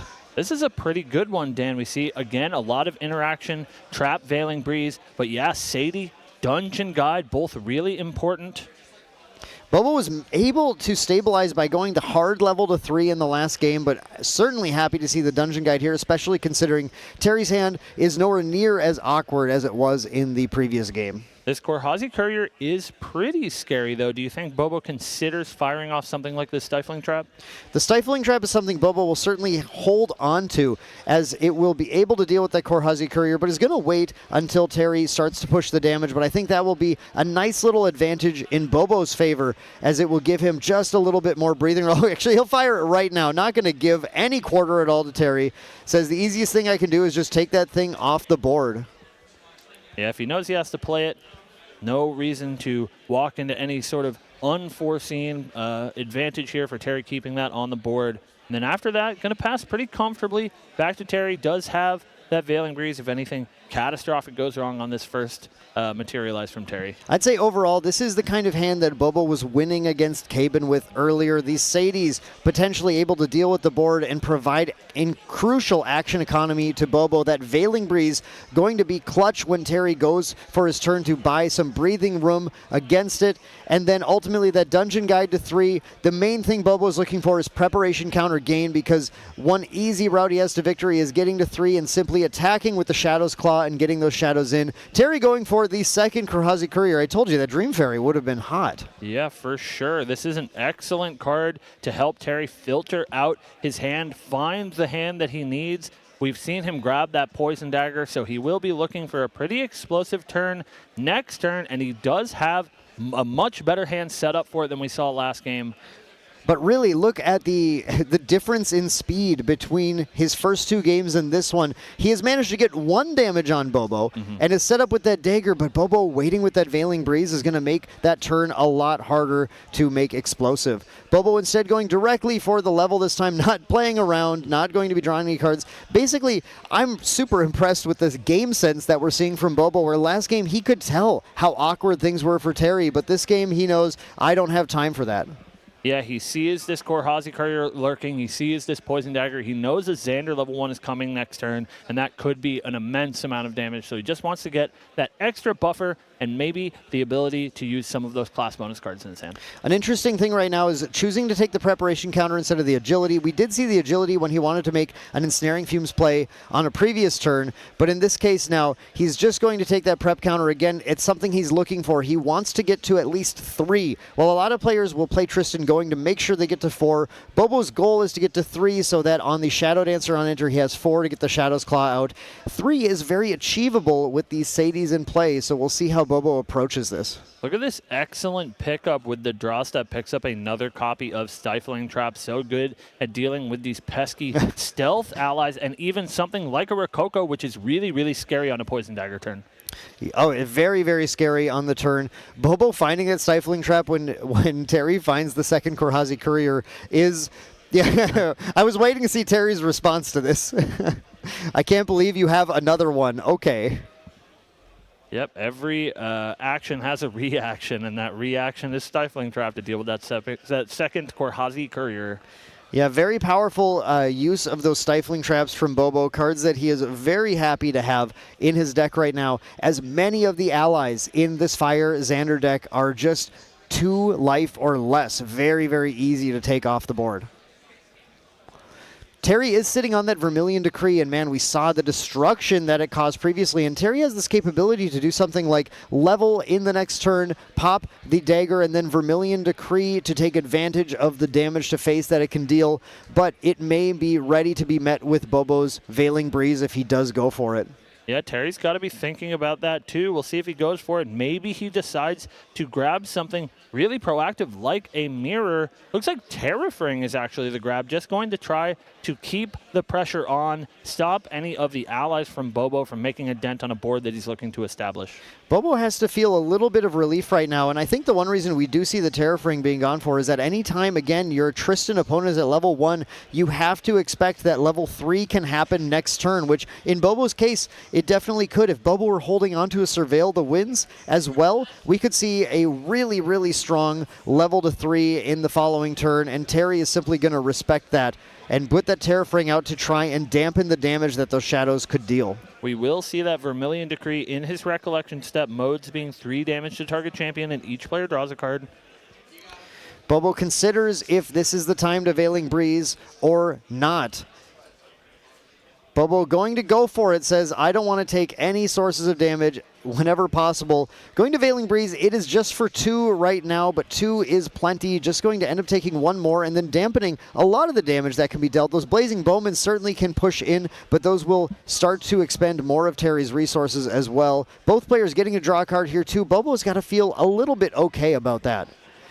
Did Bobo pick up another Veiling Breeze? Oh my God, that's huge. Veiling Breeze was the draw. The only thing that Bobo could be worried about is going shields down after losing that Veiling Breeze, but he just picked up another one. Yeah, Bobo has to feel like he's in a very decent position at this point. Really just wishing he could get some better preparation counter gain, wanting to play that Sadie into a board where he's got a clear kill to get that agility trigger and pick cards back up so he is certain that he is playing with as much action as possible. What a brutal turn here for Terry. He has so many powerful cards in his hand that he can't really play into this Veiling Breeze. He's sort of relegated to cards like Clumsy Apprentice. We see he's pulled those to the front of his hand that can get him some of that influence back because he really can't be dealing any damage this turn. Yeah, and that appears to be exactly what he's putting, he's putting the 2 down. You're right, Cam. Appears to be exactly what he's looking at with that Clumsy Apprentice play. It is time to dig a little deeper. It's time to find different action than these Clumsy Apprentices, although they are prime bait for Sadie right now to be able to get that agility trigger and get Bobo the action that he's looking for. Bobo might even be looking at putting off the level. Holding onto that second Veiling Breeze might put Bobo into the position where he feels fairly safe, might go for something like a Safeguard Amulet as well. There are a lot of options for Bobo in this case to try to get to the position where he can level as effectively as possible. He does want to get there sooner rather than later, though. This is a terrific hand from Terry. He hasn't showed a lot of pressure here because he has been blunted at several turns, but if he is given that turn where he is allowed to play his hand, maybe he thinks Bobo is a little bit lower on shields than he needs to be. Terry can push a tremendous amount of damage, so Bobo wants to respect that and level up as soon as he can. He absolutely does need to respect that, and we've seen tremendous respect. We said it multiple times from Bobo in this matchup. All he needs to do is respect, respect, respect, and that buys him often the room that he needs to take the game. Terry's still considering, I believe, what to do next with his turn. How much should he push through this Veiling Breeze? That Vermilion Decree still in hand can simply wait on Bobo's turn activated, but is he pushing enough damage is the question. He knows that there's a clock on this game. He can't wait forever. He's still a Spirit of Fire. Yeah, I think he definitely needs to look for that Xander level up. And the unfortunate thing for Terry is he's just seen a Veiling Breeze, and it's hard to expect your opponent to immediately have a second one. So he might be looking for an explosive turn next turn, but if he goes for it, he might get met with a pretty devastating Veiling Breeze from Bobo. Yeah, those Blazing Bowmen are definitely prime targets to use on a future turn. Terry, I think, just not liking the clunkiness of his options in hand right now. I don't think this is quite as awkward as his hand last game, but it's just not getting through the interaction that Bobo has had. Stifling Trap, Veiling Breeze. Bobo has kind of had Terry's number at every turn this game, and Terry's about to find out in the future turn that Sadie coming down as well, something Bobo has been dying to see in these games, to give him that key action economy and that preparation counter gain that he's going to be relying on in order to find the win. Yeah, Sadie's so important, and you've said it so many times, Dan. It's really, really great in this matchup, but Bobo just hasn't found not only Sadie, but a reasonable place to stick it, and this is about as reasonable as possible. We're going to see a Nullifying Lantern. Interesting. Huge against these couple of Blazing Bowmen sitting in Terry's hand. We see a bit of a nod from Terry. He's not entirely happy about seeing this Nullifying Lantern. Yeah, those Bowmen are rough. Bobo, what a heads-up call, putting that Lantern in play, making those Bowmen quite a bit worse. And yeah, we see Bobo really just kind of taking his time now. I think trying to get the Sadie in play, wants to level up with the preparation counters, and he's going to be able to set it up so perfectly here because he's going to get that agility trigger. He is not quite yet, though, because we do have Terry trying to respond with a Vermilion Decree, likely choosing 2 damage to Sadie and then potentially 3 damage to face unless he feels like he needs to get the Influence Cam. Did you hear the call? I did not, but I believe that is indeed the plan. Terry looking to get this Sadie off the board before she can kill Clumsy. We are going to see Bobo respond, pick up Sadie, and that will make it so that this Clumsy lives, and so there's no agility from Bobo here, but it does leave enough cards in hand for a devastating Veiling Breeze on the next turn. I think Bobo is okay with this. He got his second preparation counter that he was looking for. He's going to be able to Veiling Breeze if he wants to take the turn off effectively, then level up next turn. He's holding on to that Dungeon Guide still. Will be able to get that level up and get effectively set up with that Nullifying Lantern in play this time as well, which is negating the on-enter effectively of the Blazing Bowman, as well as some things like the Dazzling Courtesan from coming into play. This is a pretty huge turn for Terry. He is going for that Xander level 1. He does have that Poison Dagger. He has to be thinking about Veiling Breeze, so he's probably looking with this Glimpse to find something like an Incapacitate to protect his big Poison Dagger turn. We know he doesn't have it currently. Those Blazing Bowmen's looking a little bit clunky, and if he walks into a Breeze here, it's going to be absolutely brutal. It does seem that actually Bobo put the Dungeon Guide down now. A little bit of a risk if Bobo does decide to level on the next turn. I wonder if that is actually projecting that he doesn't want to level on the next turn, is going to rely on this Veiling Breeze to protect him. We'll see what can push Bobo to actually activate the Veiling Breeze, because the longer he can hold on to it and still live, the better. I think you're absolutely right. I think he's really going to be waiting for this Poison Dagger. I think that's the turn where he knows he needs a Veiling Breeze. So if Terry decides to pop it this turn, I think we'll see that Breeze. But yeah, I think curious to know if he will play it for any other reason. Something he has to be concerned about is he did see that his opponent sideboarded in those incapacitates on a previous game. I did not see if they ended up being sided back out, but an incapacitate on a Veiling Breeze on a clutch turn would take the game for Terry in all likelihood. So a lot to consider from both players. Terry does have the influence to work with, which was a bit of a problem in the last game. So he's not pressured quite yet to push the button on that Poison Dagger. But again, any amount of time that you give to Bobo is in his favor. Looks like Dagger is the call. And we'll see if Bobo wants to respond. Yeah, Dagger coming down. I think Bobo is very likely to go for the Veiling Breeze, and I would assume, just like a previous game, we're going to see that Planted Explosives come down in response. Let's see what Bobo... No, it's going to resolve. Bobo's going to reveal it and prevent 3 damage to his champion from every source with nothing else to deal damage to.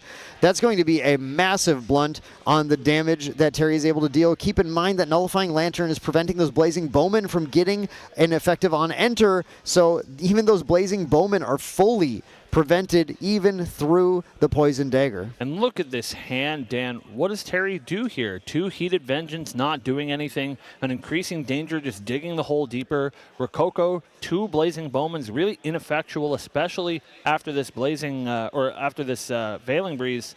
It's going to be pretty hard for Terry to get basically anything going here. Terry could try to set up a board, but might just be vulnerable to the Sadie. We'd see if he pops the Tariff Ring, but Bobo is definitely in a pretty safe position here, just maybe playing it a little risky with the potential to lose that Dungeon Guide, but might also be okay with that, might be fine with going for a level, utilizing Floating Memory from the Ensnaring Fumes on a future turn, could go for something like a Safeguard Amulet, continuing to just build a wall, put up defenses. We are going to see that Blazing Bowman happen here, but of course the on-enter has no Fire Element cards to banish because the Nullifying Lantern makes them all norm element right now. Yeah, I think Bobo's got to be feeling great. So much so, I don't even think he really does need to level. As you said, he can just grab something like a Safeguard, feel pretty safe now that the Poison Dagger is off the board. He does have access to Sadie to start picking apart these couple of allies that are left stranded on the board from Terry.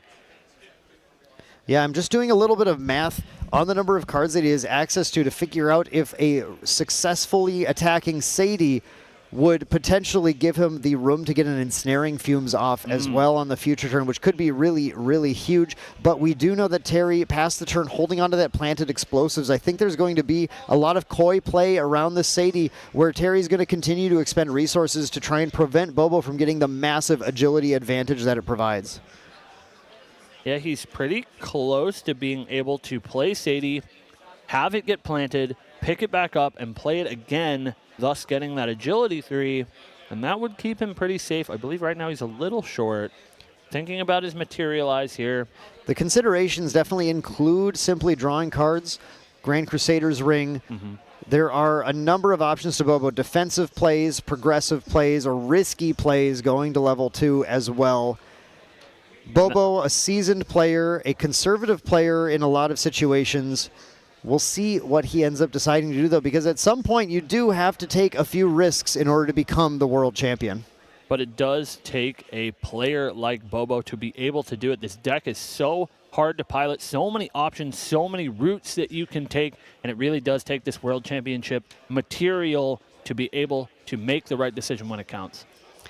Yeah, Bobo really considering, I think, looking at his memory here, thinking about the possible losses to a level 2. Of course, the direct route, level 1, 2, 3, is what we've seen in so many previous games, as that is an effective way to make sure you get the life buffer and then those shadows for those redirections that you need. Of course, if Bobo gets those shadows out soon, that means cards like those Heated Vengeance are even worse as well, and he decides to go for it. He is leveling to 2.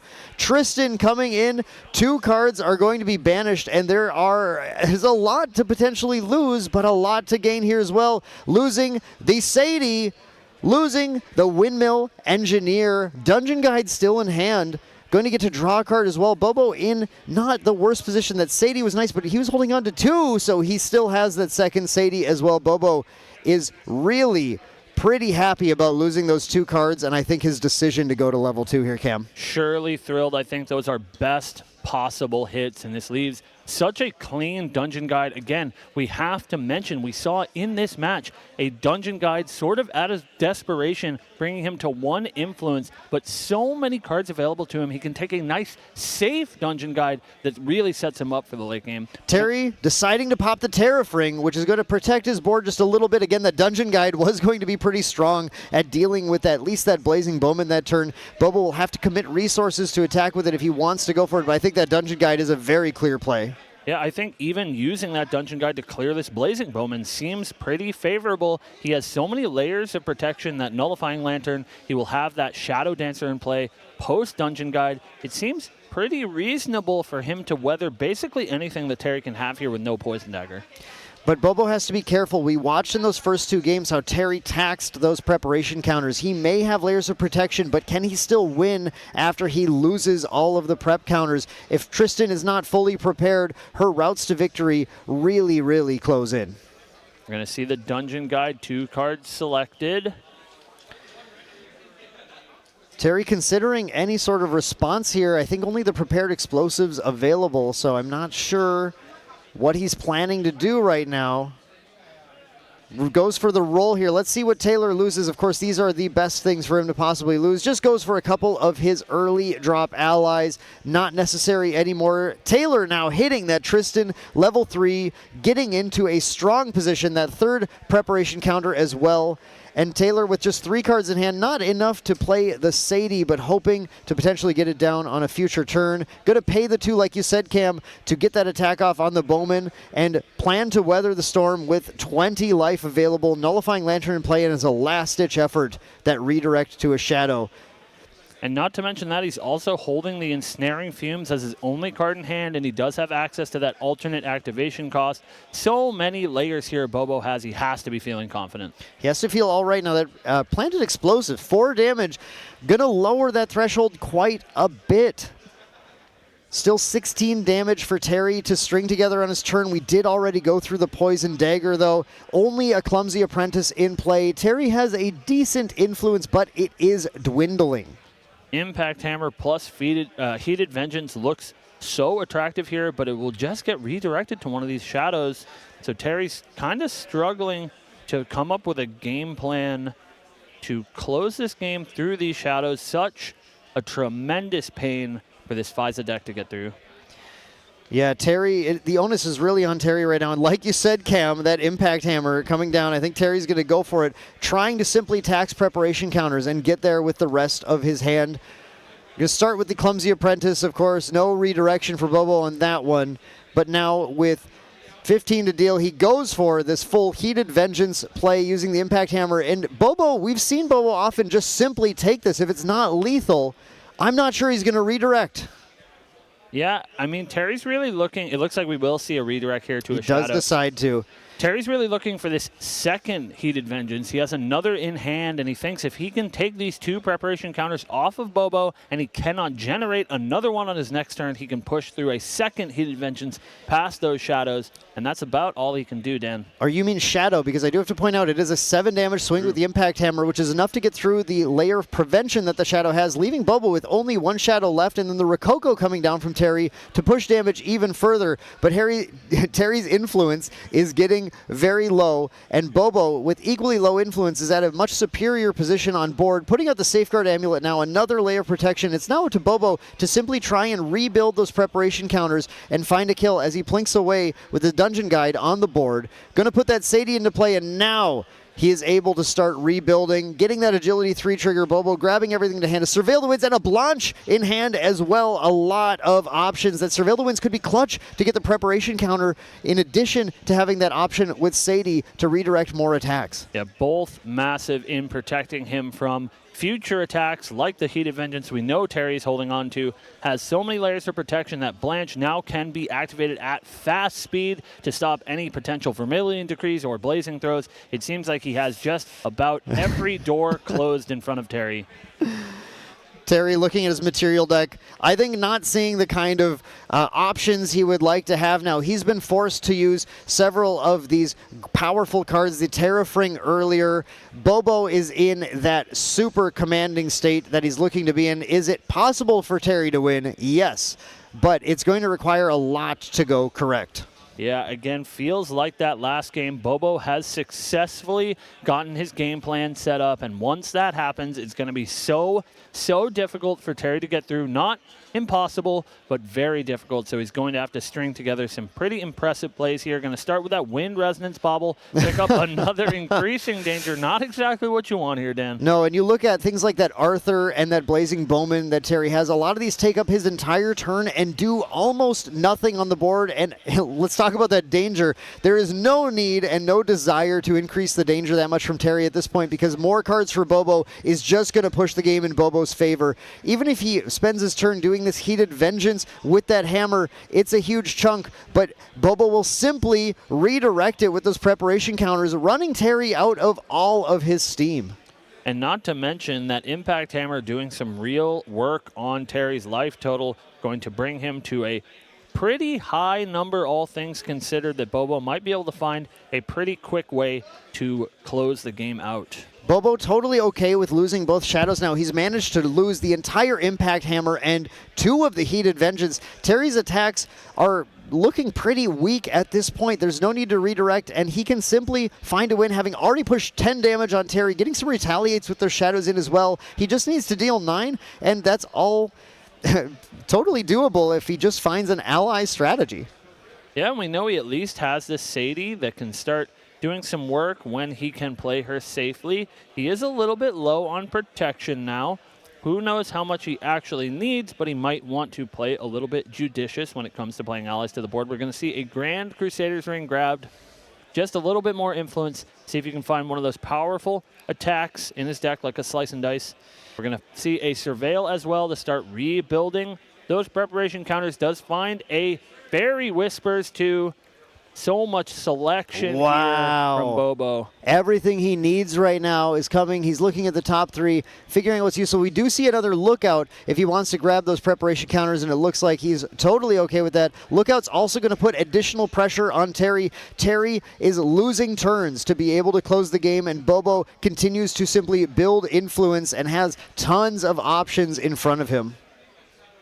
Yeah, I think this game is all but locked. Looking so commanding here for Bobo. Just has to find a way to close out the game. Such a powerful grip of interaction that he can use to stop any of Terry's future plans. Even just replaying the Sadie again, putting another 2-power ally on board is going to mean a simple 3-turn clock left for Bobo outside of everything else, which is likely not slow enough for Terry to be able to find a win. Right.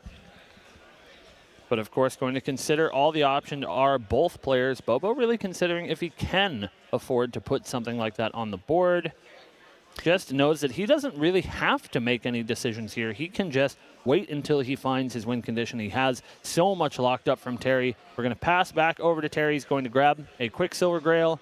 Mystery card underneath it. What do you think we're looking at, Dan? It's really hard to predict. These True Champion Gaming players with their Quicksilver Grail, they often put many different cards down. Obviously, the one everybody wants to expect is the Nullifying Mirror, but at this point, I don't think Terry ever wants to actually do that. He just wants to make you think that he will. He's going to go ahead and finally put this Arthur down, try and build something up, at least make Bobo want to answer it.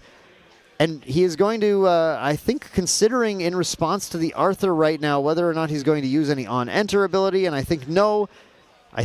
Simply going for the attack here, and Bobo's just fine taking the 2 damage. Still 10 life remaining, a lot available in front of him. Both options feeling pretty bad. Immortality means you're basically spending your whole turn putting this Arthur on the board, susceptible to something like a Dream Fairy, and now having played it without Immortality, attacking Bobo, it is pretty vulnerable to this Dungeon Guide plus a Sadie that we know is in Bobo's hand.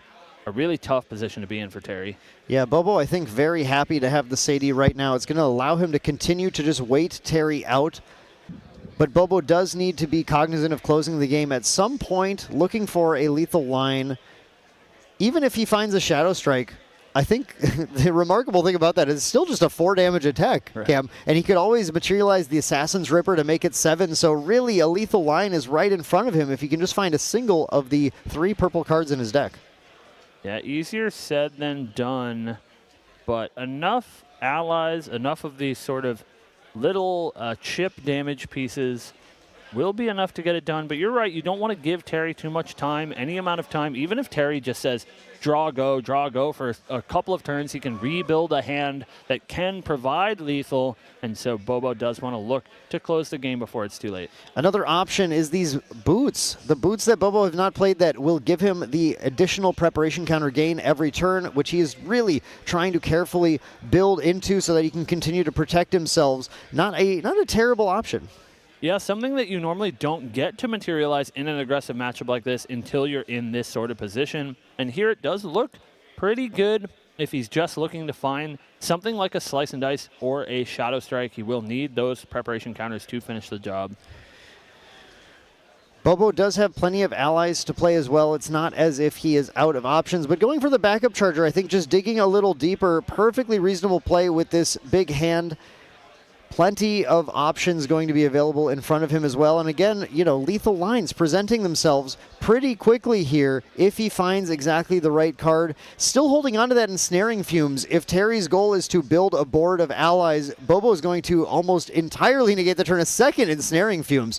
Bobo has a ton of options. Look at this. Play the Sadie, double attack the Arthur, hold up the Ensnaring Fumes is going to be a pretty commanding turn for Bobo. And that is exactly what we're going to see, Dan. We see Sadie come down, and assuredly we're going to see Dungeon Guide and Sadie team up to deal with this young heir. It is a smoke bomb under the QSG, and here it is coming out.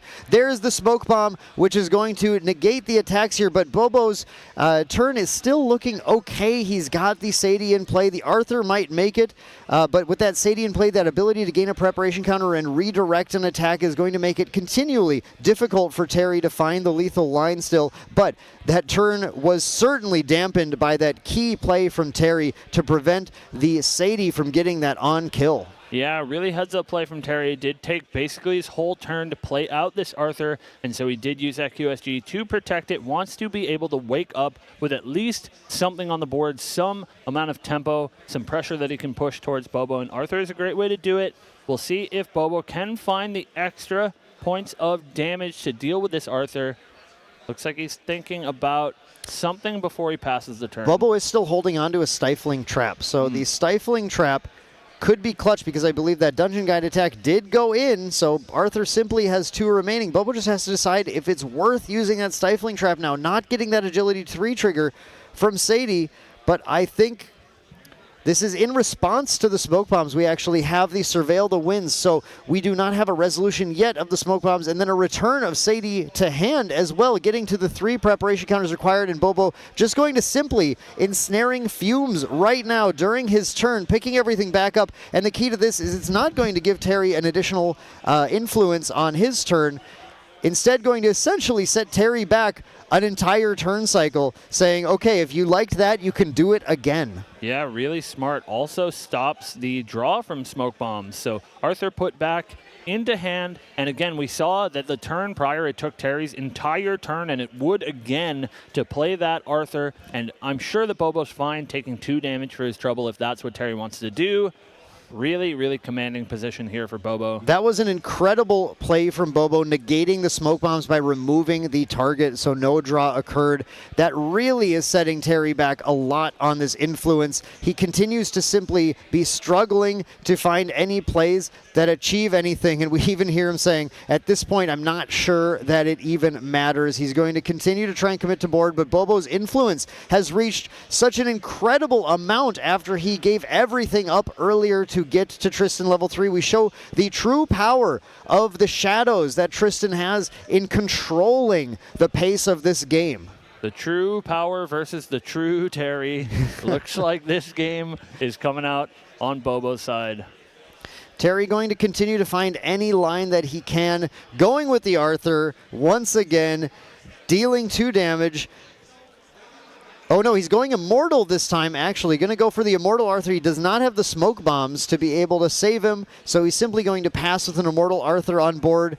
and the opening is Bobo's to use his influence to try and secure victory. Yeah, some Sadie insurance here is this Immortal Arthur. But again, as Terry said, it's going to be pretty hard for him to come out of this one on top. So much influence Bobo has. Looking if he can find some attacks. Has a couple of weapons that he can decide to deploy now that he's deployed most of his protection pieces.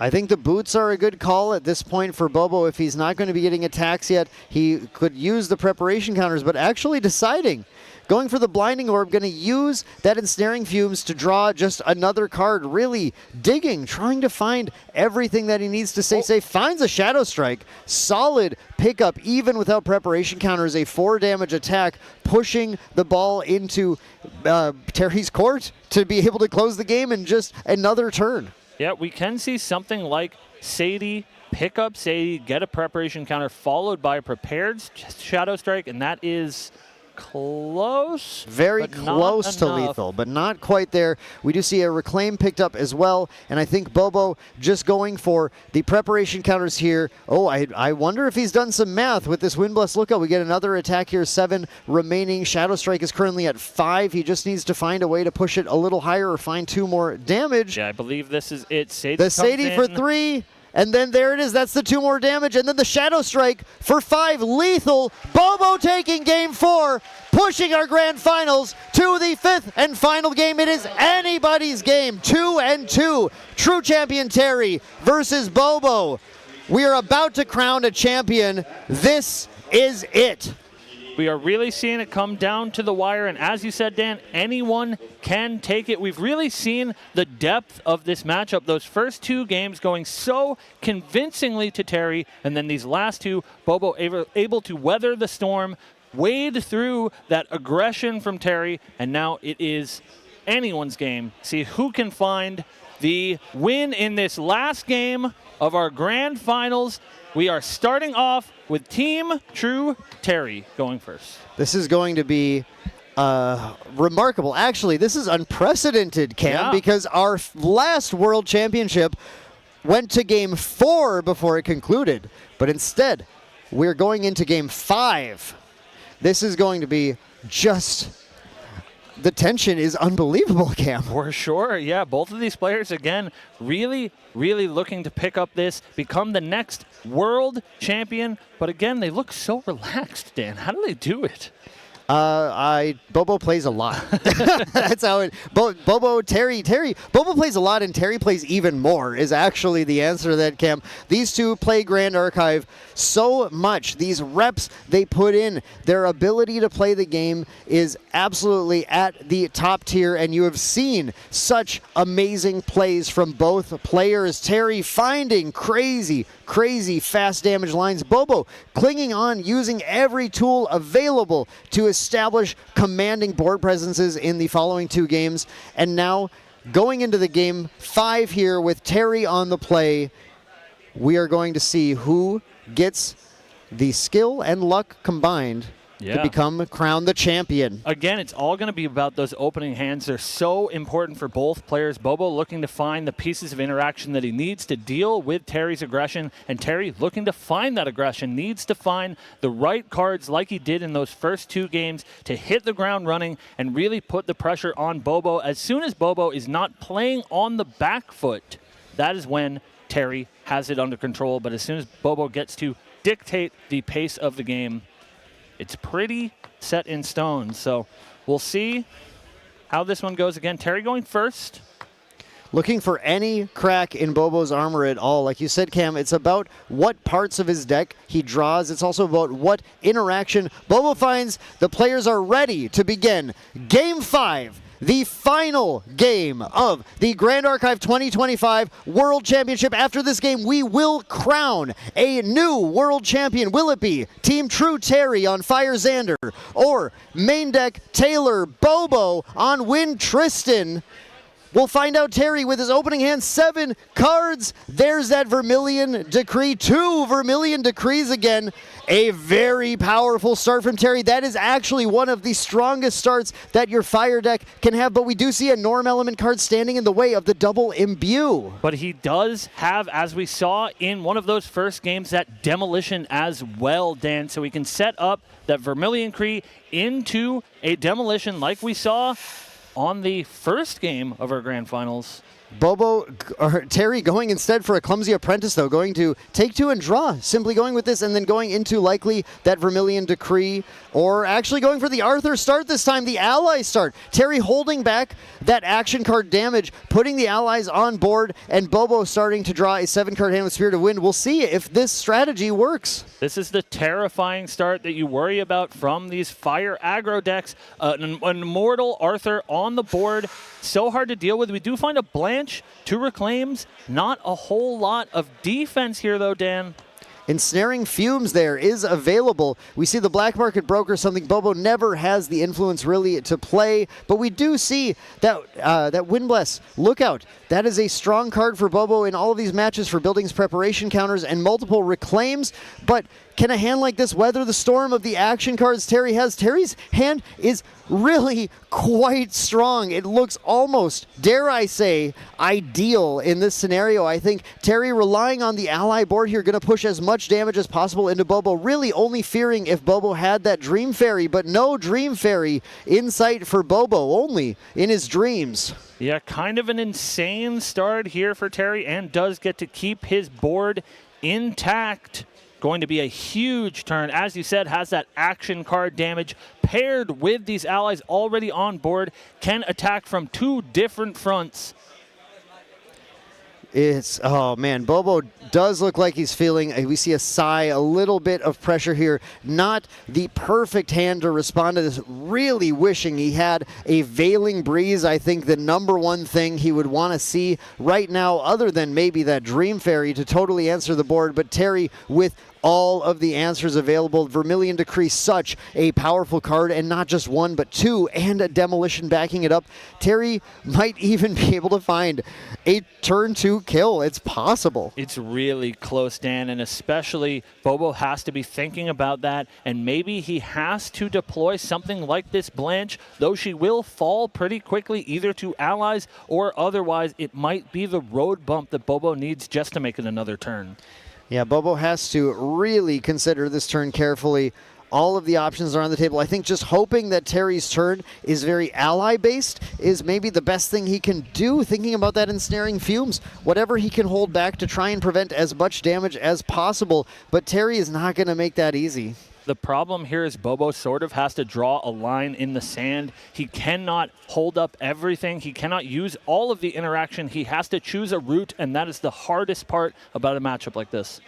There's the possibility to try and at least attack this Clumsy Apprentice and get it off the board. The Lookout is a reasonable play for that, but then Bobo is out of so much interaction. I think maybe Lookout Blanche is one of the plays that at least puts the onus on Terry to deal with something on the board, and that might be what we're seeing Bobo attempt here.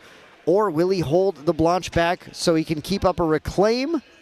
Could Reclaim and then go into Blanche too. I believe the math works out for that.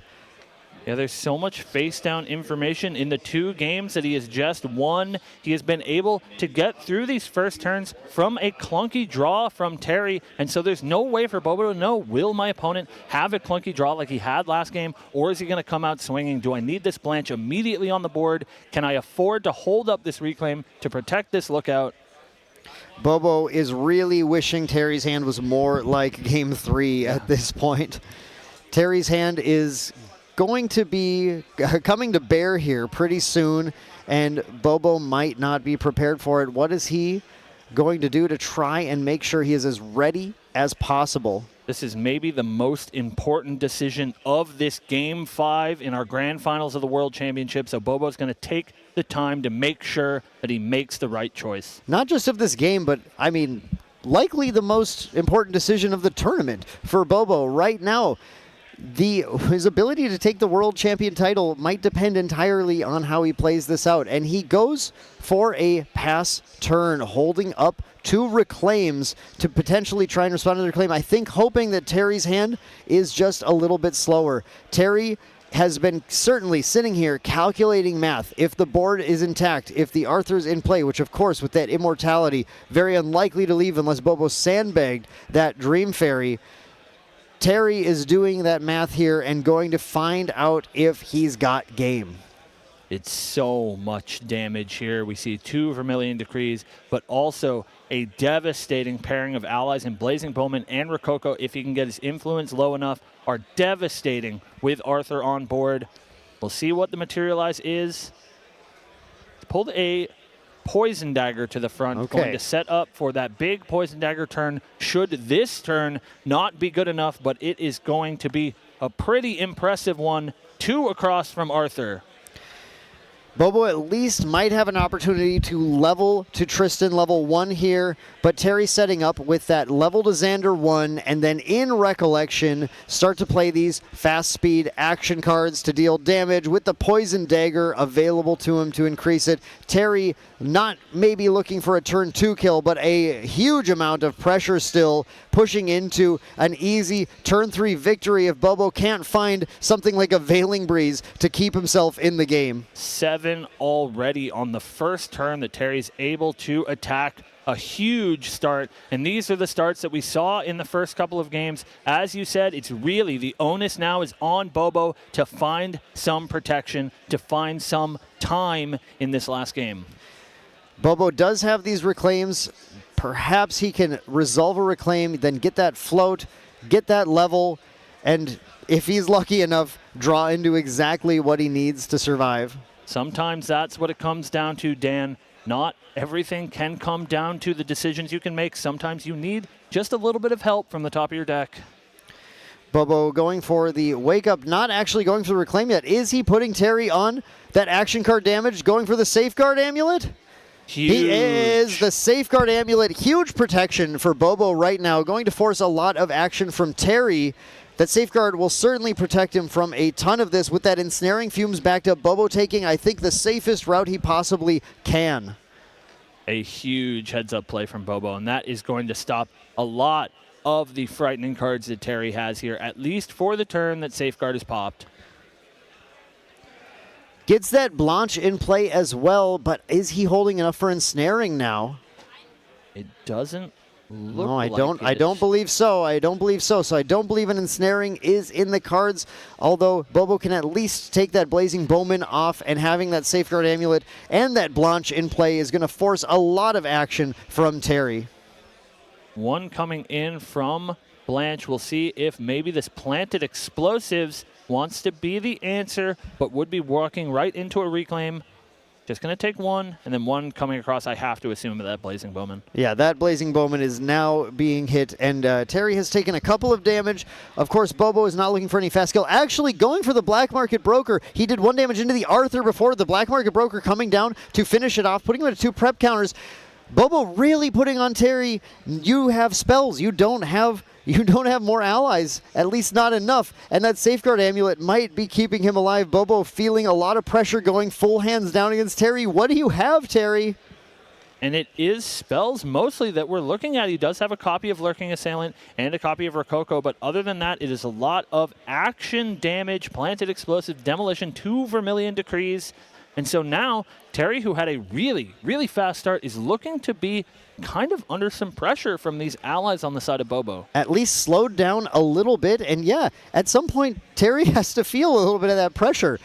That Terrafring has been so clutch for him every game so far. He's got to make a consideration about that here too. With that Safeguard Amulet in play, he's maybe not pushing the Poison Dagger line right now, but at some point he has to try and get rid of that Safeguard Amulet. Bobo may have effectively bought himself another turn with the combination of Safeguard and Blanche protecting him from over half of Terry's hand. Yeah, the problem with this Safeguard Blanche combo is that Terry does have to commit resources to deal with it. It's not like other decks that have direct answers to Safeguard. Terry just has to throw some damage at Bobo and force him to use those protective tools.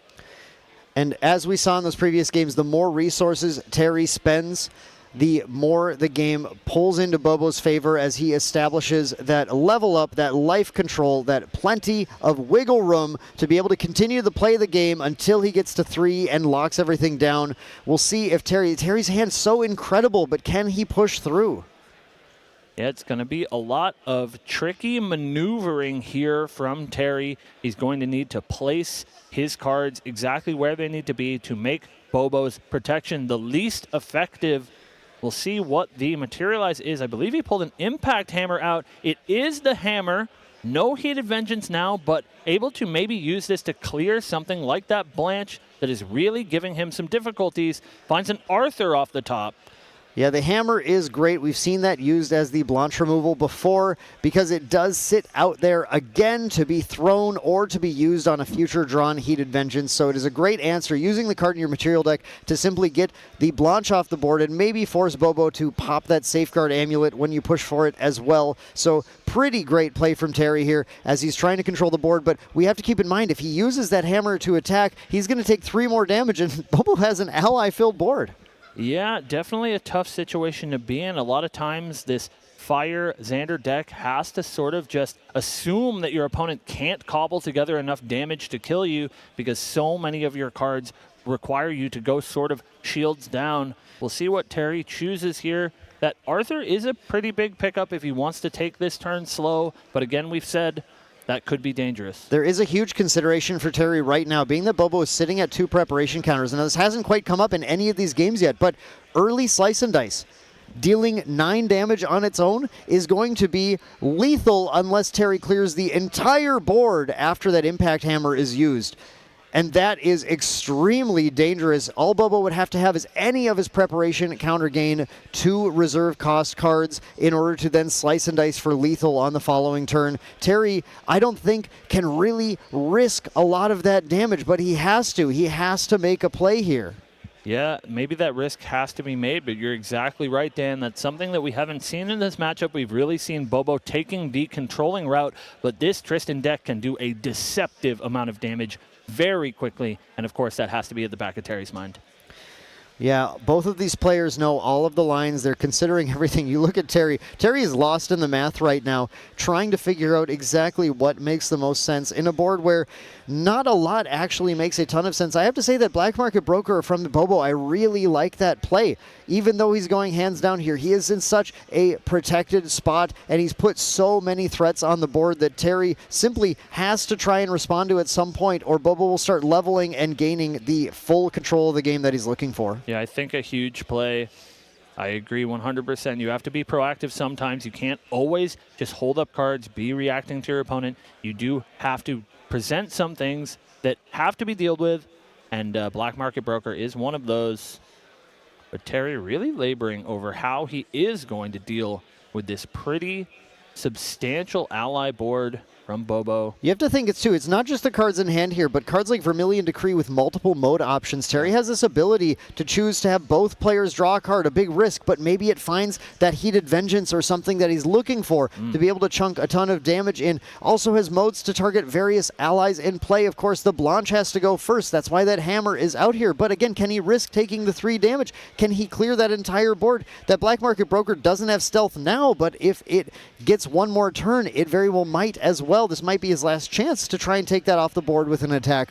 So many different options that need to be considered, let alone what Bobo is able to do back to him on the following turn. Yeah, the sequencing here is so important. We said it on Bobo's last turn that these decisions could be the ones that win or lose the World Championship, and the same goes for Terry. These opening salvos from both players are so important, and whoever comes out on top has a huge advantage to win this game. And this, of course, if you're just tuning in, is the final game of the Grand Archive 2025 World Championships. No, I didn't say final match. I said final game. Both players 2-2 going into this anybody's game. Honestly, such a good start from Terry, but well fended off so far by Bobo, putting him in a tough spot. A lot of math to do, a lot to consider, and Terry really trying to figure out what makes the most sense. Players are going to be given plenty of time to come up with the best possible route in this untimed Grand Finals round. Looks like he's pulled the allies to the front, doing some math here between Arthur Rococo and this lurking assailant.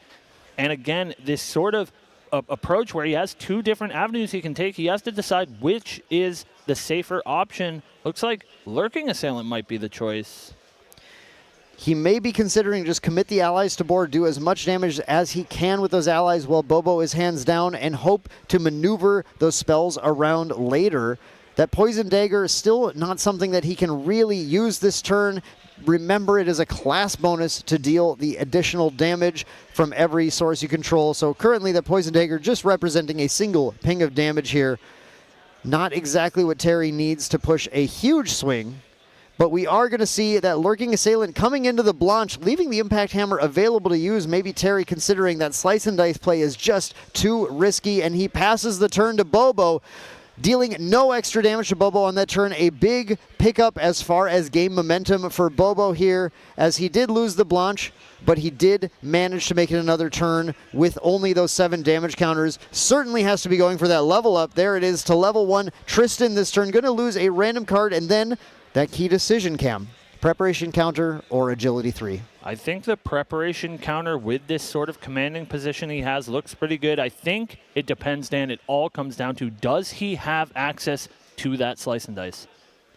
Right, and we have seen Bobo's hand. We know there is no Slice and Dice in here. Bobo is using the new Supporter Pack 3 Box Topper Slice and Dices with the cute Chibi Tristan. It really stands out when you see it. You know it's in there. But we did see in previous round, we saw that Ensnaring Fumes come into play thanks to that Agility 3. Bobo might be considering the math on his turn here. Does it make sense? No, he goes for the preparation counter. He might just go for attacking that Assailant, giving stealth now to his Black Market Broker. It is so hard to deal with, and then going for a pass the turn. Now that he has that Surveil the Winds, that feels like the safest possible play. Both attacks going in to the Lurking Assailant with the Ensnaring Fumes up, and then a Surveil the Winds if he doesn't need it. That Safeguard Amulet in play, and now at 19 life, 12 more for Terry to deal. Bobo would have a fairly safe pass, but is he in the position where he can? It looks like he is going now, Terry, for that Xander level 1. Bobo holding all the cards. We'll see what Terry decides to do to try and continue to push that pressure onto Bobo. And we'll see if he decides to point this Poison Dagger at Bobo. In his recollection, he does have access to that planted explosives, and that would assuredly force a Safeguard Amulet pop, and that might be what Terry needs to do. Doesn't feel the best, but you need that Safeguard off the board, or there is no route for you to play any of these powerful action cards. Terry actually getting a glimpse too from the Xander level 1 as well, and putting both on the bottom. Terry would be really, really benefited by drawing a Heated Vengeance this turn to push the kind of damage that he needs, but he does not currently have it in hand to go alongside that Impact Hammer. Considering that recollection, but decides actually, Cam, not to push it yet, not pushing that, but a Blazing Throw. Another powerful card, but not into that Safeguard Amulet board right now. He needs to get that amulet off board, just like you said, Cam, if he's going to be able to push that damage. Yeah, Blazing Throw is a pretty big pickup. It gives him some sort of redundancy on a turn post-Safeguard Amulet if he can force Bobo to pop it. But again, that is sort of the name of the game. What can you do? How much can you push without Bobo popping it? How much do you have to commit before you get that Safeguard from Bobo? Bobo is in the position where he is almost assuredly going to level 2 next turn. The question is, if Terry does not play allies this turn and doesn't manage to find the kill on Bobo, that means that Bobo is going to be able to play that Surveil the Winds, get the 4th preparation counter, banish exactly the cards he wants to level, draw 2 more cards, and it might be everything Bobo needs to secure that control of the game, especially if he finds a Veiling Breeze. So Terry needs to find the highest damage route he can, try and pressure Bobo to not be able to play such a high value turn. Absolutely at a razor's edge here. Either player can take it, and again, it is all about sequencing. Both players have the tools. It's who can use them the most effectively. And so Terry's going to think very carefully about how he wants to navigate around this Safeguard. And Bobo on the opposite side has to make sure he pops it at the right time so that, again, as you said, he can level up safely. And then once he gets towards that Tristan level 3, he can firmly lock out the game to become the world champion. Yeah, Terry once again, I understand he's thinking a lot, and the audience needs to understand he has to right now. The math lines are incredible. He has to find exactly the highest damage route, and there are so many branches to this decision tree, especially considering what Bobo is going to do to respond to things. Bobo's still holding on to these reclaims as well, making his level up even cleaner, allowing him to do that classic Tristan trick of, in response to the level 2 on enter, using that Surveil the Winds to get the 4th preparation counter, to get all the card draw. Bobo looking to see up to 4 new cards in the next turn, which could be everything he needs. It could be the Dungeon Guide. It could be the Veiling Breeze. It could be the Shadow Strike. Terry needs to maximize damage, needs to, or this game will become out of his grasp and Bobo will end up contending him much more than he'd like for that title of Grand Archive World Champion. Yeah, and it's important to remember, if you are not an experienced Fire Xander player, this deck in the hands of Team True Terry, that is a mouthful, is that there usually isn't a large difference between the life total of your opponent and the damage you can deal. A lot of it is exact, and so if he doesn't find every point of damage that he can get, it is going to end up pretty catastrophic. We do see a reclaim. Wow, from so Bobo. I think Terry passes the turn. Bobo goes for the reclaim. Bobo is set up for exactly the perfect level up. The Surveil the Winds. The Safeguard Amulet still in play. Terry has not pressured it off the board yet. Bobo considering using anything else right now. He could reclaim. He could do a second reclaim. Yeah, oh, he's going to go for the Surveil right now, actually. Instead, wants to see what he has. Going down to just 1 card in hand, Icy trying to force the action. Trying to force Terry to play a little bit here, but he doesn't represent a Veiling Breeze. Very interesting. Terry does not take the bait, passes the turn here. Bobo goes for the level up. 1 float and then banishing 1 more here. Huge to get this Hired Blade trigger to draw 2 cards. Going to be massive. Loses here a for Bobo. reclaim. That's exactly what he's happy to lose right now. Not going to need it anymore. Gets the on-enter to draw 2. Terry, no response. Bobo draws 2. And then in recollection, did he find, we can't see, but did he find any more of those fun fast speed cards? No. Whoa, another, finds the Dungeon Guide, finds the Shadow Strike. That's huge. I'm a prophet. I'm a prophet. You have correctly prophesized that he does have this Dungeon Guide, and the Shadow Strike is just about enough. He does have those 4 preparation counters for a Shadow's Claw as well, Dan. 5, 9, 10, 11, 12, 13. We got 2 from this. Oh, man, he is so close. And we'll see if he can find the math. He knows there's not a whole lot of interaction And on the Dungeon Terry's Guide, the side. one from Dungeon Guide. Did Bobo find everything he needed to close the game this turn? He needs to deal 15. He'll gain an additional preparation counter from the level 3. He can prepare for 4. Shadow Strike 4, 5, 9, 1 from the Claw, 10, 11 from the Dungeon Guide, then 4 more from the Shadows. Bobo has lethal unless Terry responds by killing the Dungeon Guide. That is, I think, what is left to be able to stop Bobo from taking the game this turn. And what an insane decision that Terry has to make. If he sees this line here is absolutely nuts, to take care of this Dungeon Guide, to live on exactly 1. And Bobo still with that Safeguard Amulet in play, the ability to go to 3. That Dungeon Guide, so insane. The best possible draws I think he could have had. Yeah, paired with the Shadow Strike, Dan, it's everything that he needs. We will see the Dungeon Guide resolve here. Is Terry doing the math? Does he know he needs to direct everything at that Dungeon Guide only to leave himself so far from victory in the next turn too? Dungeon Guide attacks in. Terry takes it. Oh my goodness. Claw. There's the Claw. Bobo playing clean. He's done the math. I think he's doing it one more time, making sure, going for the Shadow Strike. Shadow Strike fully prepared, sending it. This is a 10 damage Shadow Strike with 4 damage from the Shadows still in play. Does Terry have a way around it? The damage is coming in. Terry is going to try to respond. He's going to do everything he can. He's revealing the hand, everything that he has to Bobo. Bobo has lethal! Bobo wins! Main Deck Taylor, the 2025 Grand Archive World Champion! An incredible set, 3-2, went to Game 5. The first time ever in Grand Archive history we have gone to Game 5 in the World Championship. Taylor wins your 2025 World Champion, Taylor Bow. Amazing, amazing games. And Dan is down to the feature match to congratulate Taylor.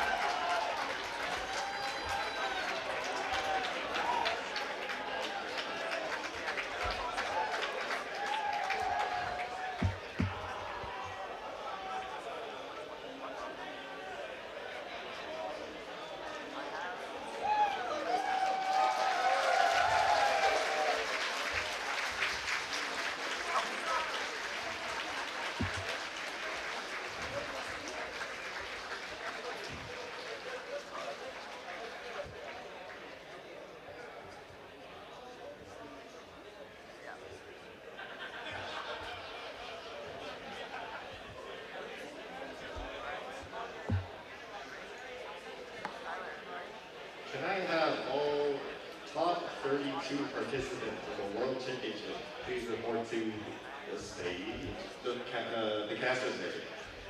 All participants of the World Championships, please report to the casting area.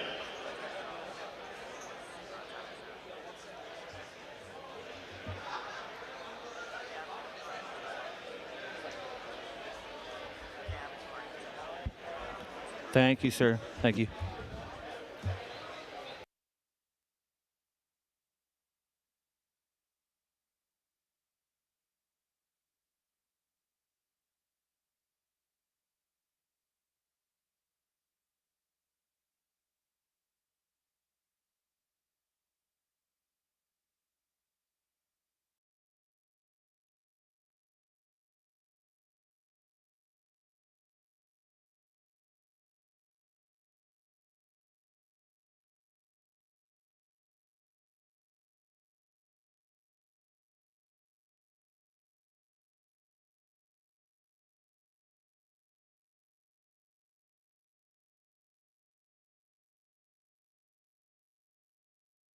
Safeguard, you were in the tank for forever. Taylor? Yes, yes, yes.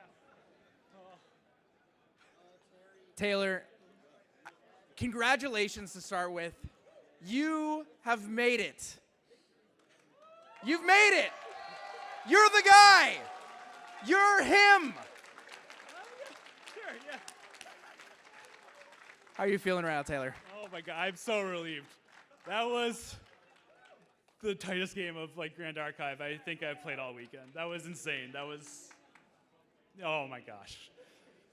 I'm actually like speechless. Taylor, that was probably the craziest level 2 draw 2 cards I have ever seen in my entire. I don't think anybody in this venue has ever seen a better top deck than what you just did there in Game 5. You might be the best. You are the best Grand Archive player in the world.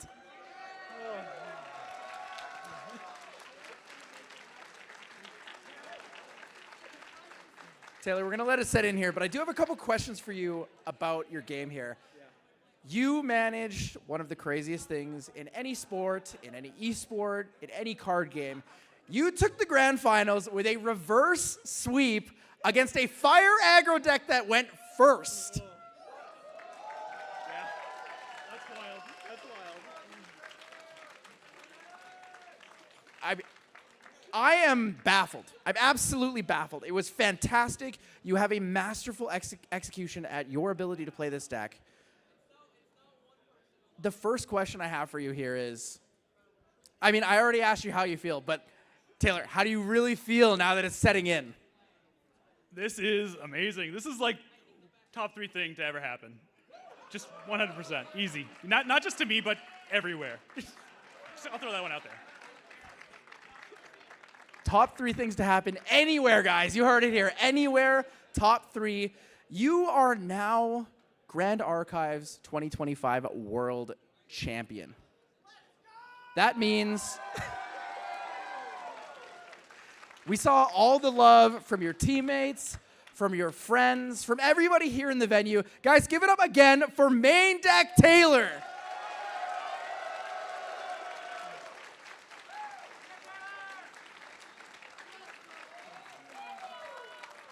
I want to chat with you more and more every time I see you. We come up to the couch, we talk about the game, we talk about the game plan, right? But I want to invite a special guest up here who I know would love to talk to you about the game. Main Deck Dan, please come join us on the stage here. Join me, your host Once in Love, for the winner's interview here with Main Deck Taylor. Dan, I'm going to pass this off to you. Welcome, everyone, to another episode of Recollection Step, live at the Grand Archive 2025 World Championship. I'm Dan. And I'm Taylor, your new 2025 World Champion. Taylor, how have you been? Pretty good, not bad. It's been a pretty good week. Yeah, it's been all right. That's really good to hear. I've been doing okay too. I'm starting to lose my voice a little bit. I'm not sure how that happened. That was pretty crazy. That's weird. Strange. Very strange. So Taylor, man, those first two games, how are you feeling after those? Not great. Not great, Dan. That was rough. It was a little spooky. Yeah, that was not really where you want to start in the finals. Well, you get to game 3 and you're down 2, and that's not a good feeling. No. Yeah, from my perspective and for the audience, I think that was exactly where we wanted to start. The tension was incredible. I mean, you get there, you get to game 3, you think I've got to win this one on the play, and then I've got 2 more I've got to win on the draw, and yeah, I'm glad we could make it a good story for everybody, though. That was just a fantastic set of games. It was, those were incredibly fun. I mean, Tyler already talked about that draw 2 that you got there. Yep. That was pretty okay. Yeah, I mean, probably again, top 3 draws 2s I've had. Maybe not the best, maybe, who knows. No, I'm kidding. That was insane. That was so roasted. That was busted. Oh. Yeah, hey guys, Dungeon Guide a good card? Dungeon Guide, great card. Confirmed. Well, Taylor, I think one thing people are very curious about is if you have any input on it, what is Tristan level 4 gonna do next year? Oh, well, if I get my way, she's generating as many Ominous Shadow tokens as you want, and maybe getting a power stat. We'll see. Who knows? So are you saying that CPR Ominous Shadow maybe gonna go up in price? Yeah, I mean, get them now. We had financial advice here on Recollection Step that you should definitely take advantage of. Taylor, how do you feel? One thing we talked about a lot going into this weekend, going in specifically to yesterday, this swap onto Tristan. Obviously, I'm not going to ask the dumb question. How did it pan out for you? It went pretty good, right? Yep. But we teched heavily for Genbu in the main. Yep. And I think we were a little more worried about it initially, but do you have any thoughts, just as obviously you played this out against a bunch of non-Genbu lists? Yeah, I would have liked a few more tools, but there was actually like a surprising amount of overlap between what we wanted for Genbu and how effective it was here for Faiza. So honestly, I think it obviously turned out okay, and I think if I could go back, I'd maybe add some like innervate agilities, obviously, but I mean, yeah, it was fantastic. Yeah, I mean, we know that it worked out pretty well. One thing though about that I think is really interesting is just the approach that the teams took to Worlds this year, especially, obviously True Champion Gaming, Main Deck working together. We had this plan to adapt decks a little bit as we go on. So here on Recollection Step, we always like to provide a lot of advice to people trying to get into the more competitive game. Can you talk about when you decide to do that, how you decide to do that and approach it? Because I have to say that was probably one of the most important narratives of this weekend, changing decks to approach the metagame, to approach the opponents you expect to face. I'm just going to actually hand the mic to you and let you talk about that general strategy. Yeah, where to begin? I guess, yeah, I mean, a lot of it is you just have to pay attention to what cards are being played and what cards are effective into certain matchups.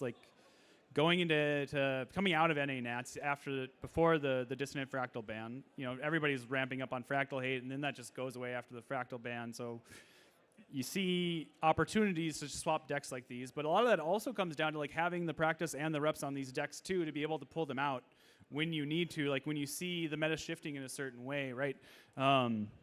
We'd obviously put a ton of reps onto fractals throughout the season, but you just kind of in general, we've also put a ton of reps into Tristan. There's been a lot of allies reps. There's been a ton of Genbu reps.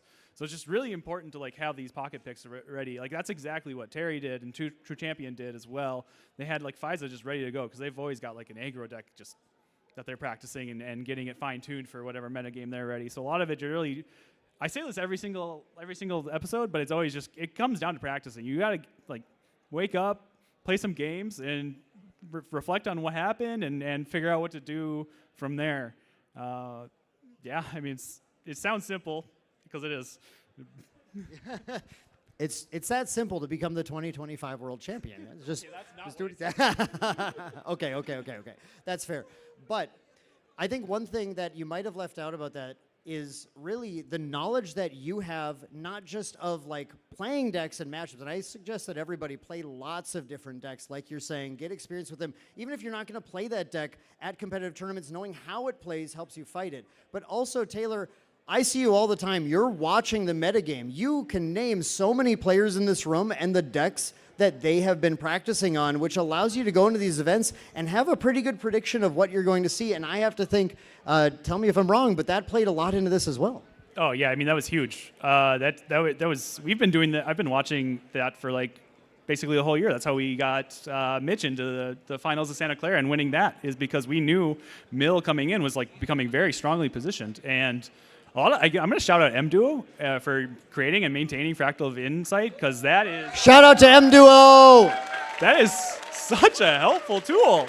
It's like, if you are trying to figure out what to play and what people are playing, that's the only thing you need as far as I'm concerned. It's great. Yeah, that tool is incredible, and we are definitely looking at it all the time. And now I believe on Fractal of Insight, your rival Cabin, you finally have a little bit of a victory against him there too, huh? Yes. Finally got my column, my mark in the win column. There we go. So I think the record right now is you lose 4 and then you win 1. So we'll look to repeating that. I believe Tyler is ready for us to wrap up this episode of Recollection Step. We'll have a full one for you all very soon, though, with your 2025 world champion, Taylor Bowe. Stay tuned for that.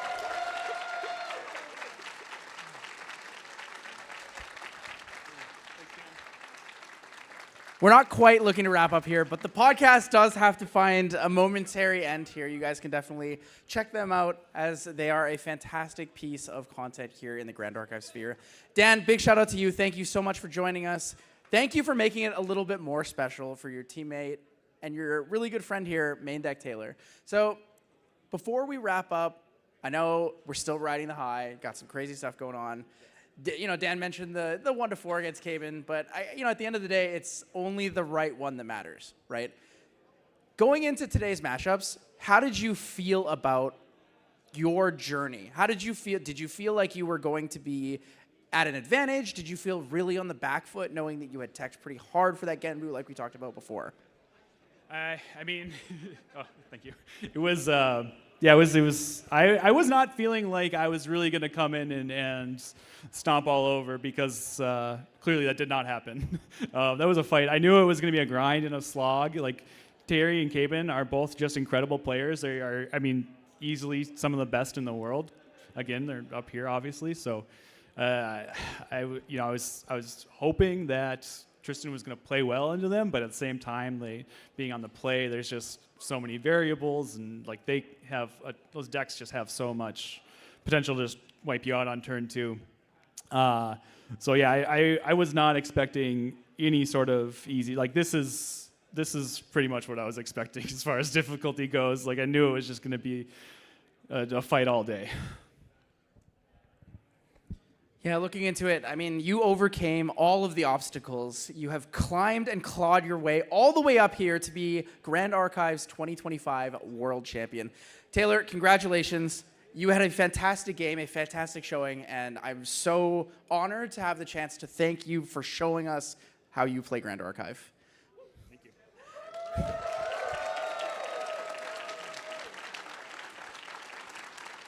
We'll be wrapping up shortly here. We're going to send it to a quick break before we bring you guys the World's 2025 Awards ceremony. Thank you for joining us, and we really appreciate you.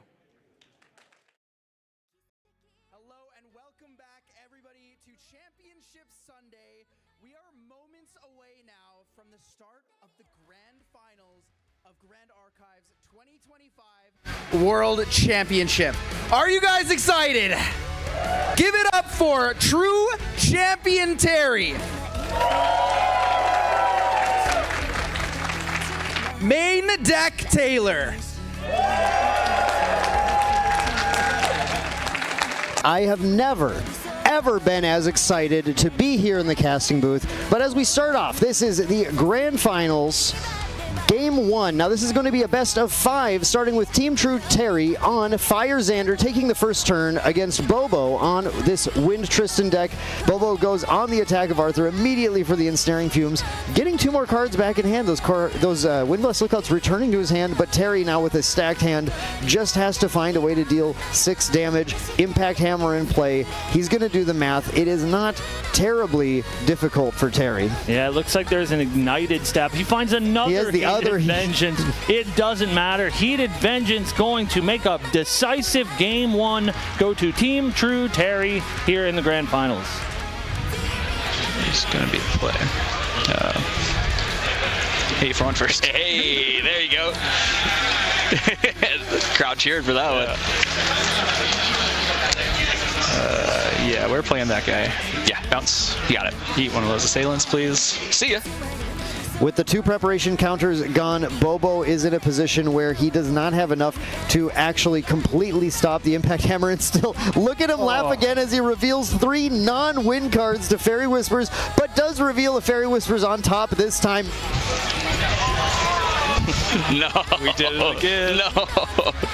We're Okay. good. Okay. Holding on just barely by a thread. Terry is going to try and push as much damage as possible with the combination of Impact Hammer and Heated Vengeance, but Bobo is going to prevent as much as he can. Veiling Breeze for 2, preventing 2 damage from every source of damage coming in. Unfortunately, the Heated Vengeance is big enough at 7. 5 damage direct for exact lethal. Team True Terry takes game number 2. Bobo definitely not out of this yet, has the ability, has the skills to take these next 3 games, but his back is against the wall. His back is absolutely against the wall, but it's time to bare fangs as we go into game 3. Influence here Terry has as well, so even if his hand is full of allies, he can't necessarily play very many of them. So at least 1 reclaim, and it looks like we're going to see an incapacitate on that planted explosive, just keeping his life total so high, still at 2. Incapacitate on the Fairy Whispers. Doesn't want Bobo to dig any deeper. Bobo holding on to an Incapacitate as well. Is this bait cam? Is he trying to bait out Bobo's Incapacitate to pave the way for the Demolition to be the kill? Yeah, I think this is a bit of a desperation play here from Terry, just trying to scrape any value that he can from this Incapacitate. Bobo looking very safe now with a Blanche in play. Redirects attacks if he wants to. That Blanche is going to be so hard for Terry to remove. Will have to use the Demolition on it. He's going to go with a backup charger because why not? Going to draw another card. Bobo just going to get very, very ready to, as safely as possible, go for this kill.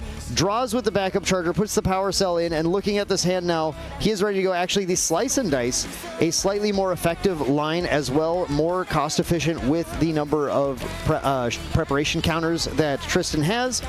Bobo looking at his line.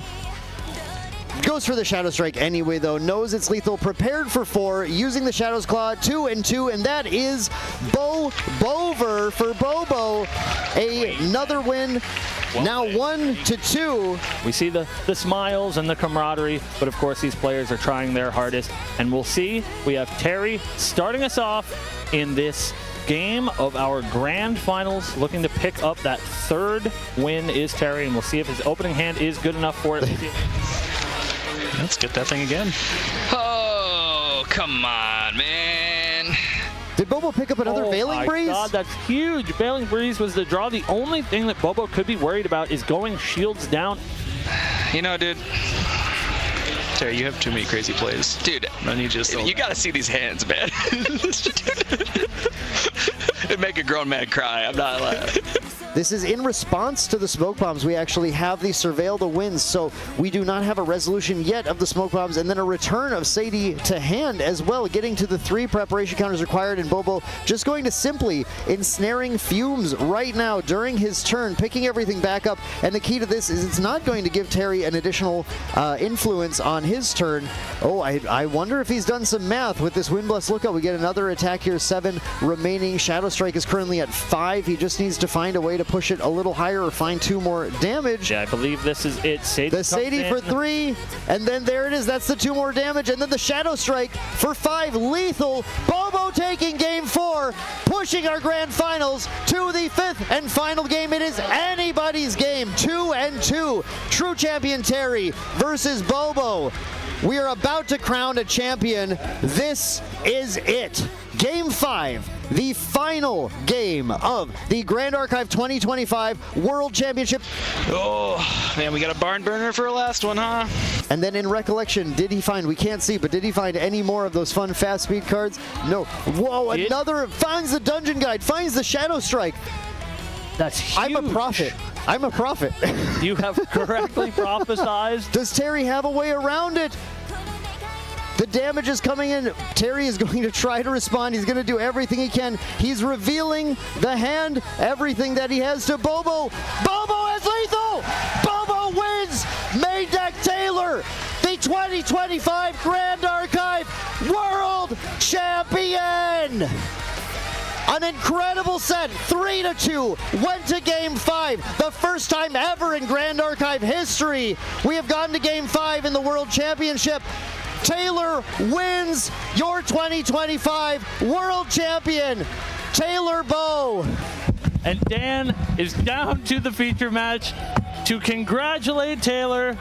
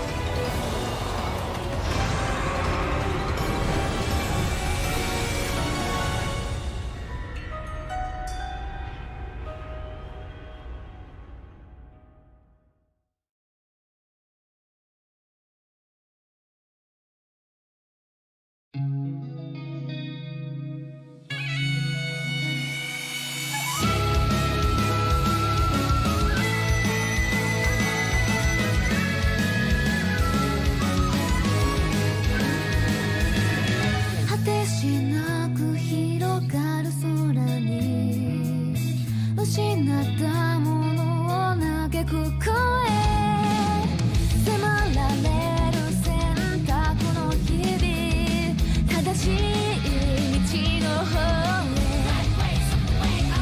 へ間違ってなかったと証明しよういつまで邪魔されても席を読むさこの頭で全て手に入れる高く高く飛べどこまでも行こう不可能と思い込んでたものがなぜか小さく感じた見てる景色がそう先になったから叶うまで近い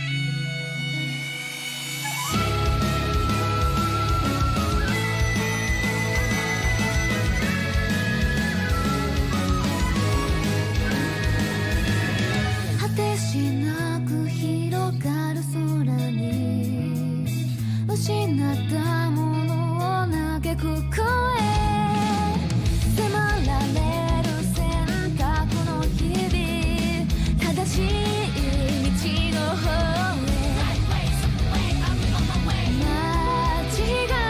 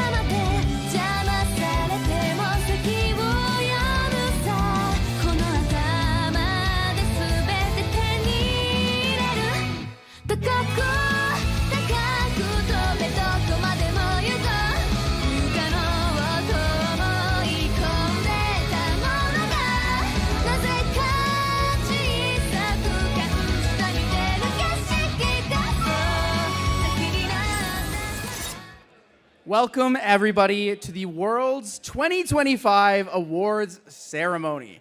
I am your host, Once in Love, and today I have the honor of presenting you all of the winners of each event here at Worlds 2025.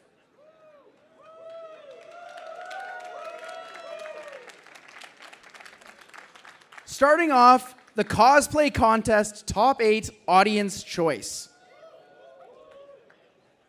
In 8th place, Silver as Black Market Broker.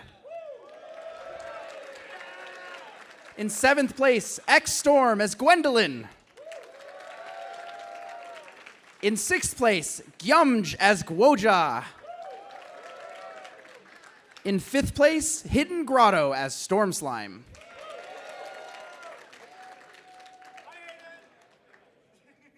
In 4th place, Darth Revens as Xiao Chow.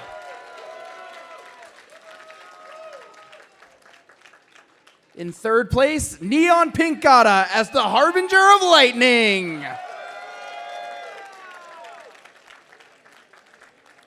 Our runner-up here in 2nd place, Petty Pedestrian as Guan Yu.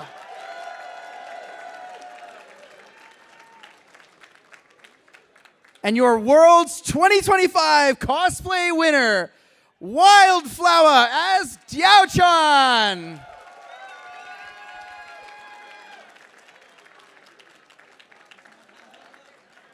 Everyone, please put it up again for your World's 2025 cosplay finalists.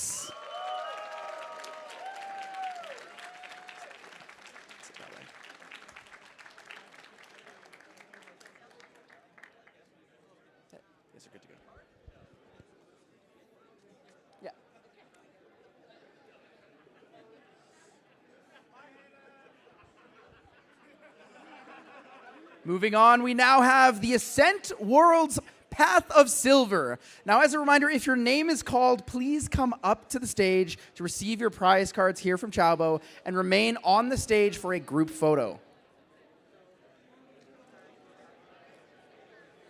First, in the Charm Thema category, in 8th place, we have Mark. In 7th place, we have Ivan Tan. In 6th place, Phoenix Knight. In 5th place, me.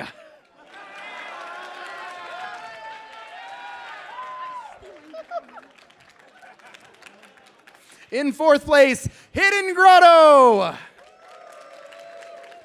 In 3rd place, Lonely Wish. In 2nd place, Tan Man 1. And your 1st place Charm Thema category, Ray.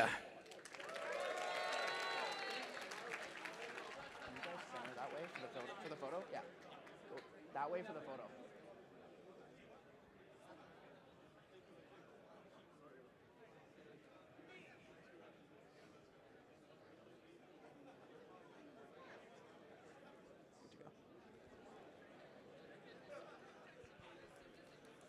In the Mystique Thema category, in 8th place, O-Cage Business.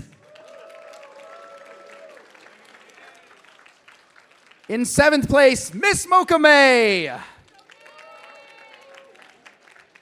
In 6th place, Justin LJW.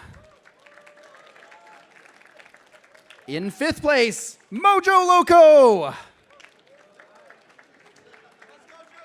In 4th place, DDDH. In 3rd place, Penguin. In 2nd place, the Rye Goat, Hyoka.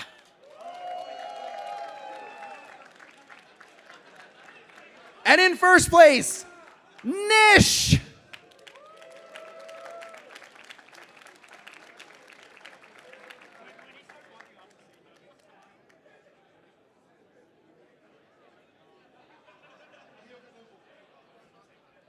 Thank you guys very much for joining us here up with the Mystique Thema category. On for the next one, we will be Doing the Valor theme category.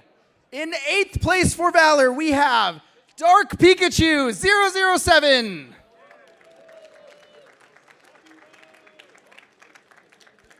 In 7th place, Andromeda. Or Benton. In 6th place, Sky Sama. In 5th place, Noel. In 4th place, Robin Pugh. 3rd place, we have King Calamity himself, Port Monster. In 2nd place, we have Boy. And your Valor theme category, 1st place, Quarax.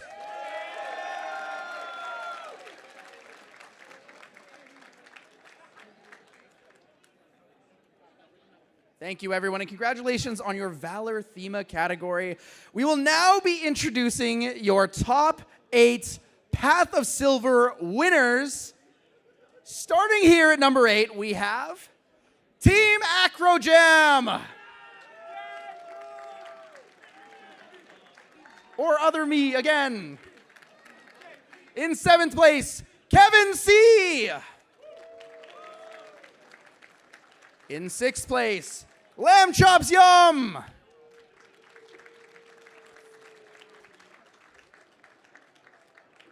In 5th place, Captain Logan.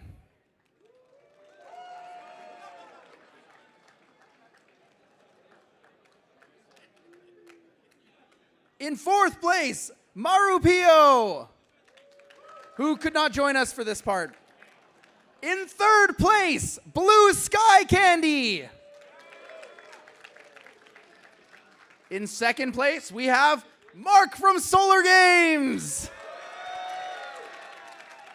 And introducing your top 8 Path of Silver winner, Zet Dive. Everyone, please give it up for your top 8 Path of Silver winners. Congratulations to all of you guys.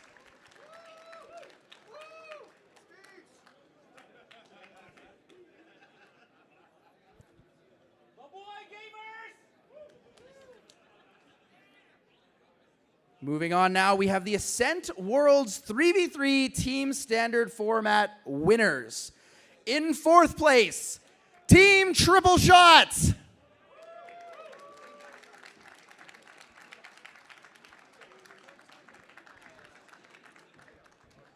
In 3rd place, Team Bubble Mages.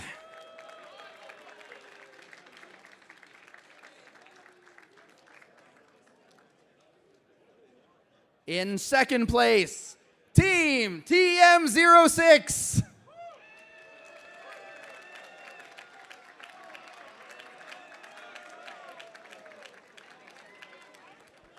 And your Ascent Worlds 3v3 winners, we are washed!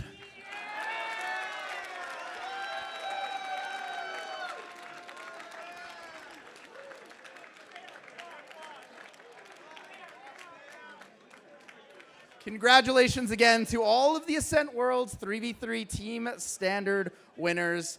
Guys, congratulations, and we hope you enjoy your Hanabis.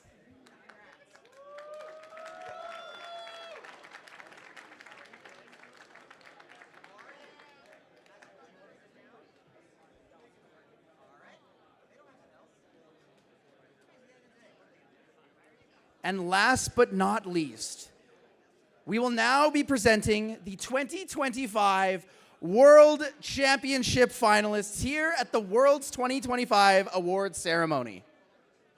In 8th place, hailing from Singapore, we have Quarax.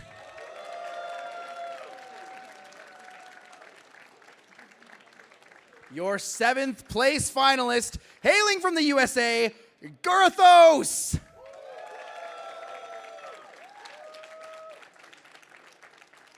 Your 6th place finalist, all the way from Australia, What Do You Min?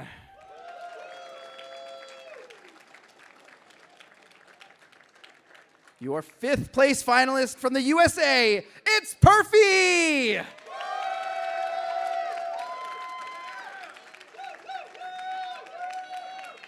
In 4th place here, your semifinalists, all the way from the USA, True Champion Caben!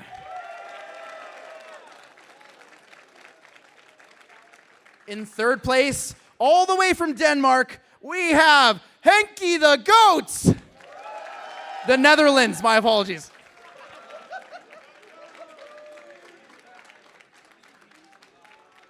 Our world's runner-up from the USA, we have True Champ Terry!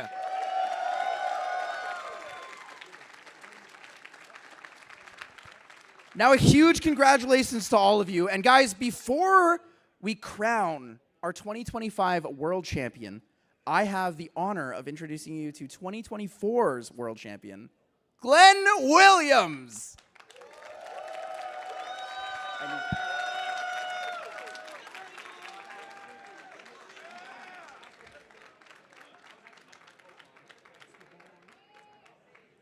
Hey, hello. How you doing, Glenn? Yeah. it's been a good weekend. I mean, you won the 3v3, so it's definitely been a good weekend. So,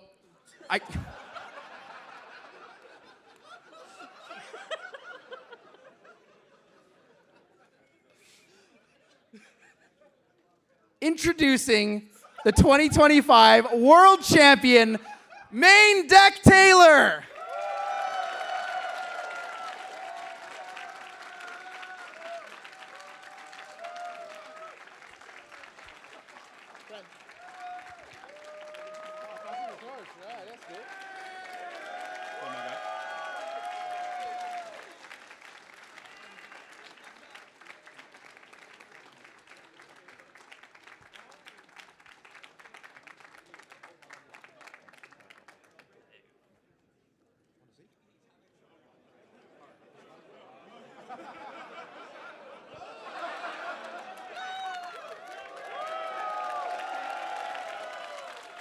Everyone, give it up for your top 8 at the 2025 World Championship.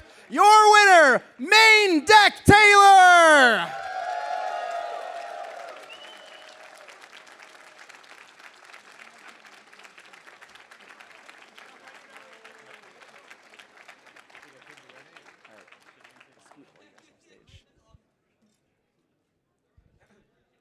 Good. Do you guys mind spreading out a little bit for a photo?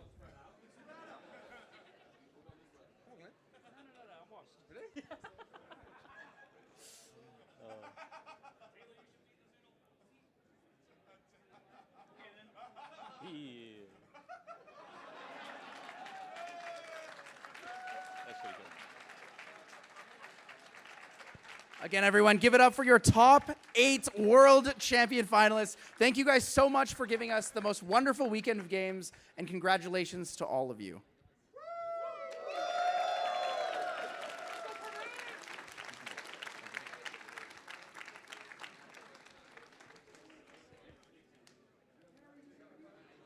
Now that we've concluded the 2025 awards ceremony, we will be moving on to the closing presentation here.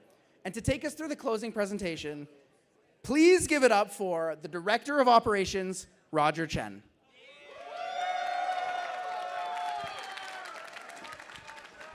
Thank you so much. What an amazing event. All right, thank you so much, Tyler. And thank you so much to all of the amazing competitors we've seen this weekend.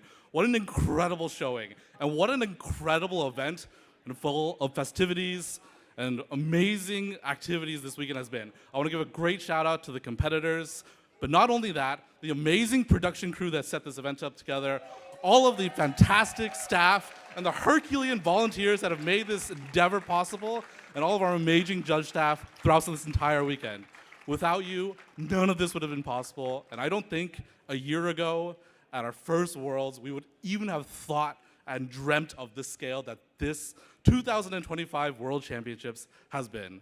So big thank you to all of you, the Grand Archive community, all 600 of you here, and all 1,000 of you online. Thank you so much for making this worth it.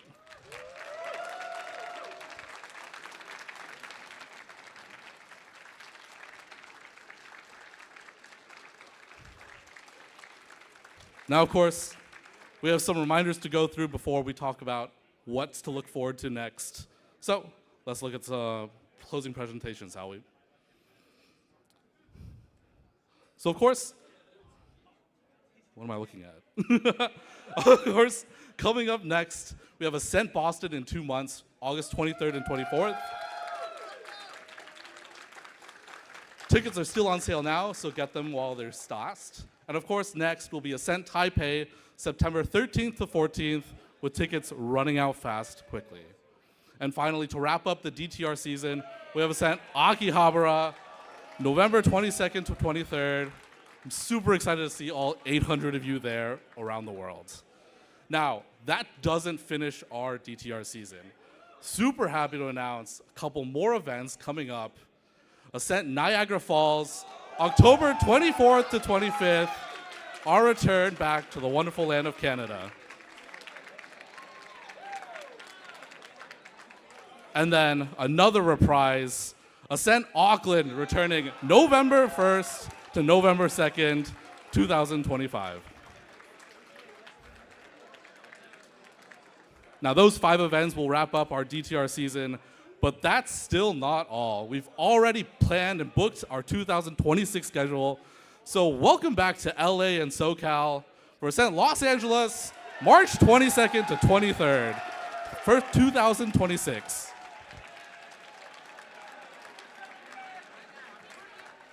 And finally, we saw how much you guys had fun at Casino Night 2 days ago. So, of course, Ascent Las Vegas, May 10th to 11th, 2026.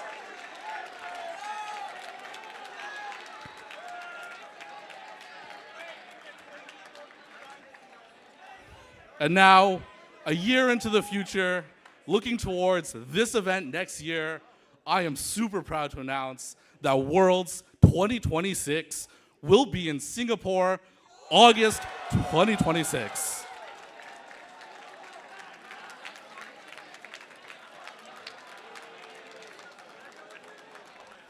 Now, that's a lot of confirmed events, but there's still more being planned in the works. So I'm going to go through the timeline and show you a few more events that'll come up in the future. So as we look towards the rest of 2025 and enter 2026, in January, we'll be looking towards Ascent United Kingdom, followed by February, Ascent Philippines for the first time in both countries. And finally, with our set schedule, PTM, as we've announced before, will be in December.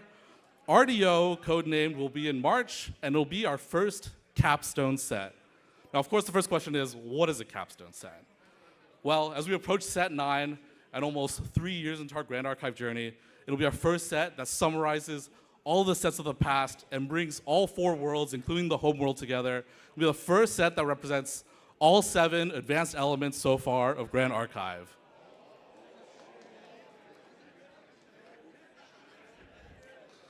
And then closing out the year, of course, national season will start in May and go to June. SP4 will be announced at Anime Expo next year. And of course, Worlds again in August in Singapore. Now, of course, bringing back to a little closer to reality, we have our first Abyssal Heaven promo for Rebel Fest, Fire Resonance Bauble featuring Guojia. Rebel Fest, of course, is the last week of the season, so that should be July 18th to the 25th. Watch out, as we do have a few more intricacies new to this Rebel Fest. And then diving headfirst into our DTR season, some very apt spoilers. We have for our store championship invite, Surveil the Winds featuring Sadi, Blood Harvester.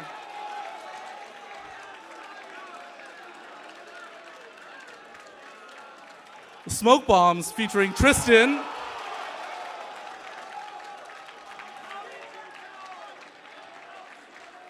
And the returned king himself, Uther on Ghosts of Pendragon for your Ascent Day 2 CPR. drawn by the amazing Hanky here at the venue.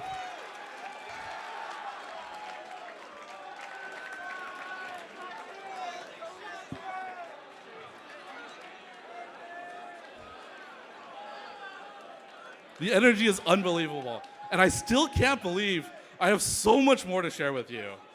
The team has been working so hard behind the scenes, and we're super proud to announce a different dimension of Take that we've been working on. A virtual environment for you to test and play and brew Grand Archive coming to you. Announcing the Grand Archive Sandbox in development, a bespoke tabletop experience for you to brew and play with your friends, and for content creators to be able to better show off the game in our pristine UI environment.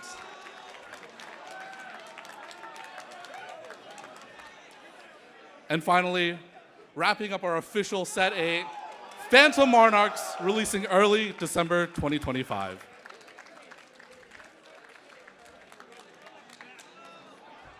And last, but certainly not least, the design and playtest team have been deep in brew, and we're super excited in Q1 of 2026 to announce to you Pantheon, a new casual format for you to play Grand Archive. What that means, I'm sure we'll share soon. We'll look forward to that announcement then. Ultimately, thank you all so much for coming out to here. From the bottom of my heart and from all of the devs and staff here, it's been an incredible experience being able to see the journey the game has taken over just 2 short years. To see this room full, to talk with all of you from the community, and such amazing experiences that were incredible and unbelievable to us 2 years ago. And now we only hope that we can celebrate many more events and many more years with you to come. So again, a big round of applause. Thank you for the broader Grand Archive community.